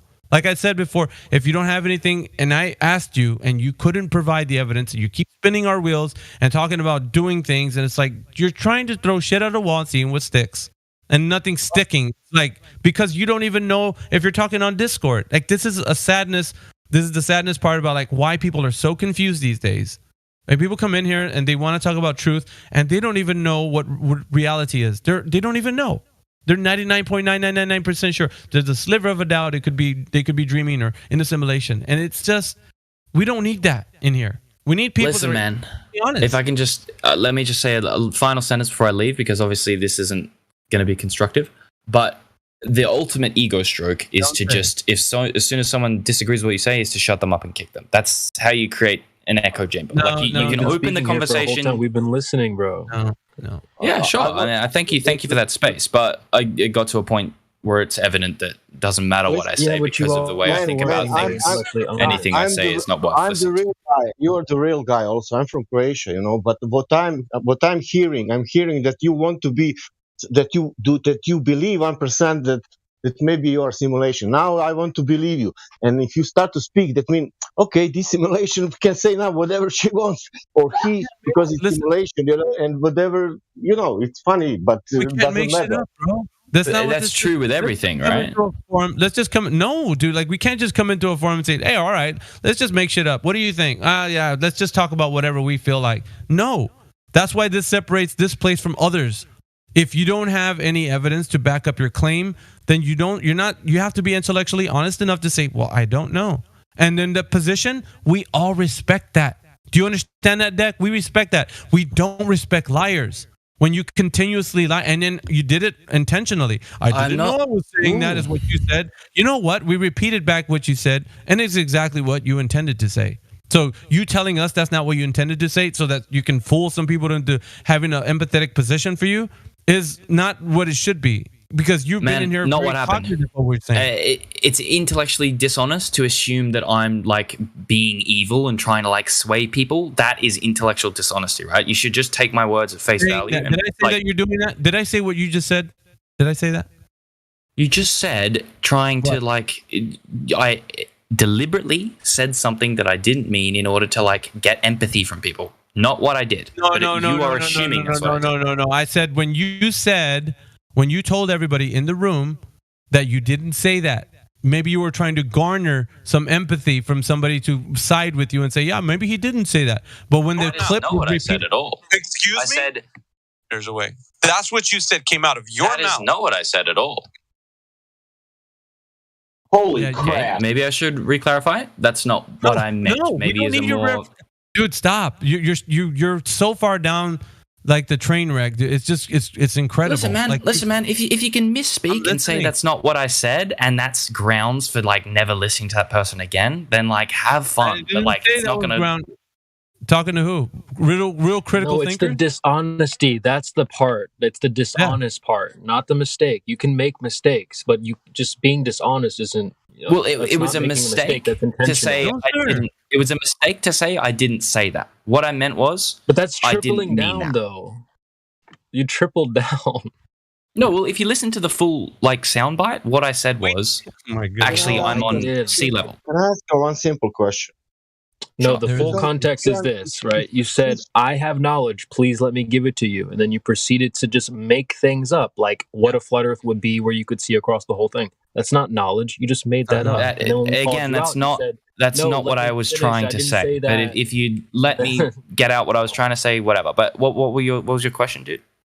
Who said something? Can I ask a simple question? Yeah.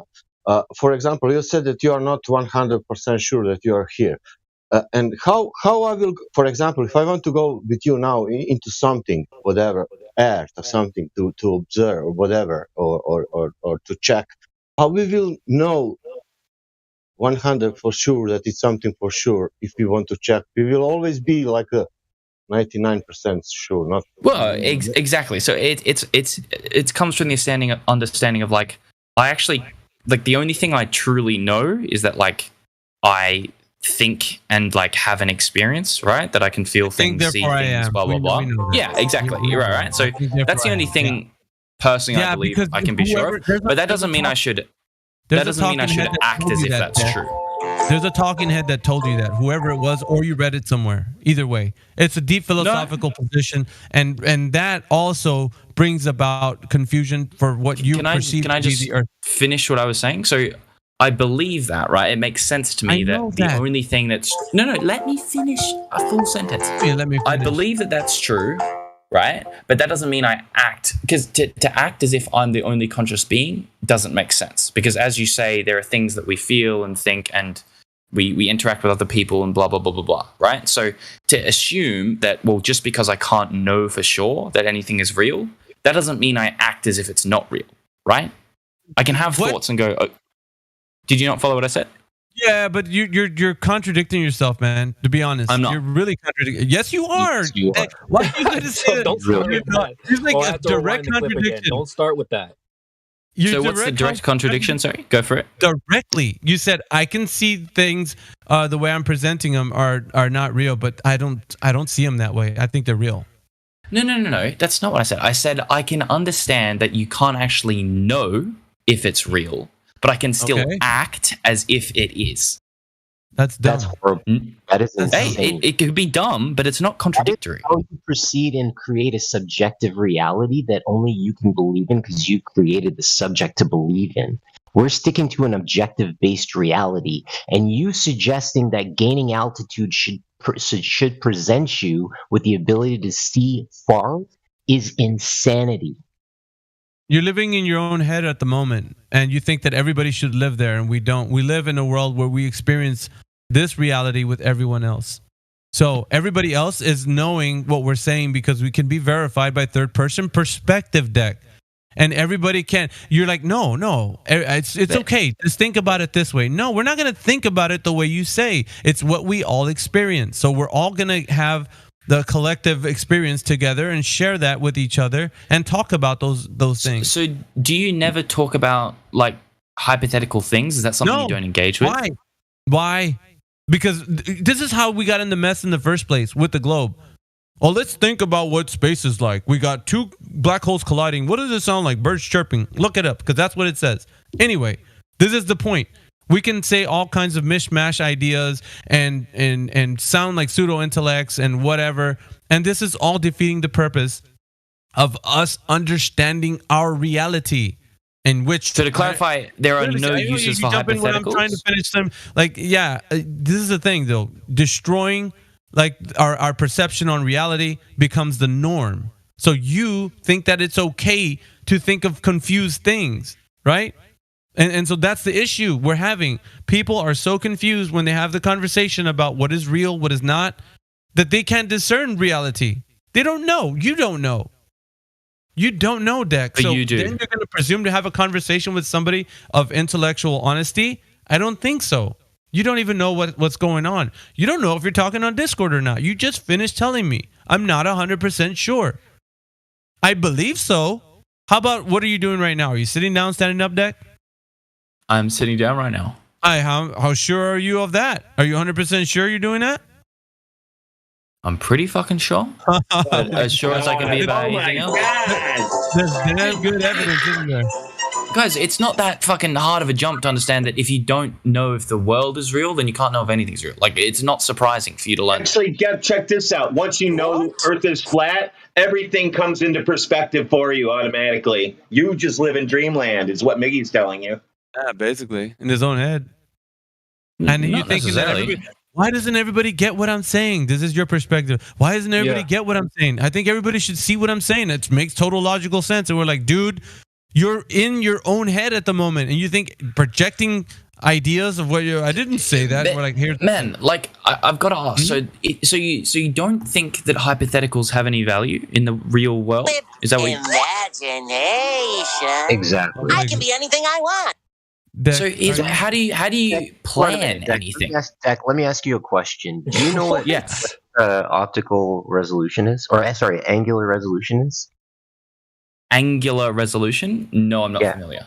Okay, so that is something you should research first, right? Before suggesting that you can climb to an altitude and see forever. Because these are principles that are involved in real life before you can walk into a Discord community, call us all a bunch of whatever you want, right? And not understand the premise of something like that. Because these are things that come before you being able... No, you listen. These are things that come before you being able to see too far. Do you understand that? Because this is how a witness gets discredited, which is what you've been doing for the last however long you've been here, discrediting yourself. So, thanks for informing me about angular resolution. I'll look into it. But please do. Like, I'm sensing some amount of hostility here, and the assumption that I came in and called you a bunch of fucking this, what's, and the other. I actually didn't. I've been very, very civil. I've just said what I believe, what I think. I haven't called you any names. Suggestions within your conversation with us, and the times that you've retracted, right, without understanding principles, visual principles that exist in the world before you can again walk into a community like this, right, and make statements about what if. You need to understand the principles of real life observations and the things that exist before you can entertain a subjective based reality. Does that make sense? Yeah, it sure does. So, okay, cool. But just because I didn't know something doesn't, like, therefore doesn't mean you don't know it? Just because you don't know something doesn't mean you don't know something. No. It doesn't invalidate. I didn't finish what I was saying. Just because I don't know something doesn't invalidate my opinion automatically. It's the same shit, different words. They can still There can still be value in someone's take just because they didn't know a detail of it. You're not gonna put lipstick on a pig and think, "Well, look at that. That's beautiful, isn't it?" No, still a pig, dude. Like what you're doing right now is typical. It's par for the course, man. People usually come in here and they want to throw into pseudo-intellectual shit around, and hopefully something sticks. And if nobody gets it, you're like, dude, you guys aren't just understanding what I'm saying, man. And no, it's because you're making up nonsensical ideas of what you think Earth is. And you support it with information that you have no knowledge on. But you don't even know what's going on right now. You don't have no knowledge on stuff. So man, I know perfectly well. But let me ask you a question. So then how do you separate your position from someone else? Because say, like, hypothetically, right? You went into like a round Earth Discord and you went, hey guys, I believe the Earth's flat. Like, aren't they going to say the exact same thing to you that you're now saying to me? Okay, so now let's talk about all the hypotheticals, because that's even what reality is about. No, I don't care for that. Listen, we're in here. They can come in. People can come in if they want and talk about whatever, but we're always going to hold them to the level of scrutiny that needs to be. So the level of verification, the level of like empirical evidence, the level of demonstration. And if you have none of that, the intellectual honest position is to say you don't know. And you have so much trouble with that word, because you have to know things. You have to have an explanation for everything. And that's your problem, not ours, right? So it doesn't matter what you project onto us. If you don't have the answer, I'm going to stop you and say you don't have the answer. Just say it. Just freaking say it. And you have trouble with that because you think that you need to know everything. And that there is ego, it's pride, and we don't need that. That's toxic. I would say you're displaying the exact same thing. Listen, you're not hearing, you're not saying it. It's how you're projecting your attitude. You don't capitulate and say, you know what, this topic, it's really huge. I don't know. Like, we can hear that from our standpoint. It makes sense because there isn't anybody that came with the answer. And by the way you're saying things, you don't know yourself. So it would be intellectually honest for you to say, I don't know. But you struggle with that for some reason. And that's your own beef, man. I don't know what you got going on in your head.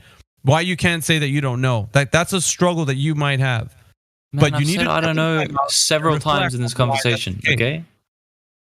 No, you didn't say the most important part. The most important part was that first point was Earth curvature. Do you know that you have the information to support the Earth having curvature, yes or no? And be intellectually honest. Say you don't know if you don't know. You didn't do that. You went into this long-winded spiral of other things that have no knowledge on pertaining to if it's demonstrated empirically or not. Here's the thing. Like, if I believed that I did at the time and I like misunderstood what your question was, right? Then am I still lying? Like, I thought that I knew, and then through the conversation, you informed me that your definition of no is a little bit more like stringent and like specific. When it's not stringent, it's just a standard. So when I clarified, it's your standard.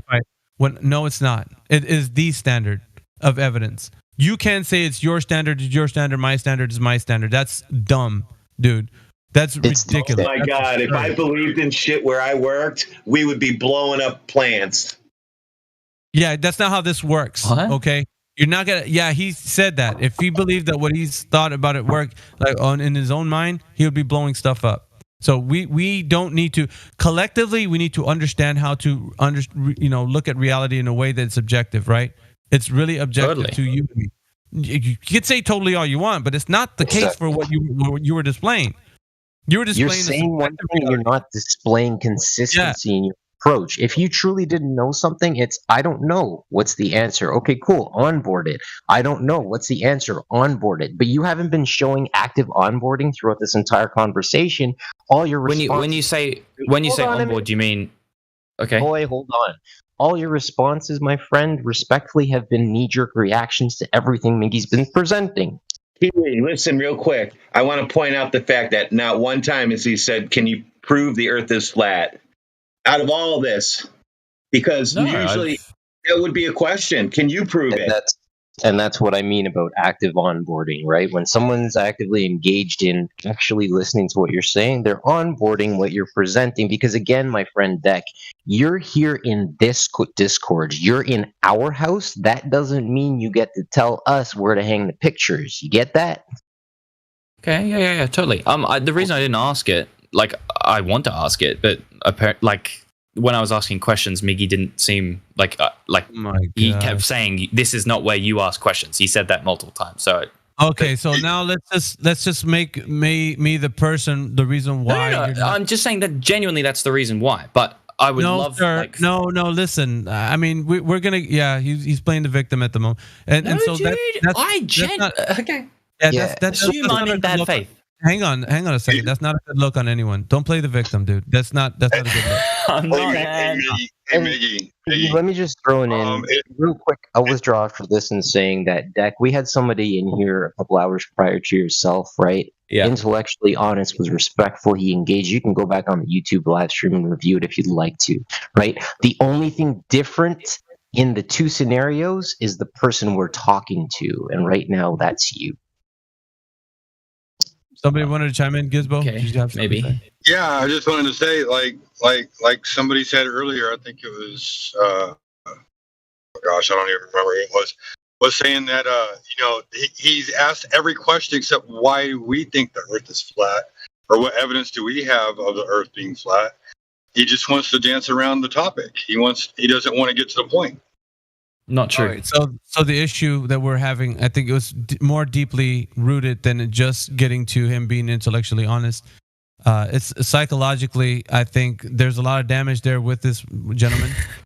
There is, Deck. Yeah, there is. So let me get into that just a little bit, just so you can see.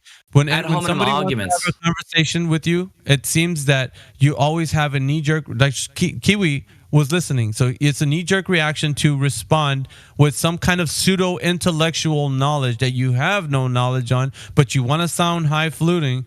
Like you're saying something that's like so important. Have you thought about it this way? Let me propose to you this thing. And we're like, dude, do you have the freaking answer or not? Like, let's just get down to the brass tacks. If you don't have it, say you don't. Just that simple. The hostility that you might hear is people's impatience of you kind of dancing around and saying, let me see if I can come up with something in the time that we're having this discussion. And it's like, no. The question here is, do you have the answer to be sufficient to support the evidence of the Earth's curvature? Yes or no? Be intellectually honest. And what was the response? Well, let me get into my preposition. Just, dude, you let me speak? And we're like, well, no, because we need to hear you if you have it or not. It's not a preposition. This is how we know the Earth is curving. Right here. Let me show it to you. Followed up with demonstration. Do you understand now, Deck? Okay. I understand a lot now, yeah. Well, great. So, being intellectually honest, what do you think about the Earth's curvature? Do you have any information to support that? Yes or no? Nothing, man. I need your honesty. Let me hear your honesty. Do I have information to support it? Let's go, man. Let's hear it. No. Was that what I asked? Yes, to the word, man. Yeah. Information? Play the clip back. That's what you said. Do you have information to support it? Followed by what? So yes or no? No. Followed by what? Wait. Followed by what? You said, do you have information to support the curvature of the Earth? What? Yes or no? Followed by what? I don't recall. I know you haven't been paying attention. You were talking with your ears and not listening. Demonstration. Do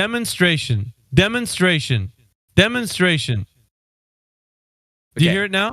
Do you hear it? Sure. So what are you looking for in a demonstration on Discord? What does that mean? About, man? We're speaking of the Earth's curvature. What do you mean what I'm looking for? I'm looking for a demonstration that shows me drop over distance. Calm down, dude. Chill. So what I'm asking is, how do you demonstrate that on a voice call? Like, do you want a video? Do you want an article? What is exactly is the demonstration? No, we just want you to stop being a weasel. Yeah. Dude, I'm just trying to be specific. I'm trying to appease you. It's very hard. It's a game you're playing. Would be nice. What they're explaining to you is you've never gone and done your own research onto this. You're saying, you want to see a video? You're going to go to Google and you're going to take the first video that you see. We already know the answer to this. Hello, do you speak English? Video could be nice. Video could be nice. Can you now do it? Video? So, I'll save you the trouble. The first thing that comes to my head is a sailing ship going over the horizon. After video, can you post the video? Yeah, hang on. He went into it. The first thing that comes to his head, he says, let me just repeat, because you were saying something, Sasha. The first thing that comes to his head is a ship sailing over the curve. That's the video I would have posted. Right. Just to save us some time. But and if I show you, if I show you opposite, what you will tell me then? No, wait. No, we're gonna get into why he present. We're gonna get into why why did you present that as far as like the Earth's curvature when you know everything else that you provided didn't give us the sufficient evidence? Why did you say that? Why was that something you went to? Oh, just because that's what I believe. Like that's the first thing, right? That's what you believe. Yeah, that's what I believe. I'm not afraid to say that. I know you're not afraid, but that's what we're telling you. It's all built on a belief system. So therefore, you just believe that it's true. You don't know that it is. You believe it. And to you, the idea, no, you're not going to get away with belief as the same thing as knowing. No, you're not going to do that. Not in here. So it's not the same. You're believing it with blind faith because you have no knowledge to support the detailed information of how it actually is curving. So it's just a fairy tale belief system that you have. And you have to be intellectually honest to say that you do just believe and you don't know. That's honesty. Now, if you're not going to say that, then you are a liar. Do you want to be known as a liar in here? Man, I don't mind, to be honest. I'm That should be known as a gonna liar? say believe again. I believe I'm not lying. So if you think I'm lying, that's your problem. Dude, I'm not talking about belief if you're You lying. just I'm saying replayed the clip of you like objectively lying. So Not Guys, lying, man. There's a difference between making a mistake and actively deceiving someone. Yeah, Deck, we get it. Now, guys, if I may just take an opportunity, since Deck didn't do it, to read angular resolution. So, angular resolution describes the ability of any image forming device, such as an optical or radio telescope or microscope or camera or eye, to distinguish small details of any object, thereby making it a major determination of image resolution. So again, my question to you is, your example of a boat going over a horizon or going over an edge would actually be angular resolution as an example. So if you researched it, you would actually understand that your question needs more to it, right? Because the issue that we have is when things go over this quote unquote curve, when we actually just increase our altitude or go towards the object, surprisingly, the object comes back in its full form. Is that So what does that surprising? suggest to you? What do I'm you think gaining about that? my friend. What do you think about that, Deck? Yeah, to me that makes sense. Angular Because you have. Well, I'm not sure if it has to do with angular resolution because my angular resolution isn't changing, right? Like I'm using the same eye. Interesting. So a big old hand wave dismissal to the point for point that he just gave you. Par for the course. No. What did I dismiss? I'm saying it makes sense to me. There's nothing surprising about that. Yeah. I knew that this was where it's going. Every time somebody, because it's just what happens, man. You say, well, that's what you say because you think the Earth is flat, but now I say. And you know what? We're not going to do that because we're listening to you give us information about what you think, how it's possible to have the information supported with demonstration, for God's sakes, of how the Earth is curving. Can I ask a question real quick? Do you know anything about like what an adjacent is in geometry? Sure. Yeah. Okay. So adjacent angle. Yeah. Well, just the adjacent line. The adjacent line and adjacent angle are different. You can have adjacent angles or lines, but yeah. So an adjacent line. Sorry, I don't mean to be pretentious. Just clarify. Right. No. So like, let's say, just for the name's sake, let's say you're 6 foot tall, right? I don't know how tall are you. How tall are you? I want to use exact numbers. 6'3". So you're 6'3". So we could venture to say that your observer height is probably around 5'11", 6 foot, right? Sure. 2 meters off the ground. I'm in Australia. I use meters, but yeah, sure. Okay. 6 foot off the ground. I don't mind. So, for example's sake, hypothetically, 6 feet. Right. So the adjacent line, right? You got the adjacent, you got the opposite. You would be the opposite of the angle that you're looking for off into the distance. So you'd be the opposite line. The hypotenuse would be the angle going straight down to the adjacent. Right? My actual sight line, and the adjacent would be the distance. Yeah. So if you drew that adjacent line further and further away, would that angle change off in the distance? Yeah, of course. That's angular resolution. Is it? Yes. Oh, The okay. further So, something is, right. the more So of an the angle optical, so the optical thing, whatever is taking in the light, has less and less of an angle to actually capture that light, right? Anybody else want to chime in? I mean, that makes sense to me. Does that make sense to anybody else? Okay, cool. You guys are agreeing on the point. Yeah, that's fine. Now, what does it tell to you, Gizmo? What does it describe to you? What you just mentioned. What is the Earth because you know that knowledge? Gizmo. I need him to hear it. Gizmo? I'd like to hear it from him as well. I just walked inside of a building. Yeah. What was your point of that? What does that have to do with the shape of the Earth conversation? Tell him what it means to you. Why it's important. Well, as things. You broke up, man. We can't hear what you're saying. Gizmo? Gizmo? Basically assimilated with the apparent horizon, not the physical horizon, because there's no physical horizon. It's the apparent horizon. And if you get an Oculus or some kind of a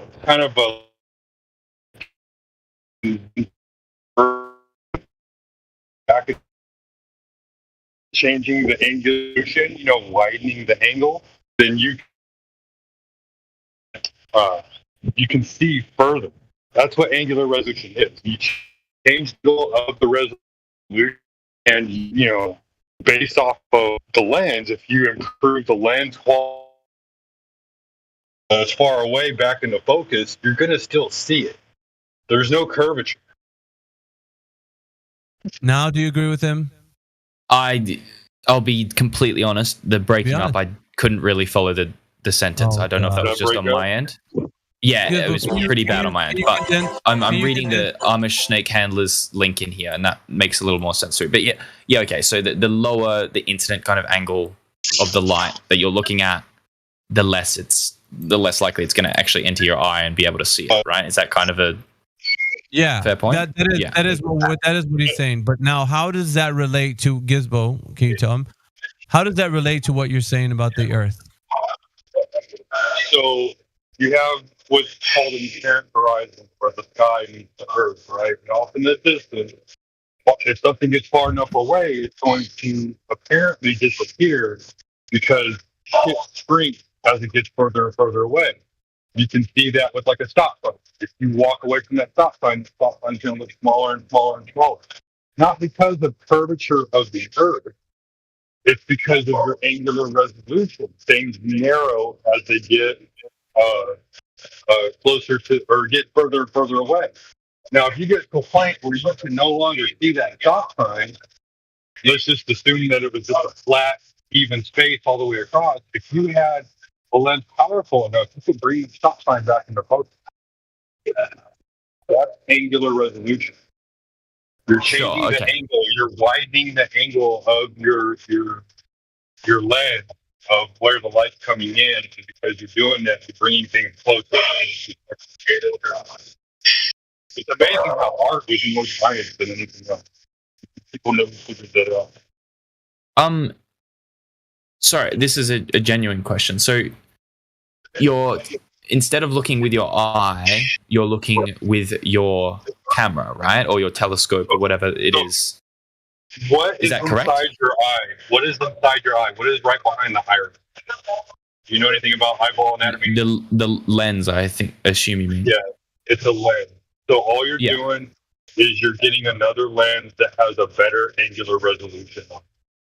Yeah, so my question is, you were describing before how like you would be the opposite, and then there would be the adjacent, etc., right? Mm-hmm.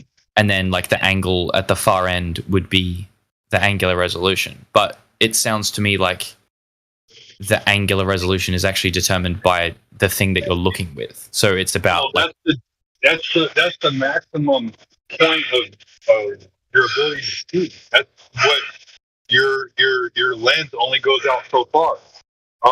Can you look up some here? I'll put it in the chat for you. One of my favorite things to you ever heard of a conjugate focal plane?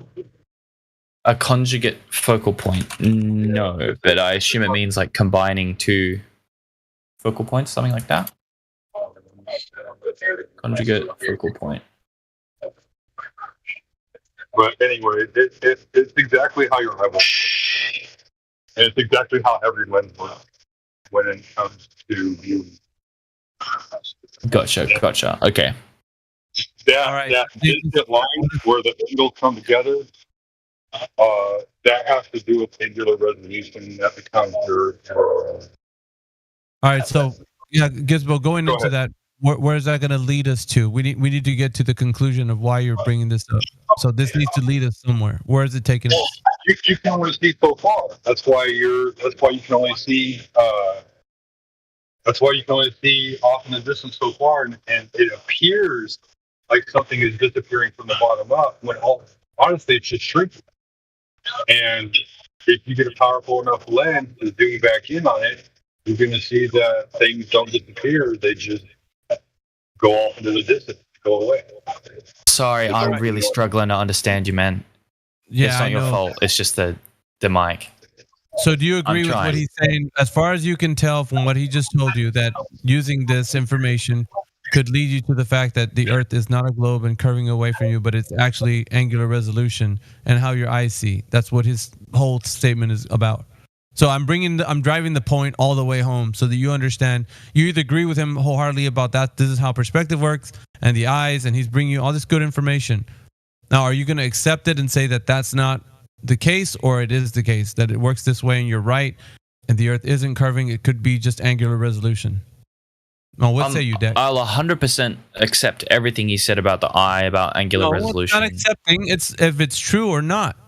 It's Okay, just what reality is. It's true is then, telling you. sure. Everything about the eye is All true. Everything about the angular resolution, true. But all right, if I can just add a little bit on, I feel like both of those things can be true with both a curved Earth and a flat Earth for different reasons. Oh, so it wasn't evidence that empirically that the Earth is curving then. So a big old hand wave once again, which I was part of the course. I'm used to it. So people, listen up. Everybody wants to say they're logically consistent points, and I already know this gentleman is not ready to hear that because you're not going to convince him. He's very confused, and your logically consistent points every time you try will fail because he's not ready to listen to you. No. So try as you may, another angle, another fresh point is not going to matter. It's what I've been saying. May I restate something? It's not because I'm like ignoring you or anything. It's just because we're operating on different assumptions, right? I'm assuming the Earth is a globe. Oh my goodness, bro. Like, this is the thing that you don't understand. We're not assuming. People here are giving you valid information to contrary to what you've been told, as in this is true objectively. You can't if the Earth was flat, though, right? No, everything that real quick, I'd like to point something out. He's not asked us one time to provide evidence of flat Earth. Yeah, please do. Can we do that now? No. We're not going to do that. No, because we're going into what you know about the shape of the Earth being a globe, and it sounds like there isn't anything you have to offer. But here's the issue: you're not saying that you don't know. You're actually moving on and saying, okay, let's talk about the flat Earth. No, because once we do, you have the presuppositional position that you think the Earth is a globe. And by negating the fact that we're not addressing that, we're going to go off into you providing evidence for the Earth being flat and so on and so forth. And that's not because you already agreed with Eratosthenes. It could be curved or flat. You agreed with me. Sure.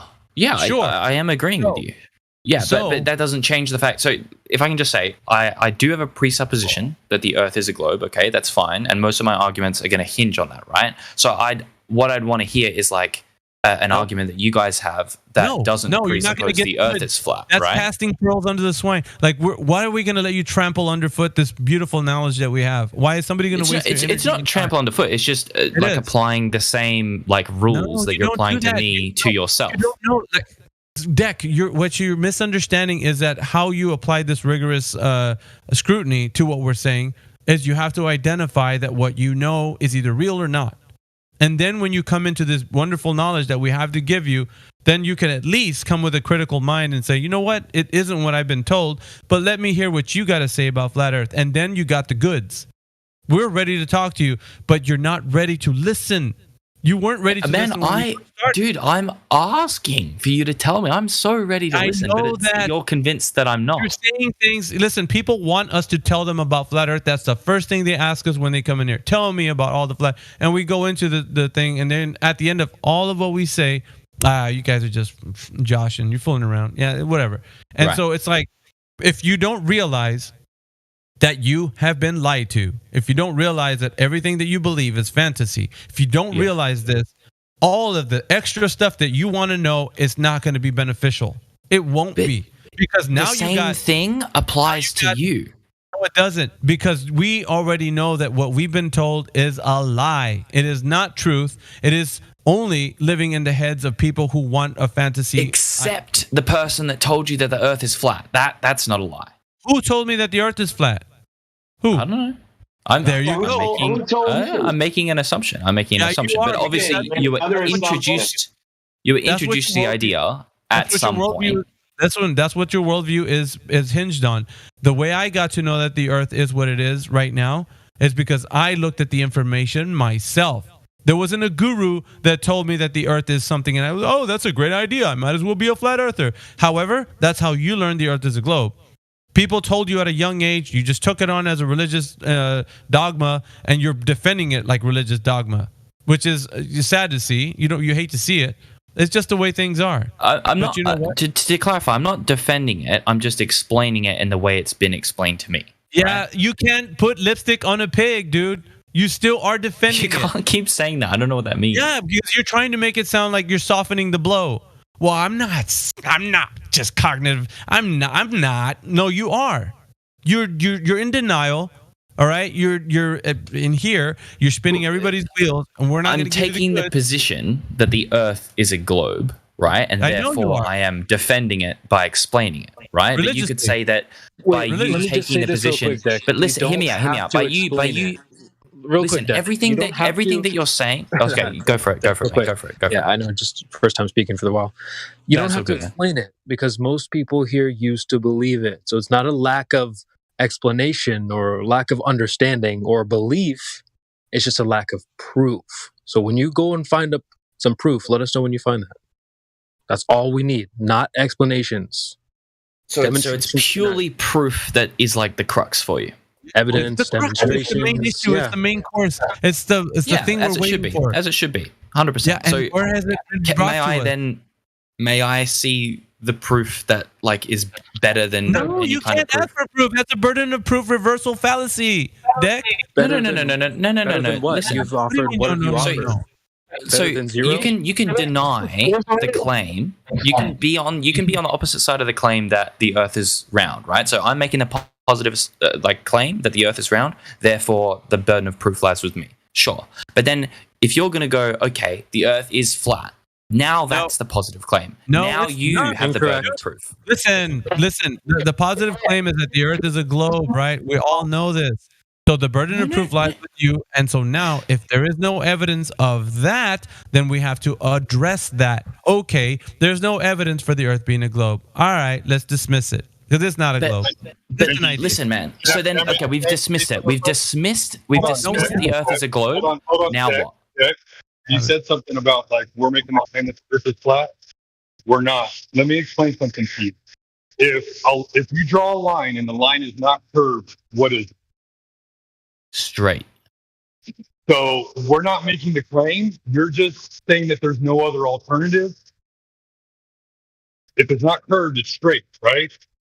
We're not making the claim that it's flat. We're just saying it's not curved. We see too far. Whatever dimensions they've given us are fucking wrong. Does that make sense? I see what you mean, but then doesn't that make you confused? No, hold on. If the Earth has a radius of 3,959 miles and a circumference of 24,901 miles, then that means that the moon is a certain distance away from the Earth because it is all based off of that orbital circumference. Angles and things, yeah, sure. Right. So if you take away that 3,959 mile radius, guess what? The moon isn't where they say it is. The satellites aren't where they say it is. The sun isn't where they say it is. Nothing is where they say it is. Everything they say is a lie. What?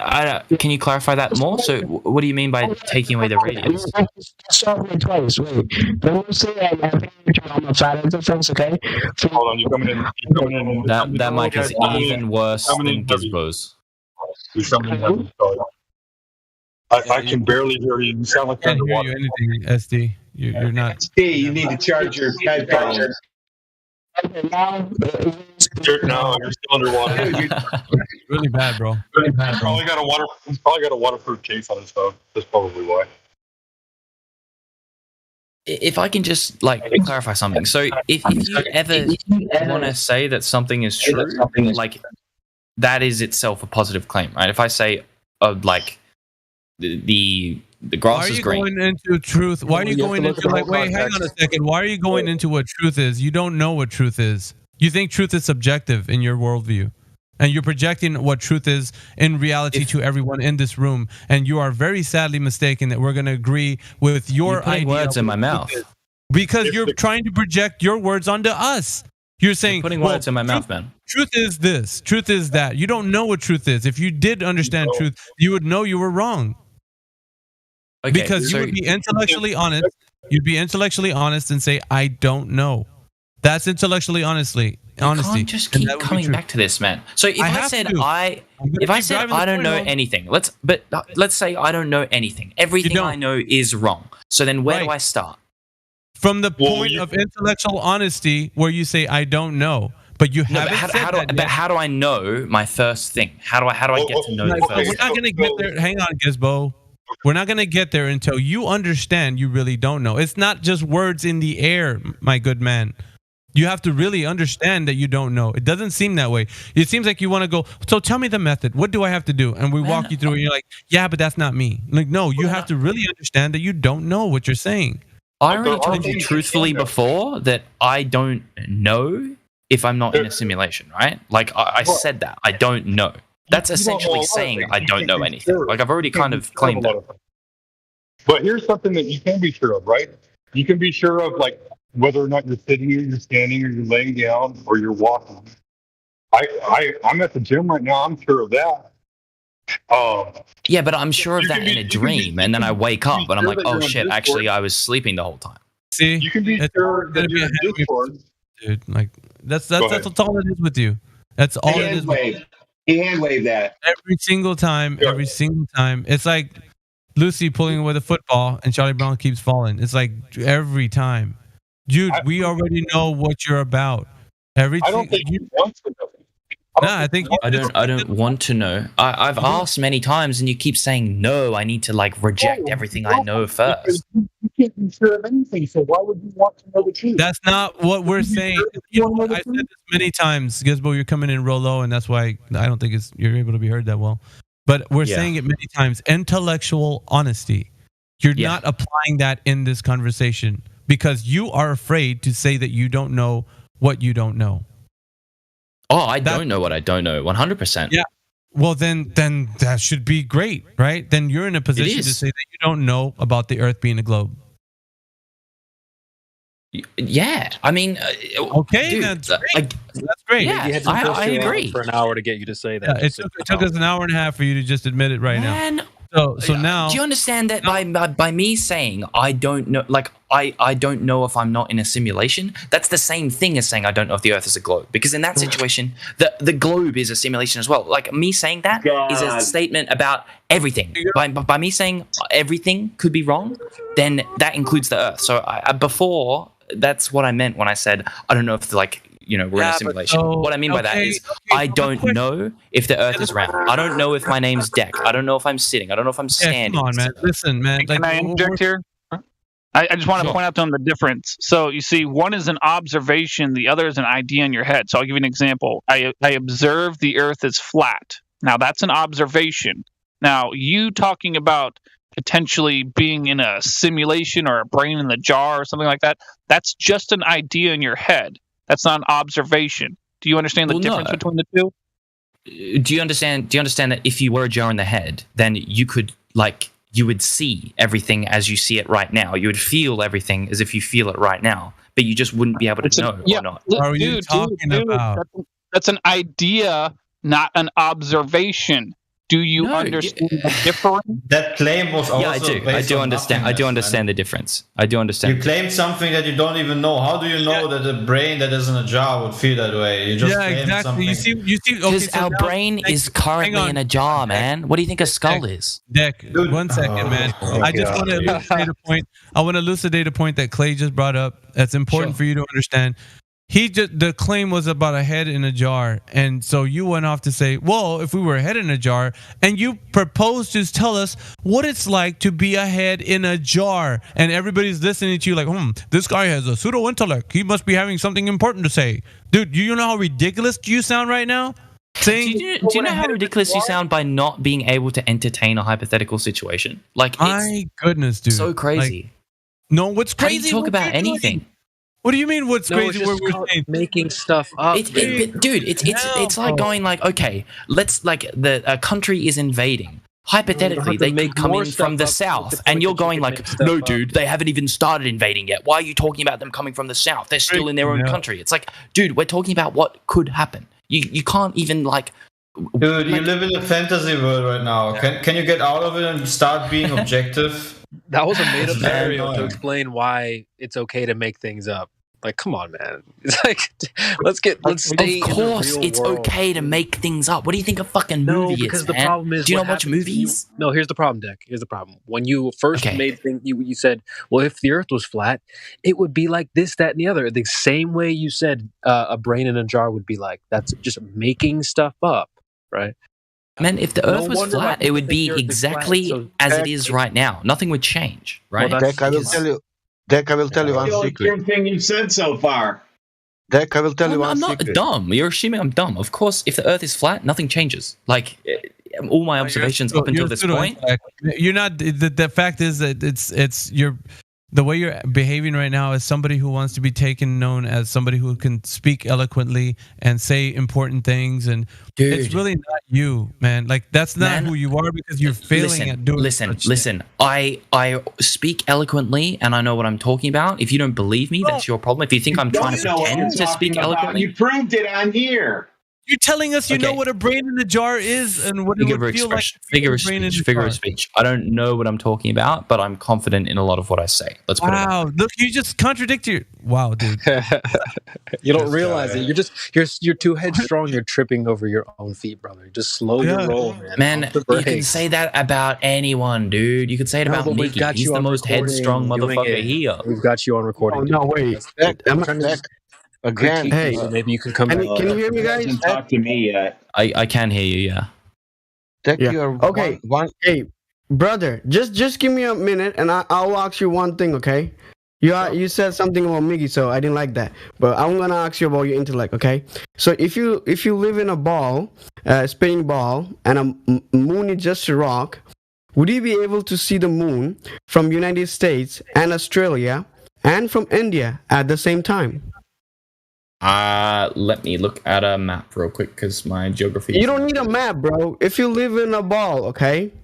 Australia, USA. I don't think so, but I'm not sure. I don't know. You can. Tell me. Okay. So is there two moons? I think what he means to No. say is on a ball you shouldn't be able to. No, But I'm just we saying he's can. intellect, right? He knows, right? So let him assume.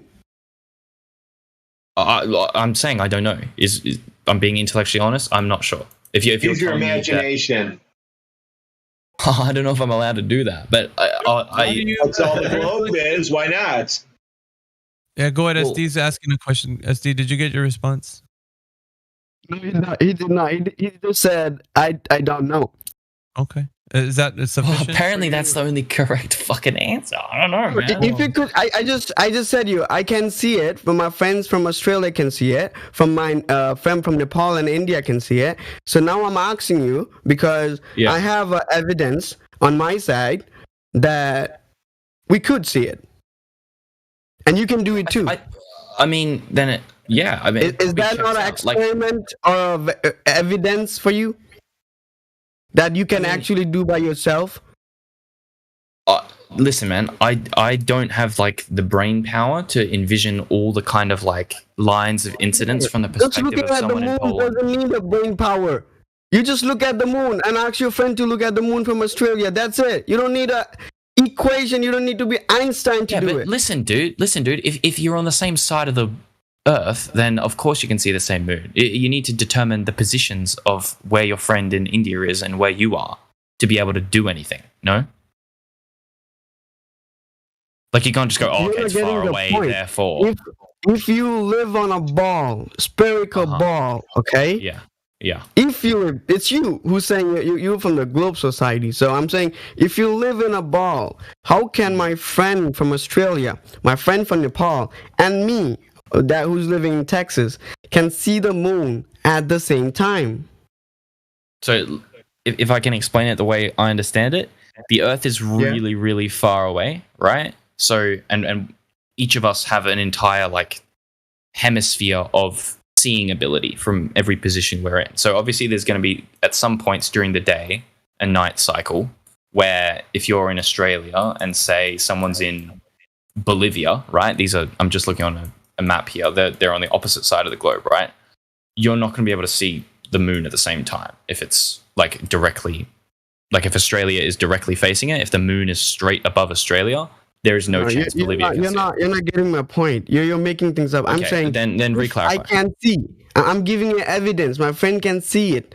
And at the same time, I'm not saying I believe you talk to your friend 8 p.m. in the morning and 8 a.m. in the morning. No, I'm saying at the same time, if you call someone, do a video call and ask your friend, hey, can look up in the sky, can you see the moon? And I will be here in the United States looking at the moon. If I said I did see it, my friend said I could see it. So how would you define it? Because if you know you live in a ball and there's another ball, boom, you can't do that. I don't think that's possible scientifically. Well, it is, because we can see it, right? I mean, we know for sure that all these people are looking at a moon, right? But I would say that the moon is going to be in very, very different positions in the sky relative to every single person, right? Like one person, it's going to be on the horizon, and another person, it's going to be to the south, like 30 degrees up, and then to another person, it's going to be... Australia it's in South Hemisphere, just opposite to United States in the ball. Think again, brother. It's opposite. Yeah, but it's opposite. They're really not opposite. They're pretty fucking close, actually. What? Australia and America is pretty close? Well, they're definitely not on the opposite side. The opposite is like kind of... Dude, look at a fucking map, man. I'm just looking at it right now. It's probably like a quarter turn. Why don't you look on your ball and then tell me if you're on the maybe he bought the wrong kind of globe. Well, I'm just saying, everyone, like, go on Google Maps right now, zoom out, and go, like, look at where Australia and the USA is. It's like a quarter turn. So yes, it's very, very possible they'd be able to see the moon. Google Maps is not a good way to visualize that. You have to bust it's a good way. It's a good way to visualize a sphere. It absolutely is. Physical globe. Bust out an actual physical Google globe. Earth. What about Google Earth? The globe. Yeah, you use whichever. Where's America? Where's America and where's Australia over there? In the same fucking spot. No. Look again. Really? Okay, I'm holding a globe. I'm holding a globe in my hands right now. Australia is almost on the exact opposite side of America, the United States. Is Google Maps really not that accurate? Okay, let me try Google Maps. Sorry. I could be wrong. Maybe I'm just looking at that's just made to look like a ball. Okay, it's a fake sphere. So pull out a real sphere map, whatever you want to call it, your globe, and check it out. Google. And yes, because both Australia and America, the United States are large countries. It's going to be dependent on where you're talking about, like where one person in the United States is and where the other person in Australia is. But you can definitely pick a place in each where they are opposites of each other. Okay, and you're saying that in that, I mean, I'm pretty sure South America is actually closer, but whatever. Let's. Where we are pointing at is where, brother, look again. Where we are pointing at is if you live hypothetically, theoretically, if you were living on a ball, that could not be possible anywhere another. But we can actually verify from our own eyes, from our own senses, from our own friends that they didn't even read Einstein. They didn't even know Einstein. You can actually say. Ask them in video call and say, hey, can you see it? And I will say, yeah, I can see it. And that's called evidence, I guess. I guess, yeah. I don't know what to say. Sure. I mean, it's we can weird see that it. We know that. Intellectual honesty in this conversation, where before you were struggling. If you do that with your two friends, is that evidence? Yeah, so these points are kind of pertinent to like somebody showing you that it doesn't work, but at the same time, you think in your mind both things can exist in reality, don't you, Deck? Somebody that thinks the Earth is flat, both what? Sorry. Somebody Yeah, that yeah. thinks the Earth is flat and somebody thinks the Earth is a globe can exist both simultaneously. Don't you believe that? So anything anybody Of course says I believe that. here- so anything anybody says in here about the Earth being flat, you can agree with them, because at the end of the day, yeah. you can agree that that's what they believe. That's their subjective belief, right? Right, Dick? Yeah. Okay, so Yeah. what you believe is also true, that the Earth is a globe. Isn't that right, Dick? From my perspective, yeah. That, guys, this is what we're dealing with. Like, I don't know if your points are landing in the way that he's like, I agree wholeheartedly. Earth is flat, and the way you see it, yeah, I agree with you. But he's saying that because you're saying that that's your truth. He doesn't understand objectively. It's true for everyone. It's only true for you. Yeah. You saying that, Gizbo or SD, that's true for you. That's okay. I agree. That's fine. And we're thinking he's agreeing with the information. He's not agreeing that it's right. He just says that's the way you see the world. I see the world as a globe. However, you see the world as a flat. That's how you see it. This is how I see it. So he doesn't understand objective reality.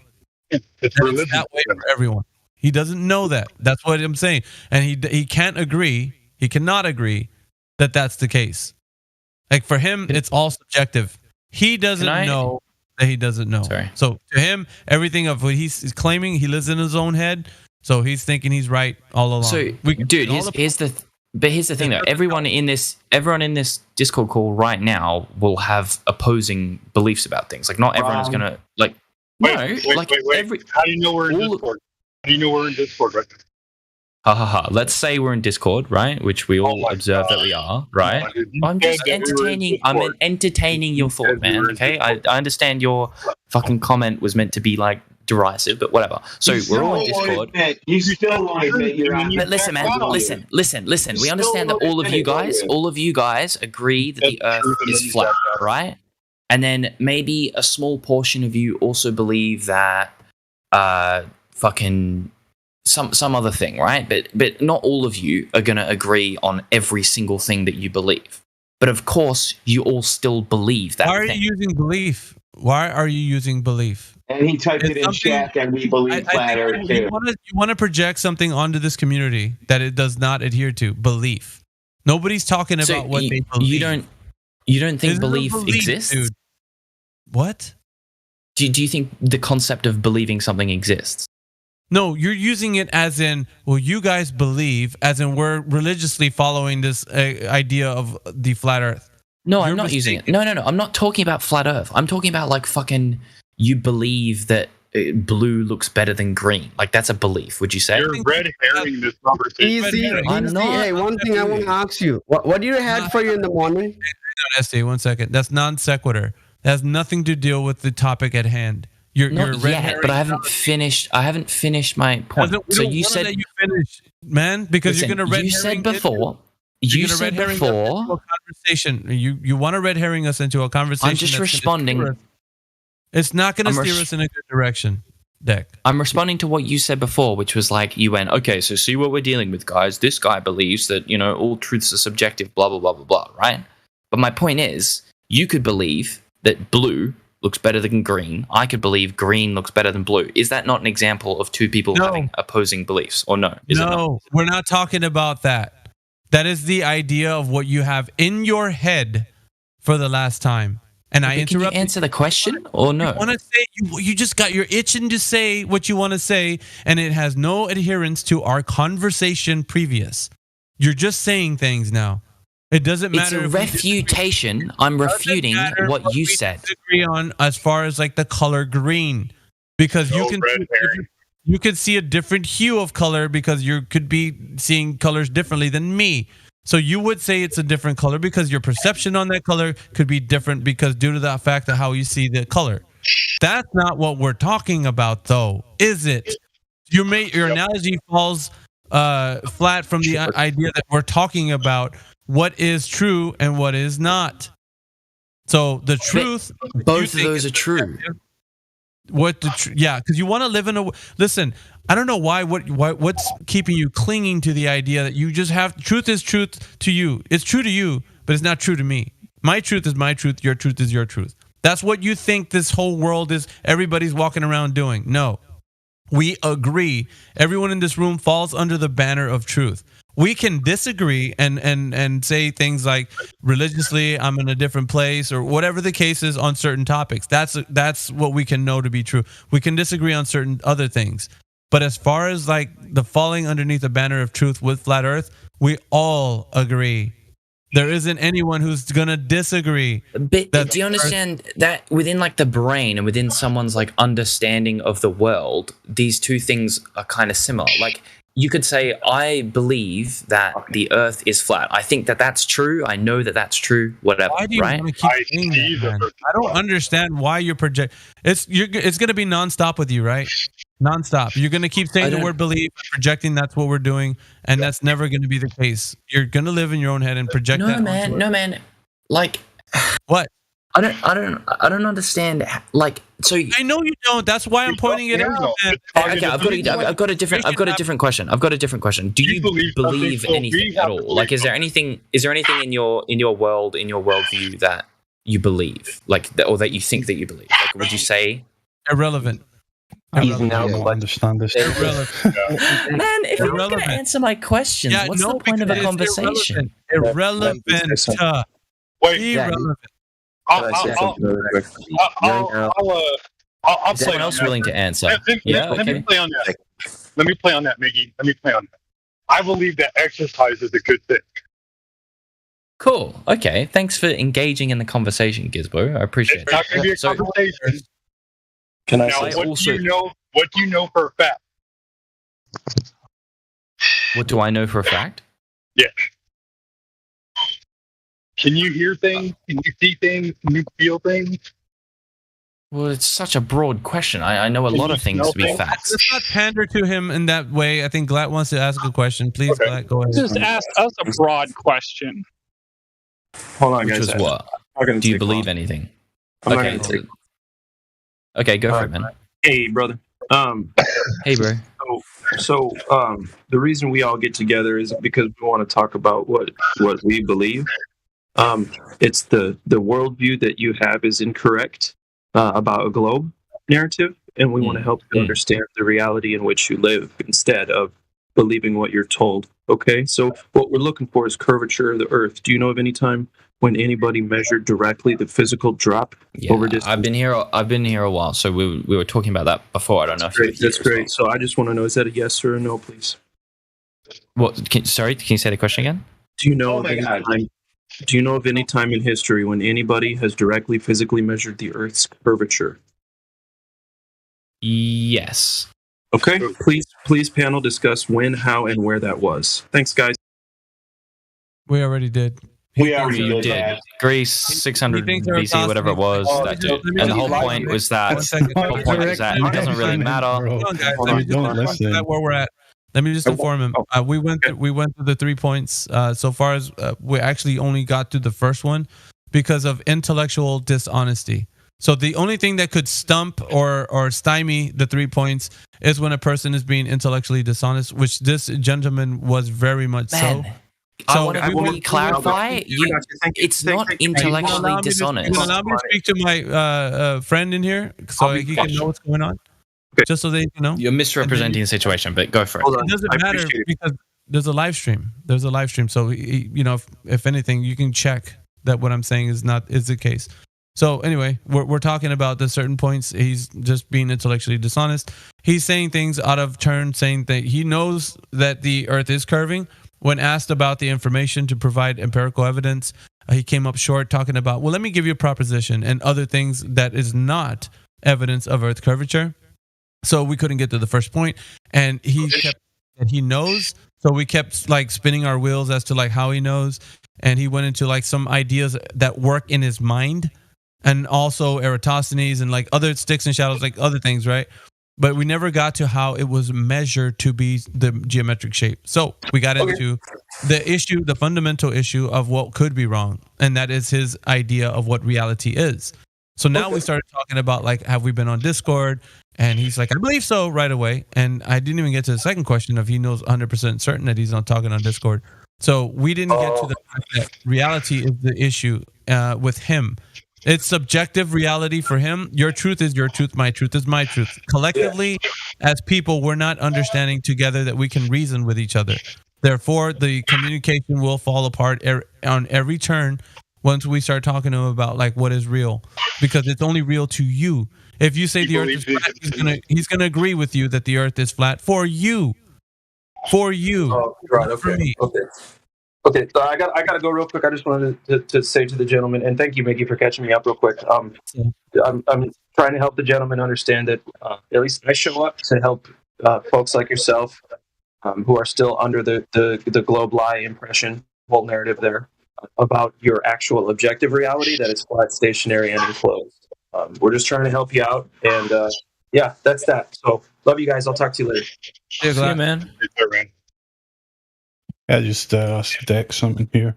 Is there an objective reality for you, Deck?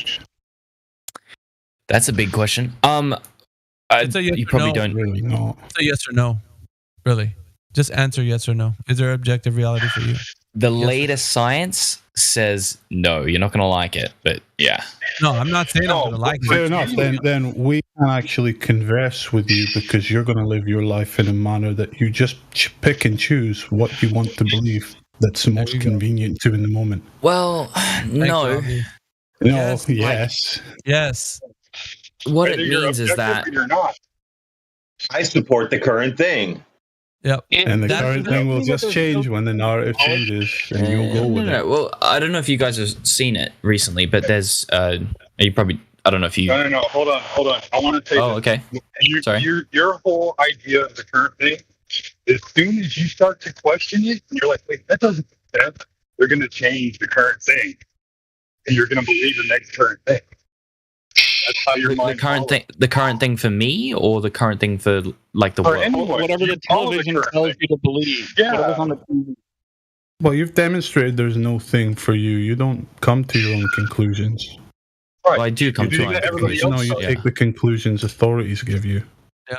You just finished saying the latest scientists. You're not gonna like it, but the latest scientists' discoveries, and you presume to tell us about what they were saying about the latest scientists. This is the most anti-intellectual you can get as a person. Sorry to say. Is refusing to talk about the science. Yeah. You can discuss the science, but I'm trying to, and I'm getting shut down. Your own conclusions are irrelevant of the mainstream narrative. So, dude, I haven't even said what my position on. I'm just saying that the latest science. 2 hours. The whole panel will be listening for 2 hours. The question was directed to you, wasn't directed about an article you read. Okay, no worries. Is there anything objective about yourself? Are you objective about anything? Yeah. Am I objective? What was the end bit? Sorry. Right. I think, therefore, I am. Gizbo, you probably missed it. That's what he. No, I know. I was there when you were saying it because he said.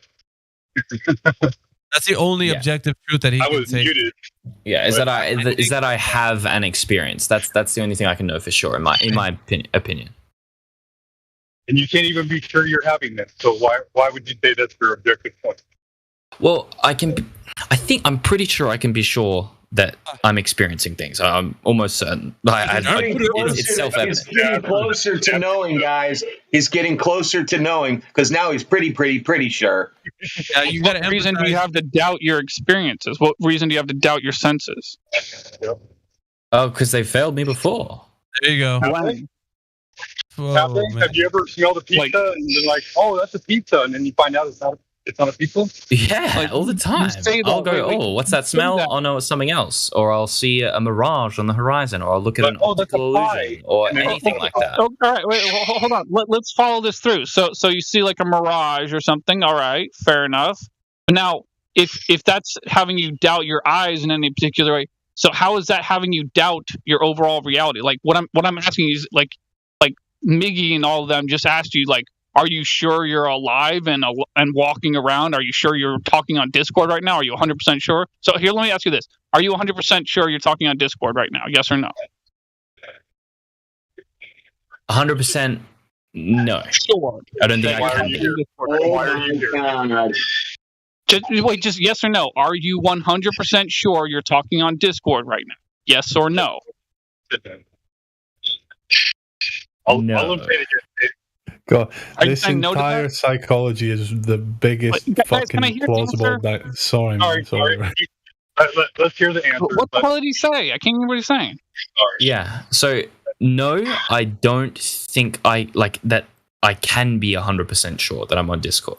I think I am. Okay. And I, Follow-up question. So, all right. So since the answer is no, follow-up question. What reason do you have to doubt that you're talking on Discord right now?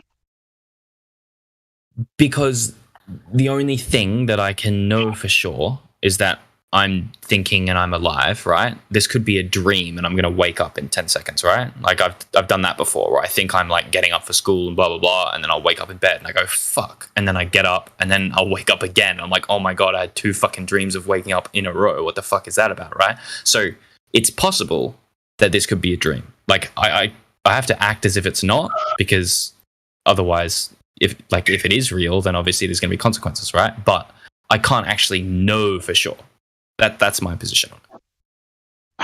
What the fuck was that? Got it. No, that's what we've been dealing with for 2 hours. Intellectual. Hey, I'm being. I know it's complete. I'm being, dude. Do you not believe me when I say that? Like, do you think I'm actually lying? Like, you can wake yourself up from a dream very easily. Trust me when I say that. Trust me. Like, it's easy to figure out if you're dreaming or not. Like you know that term. You've heard the phrase "pinch me, I'm dreaming," right? You've heard that phrase before, right? Sure. Okay, where do you think that phrase comes from? Like, do you think they just made it up out of thin air? No, there's an actual logical pathway through it of how that phrase came about. See, if you pinch someone and they feel a lot of pain, like actual real physical pain, they're not dreaming. Well, yeah, you think about it like this, right? The words mean things. If somebody said dream, lucid dream, mirage, how did they come up with those words? If they didn't know what reality is, if their eyes were fooling them, how could they know the difference? What? Do you understand the reason why? I don't understand. Can you Yeah. So when you say you see a mirage, how do you know it's a mirage? Your senses tell you that it is. Right. So when you talk about a dream, how do you know that you're in a dream? Because pause. If I was in the desert and I saw a mirage and I didn't know it was a mirage, I'd think it was water, right? No, you can't say that you don't know, because right now your description of a mirage, it would lead you to understand what a mirage is. So your claim of no knowledge of it is you can't take that stance. But because understand that if I'd never seen a mirage before, I would have believed there's like a floating. Hypothetical. It's not hypothetical. I remember the time when I didn't. It is a hypothetical. But when at what time can you say that your eyes are playing tricks on you and then you can't discern what reality is? You can't, because when I'm tripping on a drug. Well, then you're just that's it right there. You're trying the drug. The drug is altering your state of consciousness. Yep. But that's the point. You can realize that with your senses. You know that you're taking a drug. Yeah, but your argument falls apart when you hear like people do DMT and they live like 5 years in an alternate like life, and they believe they're living that life, and then they wake up. How do you know you're not in one right now? Because they took DMT.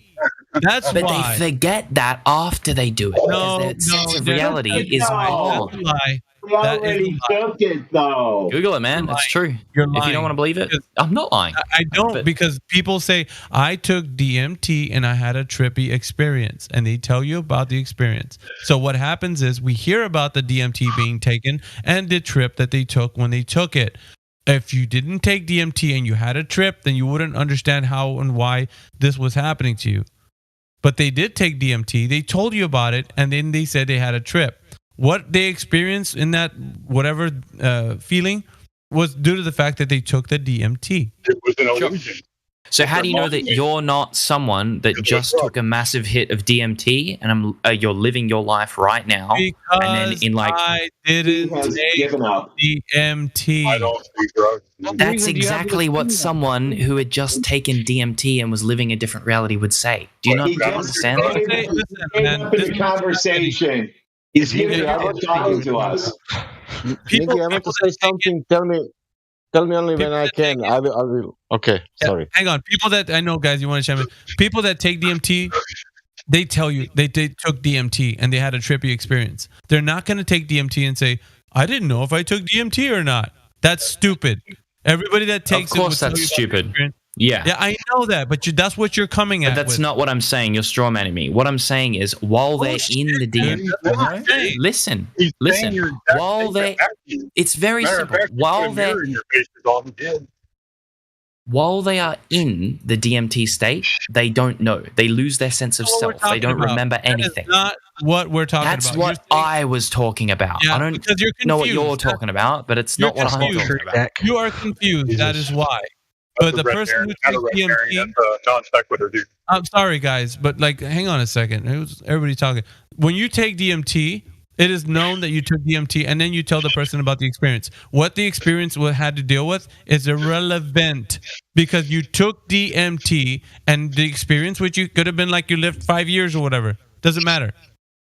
Within that, you could say, in a dream, I flew a plane, I skydived, and all that stuff. You know, they could tell you about their experience of what they had in a dream, of what they did in DMT. That doesn't make it real. What the difference is, you understand you went to sleep and you had a dream. You took DMT, you had a vision or whatever. So you know the point where you're doing something, your senses are telling you these things. You're trying to confuse your own mind in saying that in the dream state and in the DMT trippy state that we don't know what's happening. I have a real quick thing. Sorry, you're confusing the fact that people know that they walked into the state. The state that they're doing is what they're cognitive about. That's but what you're would you agree that while that person is dreaming, it feels real? Just a second, please. Just a second. I have two things real quick. One, if you so people think it's real because they're they remember that it's a trip only because they compare it against reality, right? So I've compared my reality against the shitload of dreams that I've had, and reality itself kind of stays the same every time I wake up. So that's what convinces me. You're right. I don't know if I'm in a dream somewhere else, but I can't live like that. So there's that. Oh, 100%. I agree. Okay. So, but the next thing, Greg, thanks for agreeing with me. Totally. Thank you for engaging intellectually with the conversation. Keep going. Good. I got one more thing. Thank you. Notice, folks, when he said, I know that's not what you were talking about. It's what I'm talking about. That's a lobbyist tactic. So, like, people who lobby for big tobacco and stuff will change the subject from "Does nicotine cause cancer?" to "We need to live in a free world." Okay, so don't let him twist you around and focus on what he's talking about. Keep him on task, please. Thank you. I'm trying. What do you mean? He talking to you? That was a joke. But all good. Anyway, the thing about this guy and the difference of like what he's saying, and you could agree with him. In a dream state, you wouldn't be able to discern from that perspective. Going into the dream state, you know you're going to sleep. And then when you have the dream, you have your experience. But to say that this reality is a dream, that's where you're going wrong, because there's no way that you can differentiate, that experience that you're having in this one. Because pause there. That's the whole point. That's the whole point is you can't differentiate. That's all I'm saying. That's all I'm saying is that you cannot differentiate. You can't differentiate until you establish what is reality. Hold on. Like 3 weeks ago, I had a lucid dream. What the hell are you talking about? You can't differentiate. That's a different thing. I was in a dream, fair enough. That's fair. So that's a different thing. But if you're in a dream and you don't know you're in a dream, that's different to being in a lucid dream. Okay, so hold on, guys. Let me ask you this clarifying question. So what reason do I have to assume that I'm in a dream right now?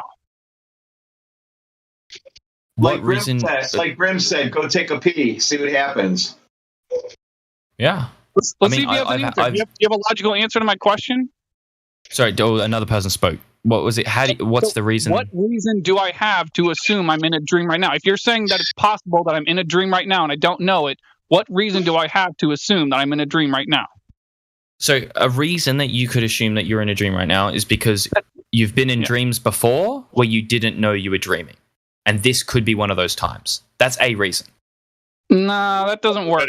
No, it does work. I'm not saying you should, but it is a reason, right? That is so flimsy. It's not even worth recognizing. It's not flimsy. I'm just saying it's a perfectly valid reason as to why you could assume that you're dreaming. I personally don't assume I'm dreaming. I would hope you personally don't assume you're dreaming either. But it is a reason you could. I assume you're dreaming, bro. He's We're having a talk He's a about reality. dreamer. You're a brain in a jar, remember? Dude, I believe that you hope that you're dreaming right now, actually. We're talking to a Glover who, obviously lives in a state of dreaming that is literally not capable of objectively seeing reality for what it is. And he now made it to a point where we talk about the possibilities of what we experience right now could be a dream and so forth. Like, what is going on? I have a should we all go to sleep now for 1 hour and then come back and then we'll continue with it? Huh? Probably good. No, could we just go back to reality and stop entertaining this guy's illusions? Let's go back to the dream, man. Let's go to sleep, every one of us, and then let's leave for wake up people to speak. Why we are speaking now? Let's go to sleep. No, I like reality. I just want to know, Deck, what is the ultimate conclusion of like your philosophical standing? So the Earth is objectively flat for us, and it's objectively a globe for you guys at the same time. I wouldn't. Well, objectively assumes that there's an. I would say subjectively it's a globe for you guys, and subjectively, but it can be both at the same time, right? That's what you're pretty much ultimately getting at. Objectively, no. Subjectively, yes. So it's one or the other, right? It is either or. Irrelevant of every single person. So, okay, I'll be intellectually honest. I don't know if it can be both. I don't know if it can be both. So you actually think there's a possibility it's both at the same time? It could be true that if you believe it's flat, it is flat. I don't know. Okay, we can't. Yeah, we can't converse with this guy. What the fuck are we gonna do with this? Yeah, I know you can't do anything. He's lost and confused, and he'll never. I'm not confused, man. I'm reaching. Like he wants to. Let me just say. No, it's all ridiculous. Everything this guy. So I mean, that's good. Everybody got in their points and said what they're gonna say, but it's already exhausted. Deck needs to take some time. Okay, out. well, yeah. If you're finished with this conversation, no problem. But I've had a good time. It's interesting listening to you guys. I think you should be probably more open to actually hearing people out and let them make mistakes. You're not going to project. You're not going to project. Just put yourself on mute or not say anything. We don't need to hear your ramblings of what you think needs to happen. This forum conducts itself in a very proper and great way. So whatever you got to say, just kick rocks with it. We don't need to hear it. Okay. In your opinion, man. But anyway, I'm going to go to bed. But thanks for chatting. If you want to have a chat with me later in different circumstances, then feel free to add me. But see you guys. Stay safe. Have a nice. You have an objective conversation, and we'll have an objective conversation. Well, I find it funny. Hey guys, I've been listening for quite a while. Good job, Miggy. Good job taking that guy all the way to the conclusions. I find it funny that he comes in here, comes into the room trying to act as if people with these ideas are crazy, and how could you think such a thing, right? And then by the end of the conversation, we realize who he really is, right? He can't even understand what reality is. He doesn't even know if he's in a dream, if he's a brain in a vat. But then he thinks it's weird that we might have an opinion that's different than his, even though we have empirical evidence and he has none. I just think it's interesting that you're able to fully unpack kind of his psychology, which is, hey, I'm going to come in here and act all boastful and prideful about what I know, and let me talk down to these people. But then when it comes down to it, he doesn't even think that he can actually have any type of objective understanding of anything. Indeed. Which is hilarious. So good job, guys. But you're not open to my reality. Right.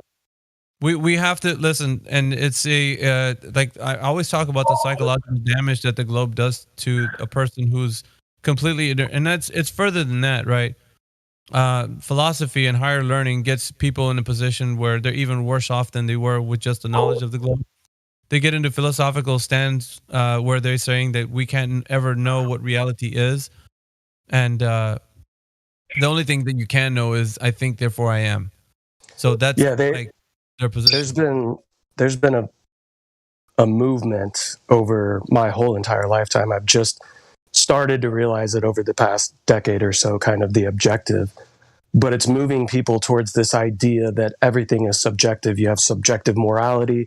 You have even subjectivity as to what is a male and a female. All of these things, they're conditioning the mind to not think that what we're living in is reality, which opens up the possibility of being able to implant any type of morality or ideas or anything like that can easily control people. It's pretty obvious what's taking place. And when you talk to a lot of these globies like this gentleman you just talked to, once you get to a certain point, you see it start to come out that ultimately deep down, they have no foundation for belief or understanding of anything. So they're open to the idea of everything, especially when it comes from an authoritative figure. So yeah, they essentially have no identity. It's sad. You hate to see it, and I always talk about it. You hate to see it. You don't want that to be the case, and you do due diligence. You want somebody to be honest. Just be honest, man. Like when you don't know something, just say, "Hey, I don't know." Like I feel like maybe this generation, the younger people they feel like they need to have an explanation for everything. That's the problem. It's like some things don't have answers that you can give, but it's okay to say that you don't know. I think, and I even kept saying it in the conversation, it's an intellectual, honest position to say you don't know something. Anyway. Yeah, I don't think it's a coincidence when in a recent survey it was discovered that 93% of intellectuals are atheists. So, intellectuals. I use that term loosely, intellectuals, air quotes. Yeah. We know they think they are, but we know what they really are. And like see, in modern times, it's all just about allegiance to authority. Who's your authority versus who's my authority, and that's all that really matters. Yep. And if I give a shout out to Dr. Law there, by the way. Good afternoon, Dr. Law. Been a long time. Hope we can talk soon. It was I'm gonna say it was a bit painful, but sometimes he lives in a dream and he doesn't like consequences. I don't know, man. I'm like a dog with a bone when somebody's in here and they just like, okay, let's go to another. No, we're not gonna go to another. And it gets kind of like the audience is like, man, can we just go move on? It's like the point is, like you have to run it down to the point where they're exhausted, they're tired, they just can't go anymore. But it's like we also have to have a stopping point as well. We have to realize that there's a place where we get to where the person is so confused that they're not going to be able to respond in a coherent way. And what we ask for is not what they're giving. There's a lot of trickery in when it comes to these conversations. And you just got to be aware that you don't fall for the whole point for point idea. It seems valid in our minds because we're with truth. So we think presenting some information to them will always be the best way. What happens is when we do that, they're just like, yeah, but no. And we feel like, you didn't get what I just said? Like, they're not gonna. So, Mickey, in 2015, did you ever think that you were going to have to become a psychologist to have this discussion with normal people? No, bro. Like, I honestly thought it was just like, okay, we have information, just present it to the person. The way I was looking at it, dude, was just easy. Just here, I got all this flat earth stuff here. Check it out. Because when we came into it, like all of us, nobody was like holding our hand. Or like we researched the hell out of this stuff, man. So we came to this conclusion ourselves. There wasn't like a magical guru who was just leading us. Obviously, there are people that are leaders these days. Like your Mark Sargents and your Nathan Thompsons and Oakleys and that. But like you get into like where ultimately it was you. You brought yourself in here. You're the one doing the research. You're the one finding out. You're not in here because somebody said the earth was flat. You're like, oh, dude said earth is flat. I'm cool with that. Like, that's not how this works. And so, I didn't think it was going to be something like a psychological trauma that we're going to have to be getting through. But it more and more like that, I would say within the past year, I would say that it's been driven home to my mind. I think about it often, like how damaged these people are. We got people like Bendy Light in the YouTube live stream, like Flurf Williams, and like these guys who come here every day, they're just like, they love to hate flat. And I'm thinking like, it's all psychological. These guys, they want their fairy tale to be true. So they're not going to let it go. They're going to keep in being in like the first stages of grief, denial. So they're going to stay in the denial state, just forever. They're not ever going to get out. It's just and it's not going to get any easier. Not to demoralize even farther, but there's like an epidemic of TikTok brain going on right now. Like we're getting to a point where these children are not going to ever be able to figure it out because of the psychological trauma and damage and the way that they're learning on TikTok. It's crazy right now. Yeah, we're getting to we're about to hit a threshold where like the minimum level of intelligence required to dig yourself out of this fucking hole is not there anymore. Real life idiocracy. Yes. I hate to see it, man. Like I really do. But here's the thing about what I'm saying though, is this is our freaking Alamo right here, man. This is like, I hate to put it that way, but this place that we have here is the last stand for like critical thinking and for us to dig our heels in and say like we're gonna fight as hard as we can for the people, because we care about our fellow man. We want them to understand that they've been lied to and at least hand them the information that they can think for themselves. It's the only reason I'm here, dude. It's because I love every single one of you, whether or not we've met. I don't want you to be deceived. You know what I mean? Like if you saw somebody getting the shit, the wool pull over their eyes every day, like physically, and they couldn't go about their day because they had wool over their eyes, wouldn't it be that you wanted, go over there and help them out, take the wool off their eyes? Sorry. You know what I mean? It's like brother's keeper. Like I wouldn't be spreading this if I didn't understand. What's your profession? Great, thanks. It's not a belief that I'm pushing. It's the fact that you have been duped, and it's that I love you, so let's try to understand how to get out of this together. Thank you. No, I agree.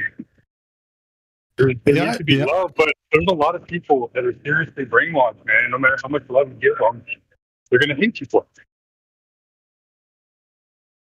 Yeah, we have to. It's a case by case scenario too. The gentleman before this one was very receptive. He was a little bit kind of in the cognitive state at first when they were talking to him, but I could see that during the conversation he wasn't like adamantly defending points. He was just like agreeing with the 3 points. He doesn't know that this character that I've spoken to him before, and I know that he has more of a staunch position, a more dug in position. So getting into this, it was more to deal with the reason why he thinks the way he does, and revealing the fact that even Obvious was getting to it, and it's more of like his worldview of how he sees the world is he can say whatever he wants because in his mind anything that he says can be true, and anything we say can be true. So we can say the earth is flat. We can talk about our points. He's like, yeah, that's great, wonderful. The earth is flat. That's wonderful. That's what you think. And we're over here like, what? No, dude, that's what everybody. No. That's what you think. The earth is flat for sure. And this other guy might think the earth is flat, and that's okay too.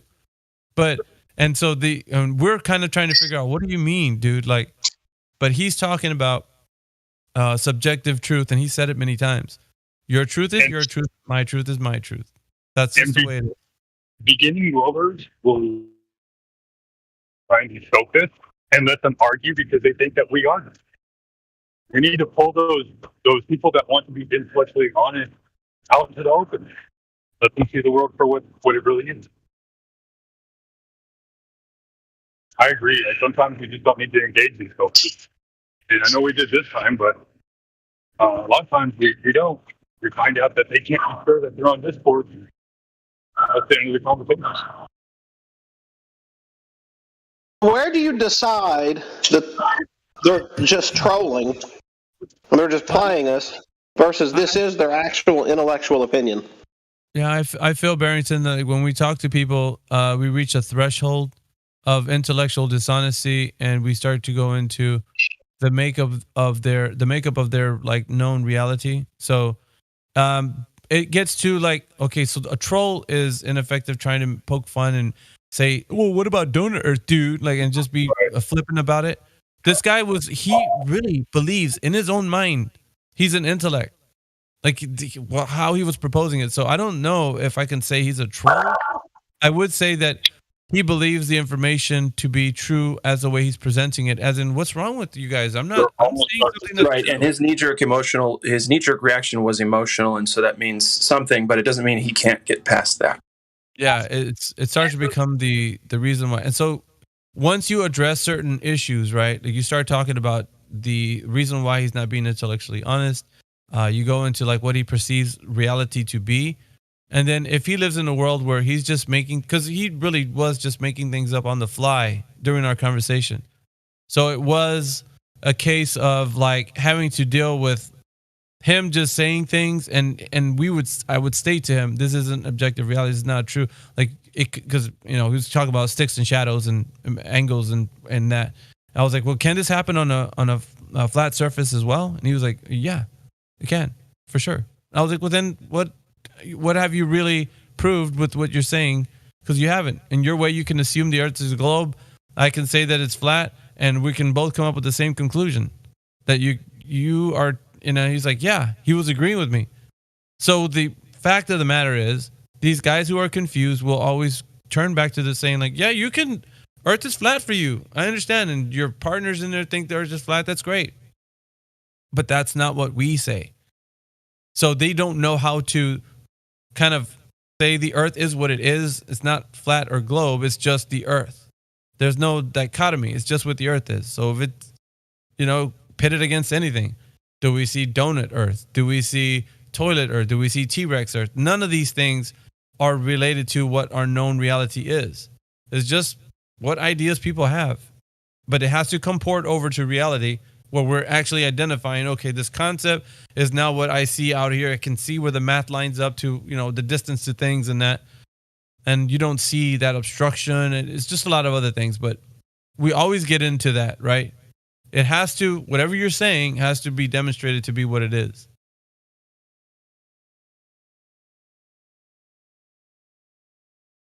Were you yelling into a muted mic, Levelist? Yeah, I'm glad. I've been trying to work on my my anger issues. I want to learn how to stay calm during a discussion, and I definitely was not doing it. And I'm glad I was yelling into a muted mic. Fluctuate intensity. For me, it helps me kind of like weave in through the conversation. So I'll be more assertive at moments, and then I'll pull back. You can hear the tone in my voice, but I usually, when I'm doing that, I'm kind of driving a point that he wants to. There's a lot of politics involved, like debate tactics, I should say. Debate tactics I commonly understand when they're being used. So when he was using them, and then he's trying to be playing. He did an all or nothing fallacy, playing the victim. Like he did so many things he's placating to the audience, so that he can garner maybe an empathetic, audience that's going to be like, hey, I think he's onto something. Well, maybe let him speak or something. It's like, I was waiting for that, because these guys, when they don't have an answer, they'll try to appeal to the people listening. And then he would say things like, when somebody would come in with a logically consistent point, and they were like, yeah, see, I'm glad somebody agreed with me. Thank you for that. Like he would say to the person he's talking to. And I think like Gizbo would chime in, and he's like, I agree with that. I'm like, well, Gizbo, take him to the end of what you're saying, because he's agreeing with you on just like perspective and what you're saying with that. But is he agreeing with you that at the end of that, it means that the Earth isn't a globe? He's being agreeable to just be nice in the conversation, yes. But at the end of it, he's just going to go right back to the globe stuff. So it's not productive for him. We've seen it a million times. It might be a little productive for the audience, so they can kind of see what happens. Then again, the knee-jerk reaction was to start agreeing with everything we say, so that we're receptive to what he has to say, and the audience looks and says, "Oh, that glober's being nice and receptive. Why are the flat earthers going against him?" It's a tactic. But anyway. Yeah, he was seeking relief from you holding his hand to the fire. It was funny. Oh boy, was he? So all these points that came in during the process were his kind of escape from that. And then he would make little comments like, "Yeah, I'm glad somebody can listen to me," instead of you heard him, right? The little snide comments he was making. Oh yeah. And listen, and this is how he placates to the audience, and the audience is like, "Yeah, let's hear some more of that." And now he's being agreeable. I don't want that. I want him to understand that there isn't any quarter that we're going to give when it comes to you making a claim and not backing it up. There isn't any quarter here that can be found, and not in this conversation. You will find, and I told him, I prefaced the conversation with like, dude, this is going to be a gauntlet for you. It's not going to be easy, and I wouldn't go down the path because I will take you all the way to the nth degree in a primary source, and it will be tiresome for you. Like I would just say, if you don't know, just say it, man. You don't know. Intellectually honest. I could respect that. But if you say you know, I'm going to press and press and press, and it's not going to be fun. Like, no one's going to enjoy that. But he pursued it. He pursued it as in something like, yeah, let's go for it. Okay. Yeah, we got to remember that these people, before they come in here, they haven't had a real conversation a day in their lives, you know. This is the type of stuff they go to the bar with, and they sit around their similar-minded friends with, and it's just this endless wishy-washy conversation because the entire group there has no idea about their own reality, you know. But that's what goes for an intellectual conversation in their minds. Yeah, because everything's agreeable. Yeah, say what you want. Well, guess what, man? Don't worry. That's what you think reality is, and that's cool. I don't think that's my reality, but that's your reality. Go ahead and you can. And so his kind of idea was like, well, don't you guys disagree on things? And I'm like, of course, man. Everybody's their own individual person, but the banner of truth in which we fly, the flag in which we're under right now, is the fact that we can agree. It isn't displaying any complexity. It's not moving. So yesterday, there was a young man who came in who they were kind of going tit for tat with, and so I stopped and asked, well, have we started from the basics with him? And we started with the 3 questions for Globers. And we started from the very basics. And then he agrees with us on all the 3 basic points. And he says that, no, you cannot have gas pressure without containment. And then a moment later, he then starts saying how, oh yeah, well, gravity is the container. Okay, well, you just said a moment ago that you had to have containment. And now you're saying you have to have the gravity works. Can you show an example of that? And he said, well, yeah, because outer space is real. And like, okay, well, so you're assuming that there's gravity holding in as the container because space must be real. You went on about, well, I look up and I don't see anything. Okay, well, you point up. And like, I just noticed there was absolutely no ability to consider that, okay, and then we stopped. Okay, well, a moment ago you said that you can't have gas pressure without containment, and now you're saying that gravity does it. And anyway, I just noticed that there was no getting the kid to a higher level order of reasoning of, oh, I need to provide a logically consistent framework here. I've got to answer these logically consistent with proof. And I ended up having an uncle that showed up, so I had to ditch, unfortunately, so I don't know what happened with him. But I do just wonder, Miggy, about, like, when we get these people, like, are they just used to sitting at a bar and they're not expecting to go to the next level? So when you start asking, okay, well, what's your proof? They're going, well, I look up and I don't see any container. Yeah, their minds have never been challenged, Barrington. What we're dealing with here is the fact that because of how information was derived in the first place for them, it was just, reading a book or listening to somebody speak, and the information went one way, absorbing it, regurgitating it. It was never thinking about it and then challenging the thing that they were told. Because you can hear the all or nothing fallacy committed when we're talking to them. So what are you saying? Do I have to look at everything that was being told to me? And it's like, well, for the moment, we're talking about this one particular topic. I mean, we really got to get to the nuts and bolts, right? So they're just, they want to make it sound like they have to examine everything, which of course is the case. But for the conversation's sake, you want to keep it on topic and say, look, we're just talking about this right now. We'll talk about the other things later, but for right now, we're talking about the matter at hand. But because they have never been challenged, right? They've never used a muscle that is used for a reason, right? Because they would say that, that all comes from like their higher learning and philosophical stance, where they would say, well, I think, therefore I am, and everything else is, up for grabs. Could be subjective. We don't know. And then you're just like, but how do you say that, man? We're all collectively in this reality together, right? We're experiencing this reality. We're interacting with each other. Like, how is that like subjective? If somebody comes over here and hands me something, I'm actually getting something from someone. I can't say that didn't happen. That's exactly what happened. It's not a dream. You know what I mean? So, disconnecting from saying that, it's just our subjective opinion. I'll give another scenario that's a little more crude, and y'all might be able to have. Can y'all hear me okay? I'm in out. Quiet. Yeah, I hear you all right. You're good. So, like, if you get an STD, you can't sleep with a friend. You got an STD. You go out and have sex with someone and you get an STD. It's not a dream. It's not a what if theory. You got something objective. It's something you did. Well, a bad case scenario.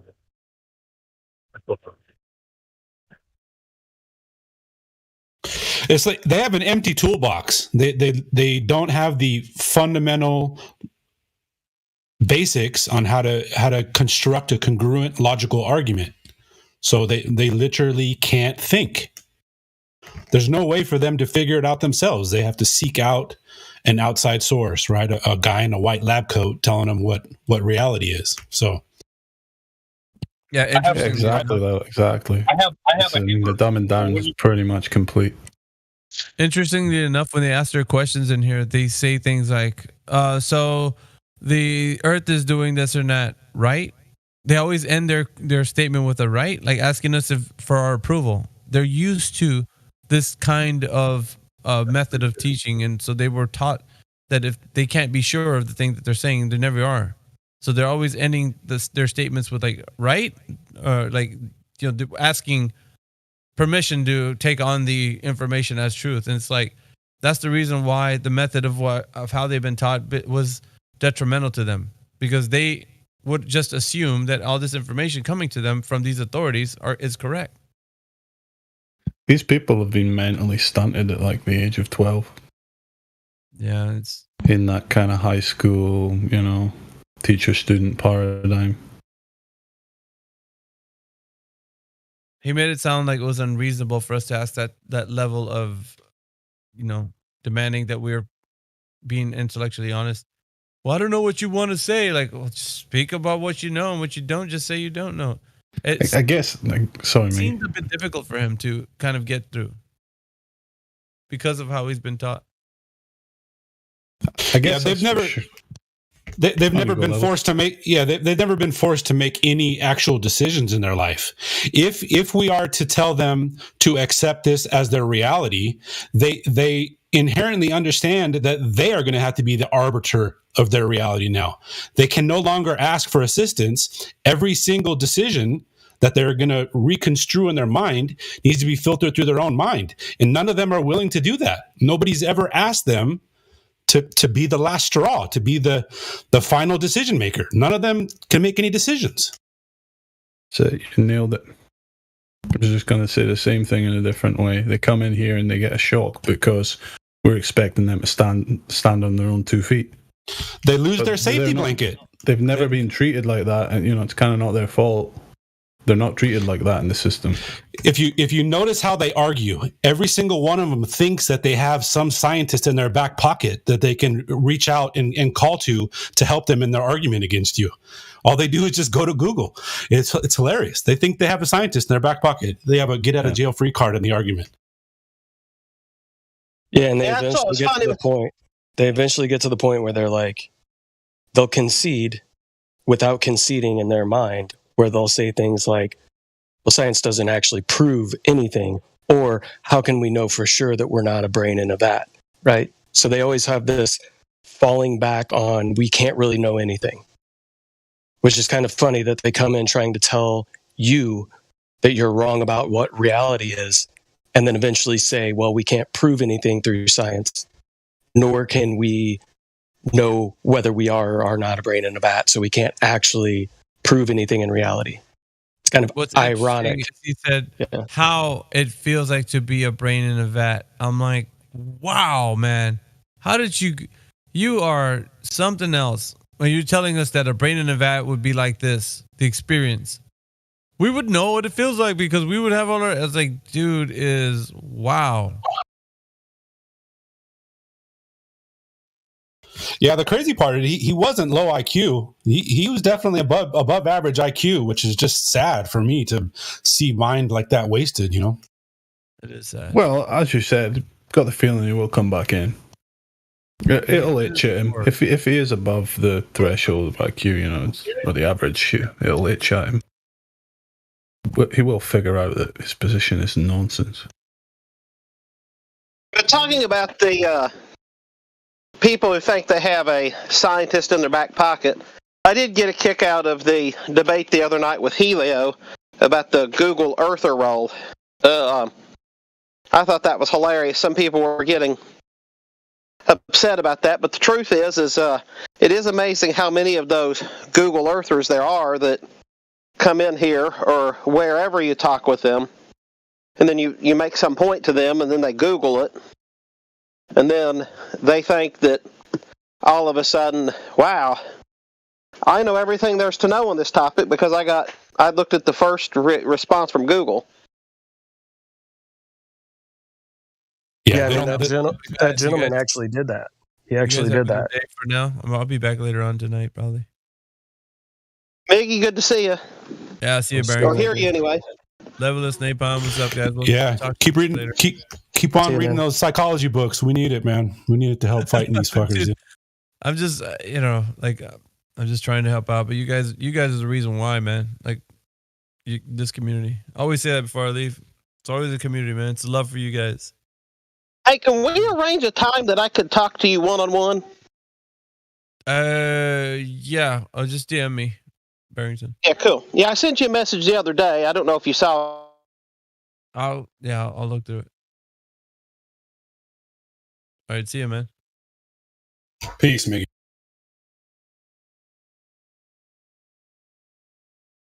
But what this gentleman here today, did he just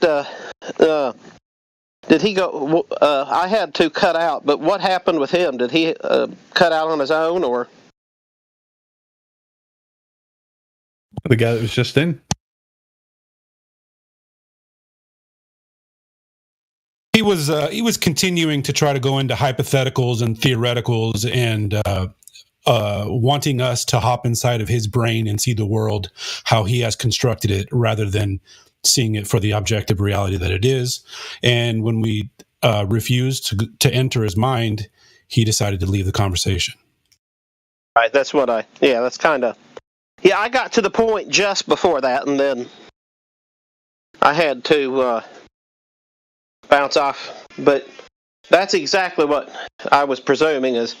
Because that's one of the interesting things. I think it was yesterday, may have been the day before, but I think it was yesterday, Miggy came in the middle of several people talking with a really soft-spoken gentleman. And then Miggy started off with the basics. And very quickly, the guy just cut out.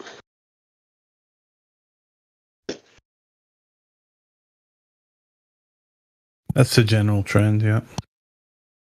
Yeah, what I notice is, especially with people like McToons and most of these Globies, is they come in and they want to take control. Like they think somehow that they can take control of the discussion. And then that's how they're going to win. And the moment that they can't win, they spiral or rage quit.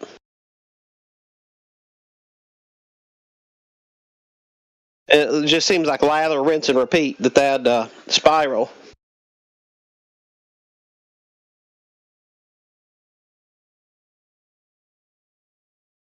Well, they all think they're buying a ticket to the circus when they come in here, but it's actually, ticket to a classroom full of professors. Yeah, absolutely. Like the last one with McToons is funny. That one was genuinely funny, but unfortunately, nobody said to him, "Hey, McToons, you're in our server. When you're here, we ask you a question. We ask you answer. This isn't your show. You're on our server." So, and that would have ended things much quicker, because once he realized he couldn't just control the argument, and once he realized he didn't have control, then he was out. Like, he'll say things like, "Well, okay, great, I'll be glad to answer that question, but before I answer that question, let me finish this first question."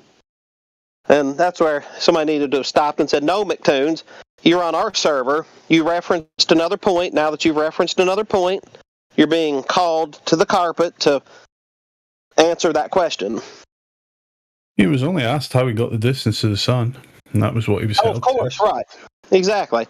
Yeah, no, of course. And that's why he bugged out, because he knew that he was going to be continually called. So, no, he got booted, rightfully so. I was a bit disappointed. I put that video on expecting like 50 minutes back and forth with that clown. If you tell somebody like, I'm sorry. I'm saying I was looking forward to the video's like 50 minutes long, and I was looking forward to like a 50-minute back and forth with that clown, and it was just 10 minutes, and he was out here. Yeah, and like that was the great thing about him with Alex Stein is, he's blaming Alex Stein's behavior, but the truth is McToons wanted to control the debate. Yeah. It made it very clear to me that he wanted to control the debate, and then bam, that was that. Yeah, I caught him, I guess that same day on another server, and I feel kind of bad because normally I don't open my mic after I've been drinking, but I had come home from the bar and logged into another server, and he happened to be there, and yeah, he got himself a serving, let's just put it that way, between myself and Witsit and a few others on that server. He got pretty well destroyed. It was kind of you telling me I missed drunk napalm? Shit. Yeah. If you go, not to promote anybody else's stuff, but it was on Shane's server. I don't know what his YouTube is, but you could probably find it and go back and watch or listen. Yeah, it was drunk napalm. Which is why I don't typically do that, and I felt bad that I did, because it's probably something that will be on YouTube or saved in some way, shape, or form, because it is that gentleman. I'm like, great. Why did I open my mic? I did all right, but it was like, man, I wish I would have been of sober mind had I come into that situation. Once it's on the internet, it's on the internet. Have you listened to it back yet, Napalm? Yeah. JD, I wanted to say something real quick. That's a classic sign of a sophist. They always answer a question with a question. They can never say definitively yes, no, or I don't know. It's always they have another question lined up to replace the question that you have, and then they make you absolutely. Well, I have a feeling they're trying to control those discussions, those narratives, so that they can be chopped up and put on 50-second TikTok videos. In my opinion, I think that's what's going on. Definitely, yeah. 100%. And to be fair, it's a good strategy. It's a strategy that we are not implementing well enough. Like it seems like they're winning the social media war. So it's hard for us to be dishonest. Like, it's hard for us to sit there and go in there and make something appear one way just by taking something out of context. Although I know somebody on here has what's his name, Matthew Learn saying the Earth is flat. And it's a great cut. So if you want to know Go ahead. If you want to know the character of McToon, one of the things he was trying to do over in the other server when I ran into him was he was trying to call Witsit out or saying he was being dishonest or claiming certain things when Witsit was putting out some memes, but he didn't put like the citation of where he found specifically the quote or the idea. So he's like, he was literally just trying to come at Witsit about being dishonest for not citing his source on freaking memes. He's like literally trying to pull up memes and be like, is this your meme? Did you create this? Did you post this?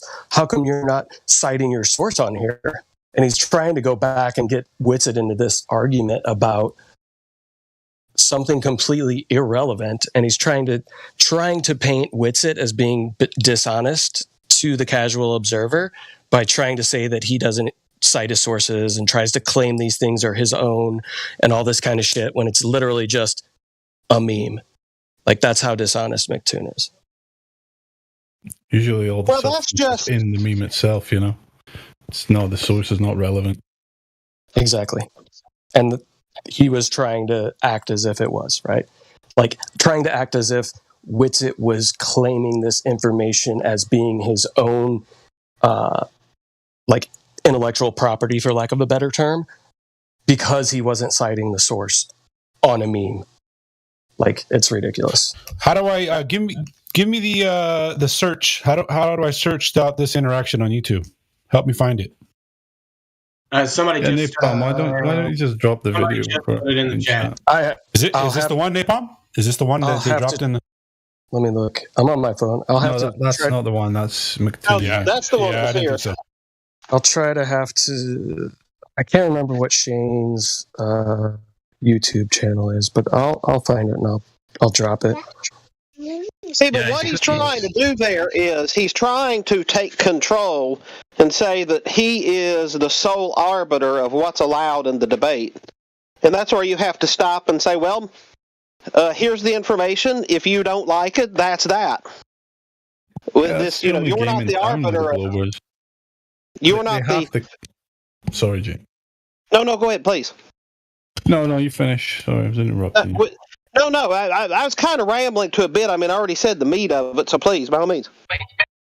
Yeah, I'm just saying that's the only game in town with the Globers. They have to control the debate platform, because that's the only way they get away with as it's being put, their one free miracle with their assumptions and whatnot. If you just give them one free miracle, just give them the distance to the sun, they don't need to prove how they got it or anything, then they'll go off and create the entire model.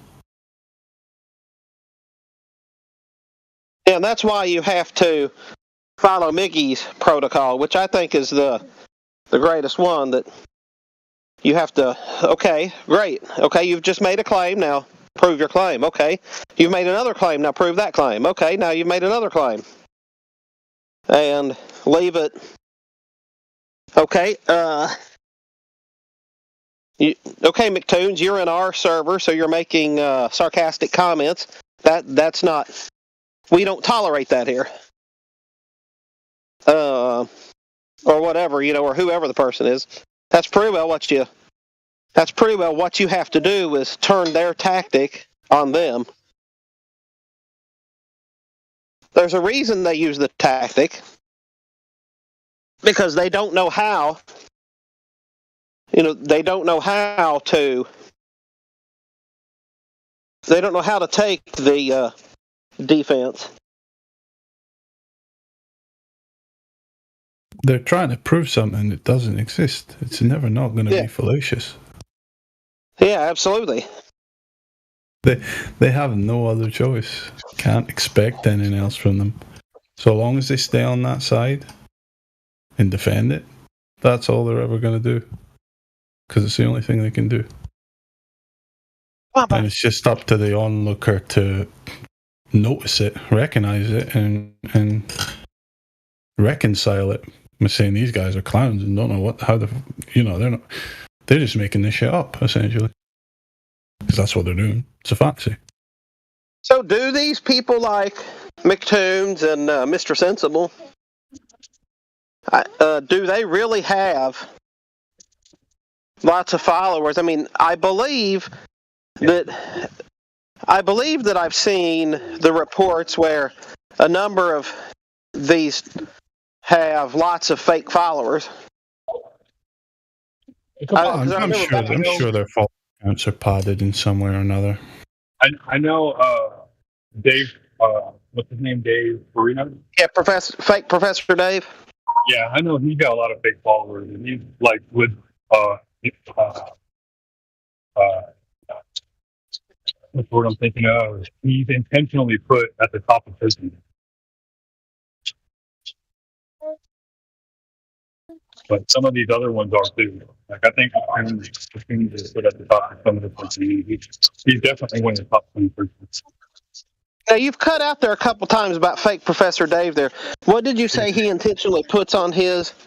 Oh, no. Dave Farina puts on, he's intentionally put at the top of searches. Yeah, you cut out there. He intentionally what? I'm sorry? He's intentionally put at the top of search engine. Oh, gotcha. Okay, gotcha. I guess I don't know that, Dave. Dave Farina is Professor Dave. Oh, gotcha. Okay. Yeah, fake Professor Dave. Okay. I didn't know his last name. Yeah, that was what I saw. I saw somebody's report or somebody's analysis about him. That's what I saw. I couldn't remember exactly what it was I saw, but that's what I saw was that he had the fake followers. I'm pretty sure McToons is in the top 20 of the place. Sure. I'm pretty sure he shows pretty high up in this one. So they're all gatekeepers.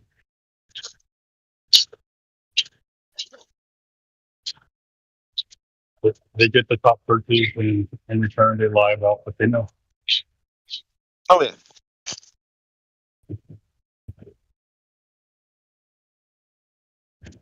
But back to what you're saying about maybe like, okay, where's the citation for this? Okay, where's the citation for this? All we're doing is making them go and do the search so they can see how absurd their explanation. All for the sake of having a radius of 3,960 million. That doesn't exist.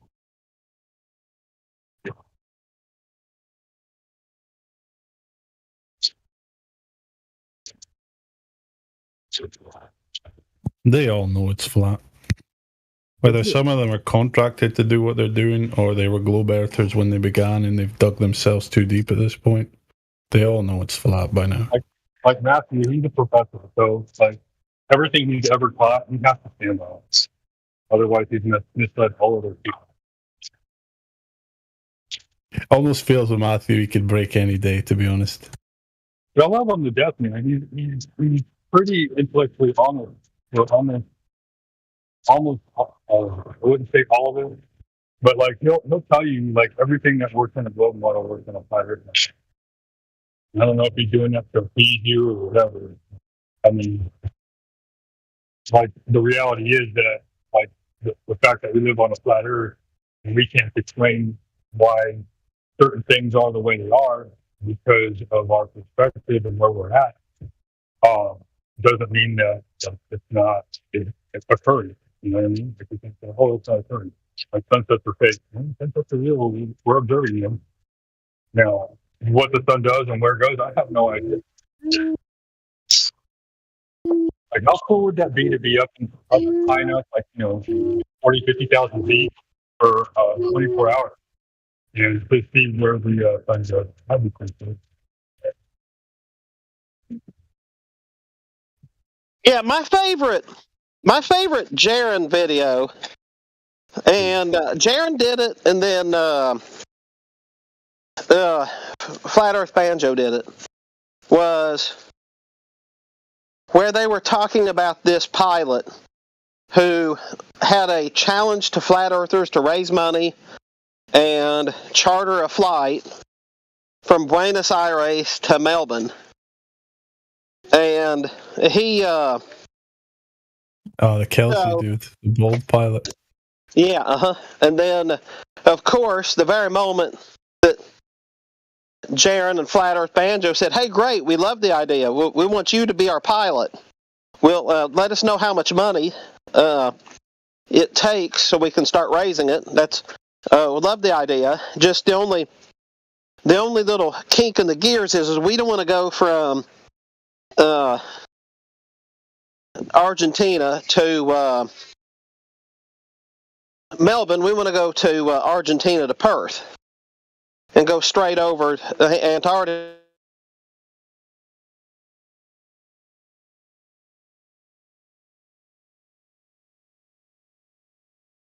Pilot, it's your idea. We want you. We want to work with your company. We want to get out and then of course the guy just backpedaled even further and even further. So I think you're right that they definitely know, and even Mick Toons, his webpage has a very strong disclaimer on it. There's a page in there where he talks about the science doesn't prove anything. So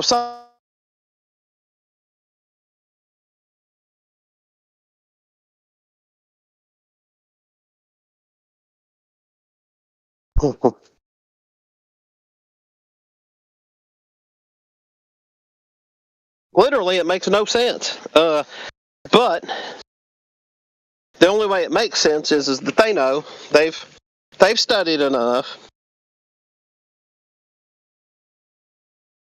But they know where the money is too. They know where the fame is.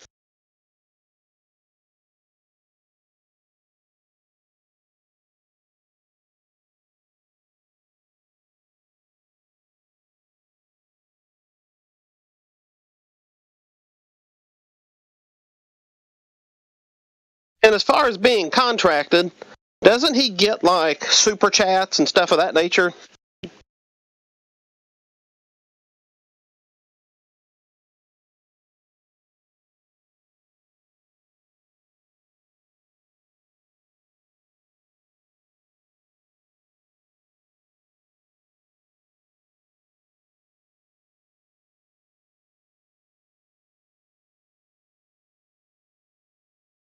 Have you guys seen the latest mockery that McToon uploaded, making himself even look further like a tool?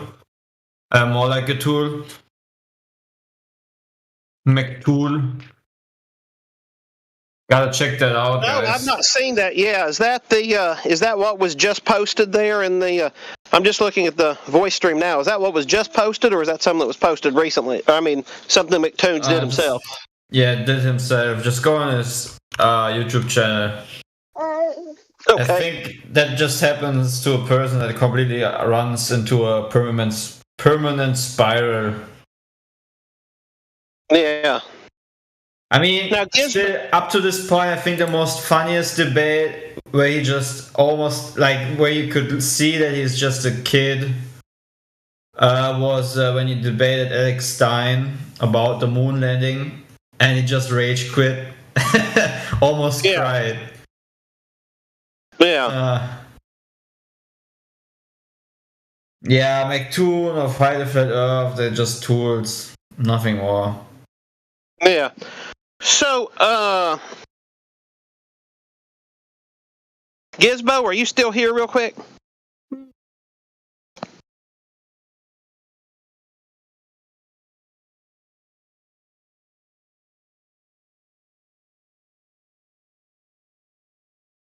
Yeah, I'm here. Hey, what, just so I got this right, is SCL, is that, I'm guessing that's Santiago de Chile? Sure. And then, what's SXM? Is that Melbourne? I'm not sure. You have to look it up. It probably is. Yeah. Yeah, because I see the first one also stops in Houston and San Francisco, or JFK, and I'm not sure where SIN is. Cincinnati. Oh, SIN? That's I think it's in Canada. Gotcha. And then that's why, yeah. And then, of course, the JFK to SXM stops in Charlotte. But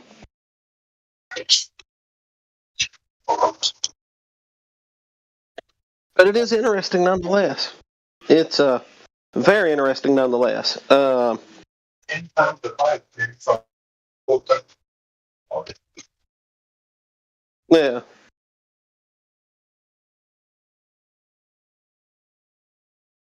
Yeah, I just had seen that. Clay, I wasn't trying to cut you off by any means. I just didn't want to forget that. So I appreciated Gizbo sharing that. But Clay, yeah, you are correct. The one where McToon's rage quits on Alex Stein. It goes to show you that all McToons wants to do is go in and take charge of the debate. He wants to be the one in control, and if somebody doesn't give him that control, off they go. Or I should say, off he goes. He has in his mind that he's going to debunk Slater. Like he's the one. He's the Neo. Yeah.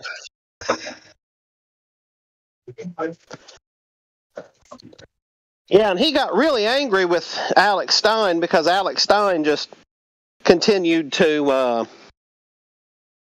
just continued to take charge and take the offense, and then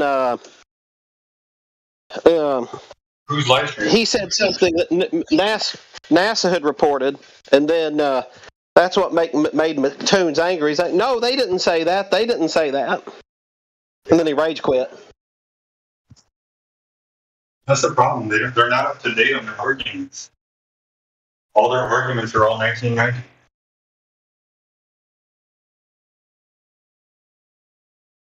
Because that's when they graduated from school. Yeah.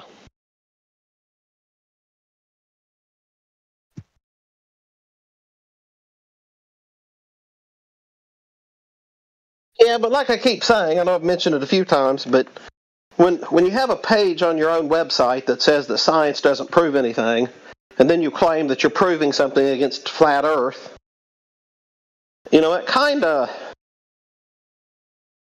that's kind of self-contradictory.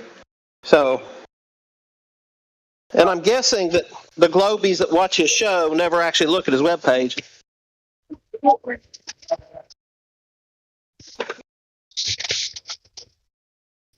I'm sorry if it's loud. I'm not near my phone.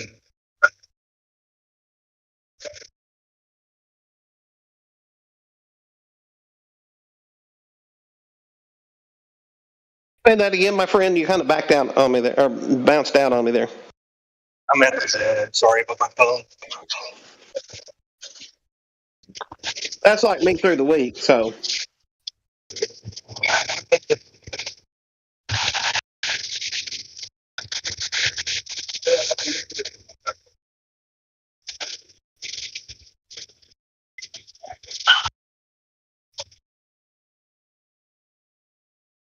Sorry, it's loud in the pool area. Uh-oh, people are coming in.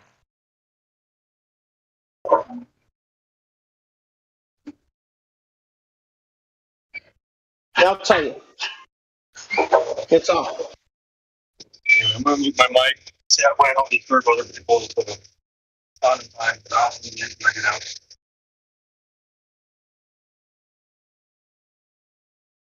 Anyway, Dr. Law, are you still hiding around here? Are you still on with us? Hey, Leonard, I'm still here. I'm just listening. I'm working on a patient right now. Oh, very cool. No, it's perfect. I just wanted to give you my greetings.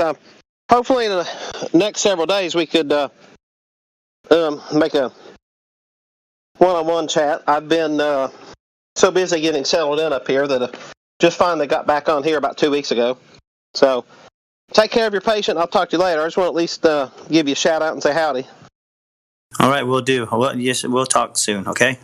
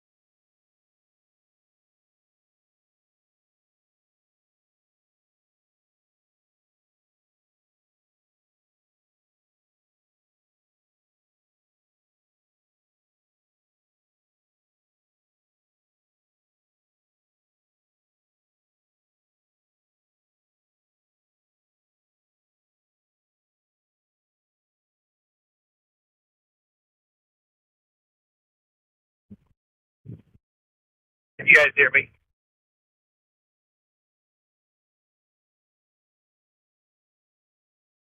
Yep. By there. Well, if you can hear me. Are you shown? Sorry, go ahead. Are you shown? Yeah, what's up? People calling you Sean My name? because they gave you that name, Yeah, but you are you. well, sure. I know you. Yeah. Yeah, I mean, you can call me Sean, but I am who I am. What's the Sean? I don't know. Are you here? 100%. No, I'm over here. Okay.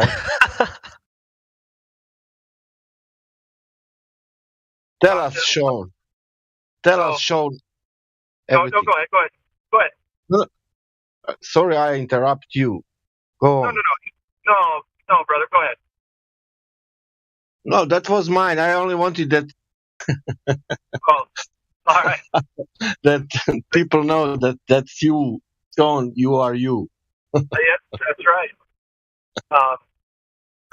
Pulling like a Shakespeare, what's in a name? A rose by any other name would still be just as beautiful. Well,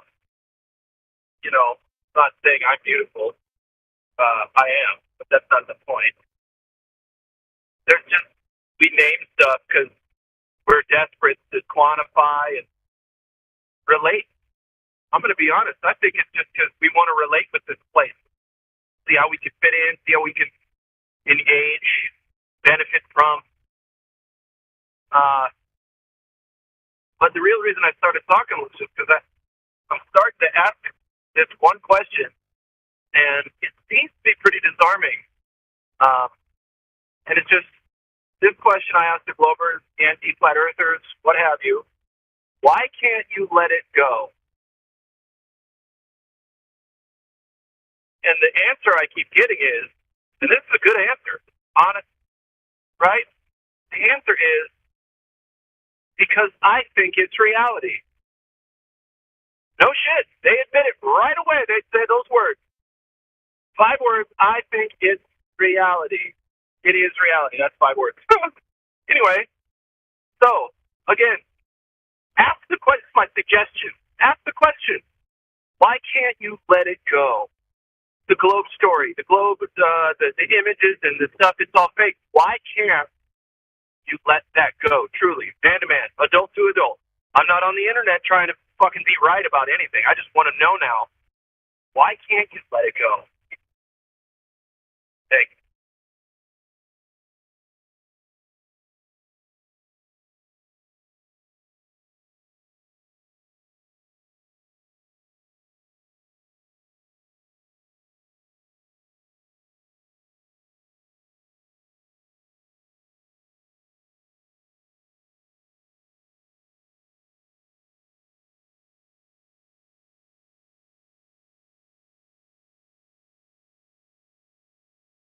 And the reason they can't let it go is because you can't have Captain Jean-Luc Picard and Obi-Wan Kenobi and Princess Leia without the fantastic Globe model.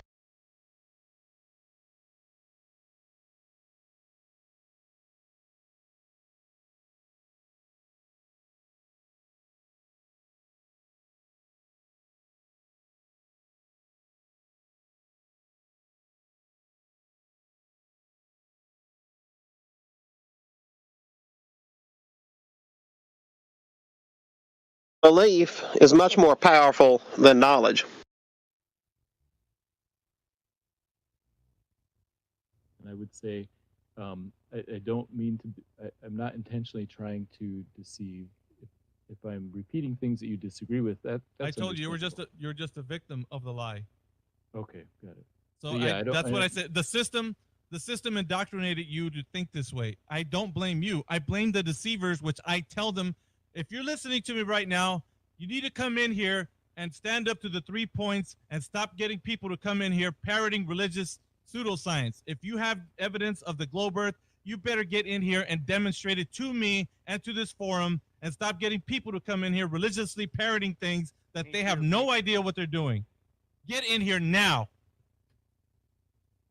Speaking of, if people came in here, what if Buzz Aldrin himself came into the server and said, Bring him in here. Smash the fuck Bring out him of in here. I want to speak to him. If you're listening, Buzz Aldrin, get your ass in here right now. I want to speak to you directly. And you better answer the questions I have for you, specifically and directly. No obfuscation. These astronauts are actually one of the worst actors I've saw in a while, man. They can't even be happy when they go to the moon. As they say, they go to the moon. They're a bunch of alcoholics, all depressed people.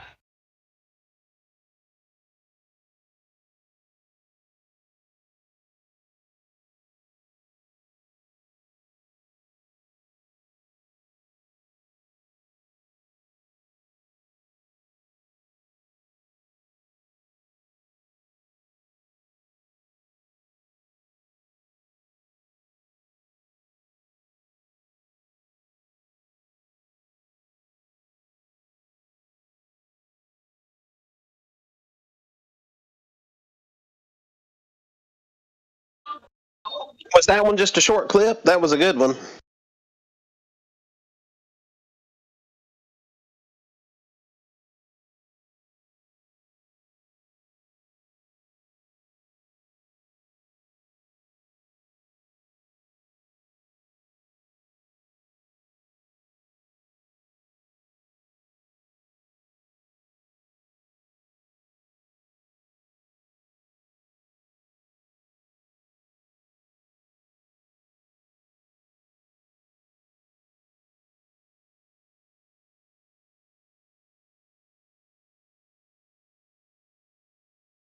Well, I mean, well, he was just a pawn, right? I mean, yeah, he lied, but I mean, I will say he was just a pawn to be forced to lie.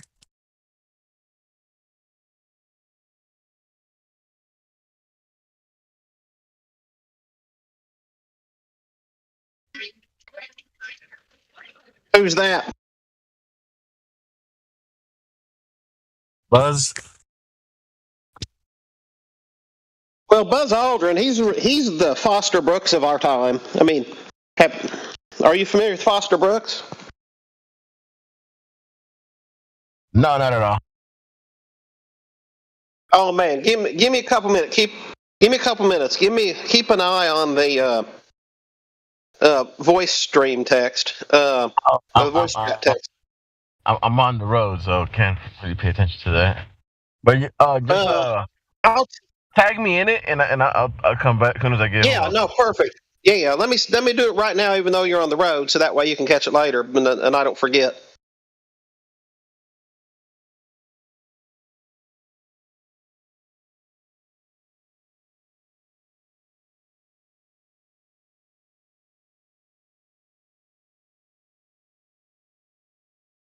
I'm gonna go out on a limb and guess that he was some kind of proponent of a narrative that later backpedaled on it.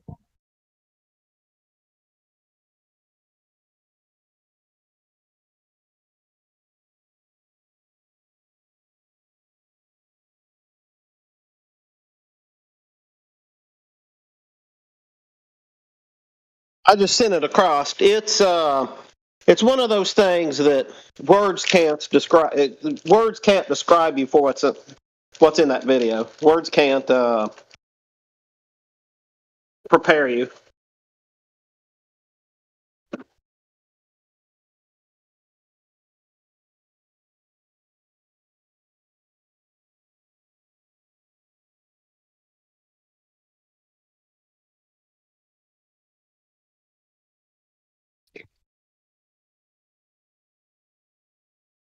I know y'all are listening in the YouTube chat there. Why can't you let it go? We are not a threat to the truth. Therefore, we're not technically a threat to anything relevant, right? We are the truth. This is the truth.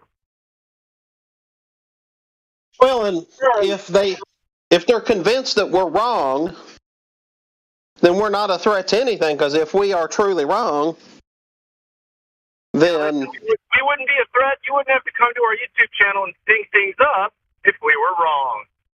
Oops. That's a little obvious, don't you think?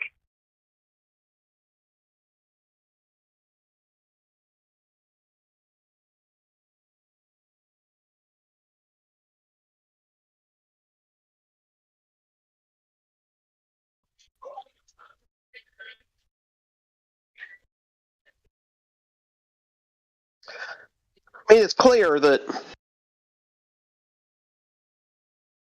they come around, they spend so much time with us. They spend so much time with us. And if they think we're wrong, well, how are we any different than the millions of other things that are on the internet that are wrong? If we are wrong, how would there be any difference? So why do you and YouTube land, why do you spend so much time with us if we're just wrong?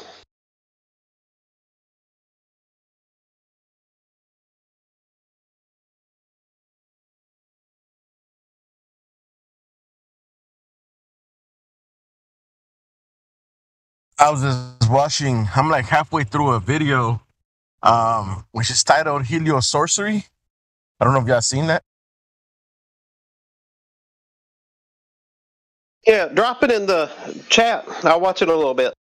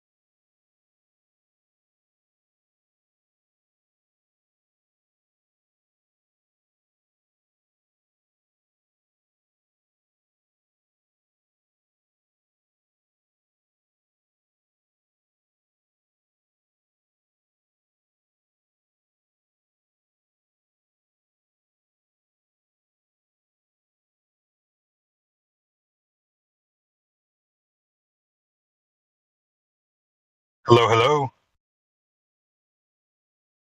Well, hello there. Oh, hello. I'm all cleaned up after the gym. I got a nice 45 minutes in, man. That was awesome. There you go. Get that 45 minutes. New Year's resolution started. Oh, yeah. Well, I started my New Year's resolution back in October. So maybe August. I don't know. I can't remember. Just dropped it in. I appreciate that. I watched that a little later as well. But no, that's good. Get a good early start on a New Year's resolution. Yeah, I figure. Don't wait until New Year's to start your resolution. Start it now and make sure on New Year's Day you're doing the exact same thing that you're doing before you started. Before it became New Year's Day. Like, continue.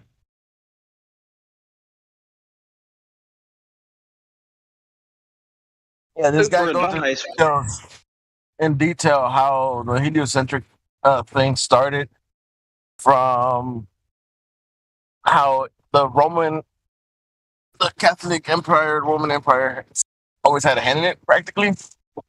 Practically. Practically, well. So yeah, it's really good. Honestly, like if you go back to the Council of Nicaea, most people don't know this, but like there's two types of Arians. There's the Arians with the Y's, and then there's the Arians with the I's. If you go back and look up Arianism, Arianism, you'll find out that like the Catholic Church has been suppressing anything contrary to what they have to say. Oh yeah, definitely. That's exactly what he goes through. And so their first translation of the Bible at 15 or 1610 had the word globe in it, which every every country, England and everything like that, they were against it. They were saying it was heretic. Actually went to war on it. But somehow they got kind of blessed in the way. You know what happened shortly after that? King James Version. But I mean, it definitely speaks of. Was that what we're gonna ask? I said, you know what shortly happened after that? It kind of broke up on my side. What was that? You know what happened shortly after that? The 1611 Bible came out. No, the Gregorian calendar was created.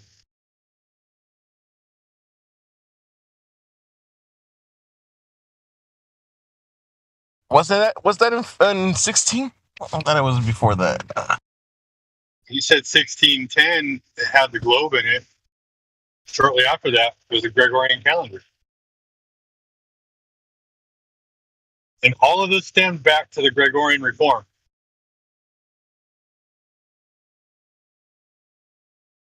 I've got my own ideas of history. I think it's all hogwashed ever since, was it Charlemagne? Is it Charlemagne? Who was the guy at the Council of Nicaea? Is it Charlemagne?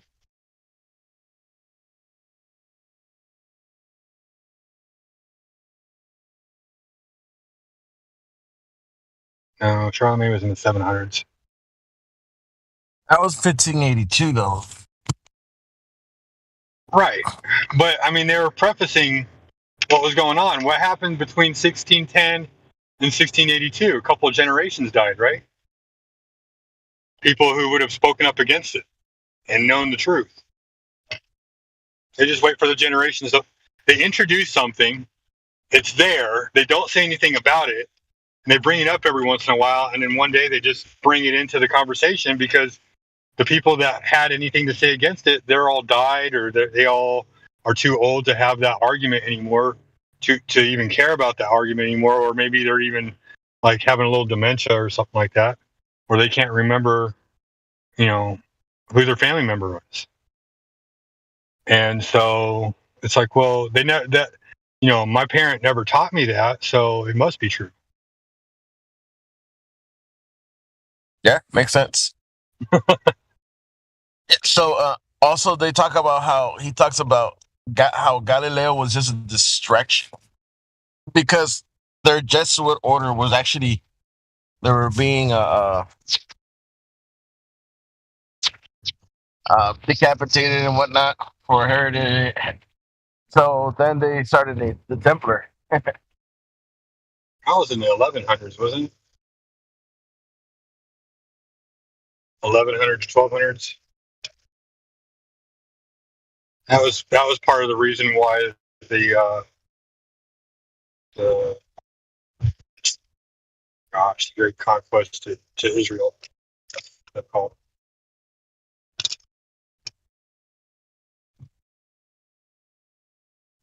I know y'all know what that's called. Sometimes words slip my mind. It sucks because words have meaning. So like Genghis Khan arm wrestled Napoleon, and everybody believes the shit. They talked about how Ignacio was talking to Pablo, the Pope, the third or whatever his name, and he was pretty much the way he was saying that they were going to infiltrate every single thing. Looks, man, kind of the words, doctors, colleges, churches, where they could stay forth, where they could pretty much manipulate where everything kind of goes. It's pretty interesting. And the papacy pretty much got up and said, this is the finger of God or something like that. And that's when he established the Jesuit order. He signed off on the Jesuit order right after that.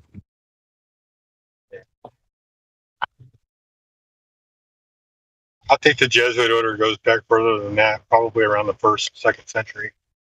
But it was a hard battle in the beginning for them.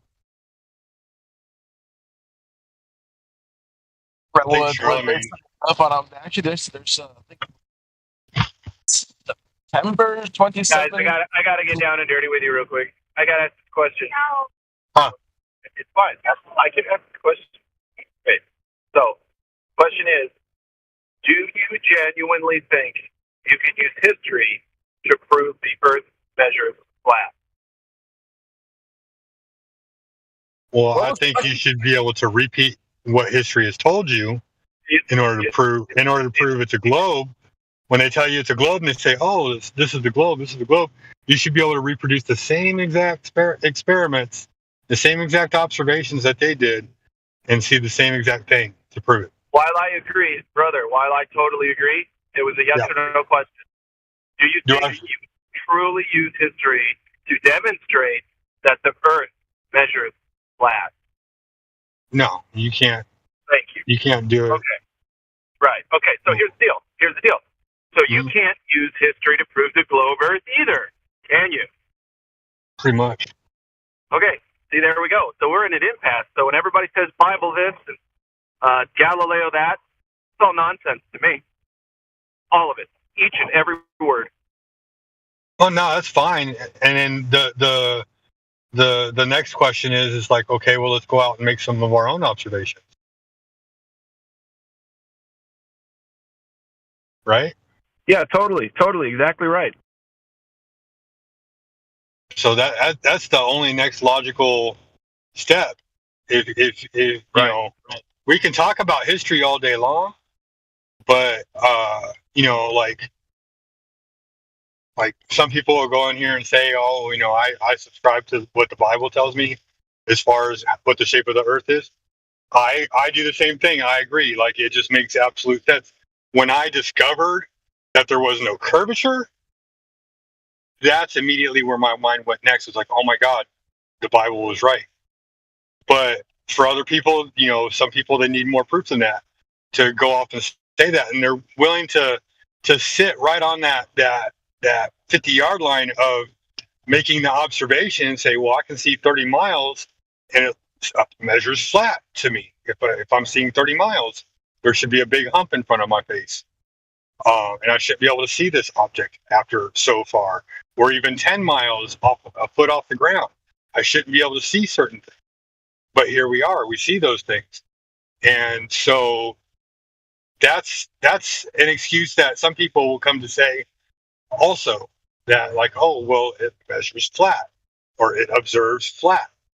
And that's fine. I know why people have such a hang up about the Bible, because it was written by humans. Humans are fallible. And a lot of people in history have had their own agendas. So I get that. And I'm not going to sit there and beat you over the head with the Bible because I share a different belief than you do. But what we all can hang our heads on, however, whether we believe in a creator or not, is that from what we've been told is a lie.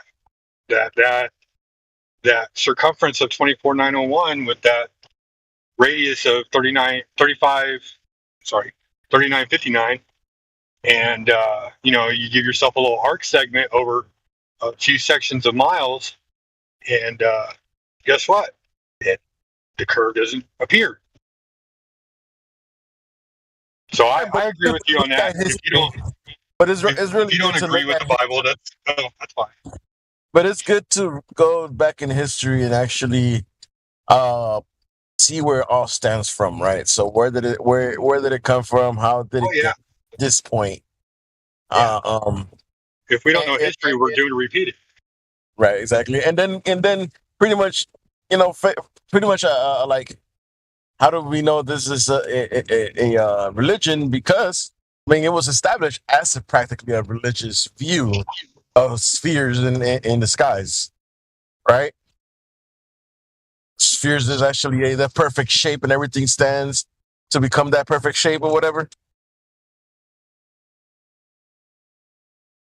It's funny. They sit there and say, "Oh, I look up in the sky and I see spheres." Don't see a circle. You can't verify that's a sphere.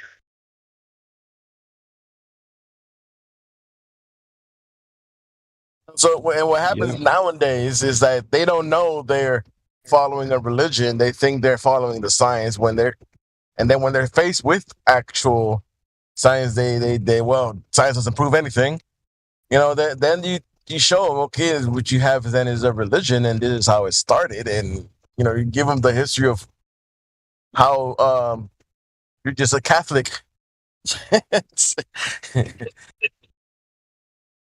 mean, that's a pretty funny argument to sit there and throw something like that back at them, like, "Oh, you're just a Catholic."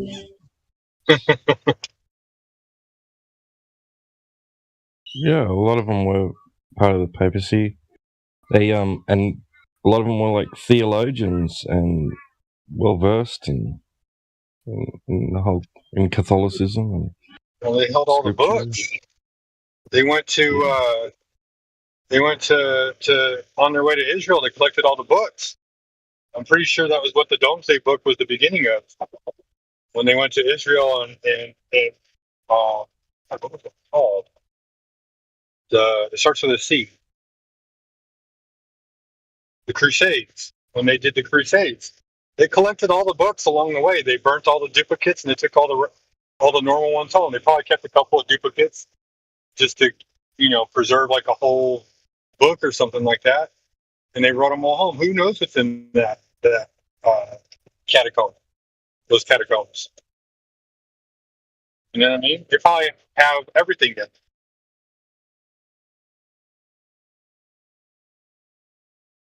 So I'm sure they have an extensive library that we're not privy to.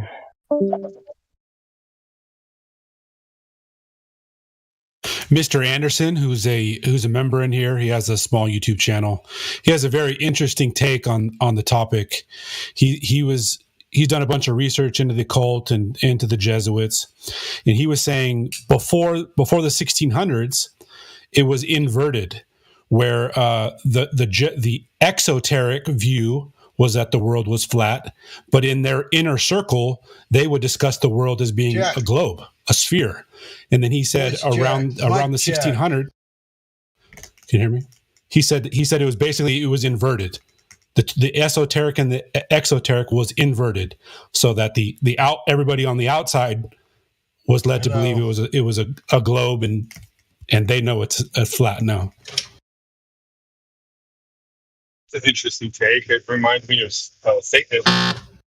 Yeah, everything loves to get inverted. Is that a buzzard? What is that? Check. One. Yeah, what's up? Is that God Rockin'? Oh, yeah. What's up, God Rockin'? I thought that was an objection. I thought it was an objection, too. He must be having problems with his mic. But, I mean, it's certainly an interesting take. Let's see what God Rockin' has to say.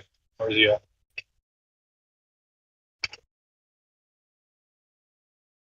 Still not here. But,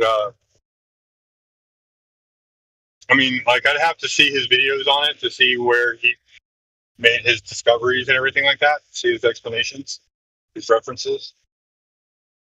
I'm sure they're out there. I wouldn't doubt it one bit.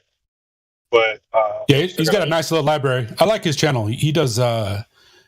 He's actually a really good researcher. I appreciate good researchers. So. Oh yeah. Like one of my favorites is Flatwater FE. I like him. Yeah, I think I know what you're talking about. Yeah, I used to fall asleep to that dude all the time. Yeah, I think I know what you're talking about. Yeah, good story.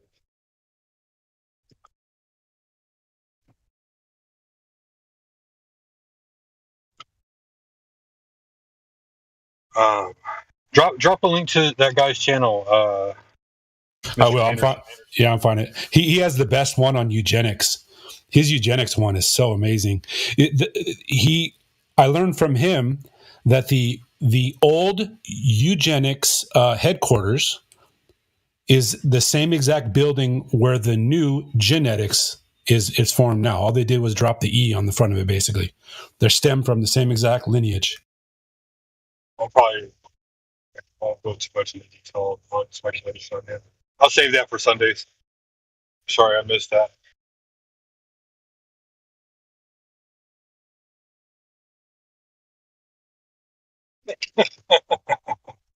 Lou. What up? Lou dropped a picture of Pluto. I'm proud of that. I dropped it in the chat.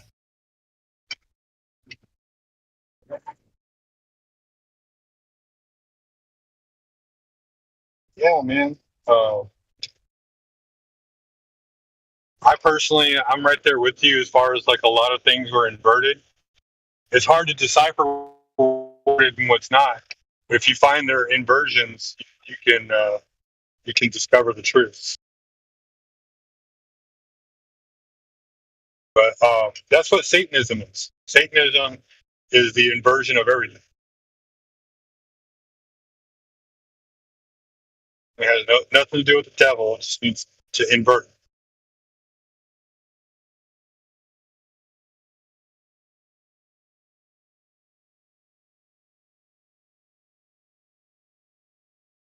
That's why they laugh at us when we say, "Oh, you worship the devil." No, they worship themselves. They invert their truth to get away with everything. I mean, you can call that worshiping a devil, but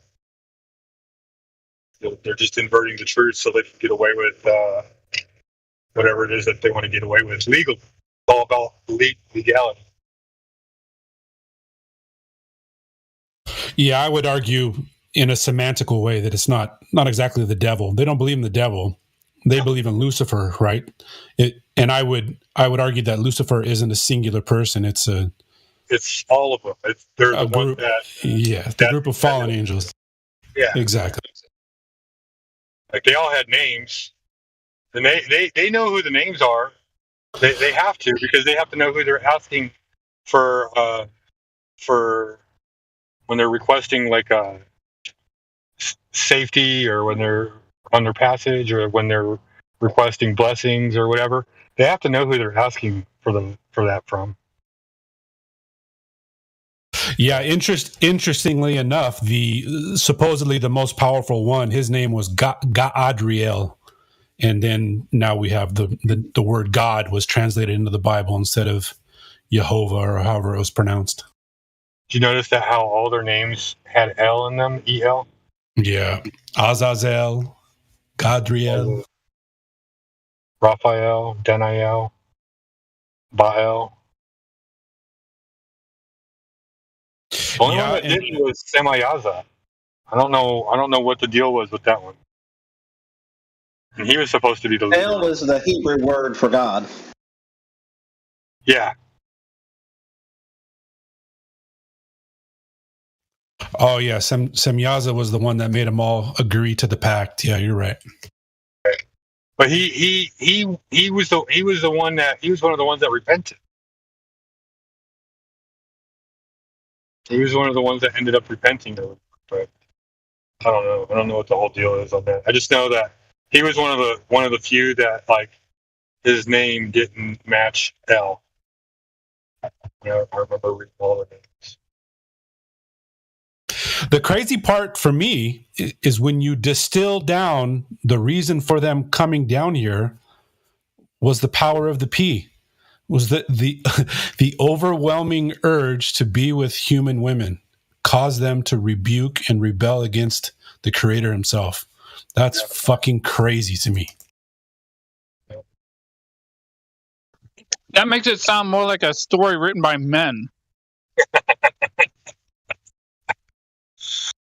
Hey, you know what? It could be, dude. It really could be. And though the story might be made up, I believe that the names are still real.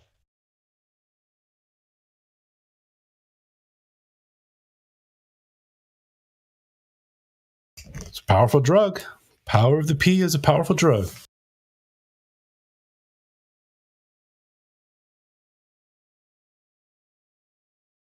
Yeah, I mean, like that's the hardest thing. Like, if you really want to know who your creator is, like, seek him and only him. You know, like, I mean, there are books out there will help you with some aspects or whatever, but I mean, you have to let him guide you. Otherwise, you'll be misled, like so many people are.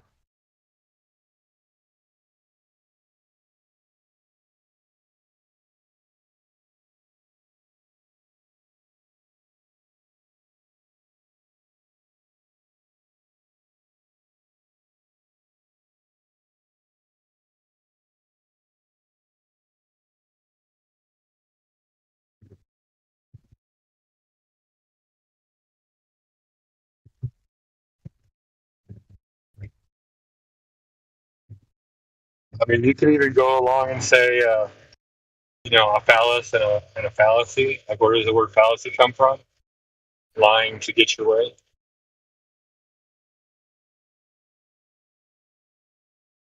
Oh, doesn't make sense. Makes sense to me.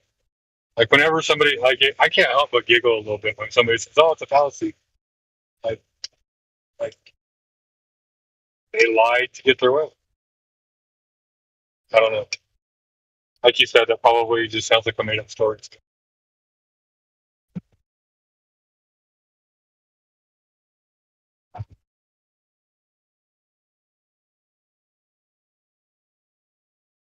It certainly makes for a more interesting topic of observation. Let's say conversation, but observation is like, why spend so much focus on the afterlife when you can spend a lot of focus on this life and being kind to other people and sharing with other people, you know, even breaking bread with other people, as they say.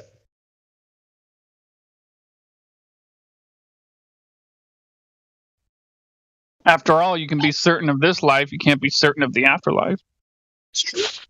I think we just had a demonstration of they're not sure of this life. They think everything is just relative. You know, that's. Yeah, but that's only when you're talking about reality to them. I would argue. I just overheard a conversation where there's two people having a live stream, and the woman wanted the guy to give her little sister some advice. She's 18 years old and she has 15 tattoos, and she's already planning a bunch more. And she has her little girlfriend there, and this guy's trying to talk a little sense into her.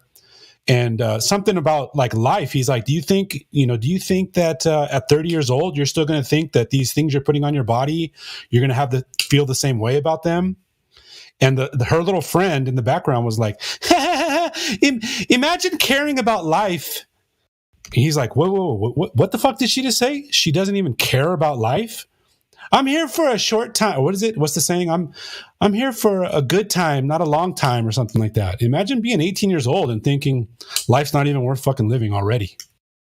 Sounds like there's a lot of deeper aspects in that conversation already. I mean, they're still living at home. They haven't encountered one tough time in their entire life yet. Imagine what the fuck is going to happen when they do. Sounds like they're living. Yeah, I hate to say it, but it doesn't sound like that person needs a good talking to. It sounds like they need something in the past that they can't get now, which is parents that beat them when they do something bad. I concur, my friend. Well, I gotta say this: I don't hit my child. Well, I've spanked my child a couple of times for her trying just to get her way, just to prove a point. But like for the most part, like when my daughter starts crying and to get her way because she doesn't want to do something or she wants to do something, I make her go do the exact opposite thing. Like, we're gonna go do it. Fuck it, we're doing it. You're not gonna cry about this. We're gonna go do it. You're gonna get this out of your system. Well, and I'll tell you this here. that we have 3-year-old twins, and the only time we've done anything to them to speak of is when they've played with the electrical cords, or they start like viciously smacking each other, and I mean like biting and stuff like that. Play off of, when you have two, they play off of each other. Oh yeah, of course. But my point here is that you are absolutely correct. Sometimes they'll start when they decide they want something and they just start doing it. I take them off to the side and say, "No, you're sitting here." And I sit with them and make them sit, and then or whatever else that like. Sometimes they'll decide that they want to climb in the refrigerator or whatever other unsafe thing, and and that's what that's what you have to do. You have to and if you don't put some direction at this age, there'll be absolutely no direction at 18. And I promise you that all the tattoos and whatever piercings and whatever else and girlfriend and whatever else at the age 18, that's that at 30 and 45 and more likely 50, when there is no preparation,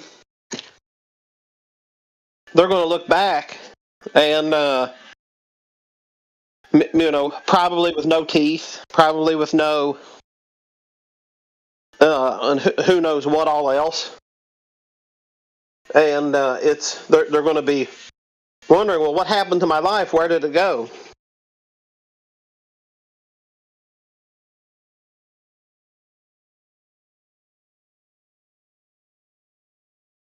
But no, it's sad to think that somebody would not care about life.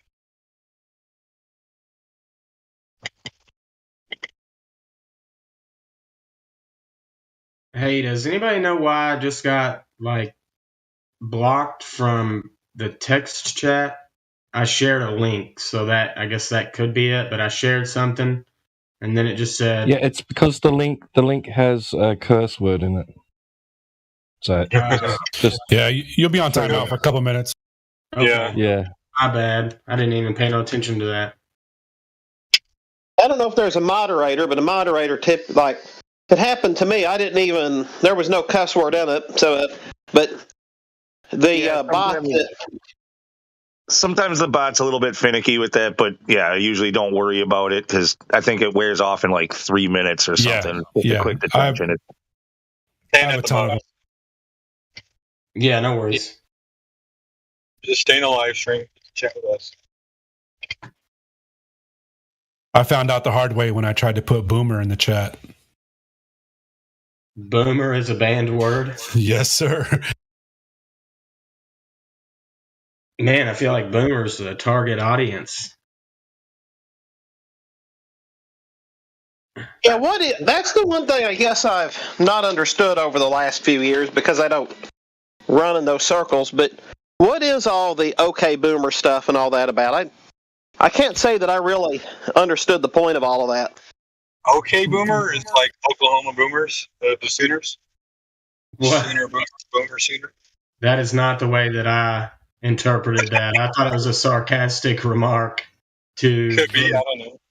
Are you asking about how it's used colloquially in pop culture? Or are you asking about the reason why it was injected into pop culture in the first place? Which question are you asking? Well, this whole recent thing of OK Boomer, somebody says something that they don't like, so the millennial or Generation Z doesn't have anything to say, so they say OK Boomer. Well, it's an effort to it's walled gardens. They want to keep everybody. They want to cordon off every single sector of society. They want to keep everybody separated and fighting each other. Focus on what your differences are, and not focus on how many things you have in common. That's essentially what's going on. It's just a sarcastic way for like the Gen Zs specifically to write off anything that anybody they consider anybody over like the age of 30 as a boomer. Okay, so like if you hit 30, you're a boomer, and you're not worth listening to. They can write you off. Convenient way to opinions worthless.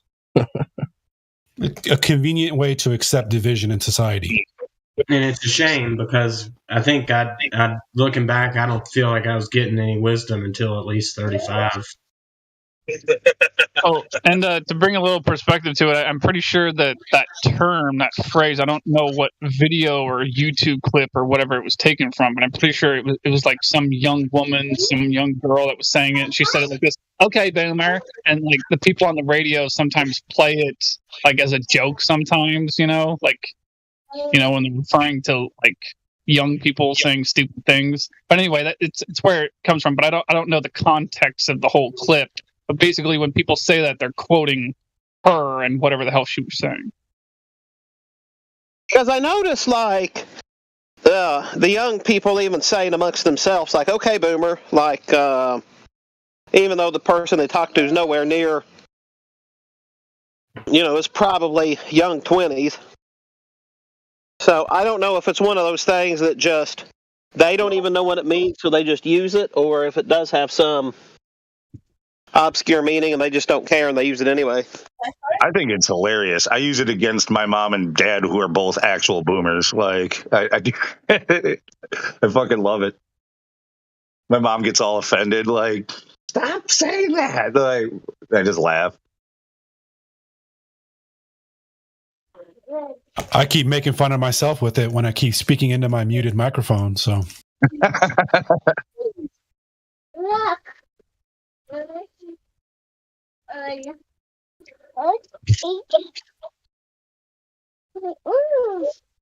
It's kind an of insinuation.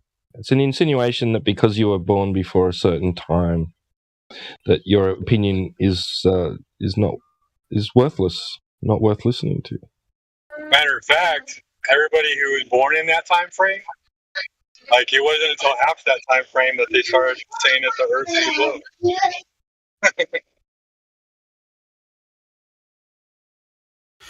Yeah, it just falls into the Hegelian dialectic, basically.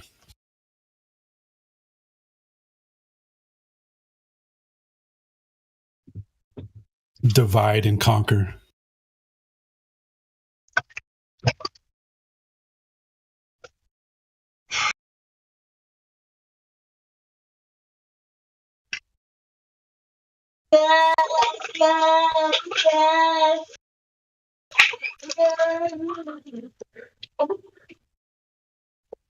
Yeah, I just figure it's something they use when they don't know what else to say.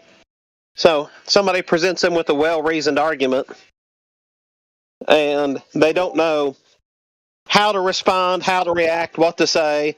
They don't know why the person's wrong. They don't know. So they just, but they know the person must be wrong, so they just say, "Okay, boomer."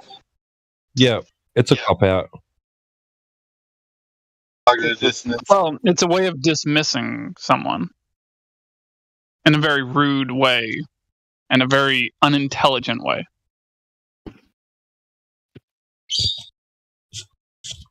Yeah, I was in an insurance forum the other week, and somebody said that to me. And so I answered him back and said, "Oh, great. I'm so glad that you win all legal precedents and all history of a industry." They said that's great. You've just took 100 years of development in the insurance industry and upended it by 2 words. "Okay, boomer. Good job. Can you teach me some of those superior debating skills?" And does that work in a court of law? Yeah. See, and it must, because, you can stand up and say, "Okay, boomer, Your Honor." Right. "Okay, Your Honor." Boomer. What? I'm guilty of murder? Okay, boomer.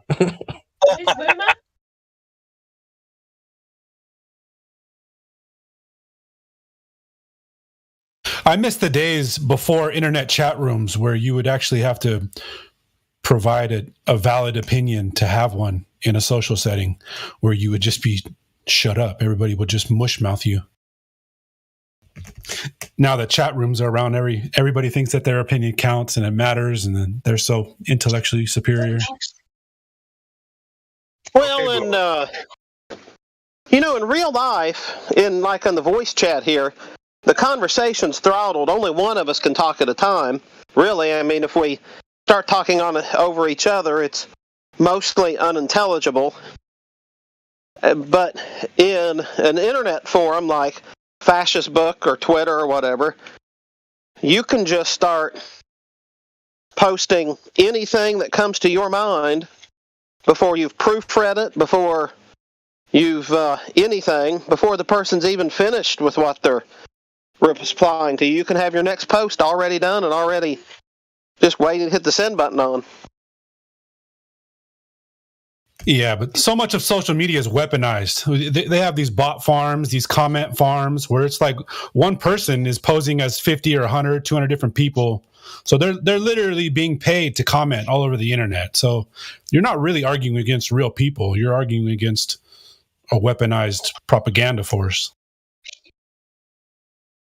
Oh, yeah. And now I don't know for sure, but I suspect when Mick Toons was trying to get me on his show, that's exactly what he did, because he found me in a fascist group forum back in the spring, and then he had a girl start talking to me, and then that girl then tagged McToons in it, and then somebody else started saying almost identical thing with the exact same grammar and punctuation errors and spelling errors. It's the exact same almost, and then happened to tag McToons, and then fourth or fifth person did, and then the sixth said, "Hey, you should go on a McToon show. He would. This is a thing he likes to put on a show." And I didn't even know who he was. And then all of a sudden, this guy starts talking to me with the exact same grammar and spelling errors, and I'm like, at least 3 of these were female, and not one single of their post or comment sounded anything like a female, and none of them would actually respond to me after their initial. Yeah, there's literal chat sweatshops. There's people that will accept pennies to go and be a mob and get in the chat and put a bunch of comments in there. Oh, for sure, yeah.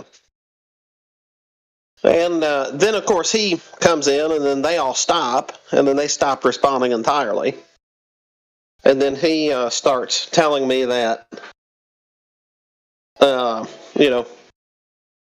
I had posted the 3 questions for Globies, and then by the time he was done with it, he was calling me the devil and everything else, or saying my Lord was the devil. Something, I don't remember exactly how he put it, but because I wasn't letting him waffle back, and I said, well, these are the 3 questions.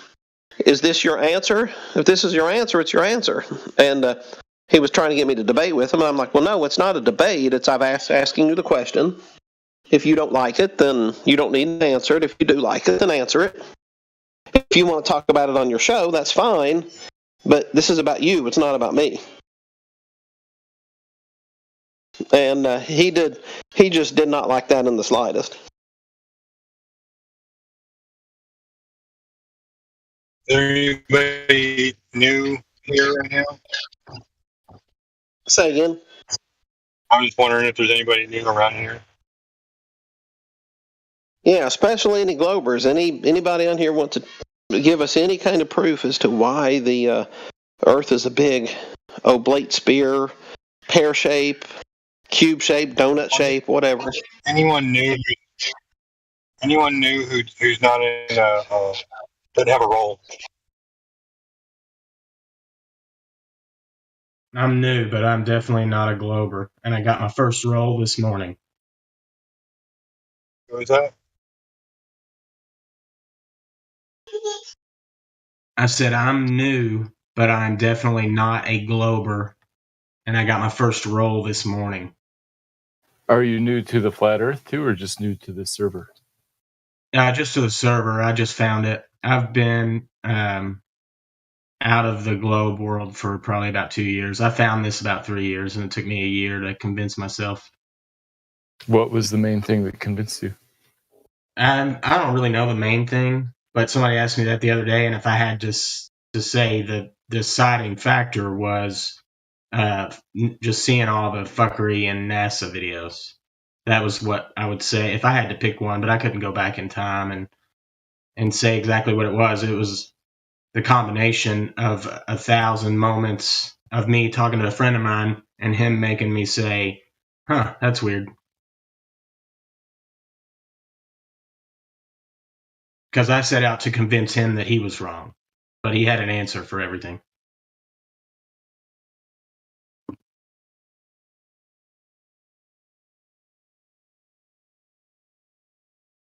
So in that journey, what type of answers did you look for on the globe side to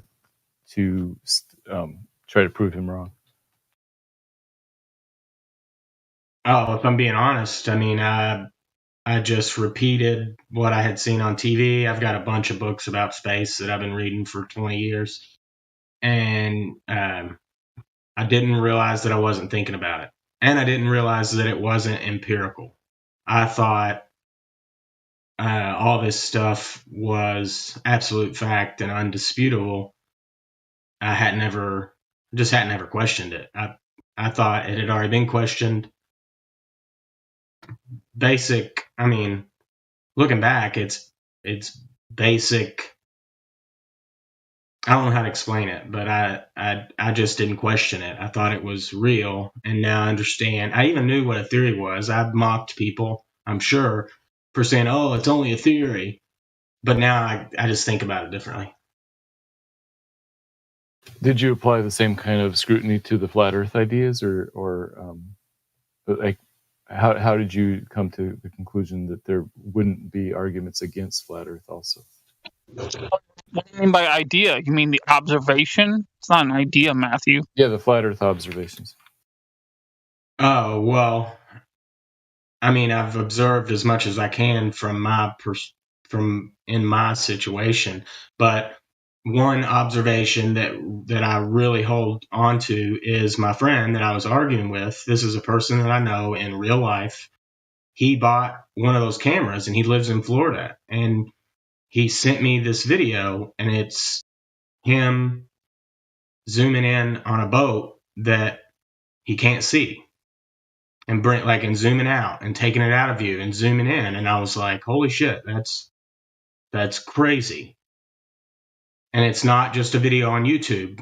This person that I know in real life bought this camera for this particular activity because he did the same thing. This is a 50-year-old atheist, spent his whole life being an atheist, and ran into this and was like, I have to figure this out. And he's my friend, and I spoke to him, and he pushed me through the same thing that he went through, I guess, because he was like, no, bro, I get science. I know science. I have scienced the shit out of this. And then we just started talking. But everybody else just made fun of him and told him he was retarded. I was trying to present evidence that he was wrong, and he refuted all of my evidence. And then he gave me physical evidence that you can, in fact, watch a boat, quote, sail over the curve, and then you can zoom it back in. That, to me, is irrefutable. You can call it refraction or whatever, but the camera doesn't zoom around the curve. That doesn't make sense. There's just, and then you combine that with the active assault against people spouting this idea of flat Earth. Well, there's something weird going on. I can't ignore that once I've seen it. Hey, can I point something out to you? It's a positive claim. It's an active claim for someone to make the claim that the boat you see in the distance disappears from the bottom up due to the alleged curvature of the Earth, the globe Earth. So just keep in mind, that's a positive claim, while you yourself observe the Earth is flat.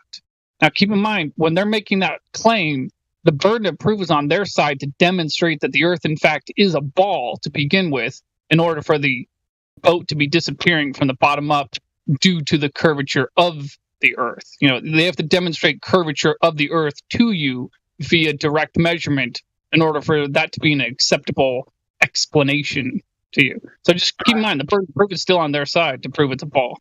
Well, I agree, but I think you're misunderstanding what I mean. Maybe I agree with you completely. I like the way that you guys talk about psychology and stuff, and people's minds are warped. But I mean, I think it's a pretty reasonable, from my previous perspective, it's pretty reasonable. It's a pretty reasonable explanation that it sailed over the curve. It makes sense.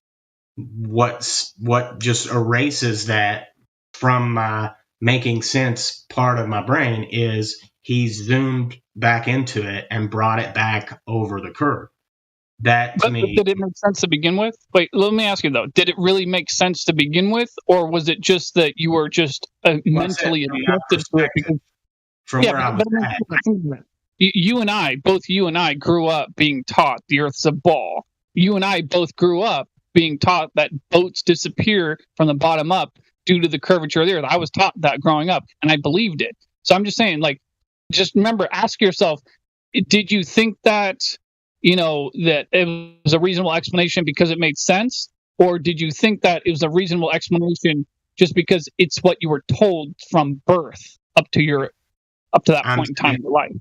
I'm saying from my perspective, it made perfect sense because I believed that we lived on a ball. If we lived on a ball, it makes perfect sense that boat would disappear. So I didn't question the ball. I had the presupposition of the ball. It fit my paradigm, and it made perfect sense. What doesn't make sense is bringing it back over the ball. That shouldn't happen. So that's when I had to step back and say, whoa, this previous claim that I'm on a ball is not correct if I can see it.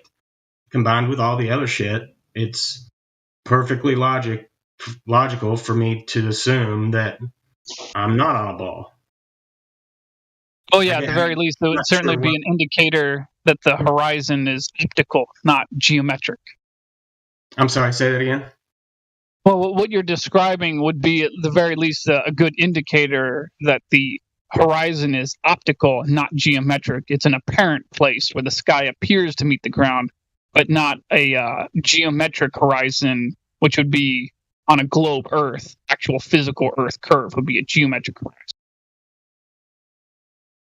So the first, I don't understand what you're trying to get at. It sounds like what he's trying to get to the point is like the whole visual of the boat going off the distance, going over the horizon, disappearing from the bottom up is an optical effect. But the reason why you would understand that better is if you learned how optics work, how your eyeballs work, how lenses work, how imagery works, how you observe things. And you'd have to go down that rabbit hole and learn how angular resolution works. Yeah, I mean, I've kind of done that. I'm not saying I'm an expert or anything. I still don't get what if you're trying to make me realize something, I have no idea what you're trying to point me toward. I don't know. Was I wrong, Orion? I'm sorry? I was just asking Orion if I was in the wrong direction on that. No, you're right. I was just saying that, what you're describing illustrates that the horizon is not Earth curvature of the Earth. The horizon is not curvature of the Earth. What you're describing illustrates that, is what I'm saying. Yeah, and I'm not. That's the realization that I was having. That's what I'm trying to describe. Is that I realized it was wrong. Optical. Right. It was optical. It was an optical effect because of how sight works going off into the distance. Everything narrows into a focal point. Yeah, like the train tracks in a drawing. Yeah. I understand that. I felt like there was a point that you were trying to get across that I wasn't getting. Something that will bring clarity into that observation for you too, when you're trying to make those conversations. Look up conjugate focal plane. How do you spell conjugate? CONJUGATE. Focal point? Focal plane. Focal plane. Conjugate focal plane. And that's exactly how vision works.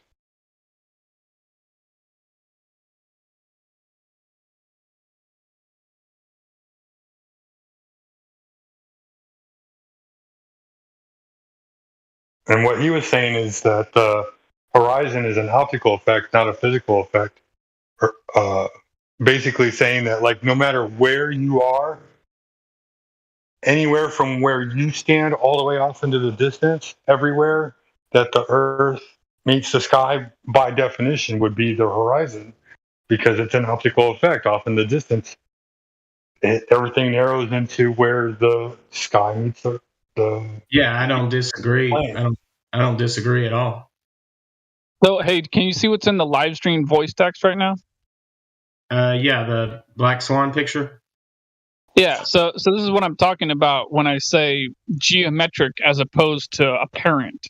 So you see that the horizon is far beyond the second oil rig, right? Yeah. So this would illustrate, since we're told that the claim of the globe Earth is a ball with a radius of 3,959 miles.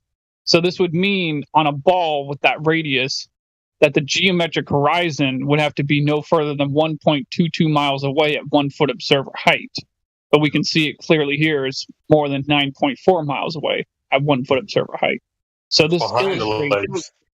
So I'm just letting you know, just like what you were describing, well, not just like, but similar to what you were describing, this illustrates that the horizon is apparent, not geometric. So it's just an apparent place where the sky appears to meet the ground, but it's not actually necessarily doing that in any way, shape, or form. It's just apparent. And that the horizon is not geometric. It's not geometric Earth curve, at least certainly not the Earth curve they describe. Yeah, I'm not sure if maybe I misspoke, but that's basically what I was trying to say. I don't. Yeah, no, you didn't misspeak. He was just trying to bring a more clarifying explanation to it. But you were saying the exact same thing. Like when the boat appeared to be gone and he zoomed in on that boat, like you said, the lens of the camera doesn't curve. Like we're not seeing a curvature of a straight line. Like he zoomed in on it. It makes absolute sense. Yeah, I mean, I don't believe that there is a physical horizon that I can't see past. I don't believe that the Earth is blocking whatever's going down the hill on the other side because of going into that aspect too, and people will say, well, what if you get a strong enough telescope? Can you see that far? It's like, man, air is thick. It's not void of material. You breathe oxygen, and there's carbon dioxide in the air, and nitrogen in the air, and hydrogen molecules in the air. There's all these different things in the molecules, hydrogen atoms and other molecules. There's all these different things in the air that air is thick, and water is thicker, but air is still thick. It's not like it's void of a density. That's why when you remove air from a container, you take a container, you put a hammer and a feather in together, and then you remove the air out of it.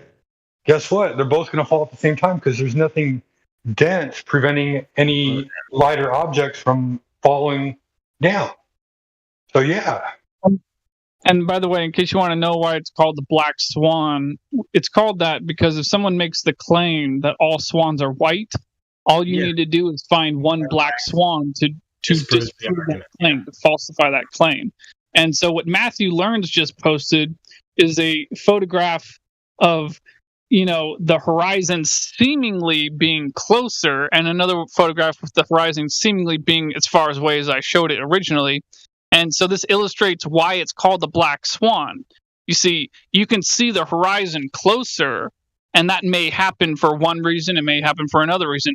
But the thing is, if you see the horizon too far away for the dimensions of that disprove the dimensions of the globe, then all you need to do is see the horizon too far away once, and that disproves the globe. That's why it's called the black swan. So Matthew Learns could post 1 million of those things, but it wouldn't make any difference. It wouldn't invalidate. It only takes one black swan to prove that all swans are not white. Yeah, that's you would only need to see too far once in order to see too far at all. And so once you see too far once, then the Earth is not a ball. Yeah, that's from QE's website, and it illustrates that it's an atmospheric effect that causes there to be a difference between the different times. Atmosphere is a contradiction in terms. It illustrates that due to the difference in air, temperature, humidity, whatever, that's why there's a difference between the yellowish picture and the bluish picture. Yeah, what does that have to do with the one time that? So are you claiming that the atmosphere is basically, you're saying refraction? You can see further sometimes because of refraction. Is what you're saying, right? Both those pictures were taken with the same camera at the same location. This is on QE's Globebusters website, so I took it from his own website, and it just illustrates that the difference in the pictures is not due to a difference of location. It's a difference in the air between the camera and the oil rigs. That's what's causing it. Illustrates that the horizon is an optical effect and is not geometric. Correct. So even when you see the horizon a lot closer to you, it's not Earth curve. But Matthew is a baller. Am I missing the point that he's trying to get across to say you're trying to refute the black swan, correct? No, I'm pointing out that it's an atmospheric effect. So obviously we have a difference in opinion. You say the yellowish picture on the left is more accurate towards reality, and I would say no, the bluish picture on the right is more accurate towards reality. But the reason that we see the difference is due just to the air, and I don't think that squinting at the horizon is going to tell us that much interesting anyway. But more accurate to reality? What the hell? What? Come on, Matthew. What? Come on, Matthew. All right, so Matthew. Wait, let me ask you this: do you believe that the horizon is geometric or apparent? It's apparent and geometric. When we take pictures, it's always apparent. It's both at the same time. That's the definition of cognitive dissonance. There is. You believe two things that conflict each other. There is a geometric horizon, but whenever we take pictures, we're only seeing the apparent horizon. Okay, that still sounds like the definition of cognitive dissonance right there. You still are believing two things that conflict with each other at the same time. That is cognitive dissonance. I think by definition. The geometric horizon can be seen, and what we see through cameras is the apparent horizon. You're right; they're different. I'm just saying that whenever we take pictures, it's the apparent horizon. That is still incoherent. Like, I see one thing with my eyes, but I see another thing through the camera that I can't see through my eyes. Come on, man. What is that? Which of those two pictures looks more distorted to you?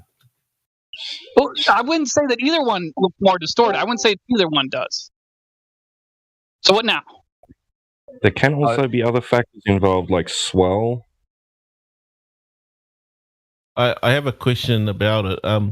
If you were like in a plane and looking at the same horizon as someone in the same position on the ground, would the person in the plane see the sun going around the curve at the same time as the person on the ground, or is the person in the plane seeing the sun, still going while the person down below's already seen it go around the curve?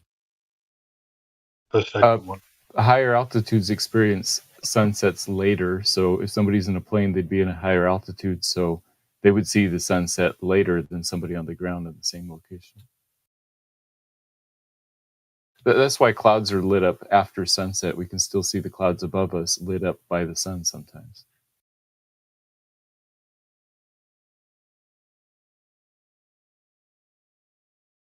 How do you know there's a geometric horizon, Matthew? I infer it. I mean, I can't prove it, but I infer it based on my preconceived notion that the Earth is a globe. Still imagination. That's part of it, but I would say the globe. Oh, the imagination is somebody else. You got to remember that. What's the part that's not imagination? Sunsets, GPS satellites working. I didn't ask you to gish gallop and scattergun me. I asked what's the part, like one at a time. Oh, I'm sorry for listing two at a time and gish gallop. Well, you're a list of two. So I interrupted you. I want to know what's the part that's not imagination. You said sunset first, so we could tackle that first. How is the sunset showing a geometric horizon? I would say it doesn't show a geometric horizon. It shows an apparent horizon with, and that it's inconsistent with most conceptions of the Earth being flat, as far as I know. Okay, so sunset's not an answer. So what is the part that shows the geometric horizon? That's not imagination. You can't show the geometric horizon. You can only see the apparent horizon. So how do you know of a geometric horizon at all? Oh, it's a mathematical concept that I infer based on my preconceived notion that the Earth is a globe. So imagination. I can never see it. I mean, I can see I see a horizon, and I think that the geometric horizon is probably pretty close to the apparent one sometimes, but sometimes it's not. But you don't have any proof that there is a geometric horizon. No, it's a preconceived notion, a mathematical construct from my idea that the Earth is a globe. So it only exists in the math.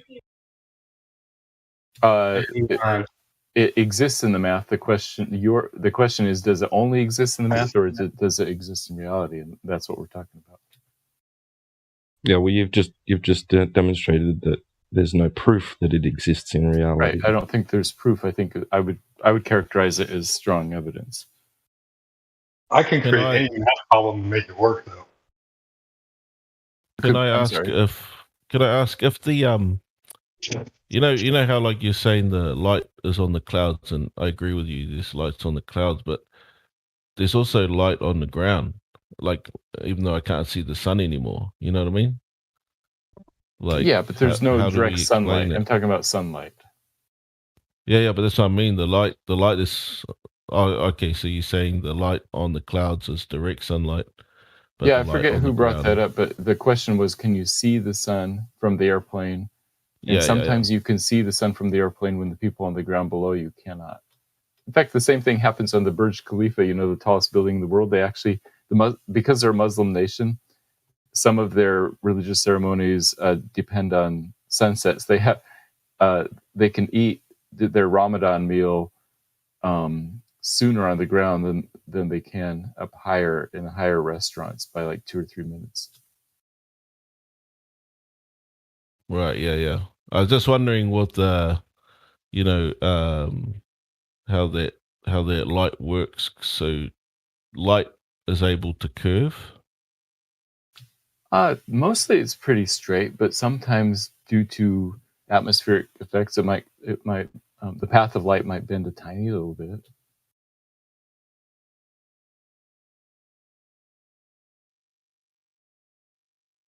Are you trying to say that the atmosphere has the possibility to bend light?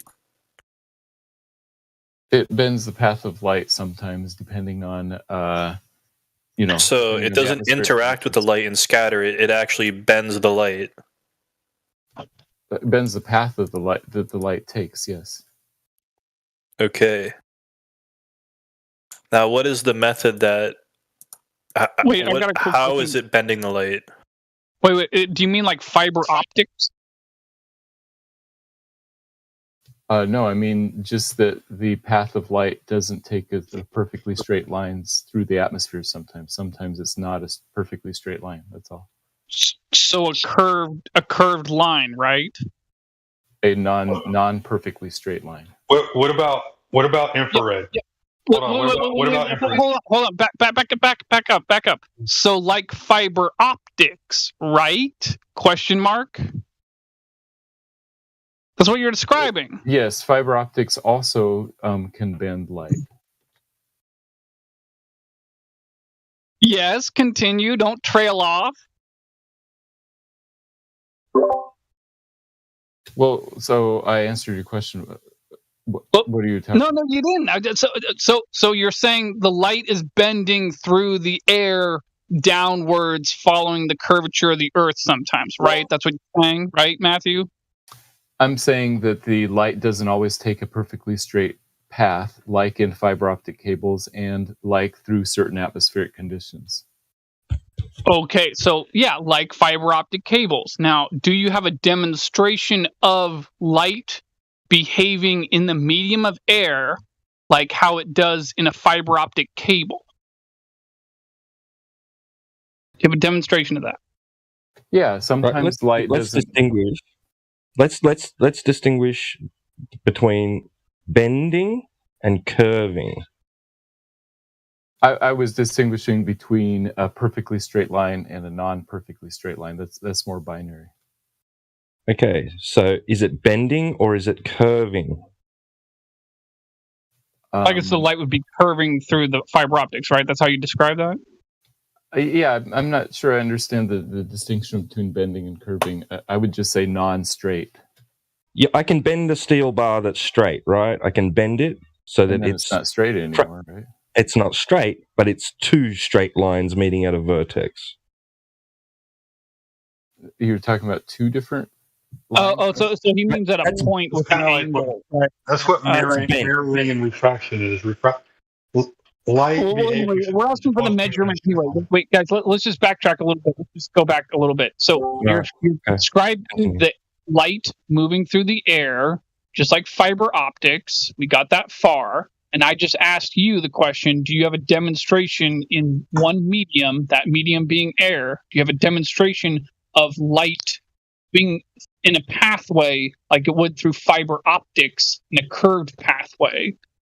Do you have a demonstration of it doing that in air like fiber optics? Do you have a demonstration of that, Matthew? Yes, sometimes light doesn't travel exactly in a perfectly straight line, and I posted the Skunk Bay demonstration at 17 past the hour that shows that light is not following a perfectly straight line. Now, it's not clear which one is straight, if it's when the building is higher or when the building is lower, but at some point, one of those light rays is not perfectly straight. Okay, so with your demonstration of that, then that's not a method that's reliable for measuring Earth curve. Exactly. So what would be? So the question arises: what would be the best method to you, Matthew, for measuring Earth curve? Not squinting at the horizon, that's for sure. Like I think the horizon is unreliable. Matthew, what would be the best way to directly measure the Earth and detect curvature? Is the question to you. I don't think it's possible to directly measure the curvature of the Earth. Oh, so you just all right. I rest my case, ladies and gentlemen. So it's a mere blind belief, and it will remain that way even in this wonderful year, 2023. Oh, the opposite of being unable to directly measure something is not a mere blind belief. There are other ways. Well, wait. How is it not though? Wait. Hold on. You believe the Earth is a ball, and you just admitted to me that you cannot directly measure the alleged curvature of the Earth. So how is it not a blind belief? Because it's a calculation based on other measurements, similar to finding the height of Mount Everest has never been directly measured. Well, that's all very, very vague. Start over. A calculation? Right. So nobody has ever taken a measuring tape up to Mount Everest to directly measure its height, but they can use a calculation, trigonometry, surveying equipment. You're going up. Hold on, Matthew. You're going off onto a tangent. We're just talking about the question. Yeah, no, you're not. So, again, let me just start over. Let's just start over. What would be? You just said you cannot directly measure the Earth and detect curvature. You're saying that you cannot measure the Earth and detect curvature. Is that what you're saying, Matthew? Is that affirmative on that? Affirmative. You cannot directly measure the curvature of the Earth. And detect curvature. Okay, so if I got an affirmative on that, you cannot directly measure the Earth and detect curvature, then it is a mere blind belief that the Earth has curvature, is it not? I wouldn't call it a blind belief. I would call it a belief based on other measurements and calculations. Fine. It is a mere belief and nothing else, is it not? It's a belief based on other kinds of evidence, yes. Right, yeah, based on other kinds of evidence that falls under the category of a low standard of evidence. All right, fine. Lower than directly measurement. Yes, it's lower than directly measurement. So calculations have a lower standard than direct measurements. You're right. Would you agree it's an inference? Go ahead. Would you agree it's an inference, Matthew? Yes. When you're doing calculations, you're inferring something based on. So, like trying to figure out how high Mount Everest is, you're doing some surveying angles and survey equipment, and you're inferring the height without directly being there. Would you agree that that's confirmation bias? It could be. I mean, you'd have to watch out for that. But like when you're measuring the height of Mount Everest, you're just sort of like doing calculations, not confirming anything, preconceived notions. I wouldn't say. That's an estimate of a height. Yeah, you're estimating. That's a good way to put it. So you're estimating the Earth is a globe? Estimating the curvature. Whether or not it's a globe is a separate question. Estimating the curvature and radius, you're right. What kind of a question is it? The question of is it a globe or not? Is that a philosophical question? Seems to me like only that, right? I would call it a science question, but there is definitely some philosophy, especially epistemology, built into that question. I mean, why would you even ask it to begin with? This is the thing that confuses me, baffles me. Ask which question? Is the Earth a ball? You have no reason to even assume it is to begin with. Typically, people ask that question in order to describe the observations they saw and find a consistent shape for how it would be what they saw. Well, it seems to me like people these days mostly just ask questions like that because we were almost every single one of us was raised with a globe being shoved in front of our face, and the television, the movies, the video games, the teacher's desk. Yeah, that's why most people now believe in the globe, because it's been taught to them. Why do they abandon it after, like, right around the high school era? Why is it taught like all the way through like elementary school, and then it's like pseudo taught through junior high, and then all of a sudden it's abandoned through high school? You don't think about it again. You're just overwhelmed with all these other studies that you got to go and study. I think that the educational system considers it a fairly basic idea, so they don't teach addition in high school either. They assume that you know it already. It's funny. It's funny that it's never presented in an actual 3D working model like the GIF that gets posted in here. They only display it to you in a book, in a 2D static picture. It's never actually a working model. You've never seen a 3D model of the globe? Not in school. No, I'm talking about how the whole solar system works. Oh, yeah. Sometimes, yeah. I've seen some of those, but generally the globe, a 3D model of the globe is on many teachers' desks. I'm talking about that I just posted, Matthew. Yeah, I haven't seen. There's no fucking way anybody would believe that is actually what's going on if you got to see it while you were learning it.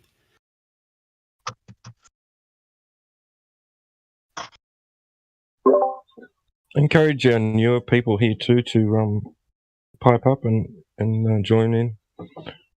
If you got any more questions or any response to what Matthew's said. Yeah. I kind of have one question. You were saying about like light is bending as it comes to our eyes around the curvature of the Earth. What about infrared? What about if you're looking at something through infrared? Would you say it bends more or less? I think it bends a little bit less because of the wavelength. So you are correct that wavelength determines how much refraction. Okay. happens. Do you have any actual experimental evidence that the wavelength determines how much it will bend? Yeah, I would say it bends a lot. Okay, I would love to see this paper. Please show me this paper. No, rainbows. The reason the rainbow spreads the those are dude. That's light. That's color light, not infrared. Yeah, infrared's next to the red. That's why it's called. But how much further out does it go? You mean how much, like what types of electromagnetic wavelengths get bent? How big is infrared in the spectrum? It's pretty big. Yeah, I mean, yeah. So it's not just what's next to the rainbow. It expands a lot more than that. So it's just before color, right? And what's the next one after infrared? The point being that different colors are bent slightly different amounts. No, on the other way. What's the one? Oh, ultraviolet. No, ultraviolet's on the other side.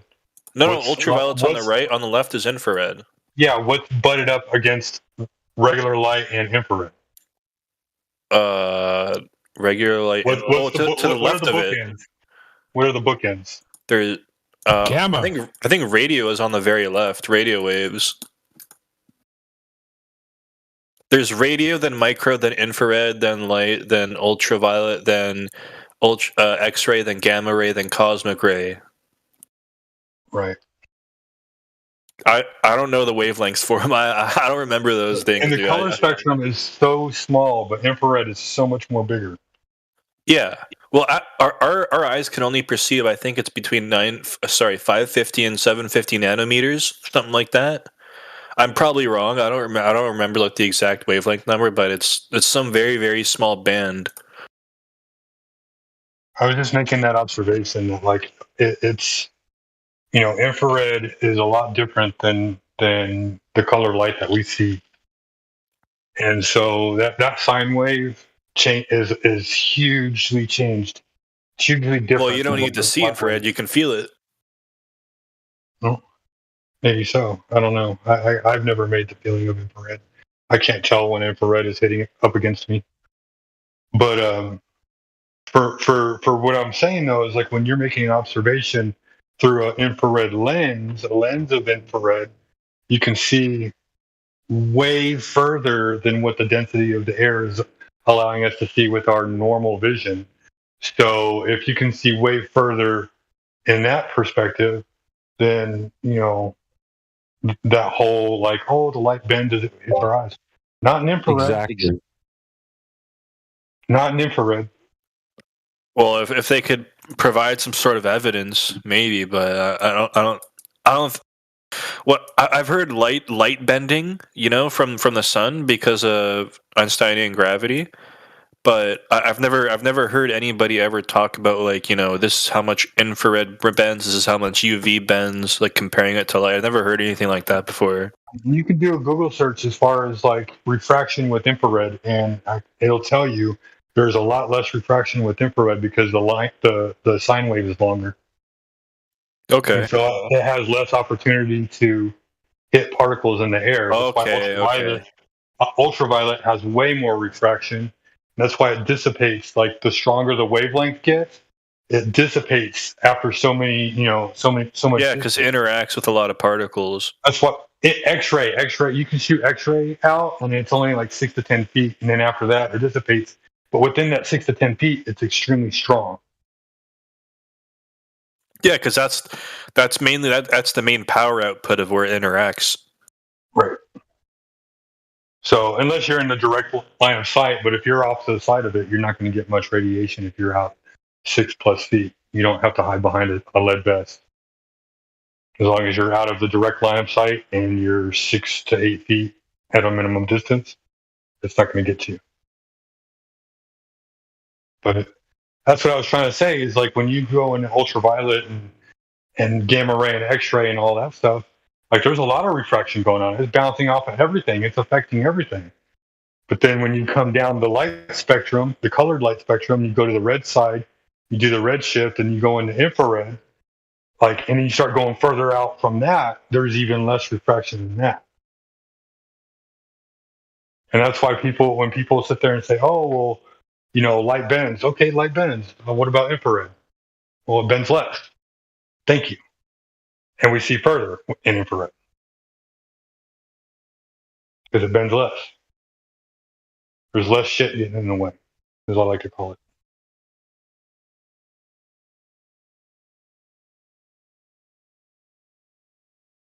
Anyway, that was all I wanted to make on the inference to infrared versus regular light. Like we can already see too far in regular light, but you introduce infrared and then there's no excuse.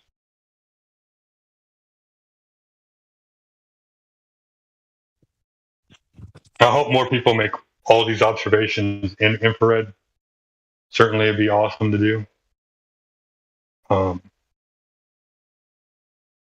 personally don't have the balls to try to fix my $1,500 camera into infrared, but I'm eager to see it. anybody out there that wants to do it, I'm eager to see it. Some people have made infrared imaging, and It's on my wish list. there's way less distortion of the air in infrared than there is with regular light. You're right. I can only see too far. I can only see so far in regular light. I'll give this as an example. My my picture of Cowboy Stadium from 25 miles away. You know, you can only see so far. But in infrared, you can see a lot further.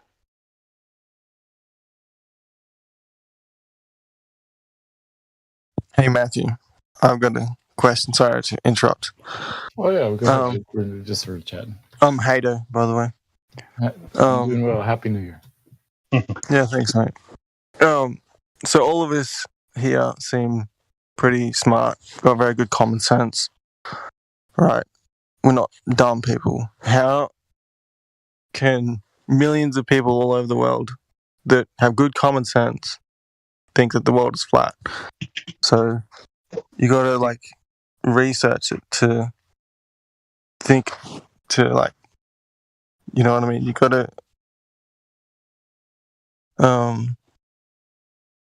research to think that. And so just a couple of things that to get you started, like the Selennian eclipse,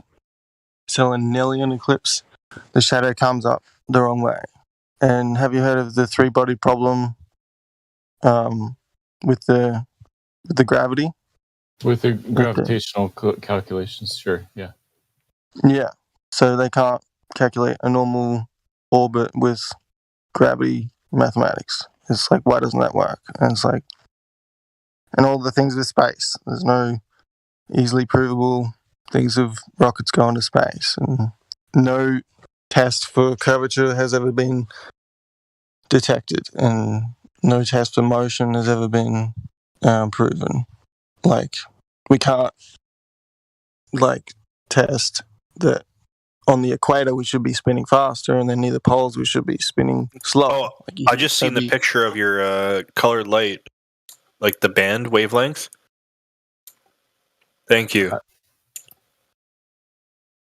Hato, isn't it the opposite, real quick? Isn't it the opposite? Like if you're at the poles, it should be spinning faster, and if you're at the equator, it should be spinning slower? Not according to the globe model. But oh, wow. Yeah. Go ahead and finish. I have something to compare to that, by the way. I just want to compare something to that, but go ahead. Yeah, but there's just lots of simple things that just should make you think, and that's how so many millions and millions of people around the world have like questioned it. Even though it sounds completely ridiculous on its face, when you look into it, there's lots of simple things that, and the pressure next to a vacuum of our atmosphere in space, it's just, I have something to add to that. When you're done rebutting, to that, Matthew, I have something to add to that. Oh, I'm not intending to rebut. Hato asked me a question. How can I, what do I think of the fact that many people think the Earth is flat who are very intelligent, well-meaning people? And my general answer is that that's true for all kinds of questions in the world. Like there are smart, intelligent people who disagree on all kinds of stuff. And so just saying that because intelligent people say something is true or false by itself doesn't give you the answer whether something is true or false, because that would be like appealing to consensus or something. But you bring up a good question, and I don't know why people disagree, but they do. Mm-hmm. And as far as the specific things you listed, we Globers do think we have good answers to each of those.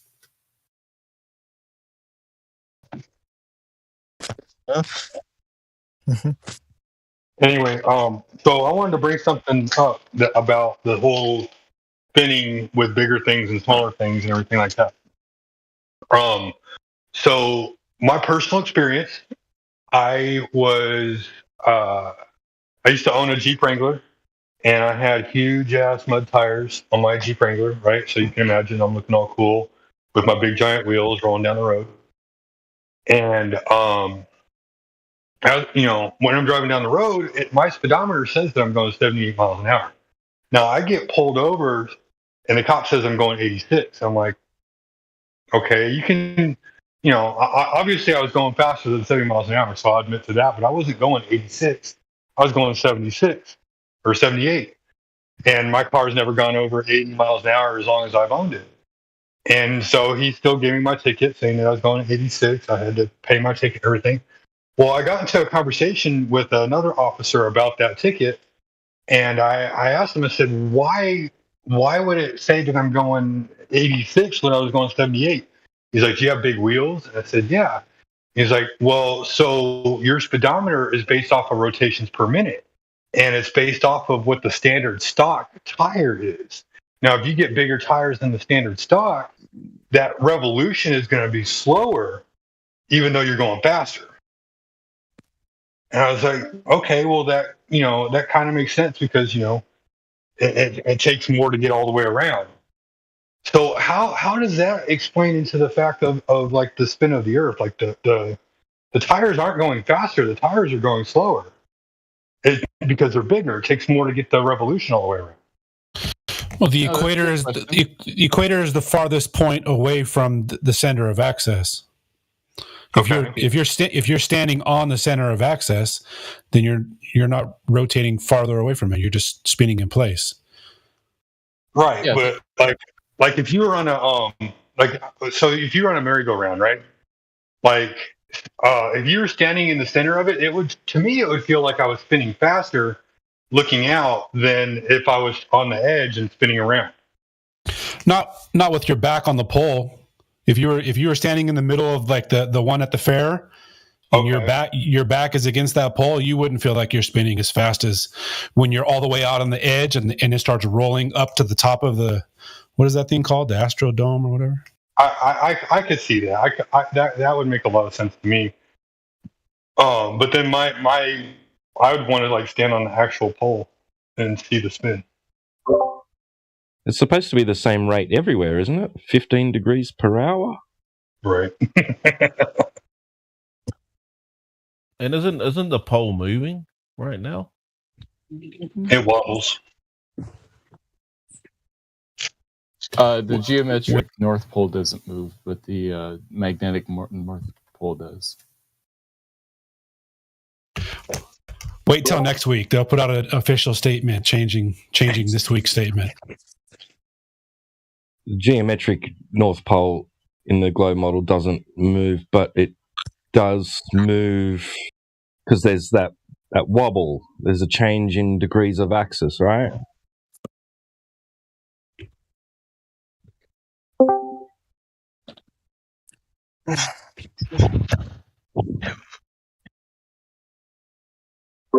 And has that ever been observed?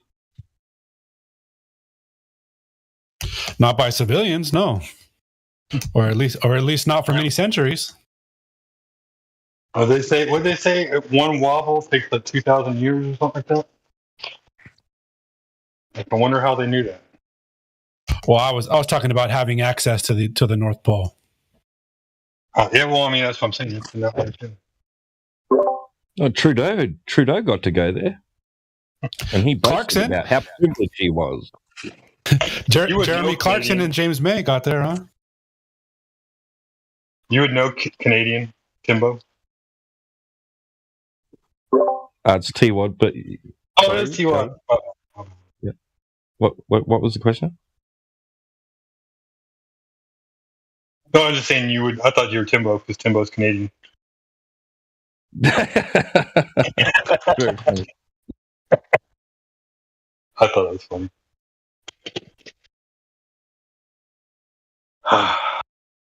Anyway, no, okay. Well, I appreciate the understanding of that with the back against the pole because that would make a little bit more sense. But I don't know. Still, it's a lot to. My senses don't tell me that. What is the name of that ride at the fair? I can't think of it right now. The Gravitron. There you go. Yeah, I would have flown off by now if that was the case. but gravity's keeping me there. It's the consequence of my reality is keeping me on the Earth. There you go. There's a little example I just put in there for you. Does one overcome cognitive dissonance by observing, or do you just have to change your belief? I think you have to crush the ego first. Yeah, the ego has to go. The ego definitely has to go. You have to be open to the idea of the possibility that everything you were ever taught was absolutely wrong or was a lie. I wouldn't say wrong. And that some things can't be known. That's or correct. Are unknown at this stage. It's okay to say, I don't know. Getting butthurt because a group of people lied to you. I guess that makes sense, right? Because I was thinking about like my wife was talking to me about this. She likes to read near-death experiences, right? And she said, "Oh, there's this woman who had a near-death experience who saw the Matrix, right? Type thing, right?" And then I'm like, okay, so you got like all these varied experiences that only these people who die can tell you, right? And then they come back or whatever. And so I just kind of said to her, like, if we have to just listen to everyone's points of view and they're all conflicting, what does it mean? You know?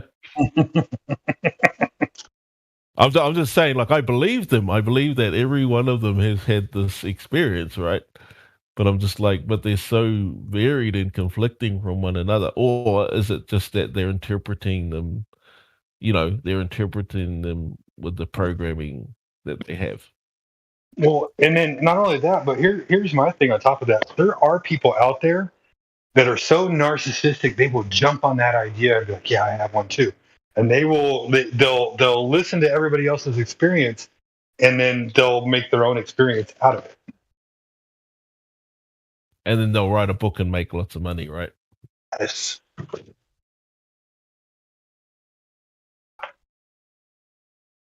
Missed it.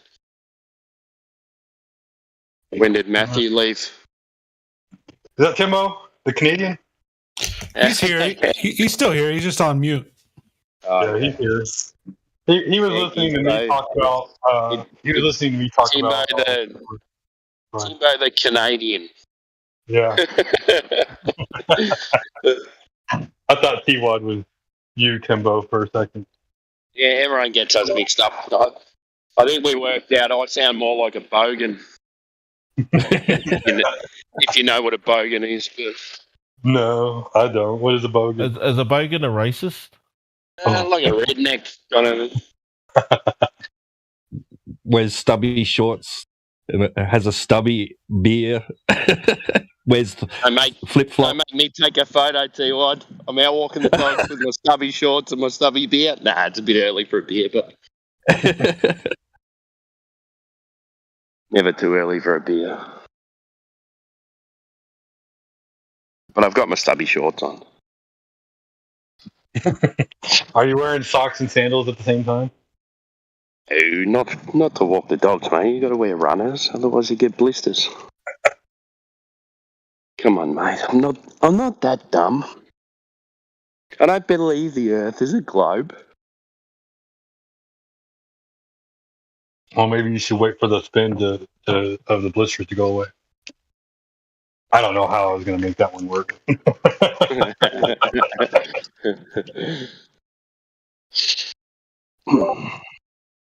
So you're a Scottish, Canadian, Aussie. Yep. Yep. So you'd be does that make you a traveller? Well, I also lived in New Zealand for 5 years as well, so... You must have lived there in the good days. Oh, that's a Kiwi accent. Who's that? Yeah, I was just saying you must have lived there in the good days. Yeah, it was about, I think it was 30 years ago. So. Yeah, those were good. Those were good times, right? I don't know if Hamilton was ever good days, mate, but Oh my gosh, it sucks there Yeah. still. I was a kid, so it was pretty cool. You know, we used to swim in the river and stuff like that in the Waikato.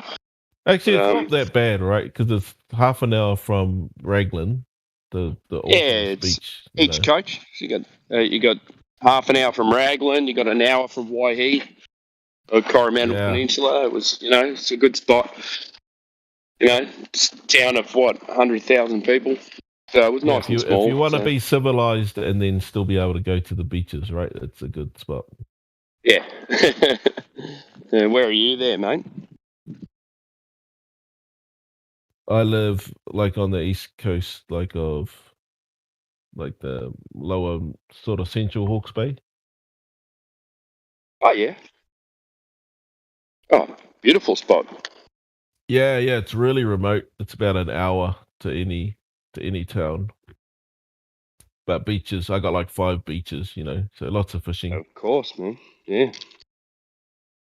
But there's something wrong with our weather, man. Like it's just been rain and clouds for like I can't even remember like how long. Like it's like we'd get like 2 days of sun, and it's just weird because when I like used to live here, it would always be like months and months of sun, and Well, this send summer some is like here. no sun. Yeah, it's the same here in Australia at the moment. And No, you got the same yeah. problem, T-Wad, don't you? Well, actually, we've got a bit of cloud cover for the last couple of days, but I'd like to see some more rain. Actually, in Oh, my you area. haven't had enough. No, it's real We've dry. had too much. It's been dry and cold, but we're expecting warmer temperatures. So, Bro, I just went rain for like the 4th time in a month here in Texas. But when Yeah, you say too much rain, you mean too much rain in like a period of like a few days, right? Not like months, right? We've had since the winter. We've had floods and stuff. So I don't But know. I mean that's what I mean though. T-Wad's Like missing out. that's what I mean though. Is like when it rains there, it floods because it doesn't rain there often, right? Oh, it depends what area you're in, but Well, it yeah, doesn't rain that pretty much, much. eh? Like it rains, but not like ongoing, like over. Like you might have 2 days of rain and then you get a day of sun, or 2 days of sun and then rain again. And that's weird. Like it's normally like sun, and then you get rain, sun, and then you get a bit of rain. I remember those days when I was a kid where it would rain for like 2 weeks, just drizzle.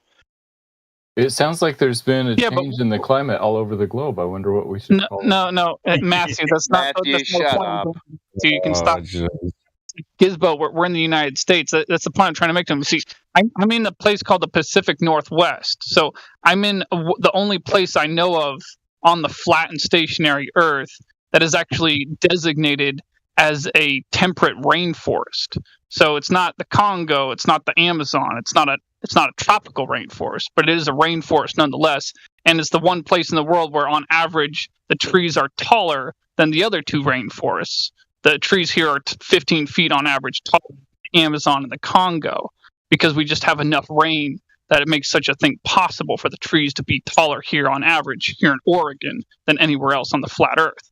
And so, but what I just find so fascinating is it's just that we have so much rain here, but it doesn't flood except in maybe like a few corners or whatever here or there. But I mean, I'm not saying it doesn't flood at all. Like I've known of entire good sections of parks and lakes to flood. It's not like nothing floods here ever. I'm just saying, like, it's just fascinating how it floods there, but I think it's just because it's more of a desert area while this is a temperate rainforest. So it's a funny thing to hear you talk about rain that way is what I'm saying. I think you're right, Orion. It what happens is our ground is mostly made out of clay, so it doesn't really absorb. So once you get a high amount of rainfall, all at one time, it kind of sits on the ground and then just starts flooding. So yeah, you're right. It matters the different type of soil. Sorry, I'm going to shut my mic. I've got a bit of wind. But I'm not sure if that's it, because the soil beneath my feet is in large sections and in large part clay itself. So there's a lot of clay, in Oregon as well.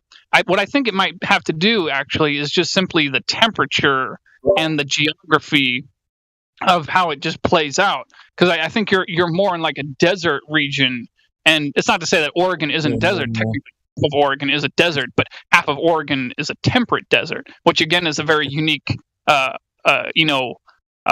ecosystem and weather system, a climate system within itself. Because most deserts, the vast majority of deserts in the world, are not classified as temperate deserts, but Oregon has one of the very few, if not basically one of the very only temperate deserts in the world, where it's actually a desert, but it very rarely gets above 80 degrees Fahrenheit.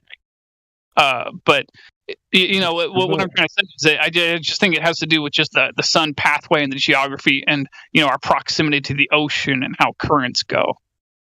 Well, it's diverse in Australia. It's an island, so it's fully surrounded by ocean. It's got coastal area.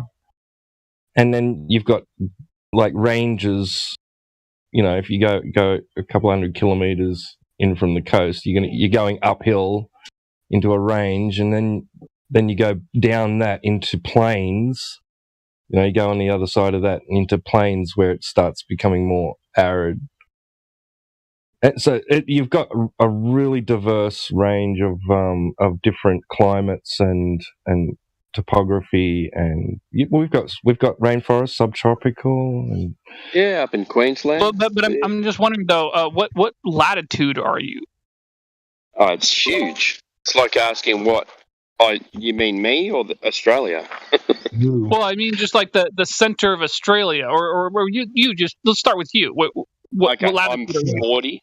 I'm 40 south. Oh, okay, all right. So you see that's the part I was looking for. So you're 40 south, while I'm 45 north, and I think that 5-degree difference of latitude, I think that's what is the defining difference, main defining difference between the where you live and where I live, in that sense. Can you go to 45? You're 32 what? No. Portland, Oregon is right at the 45-degree north. So we're like kind of north, that far north, Oh, okay. No, I was asking T-Wad. He's up in New South Wales. Yeah, I'm close enough to 30. Yeah. You're at 30, and that's only a little bit up from me in the country. So it's not even halfway up. Maybe bottom of Tasmania. That's about it. What's the temperate like there? The climate? like a New Zealand climate, I suppose. Bit more rain, bit cooler. So kind of bad though. You don't have a big enough land to We're prove it. 41. We're 41 degrees. So. Oh, you're 41, but you're up in the north of the North Island, yeah. Oh, the east. I'm like near the middle, actually. So. Yeah. So and then I'm about, South I'm about Island 30. Yeah, I'm actually about 30. I think 38 south. Yeah. Wow, that doesn't really comport with the maps. It doesn't, does it? New Zealand shows so much lower, but I think the South Island. I think Christchurch is around about 40, between 40 and 45. So it's the same as Melbourne. So. It doesn't look the same on the map, does it?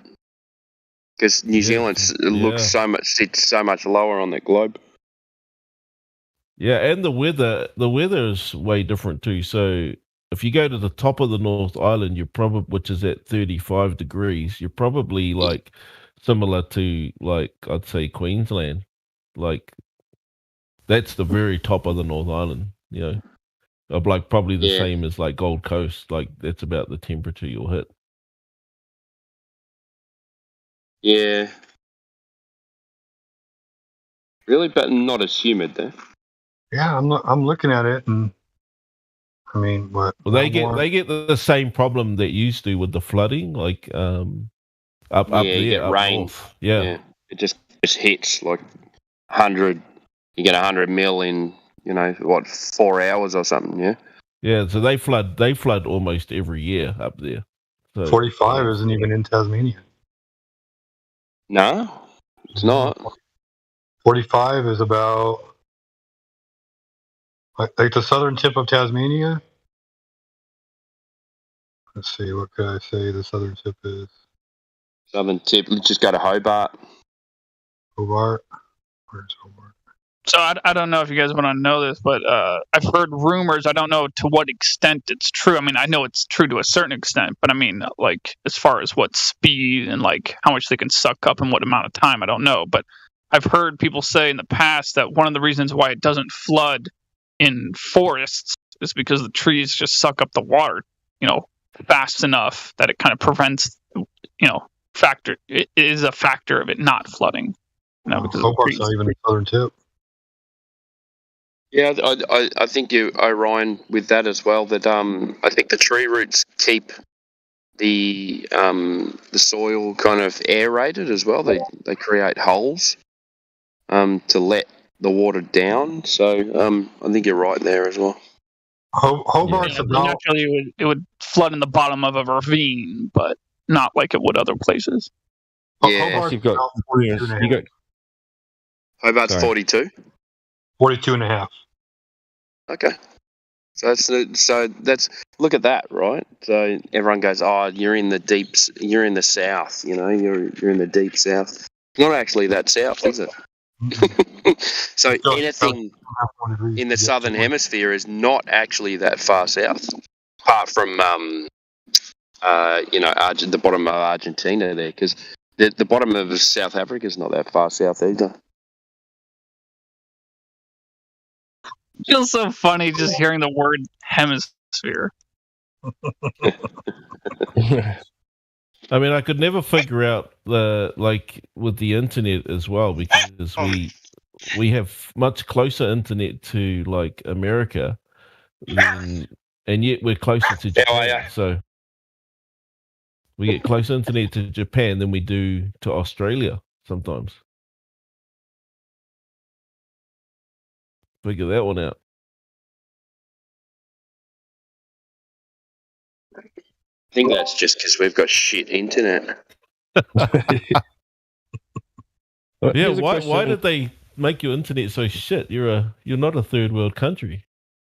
Because they ended up giving contracts to their mates so that they could do a shit job. There's your answer. Yep, collect a paycheck. I was talking to a guy that was installing our optic fiber. Good old cables. NBN. Yeah, I was talking to the guy there, and he was saying, look, a lot of countries they're now ripping up their optic fiber cables and they're opting into something, a new generation, I guess 5G. I don't know what it'll be, but they've gone for something better apparently. And that was only like 10 years old, that they're ripping them out or just abandoning them. I don't know. That's remember the previous government. They said, "Oh, we're going to go fibre optics into every home," and then what they did was they ran fibre optics to the boxes, and then they still kept with copper nodes into each house. Yeah, that's what we So got. it's made it just as slow as it always was. So there was no point putting the fibre optics in the first place. I can tell you, it did actually increase our speed a little bit. Yeah. What I get on my device now is what my son used to get on his PC. The speed. Okay. Yeah. All right. Well, I'm And that's on from, radar. That's from Wi-Fi. Like I'm Yeah, on infrared radar. I think infrared, maybe. What's that? Satellite? No, it's like radar. Like from point to point, mountain to mountain, or something like that. So, and I have a more stable connection than people on fiber in cities. So, figure that out. Yeah. Well, it makes sense, doesn't it? Because you've got a direct line of sight. I think it's funny how on Google Earth, you can't ever directly get over the North Pole. It always is like 89 degrees and 59 minutes, 63 minutes. Never, ever 90 degrees north. Well, our 'Cause you modem can't- has a backup. Our modem has a backup system if the cable is out of order. To switch From the to towers? from a tower, yeah, and we can actually Yeah. see the tower from our house, right? And when that in the case that that's happened, it is like 3 megabits per second or something. It's so slow.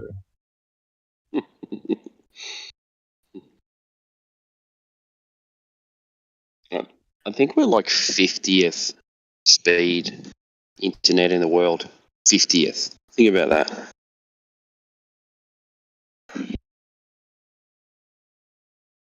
I think South Romania's Africa's better. faster.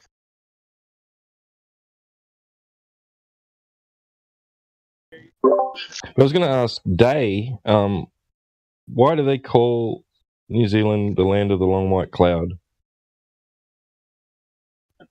Oh, that's because it has a cloud over it in the middle of the ranges. There's always a cloud. Like there's a mountain range that runs from one end of the country of the South Island to the top of the South Island, and then it starts again in the north and goes all the way like right down the middle. So basically it's like having a east and a west. And if you're in the middle, you're kind of screwed because it's always cold, you know?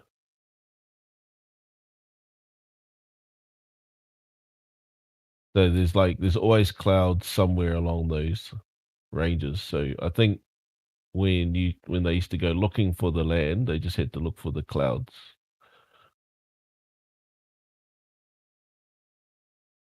That's pretty cool. I like that. Like when you're lost out to sea, just look for the cloud in the sky. Yeah. Because it's weird. Like there's like apparently the whole of New Zealand is like mountains. So even where we live, like It's I live volcano. on Or is it mountain? like the whole. I think I think like Lake Taupo, which is in the middle of the North Island. I think that's a volcano. Like that whole lake is a It volcano. used to be. So if you go back to, I think it was just around the same time as that one went off in Indonesia. The volcano exploded and created a lake.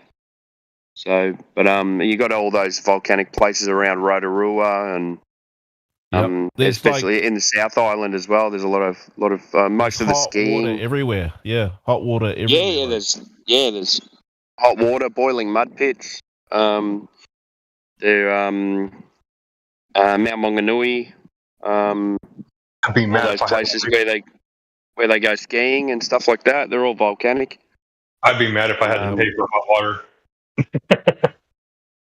They're trying to make us pay for water now. Right. Apparently, they try to do this thing. I remember a few years back, they tried to say we're in a water crisis, like they were doing it in Australia as well. So they're trying to link us in with Australia, and we're like, we rain all the time. Like, how can you link us in with Australia? But because we actually are part of Australia, right? Right, Timbo? We're actually a member of part of Australia, but on paper we are. Yeah, we have an open visa. Yeah, so you can come here without a visa. If you're a New Zealand or an Australian citizen, you can travel freely between the countries. Except if you do crime, then you get sent back to New Zealand. Yeah, because only New Zealanders commit crime. Yeah, apparently. It's kind of like that with the U.S. and Canada, though. Like there's like an open agreement, but you just can't. Like there's certain things you can't do. Like you can't bring your guns into Canada, things like that. Like they'll still check you for everything. They'll just be like, okay, as long as you're following the rules for crossing the border, then you can cross freely. So if you commit a crime in America, will you get sent back to Canada? I don't know. I think if you commit, like if you're Canadian, you come across the border to the United States and commit a crime in America. We have a treaty with Canada that like they will ship you back to America to face criminal charges. You guys have got that jail system set up like a business, don't you? Mm-hmm. The more people you got in there, the more money they make. Well, it's Yeah, but related. it's worse now. It's worse now because now they're like letting a lot of the dirt ones out because they're like some really nasty people in control. Like I hate to say it, man. I'm not. You mean like that Russian arms dealer who's traded for a pot smoker? Yeah, exactly. Good example. No kidding, right? Gotta love the country of God. Oh, what a fair trade. Oh Actually, my God. I think I might be wrong about this, but I think it was 2 for 1. I think it was him and somebody else for her. Oh, and by the way, Russia has American soldiers there too. By the way, in prison. Don't get me started on all of that. Like it's such a. This guy on the radio, Lars Larson, mentioned the name of a guy who actually is in prison in Russia, who was accused of being a spy, and as far as anyone can actually prove, there's no proof. Not a spy. So there is actually an American who might, in fact, not be a spy, who's accused of being a spy, who's in Russian prison right now. Oh, but Biden, nobody bailed him out. Nobody bothered to bail him out. Oh no, he's still rotten.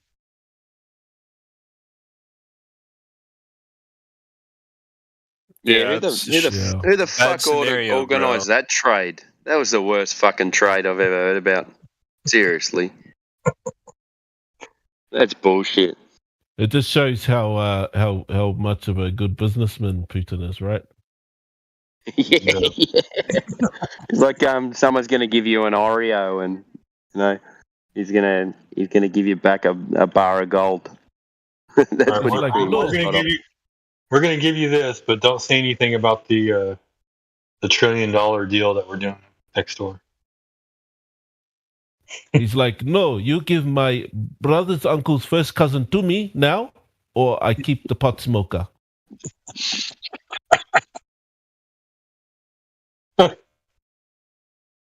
Oh. Take it or leave it. No, but if you live in the United States, you've seen people like mowing long stretches of highway, or mowing like big lots of land inside of like residential areas or whatever that are like part of the city or part of the town. They're not privately owned or anything like that. And I don't know if you know this, but those people that mow those get huge government contracts to mow those. You know what I mean? Like they have to mow it so many times a year and keep it down so that way it doesn't catch fire, blah blah blah, whatever their reasoning is behind it. But that's like big money. Now imagine having a bunch of prisoners and then getting the same government contract. The warden getting the contract and saying, "Oh yeah, I'll send my prisoners out there to clean up your highway." Yes, forget the KKK. Let me take care of it. I've got many slaves.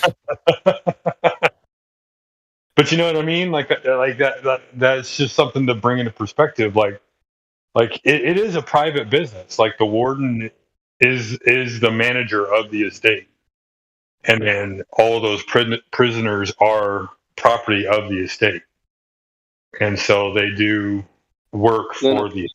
Come here. Sit. Luna. Come here. Luna. Those wardens are no joke either. Like, they are badasses, man, those wardens. Yeah.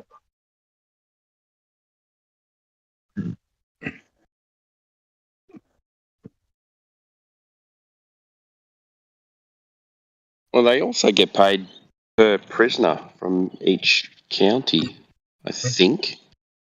They do, because they have to provide there's a difference. Utilities and food for them. Yeah, years ago it was 40,000 a year. Who the hell knows what it is? And they have to maintain their health in order to get them through all of them. All that costs money. Maintain their health. Come on, mate. Who are you kidding? Did you know that I heard... with that food they give them. Did you know I heard in New Zealand, right? I heard a woman in New Zealand. She's obviously one of the boomers, but she said when she went to jail at like 21, right? She said, when I went to jail, I think she said she was like 21 or something like that. And she went to jail for having weed or something like that, right? She had a whole lot of weed on her or something. Oh, what a crime. Yeah, and she said that they used to go to work, right? And they used to earn money, so they were at jail and they could go to work. And so they could leave jail, go to work. They had to give their wages to, or they had to pay to be in jail. So they still had to do jail, but they had to take part of their pay, paid for them being in jail. Oh yeah. So they paid. So not only do you get sent to jail, but you went to work. You had to pay for your own jail term. Like you had to pay for them to look after you. So juvenile jail is the same exact way. Like if your kid in the United States goes to juvenile hall or juvenile jail, the parent pays rent for that child to be there while they go through all their little like classes and everything like that. Yeah, That's why because it's it's such a a nice big deal. holiday. Yeah. It's mandatory holiday. Or a terrible waste of money, depending on what the child did. Right. True. I suppose it's a good thing that New Zealand turned communist then, because now they have like jails like a hotel, you know, hotel for gangsters. They get a TV and everything. Have you ever seen some of those prison shows where they talk about like prison in some of the other countries that like the prisoner is like a leader in society or whatever, and he goes to jail, and it's not even jail. It's like he gets his own little section. And he's got all the accommodations of home. He's got his own personal cook. Because he's wealthy and he can pay for it all. And so that's how he spends his jail time. And he can conduct business still. You get steak every night. Yeah, like something like that. It's hilarious. Some of the things that go on in this world. Not globe, world. If you're out there listening, Matthew, not globe, world.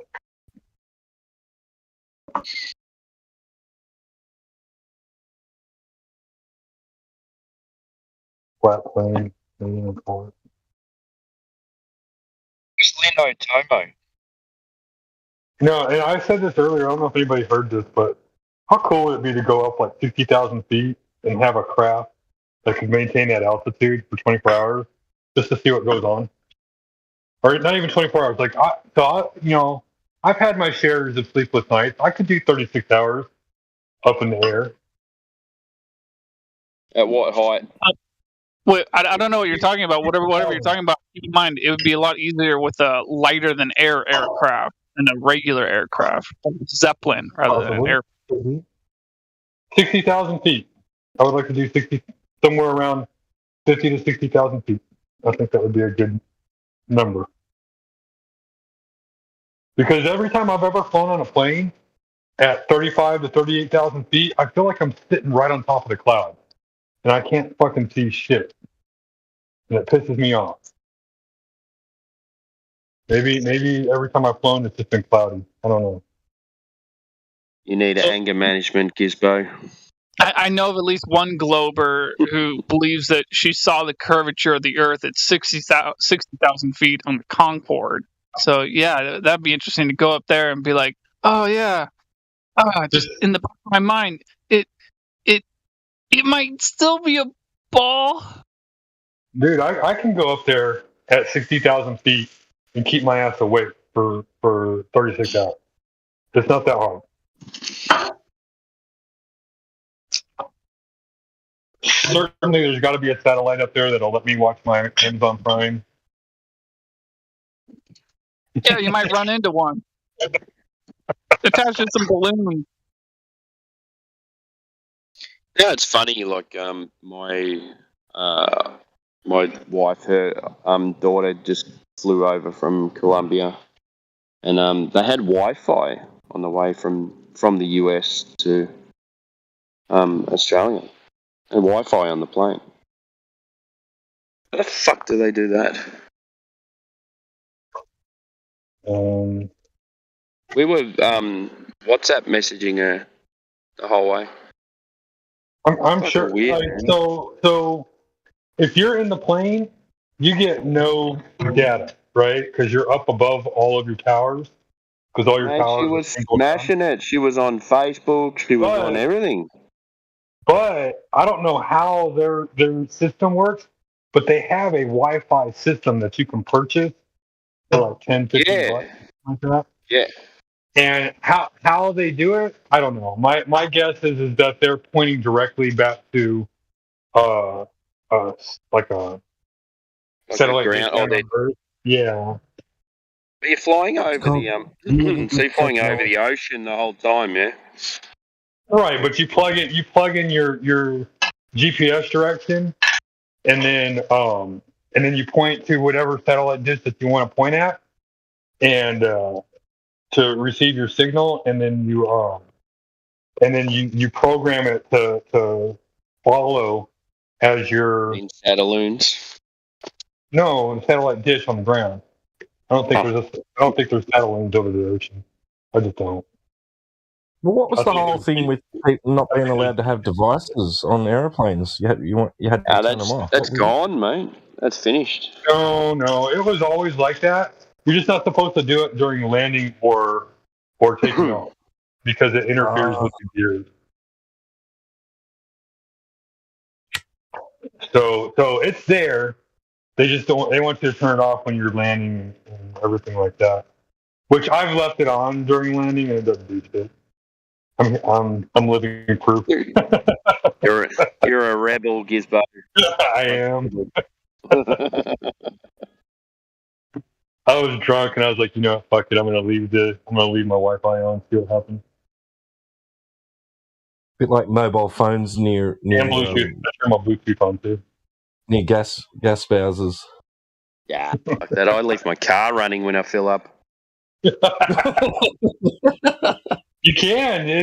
You need a spark. Yeah. You need a spark in order for it to ignite. It's not going to ignite when it's all enclosed. I actually do that too. I leave my car running when I fill up. Yeah. I just leave it running, fill it up, go in, get a coffee. While it's still running. Like there's no policeman there to say turn off your car, right? No, and there's not that many thieves either. So. Oh, I lock my doors whenever I go inside, even though it's running. I lock my doors. Yeah. I don't trust people.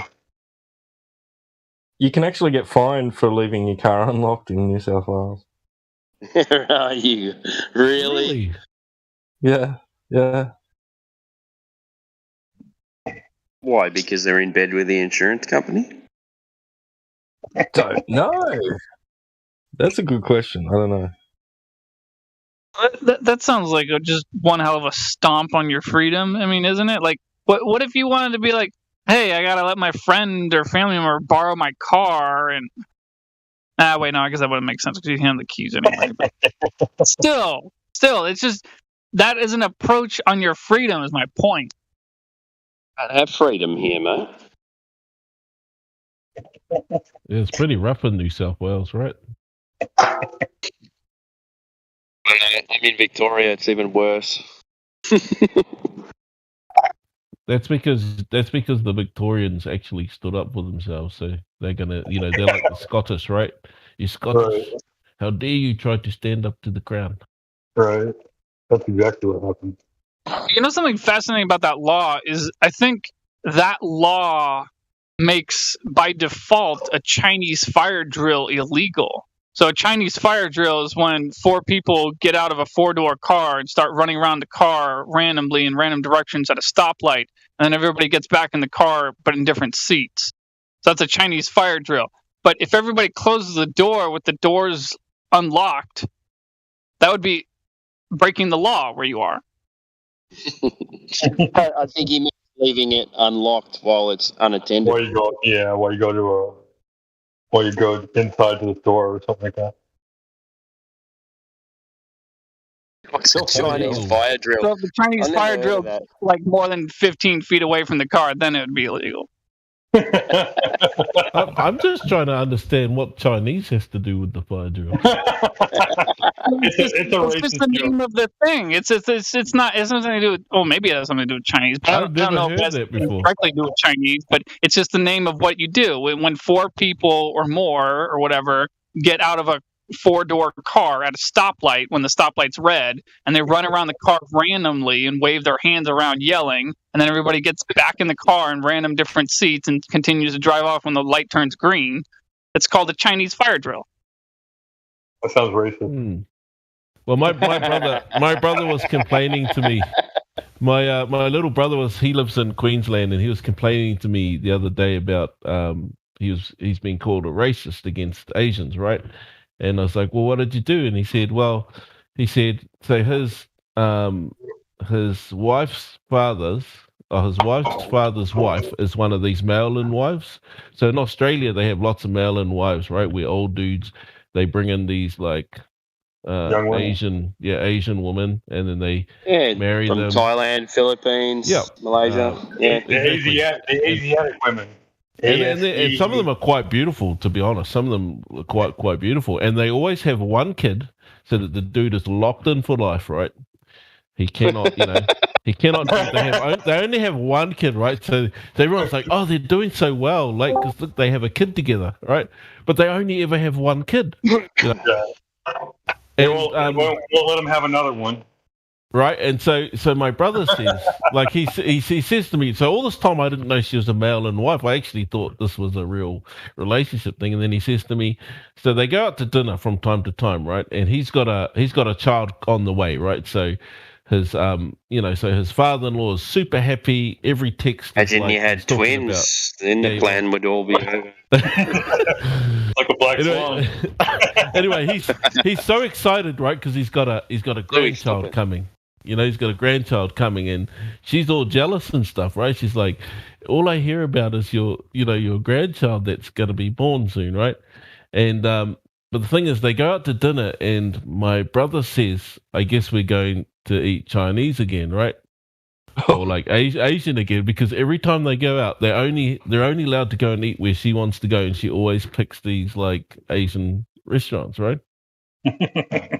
And he genuinely meant that, like sarcastic, but also kind of saying, "Come on, we could choose something else." And then she was like, flat out, like he hates Asians. He's racist. He could have said, "You know what? Can we just try Korean one time?" Yeah. And so from all of that, he's sick of eating Asian food, to he hates Asians. Right. That's it's so fucked up, isn't it? And that's when he told me she was a mail-in wife, and I was like, "Oh, this whole time I thought you actually, you actually cared about her, that she was like your, your mother-in-law, but no, she's just a mail-in wife now." Retribution. This is why you have to be explicit in your contract. Well, isn't that interesting? Because he also told me that in the contract that he made with this mail-in wife, is he said to her, so he saw this beautiful Asian girl, he said, "Look, if you come to Australia and marry me, you'll never have to work a day in your life. Yeah. Never have to work a day in your life." And that was the agreement. So, he's like, the kid's growing up now, the one kid they had. She's like 40 something. He's like almost 68 or something like that. And he's like, "You should be retired." And he's like, "I can't because I still have to work because of you." because of her, right? Because she's because like, of the contract. Yeah, because he made a deal that she would never have to work a day in her life, and so she sits at home watching K-drama while he works as an old man. He should be retired, but he's got to work 12-hour days to maintain her lifestyle. Wouldn't cover that. His pension. If he quits, she's going to divorce him and collect child support. Pretty much. And probably alimony. I'd take the second option, mate, over that. Back to the Chinese fire drill thing, like I think there's another term that like is kind of perplexed me with this. So there's that term Chinese fire drill, and again, I don't know if that has anything to do with the Chinese, but another term that puts in question, like, does this actually have anything to do with the Chinese, is the term Chinese clean. I don't know if you guys know this term, but what it means to Chinese clean something is to take every object out of a room, clean the object outside the room, clean the room, and then put every object back in the room. That's called a Chinese clean. That sounds more like a monk thing than anything else.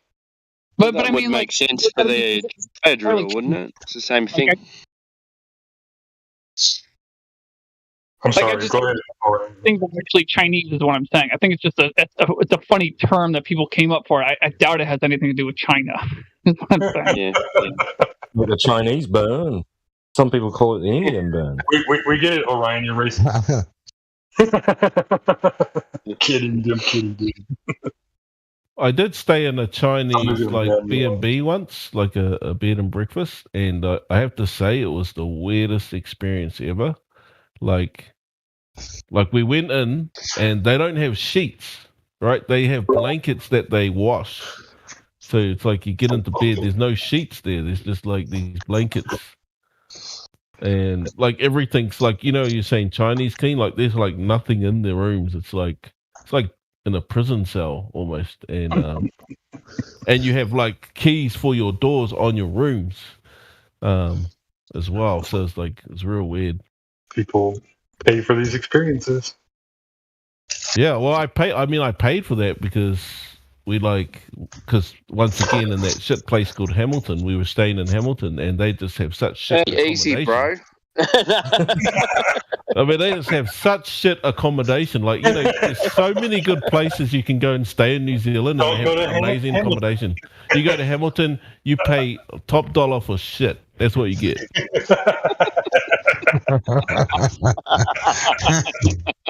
That's fucking. My brother Day, how are you? Hey, my friend, how are you? Good to see you, bro. Is that God rocking? Hey, God rocking. How are you, mate? Good. How you guys doing today? Hey, we were hearing you earlier, dude. I don't know if you couldn't hear us, but we could hear you. Oh, I'm sorry. My computer went on the blink for some reason. It won't work. I can't hear any sound. You can hear me, but I can't hear you. So I need to turn it off, I guess. They're coming in with like a buzzer from a game show, man. It was like, they implemented a privacy feature into the new Windows. So when they upgraded your Windows, they introduced a privacy feature, and if you turn on this privacy feature, it selects different applications and turns off the microphone. I'm not even kidding here. I'm not even kidding. It took me like months to figure this shit out. Wow. Well, I got problems, that's for sure. My computer's like 12 years old. I used and abused it for 12 years. And I think it's just on its last leg. I think it's dumpster bound. Or you could keep the cell and you could upgrade everything on it. Yeah, maybe. I don't know. It's got nice stuff in it. It's got a 6-core processor. It's got 16 gigs of RAM. It's got 2 terabytes of storage. It's old stuff. It was top notch 10 years ago, but I think it's just wore out. I don't know. That's pretty good even for now, though. If you can wear a computer out, I think the guy did it. If you can do it, I'm not sure.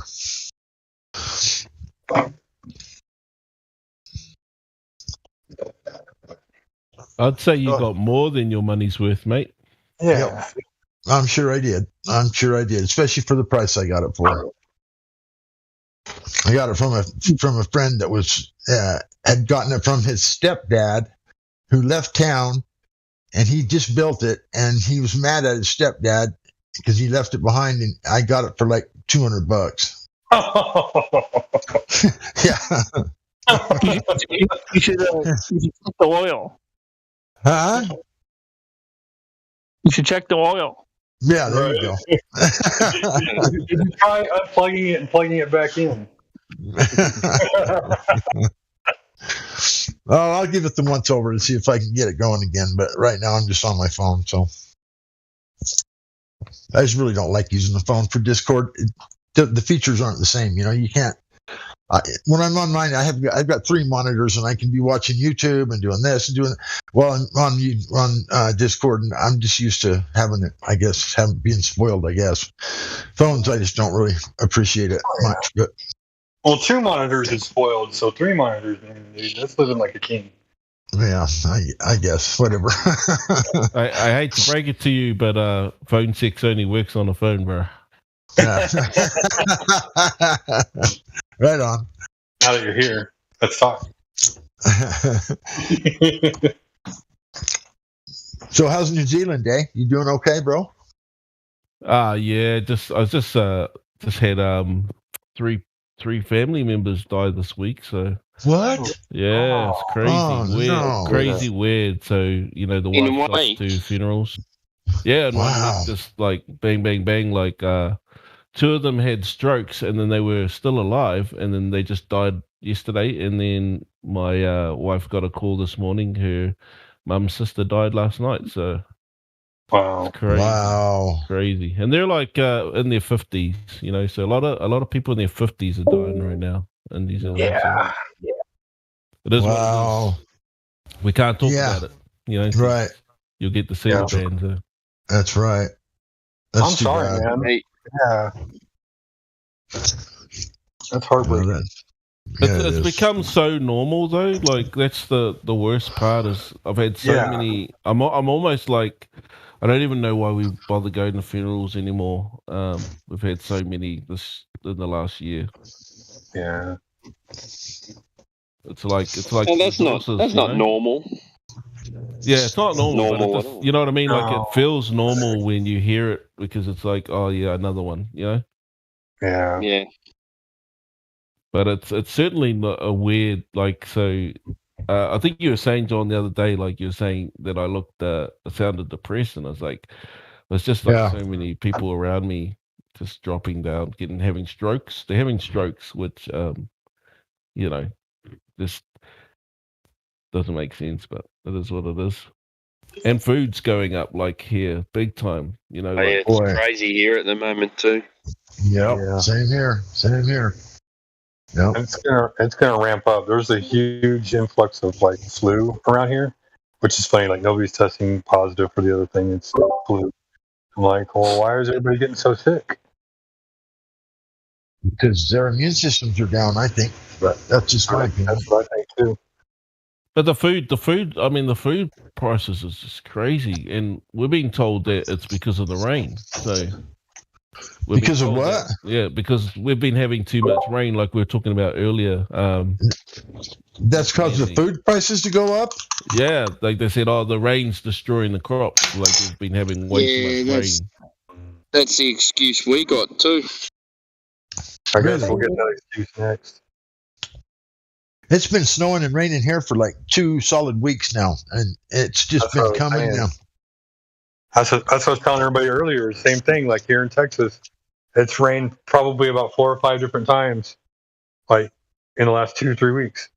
It's snowing right now, real light, just a real light little flurry of a snow. But it's, I mean, this is really odd it used to be like this when I was a kid, but now all of a sudden we're getting all this snow early, and the mountains got like 10, 15 feet of snow here. They're all freaking out. They had to close the ski resorts down because the skiers couldn't get to the resort, and the roads were too much snow on them. They had to close them down for a day to get them opened up. And I've never seen that happen. Shit, you know. How ironic. Mm-hmm. Crazy, huh? Is that even true for local fruit and veg markets? Day, where you are? Well, the local ones seem fine. So, I mean, I've been buying, from the normal, the local ones. But then, actually, what's really interesting? The local ones also are much cheaper. So, it's only the supermarket, like the Woolworths supermarket chain, Exactly. stuff. Exactly. Which They're is- locked yeah. into contracts. They're locked into long-term contracts with farmers. And if they do suffer some sort of like weather disaster, they either have to not supply that product, chuck it out, or they have to the supermarket have to buy it and sell it, right? So they've got that. There's only two options. They can't go to a market and go for another option. It's really weird. But your local produce sellers, they can go to the markets, the big city markets, and they can choose from whatever they want to sell in their shop. You're a good man. They don't have to worry about these contracts. It's just crazy. Yeah, and it's a big difference in price too. So like the potato, like a bag of potatoes used to be $10 or about $8 to $10. In the local market it's gone up to $12, and in the supermarkets it's $25. And like almost double, right? And the other interesting thing is they don't have that many bags in the supermarket because nobody's going to pay $25 for a bag of potatoes. That was the most expensive potato salad I ever made this year. We don't even have a local. Here's a good question. What are the egg prices for a dozen in New Zealand? We're up to $6. Eggs used to be cheap, but they brought in some new legislation to wipe out all of the, like they're not allowed to have all of these factories anymore. Yeah, these chicken factories. They have to have like free range chickens or something like that, which means they have to have land for all the amounts of chickens. Right. Yeah, it's only a certain amount of chickens per land, but so there's really there's weird kind of restrictions on what they can call free range and what they can't. So they still live in the same conditions as battery hens, but they're outside in a cage, so they call them free range. Wow. Excluding chickens, like what? How much for a dozen eggs? $6.50 here for jumbos. We're about $5 in Utah. I paid 10 for 30 eggs. $10 for 30 eggs. $10. Wait! What? You guys are spending this much money for eggs now? Yes. Yeah. Yeah, I'm spending for a basic pack of eggs. It's like $6, but I always get I try to be a little less GMO. So my eggs cost somewhere around $8. What's that? $8 for 12. For 12, yeah. So that's $8 American dollars. So that's double. So that's like $16. Yeah. See what? Yeah, that's all right. Yeah, 14, that's 15, expensive, man. I don't know what's going on economically where you guys are, but it's still like regular prices over here. Like the most expensive dozen organic eggs you can get are maybe like $6 or $7 at the most. Well, we're paying $7.80, and that's about $4 American, I'd say. Well, I bought some jumbo eggs yesterday for my mom, and they were $6.50. Yeah, we're at around that same $6 mark now, where 8 weeks ago they were like 79, 89 cents a dozen. So look at it that way. It's, Wow, does it matter because you guys have such cold winters? Do the hens stop laying? No, it has nothing to do with it. Eggs have been like 79 cents a dozen for forever. And all of a sudden they jump up to $6.50. Wow. Yeah, you can still get the non-organic ones at Trader Joe's for $2 a dozen, I think. Where do you live? What state? I'm just outside Portland, Oregon. Oh. There you go, Orion. I took a screenshot. Here's Walmart. You're part of it. I don't shop at Walmart, but here's Walmart. Orion, did you join Antifa? No, but I must admit, like, I'm glad I haven't been hit over the head by any of those assholes. Isn't that funny that worldwide Portland's known as a stronghold for Antifa? Orion's old school liberal. He's more liberal than those liberals. Yeah, I'm the actual definition of liberal, not the colloquial definition of liberal. You're the old-fashioned liberal, then. Well, yeah, liberal simply just means, it's synonymous with libertarian. So it just simply means, as long as you don't hurt anybody or steal anything from anybody or kill anybody, you should be allowed to do whatever you want as long as you don't do any of those things. Right. If you want to get drugs, you fuck up your life, and that's on you. I agree with that. That sounds good. Yeah. But that's not the way that the quote unquote liberals today that call themselves that. That's not the stance they take, because they'll take, for instance, one example is they'll say, oh, people shouldn't be allowed to own guns. Well, if someone owns a gun and doesn't shoot anyone with it ever, and doesn't do anything with it ever, it's a like, hunt. Like that doesn't. You see the conflict there. Like it doesn't actually make sense with the, But and it's not to say like even if you had the gun and you shot someone in self-defense, that still would be liberal in the classical sense. Right, because you're protecting what's good. Yeah. I think it's time that we just rename these new imposters and just call them for what they are, which is progressives. Like liberals, which are old school liberals that you're talking about, actually have liberal values. Danny. So these new guys, they're just imposters. They're not progressive though either. They're regressive more than anything else. Yeah.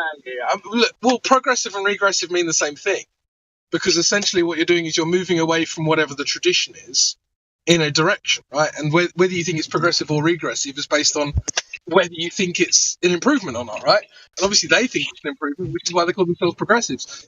But the way I see it is that let's just say that you're not quite yet in the lake of fire, but you're moving in that direction. You're still progressing towards that lake of fire, right? So yeah, but like if I'm progressing forward and you're getting left behind, that's not my problem. Maybe they should be called unspecified. Like what are you? I'm an unspecified. Belligerents. In war, you have two sides. You have the. Let me see what the sides are. Hold on. Yeah. So what I'm saying, Allies and Axis. No.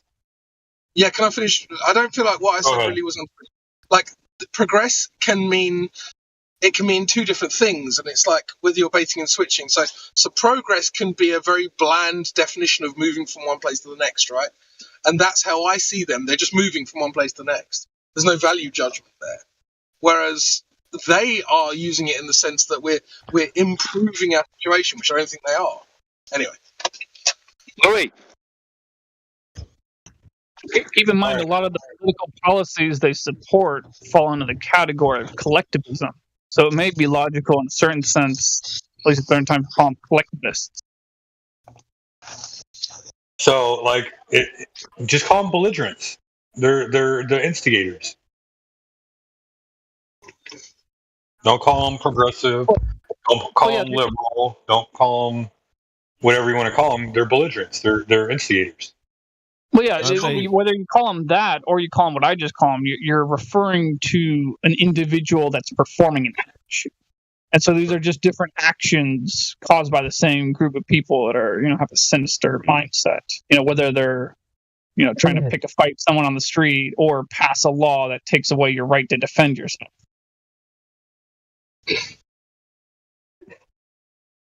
That's kind of like how they now name generations, right? Like before you just had the next generation, right? Like Star Trek, the next generation. Now you'll have Star Trek, the millennial generation, or Star Trek, the Generation X, or Star Trek's probably a bad analogy, by the way. I like the ironic thing of Portland being so well known for Antifa is that I'm pretty sure our actual violent crime rate and murder rate is drastically less, not just in Portland, but in surrounding cities as well, in contrast to most of the rest of the United States and the rest of the world.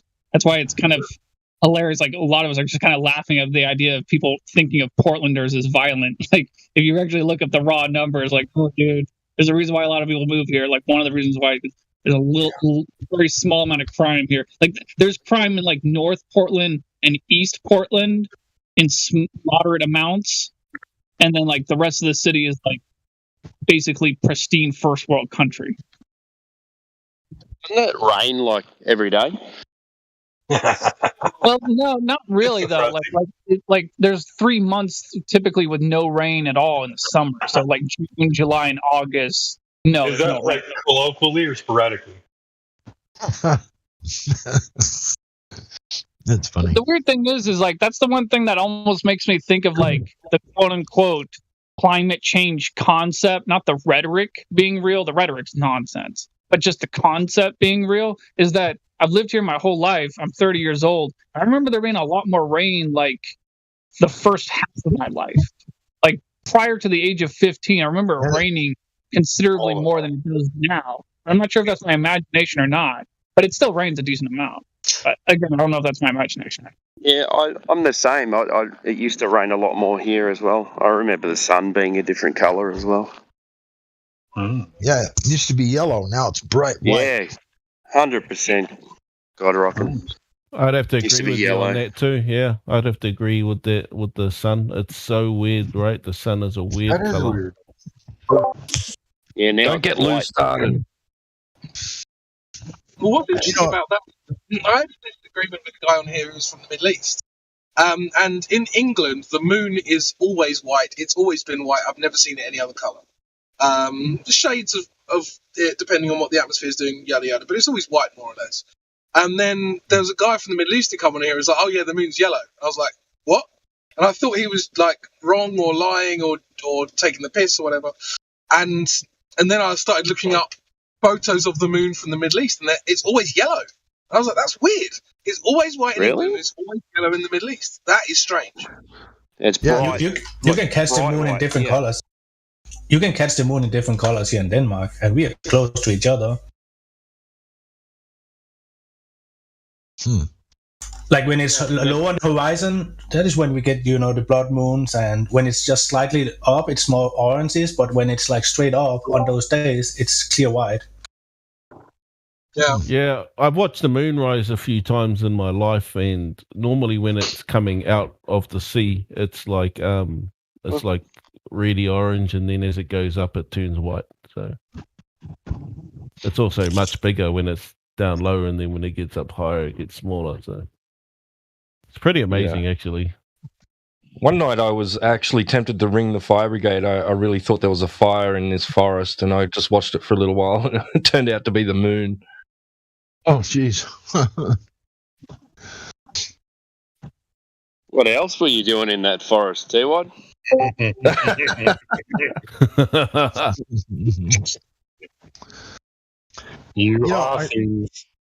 Are you guys familiar with like back in the 1800s or whenever it was when they seen all these fireballs in the sky like we've been seeing recently, all these like green fireballs and whatever that screamed across the sky? They had a year without a summer, and like 2 million people starved to death over there because they couldn't grow any crops. There's been a lot to do with the potato famine. I don't know. Maybe. All I'm saying is we've had like dozens of fireballs in the United States. So, I mean, here, there, we've had like half a dozen of them here in Utah that have been seen. And I'm wondering. Green things? The green ones and the blue ones? Yep. That's what I'm saying. Anyway, so I'm saying I'm making a prediction that we might have a year without a summer. I wanted to say this real quick. I'm sorry to cut you off, but like somebody was talking about like battery, like lithium and batteries and things like that, and how dry lake beds were the best source for them. I think that was you, Orion. I'm not sure. It was either you or Glad. That was Orion. I remember that conversation. And I just thought that was interesting because like here in Texas, there's like thousands of man-made lakes, and a lot of them are drying up. Yeah, same here. The Lake Powell and Lake Mead, they're all drying up. It's like they're disappearing. It's weird. So what are you thinking, Gizbo? They're drying them up on purpose to get lithium? I don't know. I just, like people tend to build all their lives around sources of water, and then when the water dries up, you got to move somewhere else, right? If you don't move somewhere else, you suffer the consequences. Isn't there some lake in California that you see old pictures of it in the 90s and stuff, and people were water skiing and stuff like that, and then people built homes and had holiday houses around it, and then now it's dry? There's like no water at all. I remember watching a documentary about it. I know you got Lake Powell too. Smells like poo or something now as well. So. could be. California's fucked, yeah. Like, Oh yeah, California is gone, man. they're in trouble. I feel bad for them. water. They got no I'm water. proud of anybody that tries to stay. Louis. But all the rolling blackouts, that's just sad. Go woke. We can or laugh, go broke, yeah. and we can laugh about that. But people's like oxygen concentrators at home like require electricity, and so when electricity goes out, they're not getting oxygen. Yeah, I got one. What's with these air filter things that they're trying to sell everybody to put in your house? I don't know. I think maybe it's trying to filter out the things that like help to boost your immune system. My honest opinion. Like when people are putting hand sanitizer on their hands every 5 seconds, you're killing everything that your body's trying to fight against to have a natural immunity. Bingo. I didn't use hand sanitizer once through that whole thing. I use it very, very sparingly. Like if I didn't feel like washing You my work hands. in a hospital. Right. You work in dirt. And you don't talk to nobody.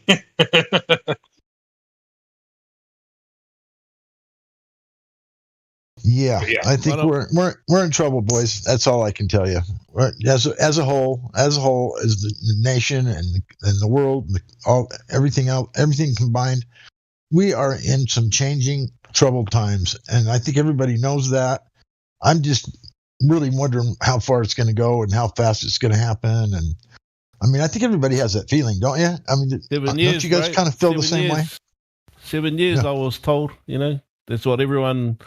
I guess all the what I call them, not the crazies, the gifted. Well, the gifted keep saying to me 7 years because I asked them that question. Well, what's coming? And they go 7 years.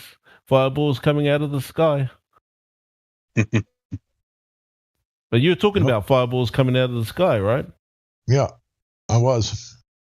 So when did they start hitting the earth? I've never heard of them hitting the earth. They just scream across the sky, and I think I'll find one and show it to you. Keep talking. I think they are. This is just a guess, but I think there's some sort of a weapon that is. I don't think they're natural at all, in my opinion. I think they pollute the environment or drop something with their smoke and whatnot. I just think that's what they are. I could be wrong. The weapon's already here. Yeah, I've seen huge fireballs they just appear. Like you don't see any sign of them. They just appear out of nowhere. I opened the door one day to a visitor, and then they freaked out because I was like, "Whoa, what the fuck was that?" Because behind them in the distance, near the horizon, this huge fireball just appeared out of nowhere and went like down towards the horizon. It was like freaky. I seen them reports or something like that, and they're trying to say that it's some kind of lightning. They were trying to tell everyone that it's some kind of lightning phenomenon. No, I don't think so. No, this isn't lightning. This is an actual. It looks like a green meteor going in a downward momentum or something like that. But for all we know, based off our perspective, it could just be shooting satellite balloon across the sky. I'm looking for the picture right now. I apologize if I'm taking too long.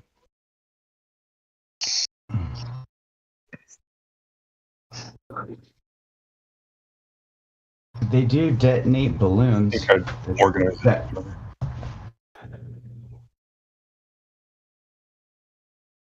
True, a balloon full of helium could. That's correct. So they detonate balloons with the satellites that they have put up there now, and that's how they. That would make sense. That would definitely make sense. Yeah. But the green. They have a project that they do, or a program in Antarctica. They have. Yeah, they go fetch them with a plane. They got they've got a hook on it, type of thing. That's correct. I've seen it. I've seen a video on it. I've literally seen a silver grayish balloon orb thing sitting in the middle of our town. Yeah, like in the middle of our city. We were all just standing there like, what the hell is that in the air? And everybody stopped and was staring at it for like half an hour. And I thought it was that's a when, star in the day kind of thing. But yeah. yeah, and that's when they told us, oh, these are Google balloons or something like that. They get all But kinds of yeah. different kinds of shapes or whatnot. But yeah.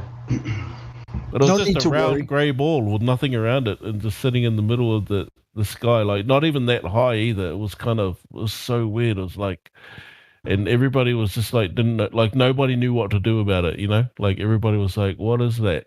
I So don't what know. can you do? What can you do about it besides watch it and go, "What the fuck is that thing?" Yeah, well, you know? think like if I had a gun, I'd try and shoot at it. Well, if you throw your camera on, I threw my camera on it, and it would change shape with the light hitting it. It was kind of interesting. It was obviously with whatever wavelengths or frequencies it was hitting it with. I don't know. It was an interesting moment for me when I saw one, and it was that sunrise, and I couldn't see it when the sun came closer. I couldn't. It pretty much the light had overthrown it or whatever, you know, with my vision or whatnot. The refraction of it. It just. There we go. Couldn't see it anymore. Yeah. Found it.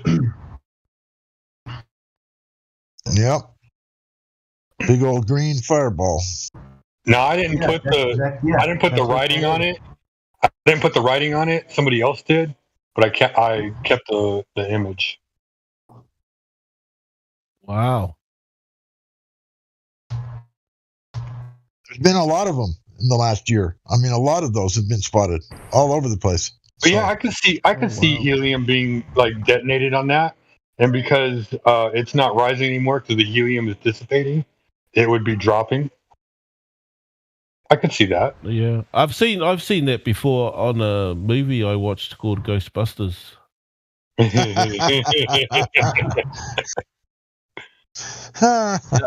Refraction. You said refraction. My question is to you is what color do you see there? Because I have an issue with my spectrum. I'm partially colorblind. Green. What color do you see Lightsaber there? green. Green. Yeah. Green. Yeah. Okay, lightsaber. here it says helium is colorless, tasteless, and non-toxic. Well, you know, I'm just saying whatever. Anyways, but it's just saying It's colorless. It's colorless in its observation, but if you ignite it, exactly, just like magnesium has its own color too. I didn't know helium was flammable. And depending on what's within the atmosphere in that area at the time as well, so it'd be interesting to see if there was other pictures of them like actually caught and see if it actually is the same color all the way around. Well, you got to remember that if it's a helium balloon, the entire balloon is dense with helium. But I understand that. I'm saying if it was to be, but it would burn off a different color as it would anyhow. Have you ever burned magnesium or potassium? I'm saying different atmospheres would hold different gases in it, obviously, from place to place. Don't you think? Have you ever burned magnesium and potassium in its location? Or sodium. Burn, yeah, or sodium. They all burn differently. Yes, I have. Yeah, that's when you're burning something in pure form, though. That's exactly what they're burning. I didn't know helium was flammable at all. That's new to me. Well, I mean, everything's flammable. Everything has a maybe flat you have to point. make something with it. Isn't it flammable like under certain conditions, maybe, or something? Apparently, Well, they you're probably detonate the balloon to retrieve them, is my speculation. So they detonate the balloon, and then it throws out a parachute, and then a plane comes by and just It's non-flammable. Yeah. So it's anyways. You might be thinking about that's hydrogen. my speculation on it. So.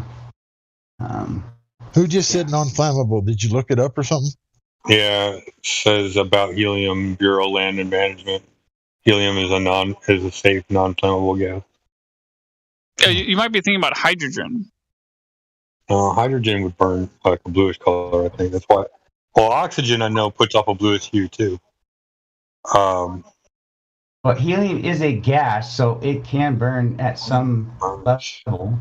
It does give off a light, and it does obviously, therefore, Yeah, when it says gases get exposed to electromagnetic forces, like Exactly, that's what the northern lights are, right? Yeah, exactly. Yes, that's exactly what it is. It's electricity in the air. Yeah, it's exactly in our atmosphere. Absolutely, absolutely, 100%. Yeah. No. You got it right the first time. Air. Yeah, atmosphere, air, however you want to say it, whatever. Well, you see, it's just the atmosphere it's one of those terms they just made up. It kind of just sounds cool. I mean, because I'll explain to you why. An atmosphere is a controlled environment, so we do live in a controlled environment. Well, what you're describing there sounds more like the term closed system, actually, which is a different term, which is a real term. But the reason why atmosphere is nonsensical, I'll tell you why. Because atmo means air, sphere is a shape, air is a gas, gases have no inherent shape, thus atmosphere is a nonsensical term. So gases have no inherent shape. I'm sorry, I didn't hear you. Unless they're in a container. So atmo means air, all right? Sphere is a shape, and gases have no inherent shape. Air is a gas. Unless they're contained. Unless they're contained. Exactly. Yeah. If they're contained, hold on. Okay, We have established the dimensions of any container. We have only established that there is a container. So there's pressure involved. Well, I was talking about the balloons meant more than anything, Orion.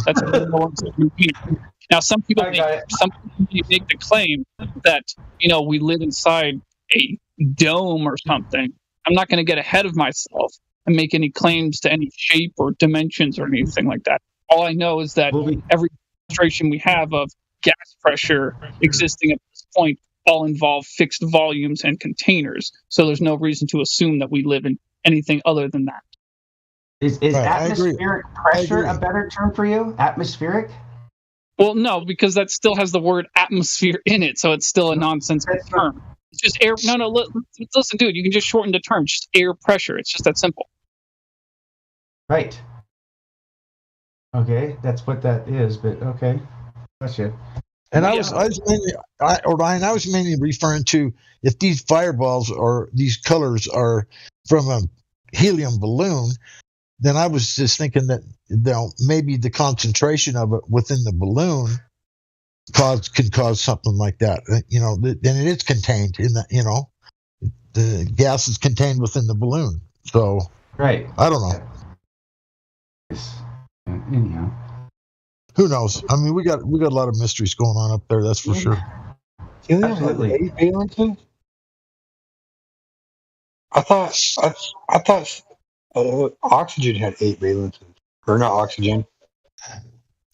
I'm trying to remember my valences. That brings me to a question about Admiral Byrd. Like, would you say Admiral Byrd's account is controlled opposition, or would you say that there's some truth to it, and then there's a whole lot of bullshit?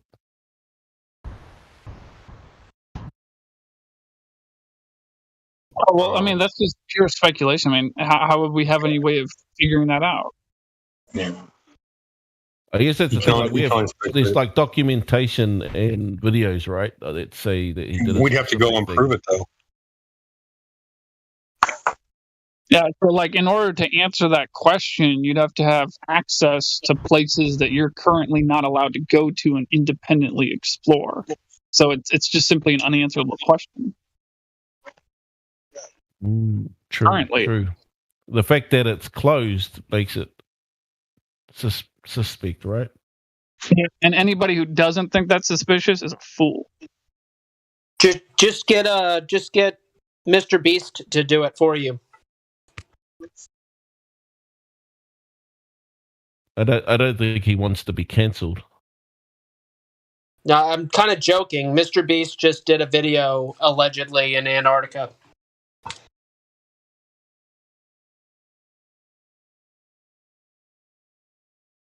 That's controlled.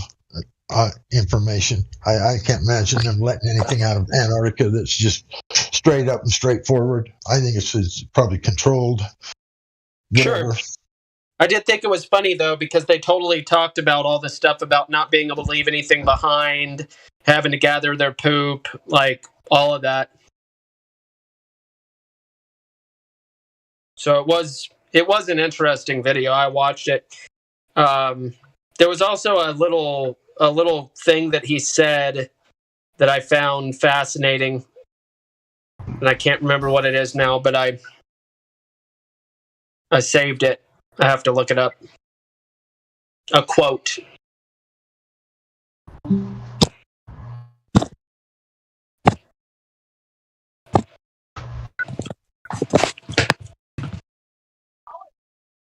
See if I can find it. He's made it. He's made it to the big time, Mr. Beast. He's Oh, been yeah. to Antarctica. You know, wow. Big money.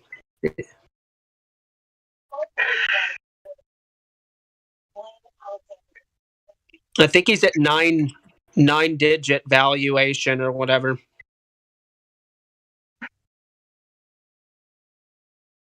That's what I thought about helium. Somewhere I was reading, it said helium has 8 valences filled, and I'm like, it only fills 2. And then the next one up was 10. I knew that. Some of these explanations. Oh, that's right. Go ahead. Oh, never. Is that gospel? Hey man, how's that new job coming along? Bro, I've been working on the railroad all the live long day. No, I only did 8 hours today, which is they're only doing that to me because I'm in training, so they're not gonna put me on 12s. Although I'll be on a 12 tomorrow, more than likely. I'm gonna be doing a road job as opposed to working in the train yard. It's going well. It's working on the trains, man. It's really intense. It is really neat too. Good. Glad it's working out. Yeah, thanks. A huge train yard here where I live. It's like a major hub. And Yeah. I've got several friends that have like retired from the railroad and worked there for years and years, and they make good money. Man, that's a good money job there. Yep. You say goodbye to your personal life, but yeah, you make lots of money as a trade-off. Yeah, there's a huge hub here, right just west of where I live, my house. There's a I don't know what you call it, but there's a place Yeah, where it's there's called a train yard. a train yard. Okay, there you go. A train yard that's probably got 20 tracks wide at least. I mean, it's huge. Sure. That's about the same as here in Mandan. Yeah, it's huge. Huge. Yep. Hear them all night long, banging, hooking up, banging. Yep. Echoing through the city, yeah. Yeah. So I'll go between Dilworth, Minnesota, and Glendive, Montana. That'll be my side-to-side stretch.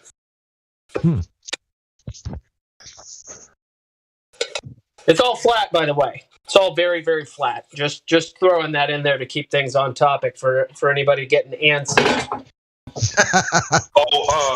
I messaged you before, Godrock, and I know you probably got the message and everything, just haven't thought about it or anything. About me coming out there to Utah, and like, what are some places that you think I should go visit? I'm going to postpone that, by the way. Are you? Yeah, I want to go, but like, if I go, I ain't gonna have any money when I come back, and I'd like to go when I have money when I leave and come back. So I'm going to postpone that. And yeah, just drop me a line when you decide to come or whatever. Drop me a message, and yeah, I'll be happy to. Yeah. Point some things out to you or whatever. Yeah, I've lived here my whole life, so Yeah. But anyway, interesting state to visit. A lot of national parks. Well, see, and that's what I want to do. I want to see like super rare, super cool experiences, not like drive through it. I'm like, what the fuck do I need to go look at? And then like you spend half your day going through the whole state and you don't know, you haven't seen anything. Yeah. Yeah, there's lots of places here to see. I'm telling you. Like, I'm sure there's a place that I could probably go that would probably take me like 3 or 4 hours to plumb, and then you'd spend like 2 hours of experiencing it, and then it's time to go. Probably more like a day. You're gonna want to have a day in each place. They're huge. Right. And that's what I need to experience. My trip to North Carolina, that was my big mistake. I went there and I regret the fact that I should have had like a whole week to have the experience instead of just a day and a half. Yeah. North Carolina's huge. There's a ton in that state.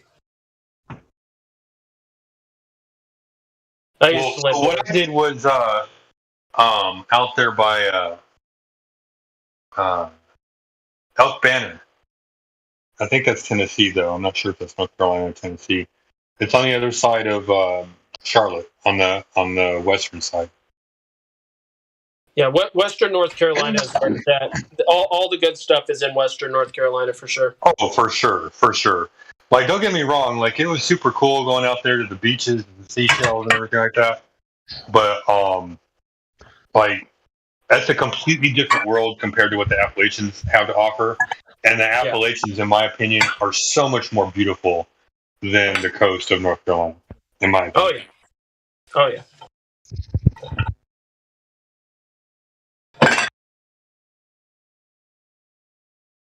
You're hearing the sounds of the domesticated man, just in case anybody's wondering what the clanging is all about. Doing dishes, I hear.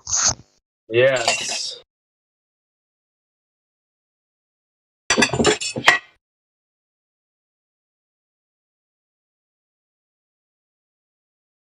Sure good to hear. Sure good to hear from you, Day. I was just talking to Day. If you wanted to go down into my server and talk before you go, if you wouldn't mind, I wanted to talk to you for a minute. Yeah, let's do that. All right. My server is just called God Rockin's app, and it's got my picture on it. What about me? Do I get an invitation? Sure. You're welcome. I think you might have to invite me on. What about the dishes? Did they get an invitation? Huh? Everybody's welcome. Now, guys. I just know only works one at a time, all right?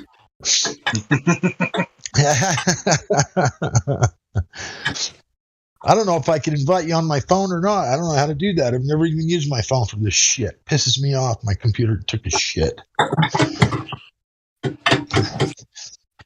Yeah, I will try.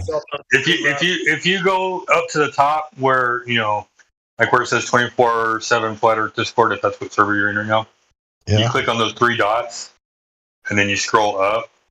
I believe you can send an invite to it. You'd have to go to your server though, or if you go to your server and scroll all the way up, it says invite, and then it has a picture of plus. You click on that. And it'll say copy link.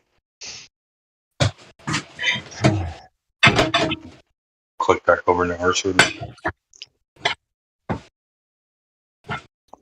There. You should have an invite coming, Dave.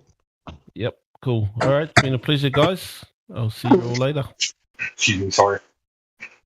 Yes, sir.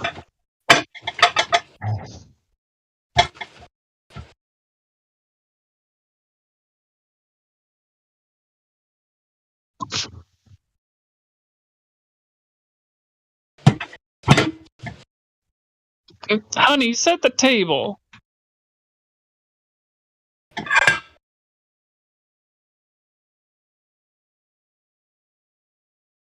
Where's my food? Let's say it's lovely to have a man in the kitchen for once.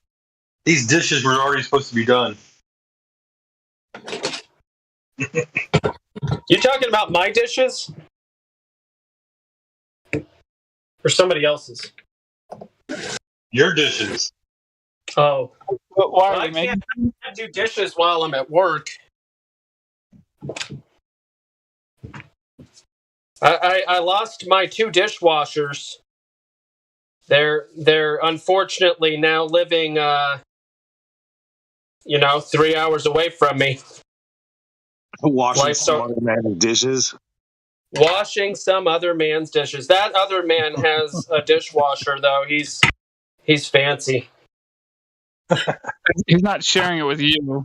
You're not part of his class. Ah, man, I'm so. When you're done with those dishes, I got some dishes at my house for you to do. Yeah. Yeah. You can do his dish. You can do his dishes over at his house with your microphone open over there too.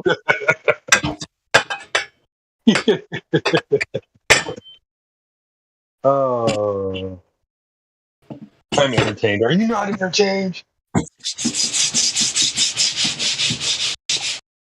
Yeah, scrub that dish. Scrub it hard. Oh yeah. Go I'm slower. getting it clean. Like ASMR up in here. You want me to throw in a yesamasa, or is that too risque? What kind of soap are you using? You're using Dawn? It's Chinese. If you're not using Dawn, you're not a real man. Right. Dawn, man. Blue Dawn. Not just any Dawn. You got to get that Dawn Platinum. That stuff's good. It's worth it. Okay, I have the one with the duck on it. Dawn Ultra, not the platinum. The blue Dawn. The blue Dawn. That's the only good one. It's $1 for the Platinum, man. Good old petroleum base. I've used the platinum before. I know what you're Or talking you about. can just make your own and not be a consumer of corporations. You mean petrochemical products? No. You shut up. You shut the hell up. What the crap are you making your own dish soap? What are you doing? It's pretty simple. You making it with ply? You make it with ash. Oh, ash, pot ash, and all that. Okay. No, not hot ash. No, pot. Pot. He said pot. Pot. P-O-T. No, not me. That's not what I'm talking about. But anyhow. What about human lard? Should we use human lard for? What about combining the two together? Anyhow. I'm pretty sure the soap was actually invented was the fat from the animals that we cooked over the fire mixed with the ash beneath the fire and created the very, at least as far as we know, soap. Correct. While we're at it, can we start a fight club? Yeah, I figured that's where this was going. The first rule of Flat Club is you always talk about Flat Club. Always. Oh, Flat Club You is guys haven't talked always. about anything about Flat Club for a while. You guys are talking about soap, so joined in. I'm confused. Yeehaw. Hey, wow. Yeehaw. What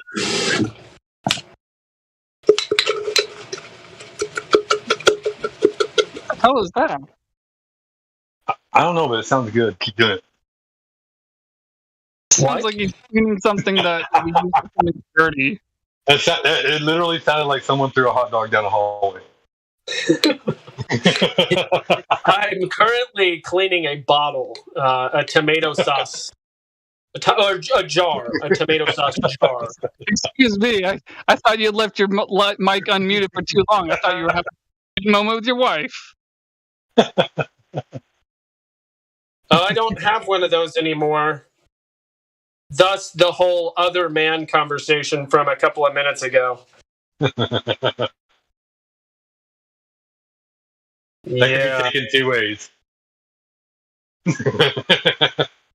Well, I am not a coomer. That's another part of my life, is I am not a coomer.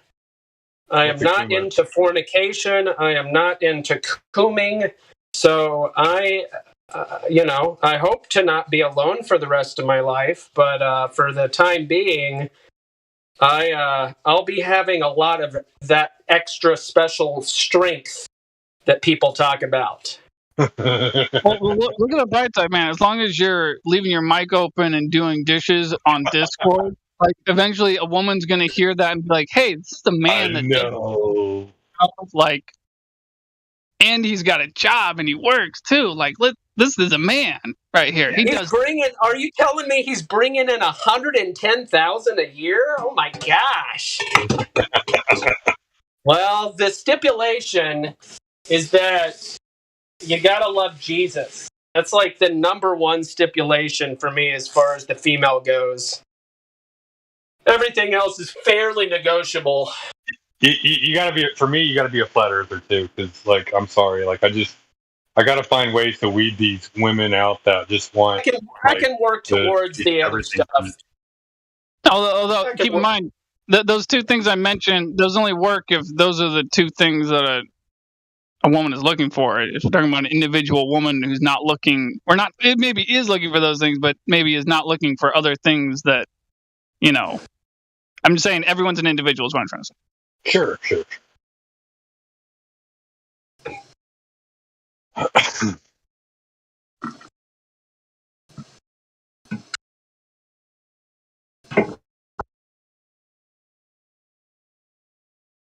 I don't know. According to all these dating apps, apparently all women are looking for is a funny man. Like, I kid you not, every profile is like, if you can make me laugh, you'll have my heart. If you can make me laugh, a green flag for me is making me laugh. I'm just like, dear God, what is up with this whole comedian hunt? Like, what? You know how you make a woman laugh? You give her $100. Give her $100. She'll laugh at everything for about a minute. Wow. And then she'll be thinking about what she's gonna go spend her money on. That sounds more like the member of an applause crowd rather than like a woman per se that you're describing. You know what I mean? Like, who are you talking about? I may be a little over bitter about it, but I don't know what this has to do with flat Earth at all. Really, I don't. It's confusing to me. Oh yeah. Hey, wait, Cold Sun. Do you believe that the Earth is a ball spinning in the vacuum of space? I don't even know why you're asking me that right now. I'm just asking if we can flying 500 million miles per hour. That's all. Well, I heard you say something, but I couldn't hear what it was. But I thought I heard flat Earth in there. Yeah, I was just wanted to talk something, and I don't know, with dating women, or I'd be interested in you guys about, flat Earth or something. That's all. I actually concur with that. It's something I only, yeah. Well, anyway, so do you believe that the Earth is a spinning ball in the vacuum of space? No. Oh, all right. Well, cool, man. You're not.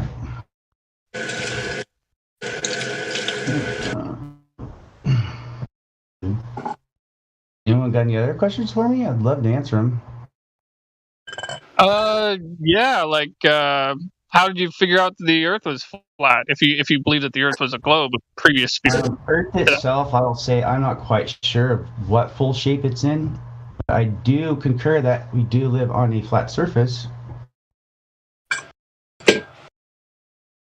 Yep, stationary too. Would you say so?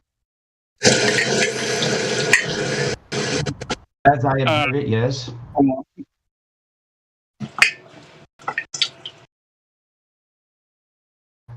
Is my water too loud? Because I'll just mute myself if the water turning on is loud. Yeah, it is. Yeah. All right. You broke your water? Yeah, I'm broken it on and off, over and over. I'll mute. I'm not sure you're doing a thorough job rinsing. Yeah, that therefore I'm going to mute so I can do a more thorough job of rinsing. Break out the power washer. No, but anyway, as you were saying, Cold Sun, how did you figure out the Earth was flat? Or you used to believe in the globe, I guess, right? To be honest with you, no, I never did, and I never believed in NASA or anything of that. I dropped out of school around seventh grade, so yeah, to say the least of it. But yeah, no, I never believed any of that stuff. I never thought much of it up until I was about 17 years old. because I observed the stars, and that kind of gave it like that they were bullshitting to begin with. But yeah, how the moon and sun moves around me, and I remember sitting in my car when I was younger, going, "Why is the moon following me?" Stuff like that. It always seemed to me that we do live on a flat surface from my view, my perception. But and that it's kind of obvious a little bit, but we only see so far. Our spectrum and our sight is only. So it's really hard to say much of really what's in front of us. They have, just the indoctrination and everything that you're into, and but it makes it tough. Really. Do the best that I can, to give it some, to analyze it. Yeah, to be honest with you, I don't believe much of anything that is in front of me or is said. It's usually in front of me, and then I analyze it. So anything that I can analyze or be a part of, it's still speculative for me.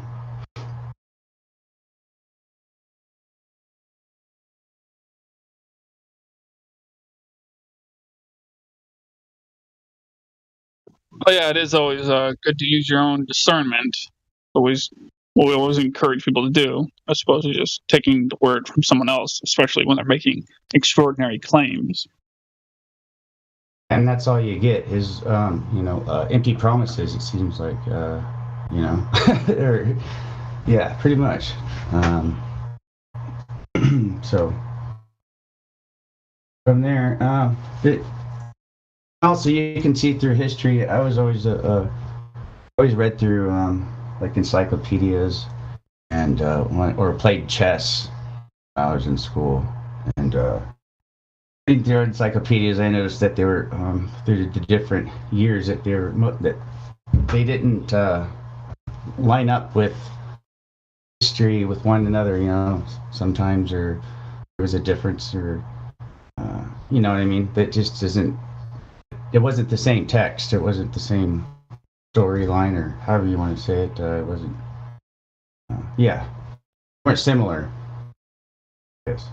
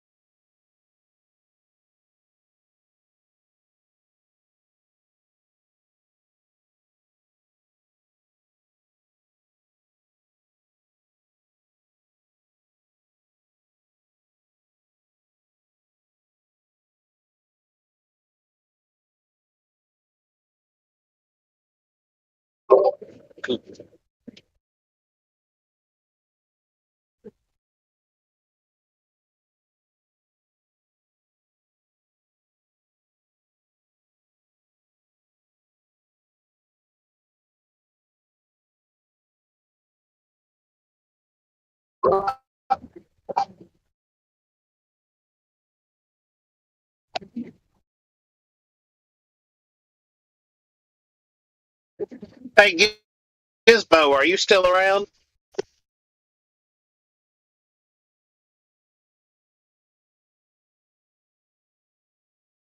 Yeah, I'm still here, man. What's up? Yeah, we were talking earlier about McToons. Were you the one who posted the video of him in the Tartaria server?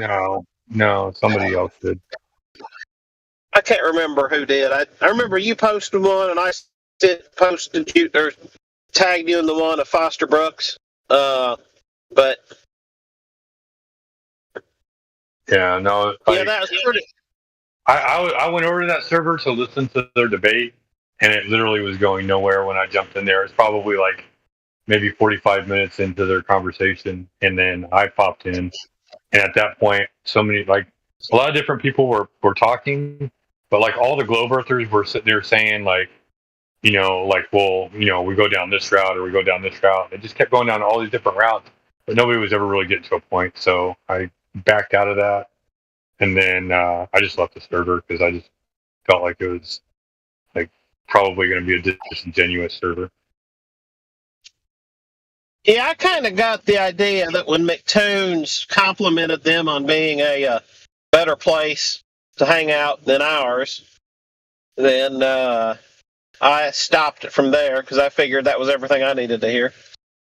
Well, they're what the problem is like they want to control a narrative, and they're mad because we won't put up with their bullshit. Yeah, exactly. We want to know where the curvature is at, and they can't give it to us. It's all hypothetical.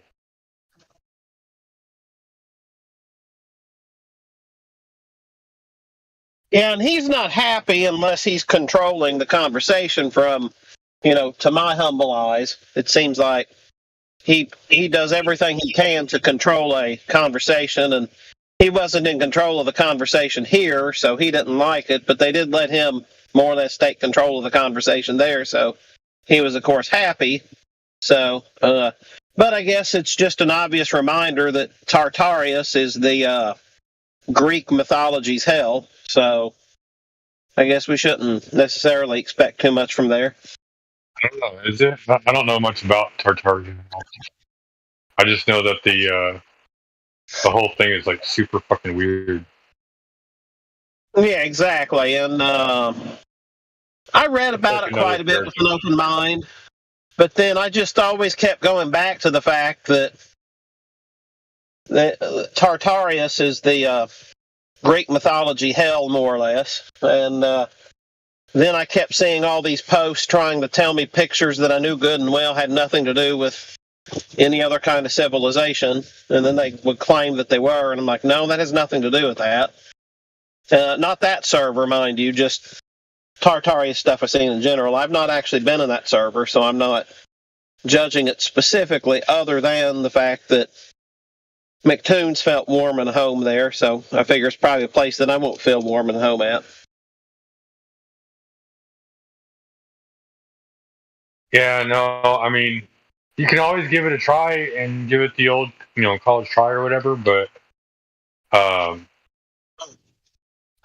like you'll find out what kind of a place it is when they literally like what if and question you on every little minute detail of the words that you use, but then you're not allowed to question them.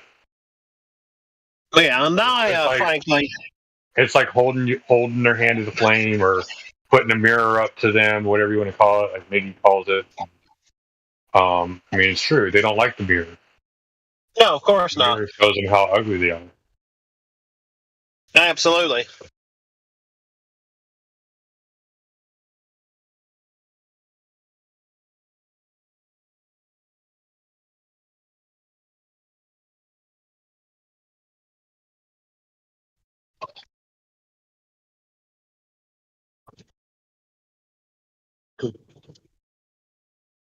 That's my philosophy. I try to stay away from groups named after some sort of hell. Fake. I figure I probably know what I'm getting into. And they think the place that we're claiming is fake too. The problem is we're not claiming flat Earth. We're just claiming we don't see the curve. And then by the dichotomy of if it's not curved, then what is it? It's flat, right? So it's them. They put themselves into that corner, not us. They put us into that corner. We didn't put us there. We just said we can't see the curve. Which actually, in truth, could mean a couple different things. One is like you say, it could mean that it's perfectly flat. The other could mean that it's still a ball, but the ball is much, much, much, much, much, much, much, much, much greater than. But that means the sun isn't where they say it is. The moon isn't where it says it is. The time of day isn't what they say it is. Of course, right. Yeah, there's plenty. We allow for a number of options, where they allow for one option. Right. Well, that's the whole point. They strawman you into your own belief, and it's like that's not what I'm claiming. Well, what are you claiming? I don't know, but what I am claiming. Here's what I'm claiming. I'm claiming that what you're saying is wrong. That's all I'm claiming. I don't need to give another alternative to it. That you want to come up with another alternative, that's on you. But what I'm claiming is what you're telling me is wrong. The That's math correct. is wrong. Yep. Let's go find the real math. If that's the case, stop sticking to their thing. And if the Earth is bigger than what they say it is, then what the fuck is out there, dude? Like, where are they keeping us from? Absolutely. You know, if I got 7 continents, what else is out there? It's got to be bigger than what we're being told, or it's flat. Even if it's flat, it's still bigger than what we're being told. There's still that No doubt about it. that argument. We don't know. No doubt about it.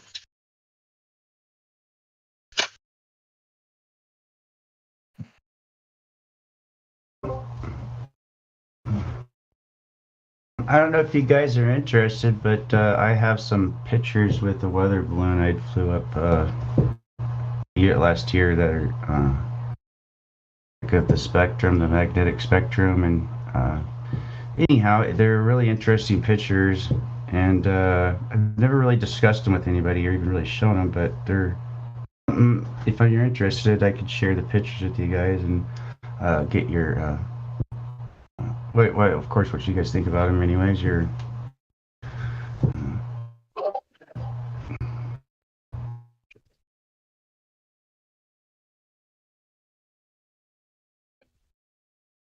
I mean, you're always welcome to share them, dude. Share them.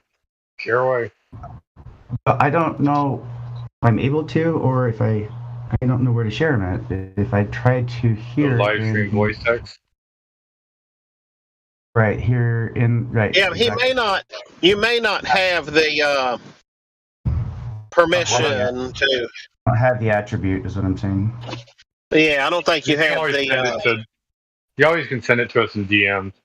I'm not a mod, so I can't give you that permission. DM. So how do I do that? Then are you talking about a direct message? Oh, okay. Click on my name and click on my name and click message. Did it see light up? What's your name? Gizbo. Oh, okay. Oh, here you are. Okay. I'll go ahead and do that. I'll send you some.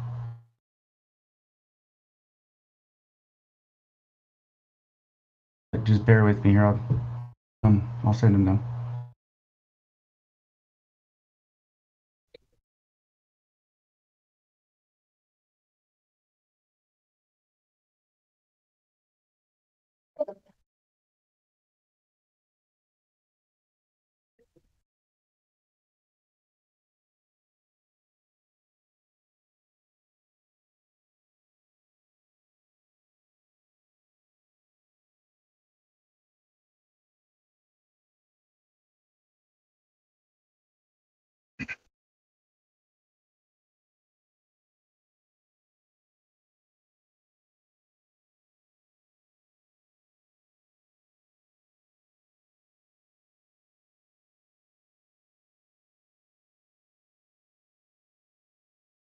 Has you send it yet? Or is it loading? No, just give me a minute. I have to grab my thumbnail, and I'm going to throw it in. Just bear with me here. I'll send it to you here within the next couple of minutes.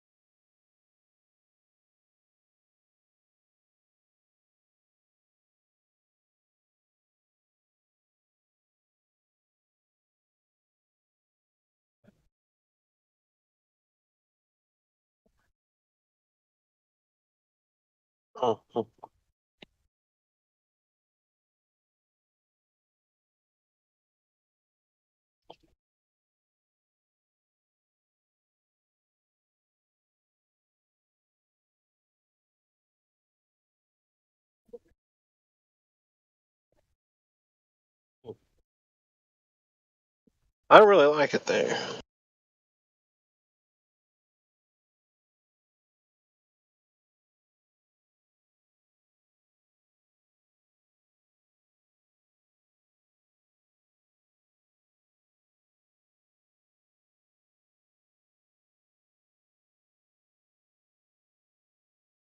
So how much? So what all kind of bureaucracy hurdles are there to send a weather balloon up to 75,000 feet? You can create one. I'm sure it'll be shot down if it's unidentified.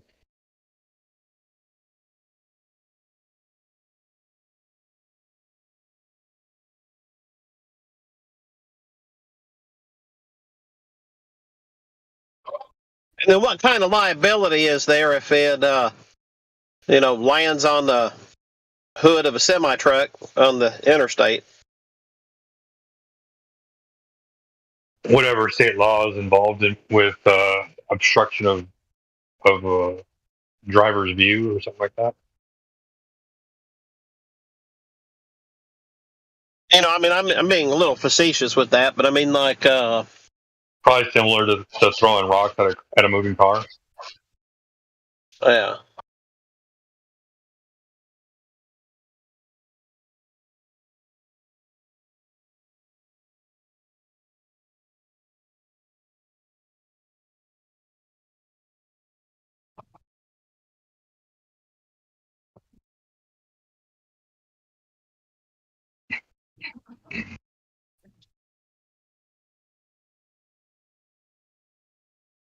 Yeah, I guess there is insurance. I just was doing a Google search here, since that way I can go from knowing nothing about it to an expert in 2 minutes. So I guess there is insurance coverage for hot air balloons or weather balloons.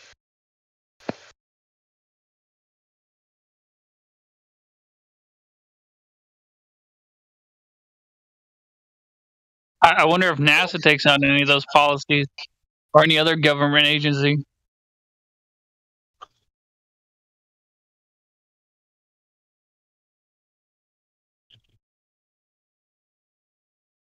It's a good question, isn't it? They're taking forever through this drive-through. I guess I'm just going to try to go inside here to pick up a prescription, but I think they're taking forever. So it might just be easier to go inside. I doubt it. The first tethered balloon took to the air in 1794. Would that even make sense if it's government funds to take out an insurance policy? Like, is that how insurance? Like, are there other similar things that government agencies take insurance policies out on? Like, I don't think so. So it just seems to me like that kind of insurance policy would only exist in the private sector. But I might be wrong. I might be totally wrong on that. Well, I think state governments and like some agencies get insurance, but sometimes with the federal government they just self-insure. So I don't know if this is something they would just self-insure on, but there are some things where they do have insurance. But typically they buy it. When they buy insurance, they usually buy it so that it doesn't cover a specific loss, but it'll cover a number of losses and then cover them more or less all at once. So they make a claim at the end of the year. All right, so real quick, what am I looking at? Cold? Yes, these had some of the snapshots I took with the weather balloon up above. And I'll be right back, guys.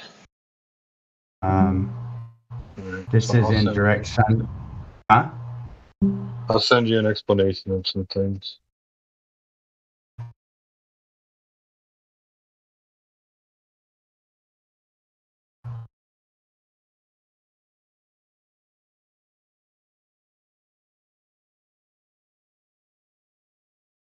So just to describe describe to me what you're seeing in these pictures, just so that way I know I'm seeing what you're seeing.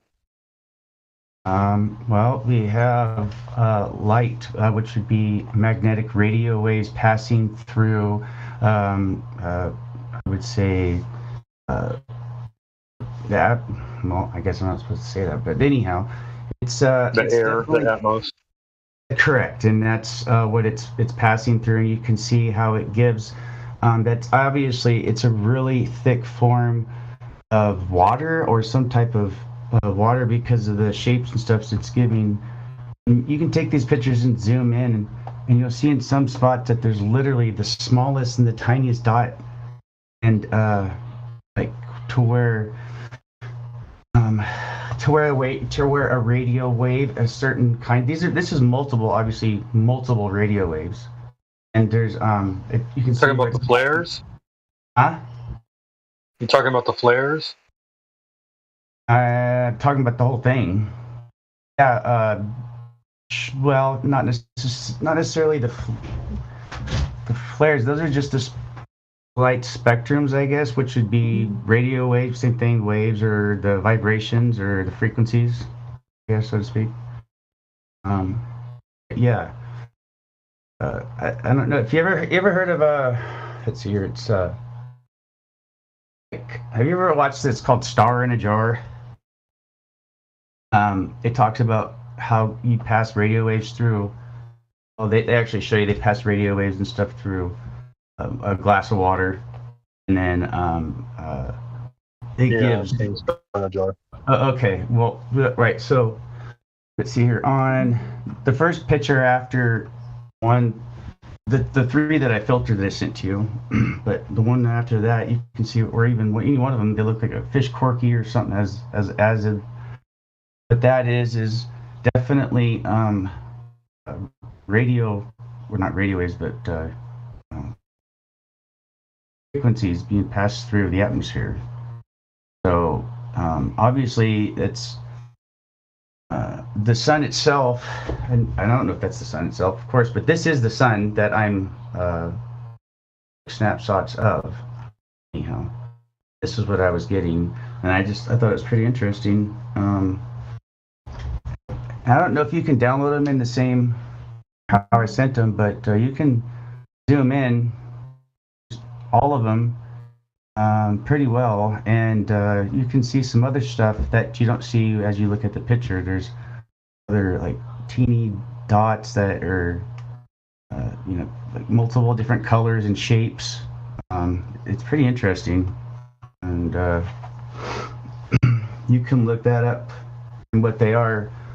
Different frequencies give out different colors and shapes, and what kind of waves they are. So it's pretty interesting. You can get quite a bit of scientific. You can get a lot of information out of just that itself. I mean, there's certainly observations, and you see a spectrum of light that's going through because of glare or glint, whatever you want to call it. Like I see the little dots and things like that from like flare and glare and things like that. But I mean, I wouldn't say that they're necessarily radio waves. Like, sorry, Mommy, let me rephrase that. Frequencies, then vibrations. I mean, like everything's in a frequency, I guess you could say. But I mean, as far as like a scientific view of like spectrum and things like that, like I agree that you can see things in different spectrum. Have you ever seen the?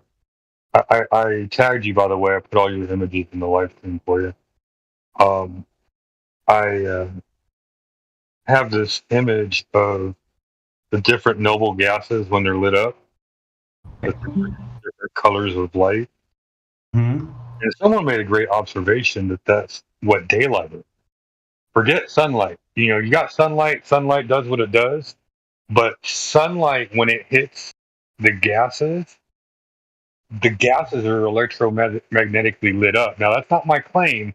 That's somebody else's claim. But I find it very interesting and it kind of makes a lot of sense. I just don't have enough knowledge to really expand on it or anything like that. But since you're talking about like radio wavelengths and light and all that stuff, frequency as it passes through anything. So it would be like, how do I explain that? Like passing it through, like the prism, because light itself has no color. So for it to pass through a dense, some type of, or particles, or basically any that's within front of it. It's not like bending off of like the air, as if that's what you're trying to say. Because that high altitude, it looks like there's like less going on. Something there, because it wouldn't be making the shapes that it is that you're looking. You know how many lenses are in a camera? What I'm saying is, we're seeing this with our eyes. Here, you're looking right at it. No, you're looking at what the camera took a picture of. Is that what I'm looking at? Yeah. I don't know, because I can't look directly at the sun, so I couldn't tell you. Yeah, when you look directly at the sun, you don't see that. Have you ever done that? Yeah, I've looked directly at the sun. Okay, well, yeah. Yes, I've looked directly at the sun. Okay, that's interesting. Well, anyhow, I guess through a lens, but the lens is made, well, depending on what camera or whatnot, but it's there's several lenses inside of a camera. Well, yeah. It's not just one lens. I understand. Okay, I understand that. I'm saying it depends on exactly what kind of camera you're getting as well, and what, setup, all that. Anyhow, it's built in our perspective. Are you seeing? I don't understand where you're going with this. I was just trying to get speculation of what you're seeing there. That's it. I was wondering what I see lens flare. That's what the lens glare, or solar flare, and lens flare. That's what I see. Okay, so that's all you see. Okay, there's nothing else there. I mean, I see the sun, and I see the apparent horizon. What else do you want me to see? What you want me to say? You want me to say that I see like a curve on that horizon? No, because that's how much is lit up on it. Like, what do you want me to see? No, I'm at. Right, it's all. Never mind. It's all. You're talking about the circle around the sun and the circle around the little lens flares. What do you want me to see? Like, there's different shapes there and stuff. There's all kinds of stuff going on there. I mean, you're talking about like the. Let's see, 1, 2, 3, 1, 2, 4, 5 pictures down. The fifth one down. It looks like a balloon sideways. Yeah, pretty much, and it's inverted, and there's a almost like a parachute. Almost, but it's like a there's like that's like saying the cloud in the sky looks like a bunny rabbit. Like what do you want right to see? There, right beyond the start, right in front of it, there is a blue dot with a white circle in it. I mean, if you zoom into that, it's pretty crazy. And if you look into frequencies, and stuff like that, you'll find what that is. And so us not being able to see that, but being able to see that with a camera, as you had said, gives us the ability to see that, because we don't have that in our spectrum. Therefore, it is there. It does actually have a significance. But I mean, like, okay, so you go down to the second to the last picture, where you see like a blue circle, a red circle, and a green circle. Like, how does that fit on the spectrum? Because blue and green should be before red. Green shouldn't be after red. What are you asking me exactly? Or even the picture above that. Go down to the bottom picture, and then go up to the picture above that, and you'll see a green light, a red light, and then a blue light. Now, why does red appear before green? I don't know. You tell me. That's what I'm asking you. I wanted to know what you thought of these pictures. None of these pictures, I've never messed with them at all. I'm not big on photospectrometry, dude. I don't know I don't know much about like the whole spectrum wavelength thing. So I mean, you can talk to Indio about it. Indio has a wealth of knowledge on that stuff. Yeah, I was just because I'm looking at them and I'm just kind of dumbfounded by a lot of it myself, and I been doing some research and looking into it. And what do you know about radio spectrometry and photospectrometry? Well, I just went into it as far as like what you can't see and what we can see, hear, feel, whatever. Gamma rays, all that stuff. What's. Well, you're asking me to open up a can of worms, and like it sounds like you don't know a whole lot about the field. So, like, even if I explain something to you, you wouldn't be able to understand it. That's speculation. I don't know. I don't have anything to speculate as far as something I don't know. I didn't. That's fine. I'm not asking. I'm just asking for your opinions on it. That's all I asked, man. I wasn't asking for. Well, I'm trying to figure out where you're coming from too, because I don't know if you're trying to point me into a narrative, or I mean, that's awesome. I see colors. This is just honest, just two people talking about a picture that I took a photo. That's it. That's all it is. I was just wondering what you thought. In my opinion, I see colors. Okay. I'll show you. I think what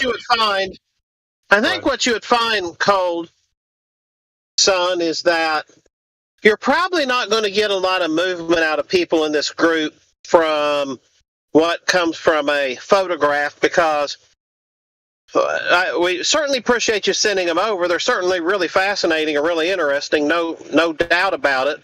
But I think people in this group would then start asking more questions as far as what the project was, the balloon, what the specific camera with the specific lens, and then I think what you would end up with is that you would end up with, a lot of us are very analytical, and we want to know specifically the information as to far as when exactly it was up, where it was at, those kind of particulars, before I think you could really get a lot of speculation from us that we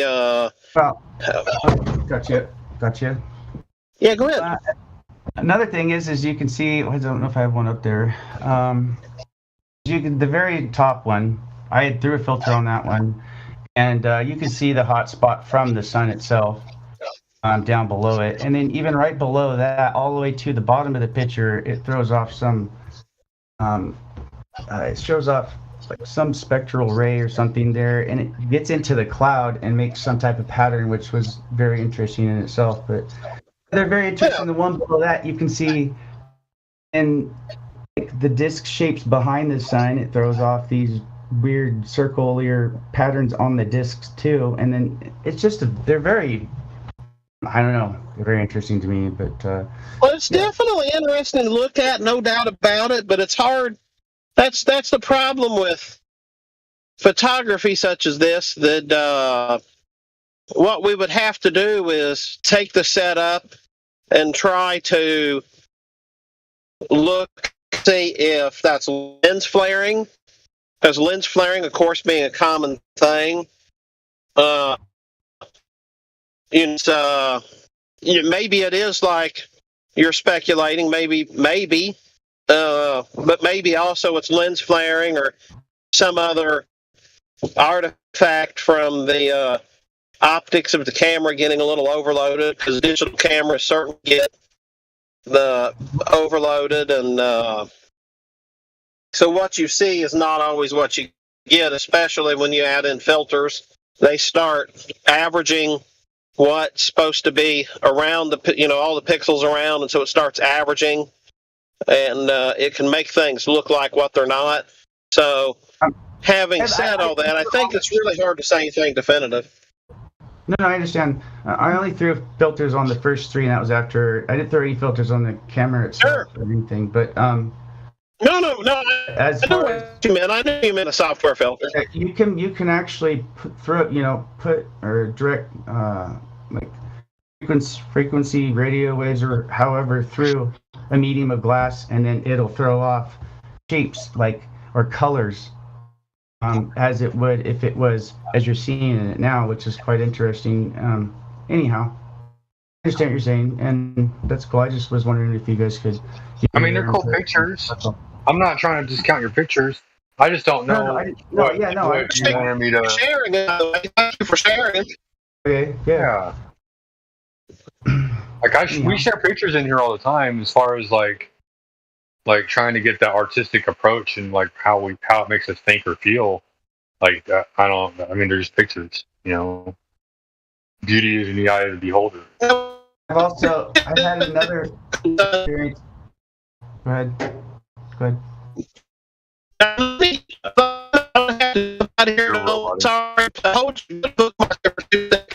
You're a robot. Yeah, he's like a robot.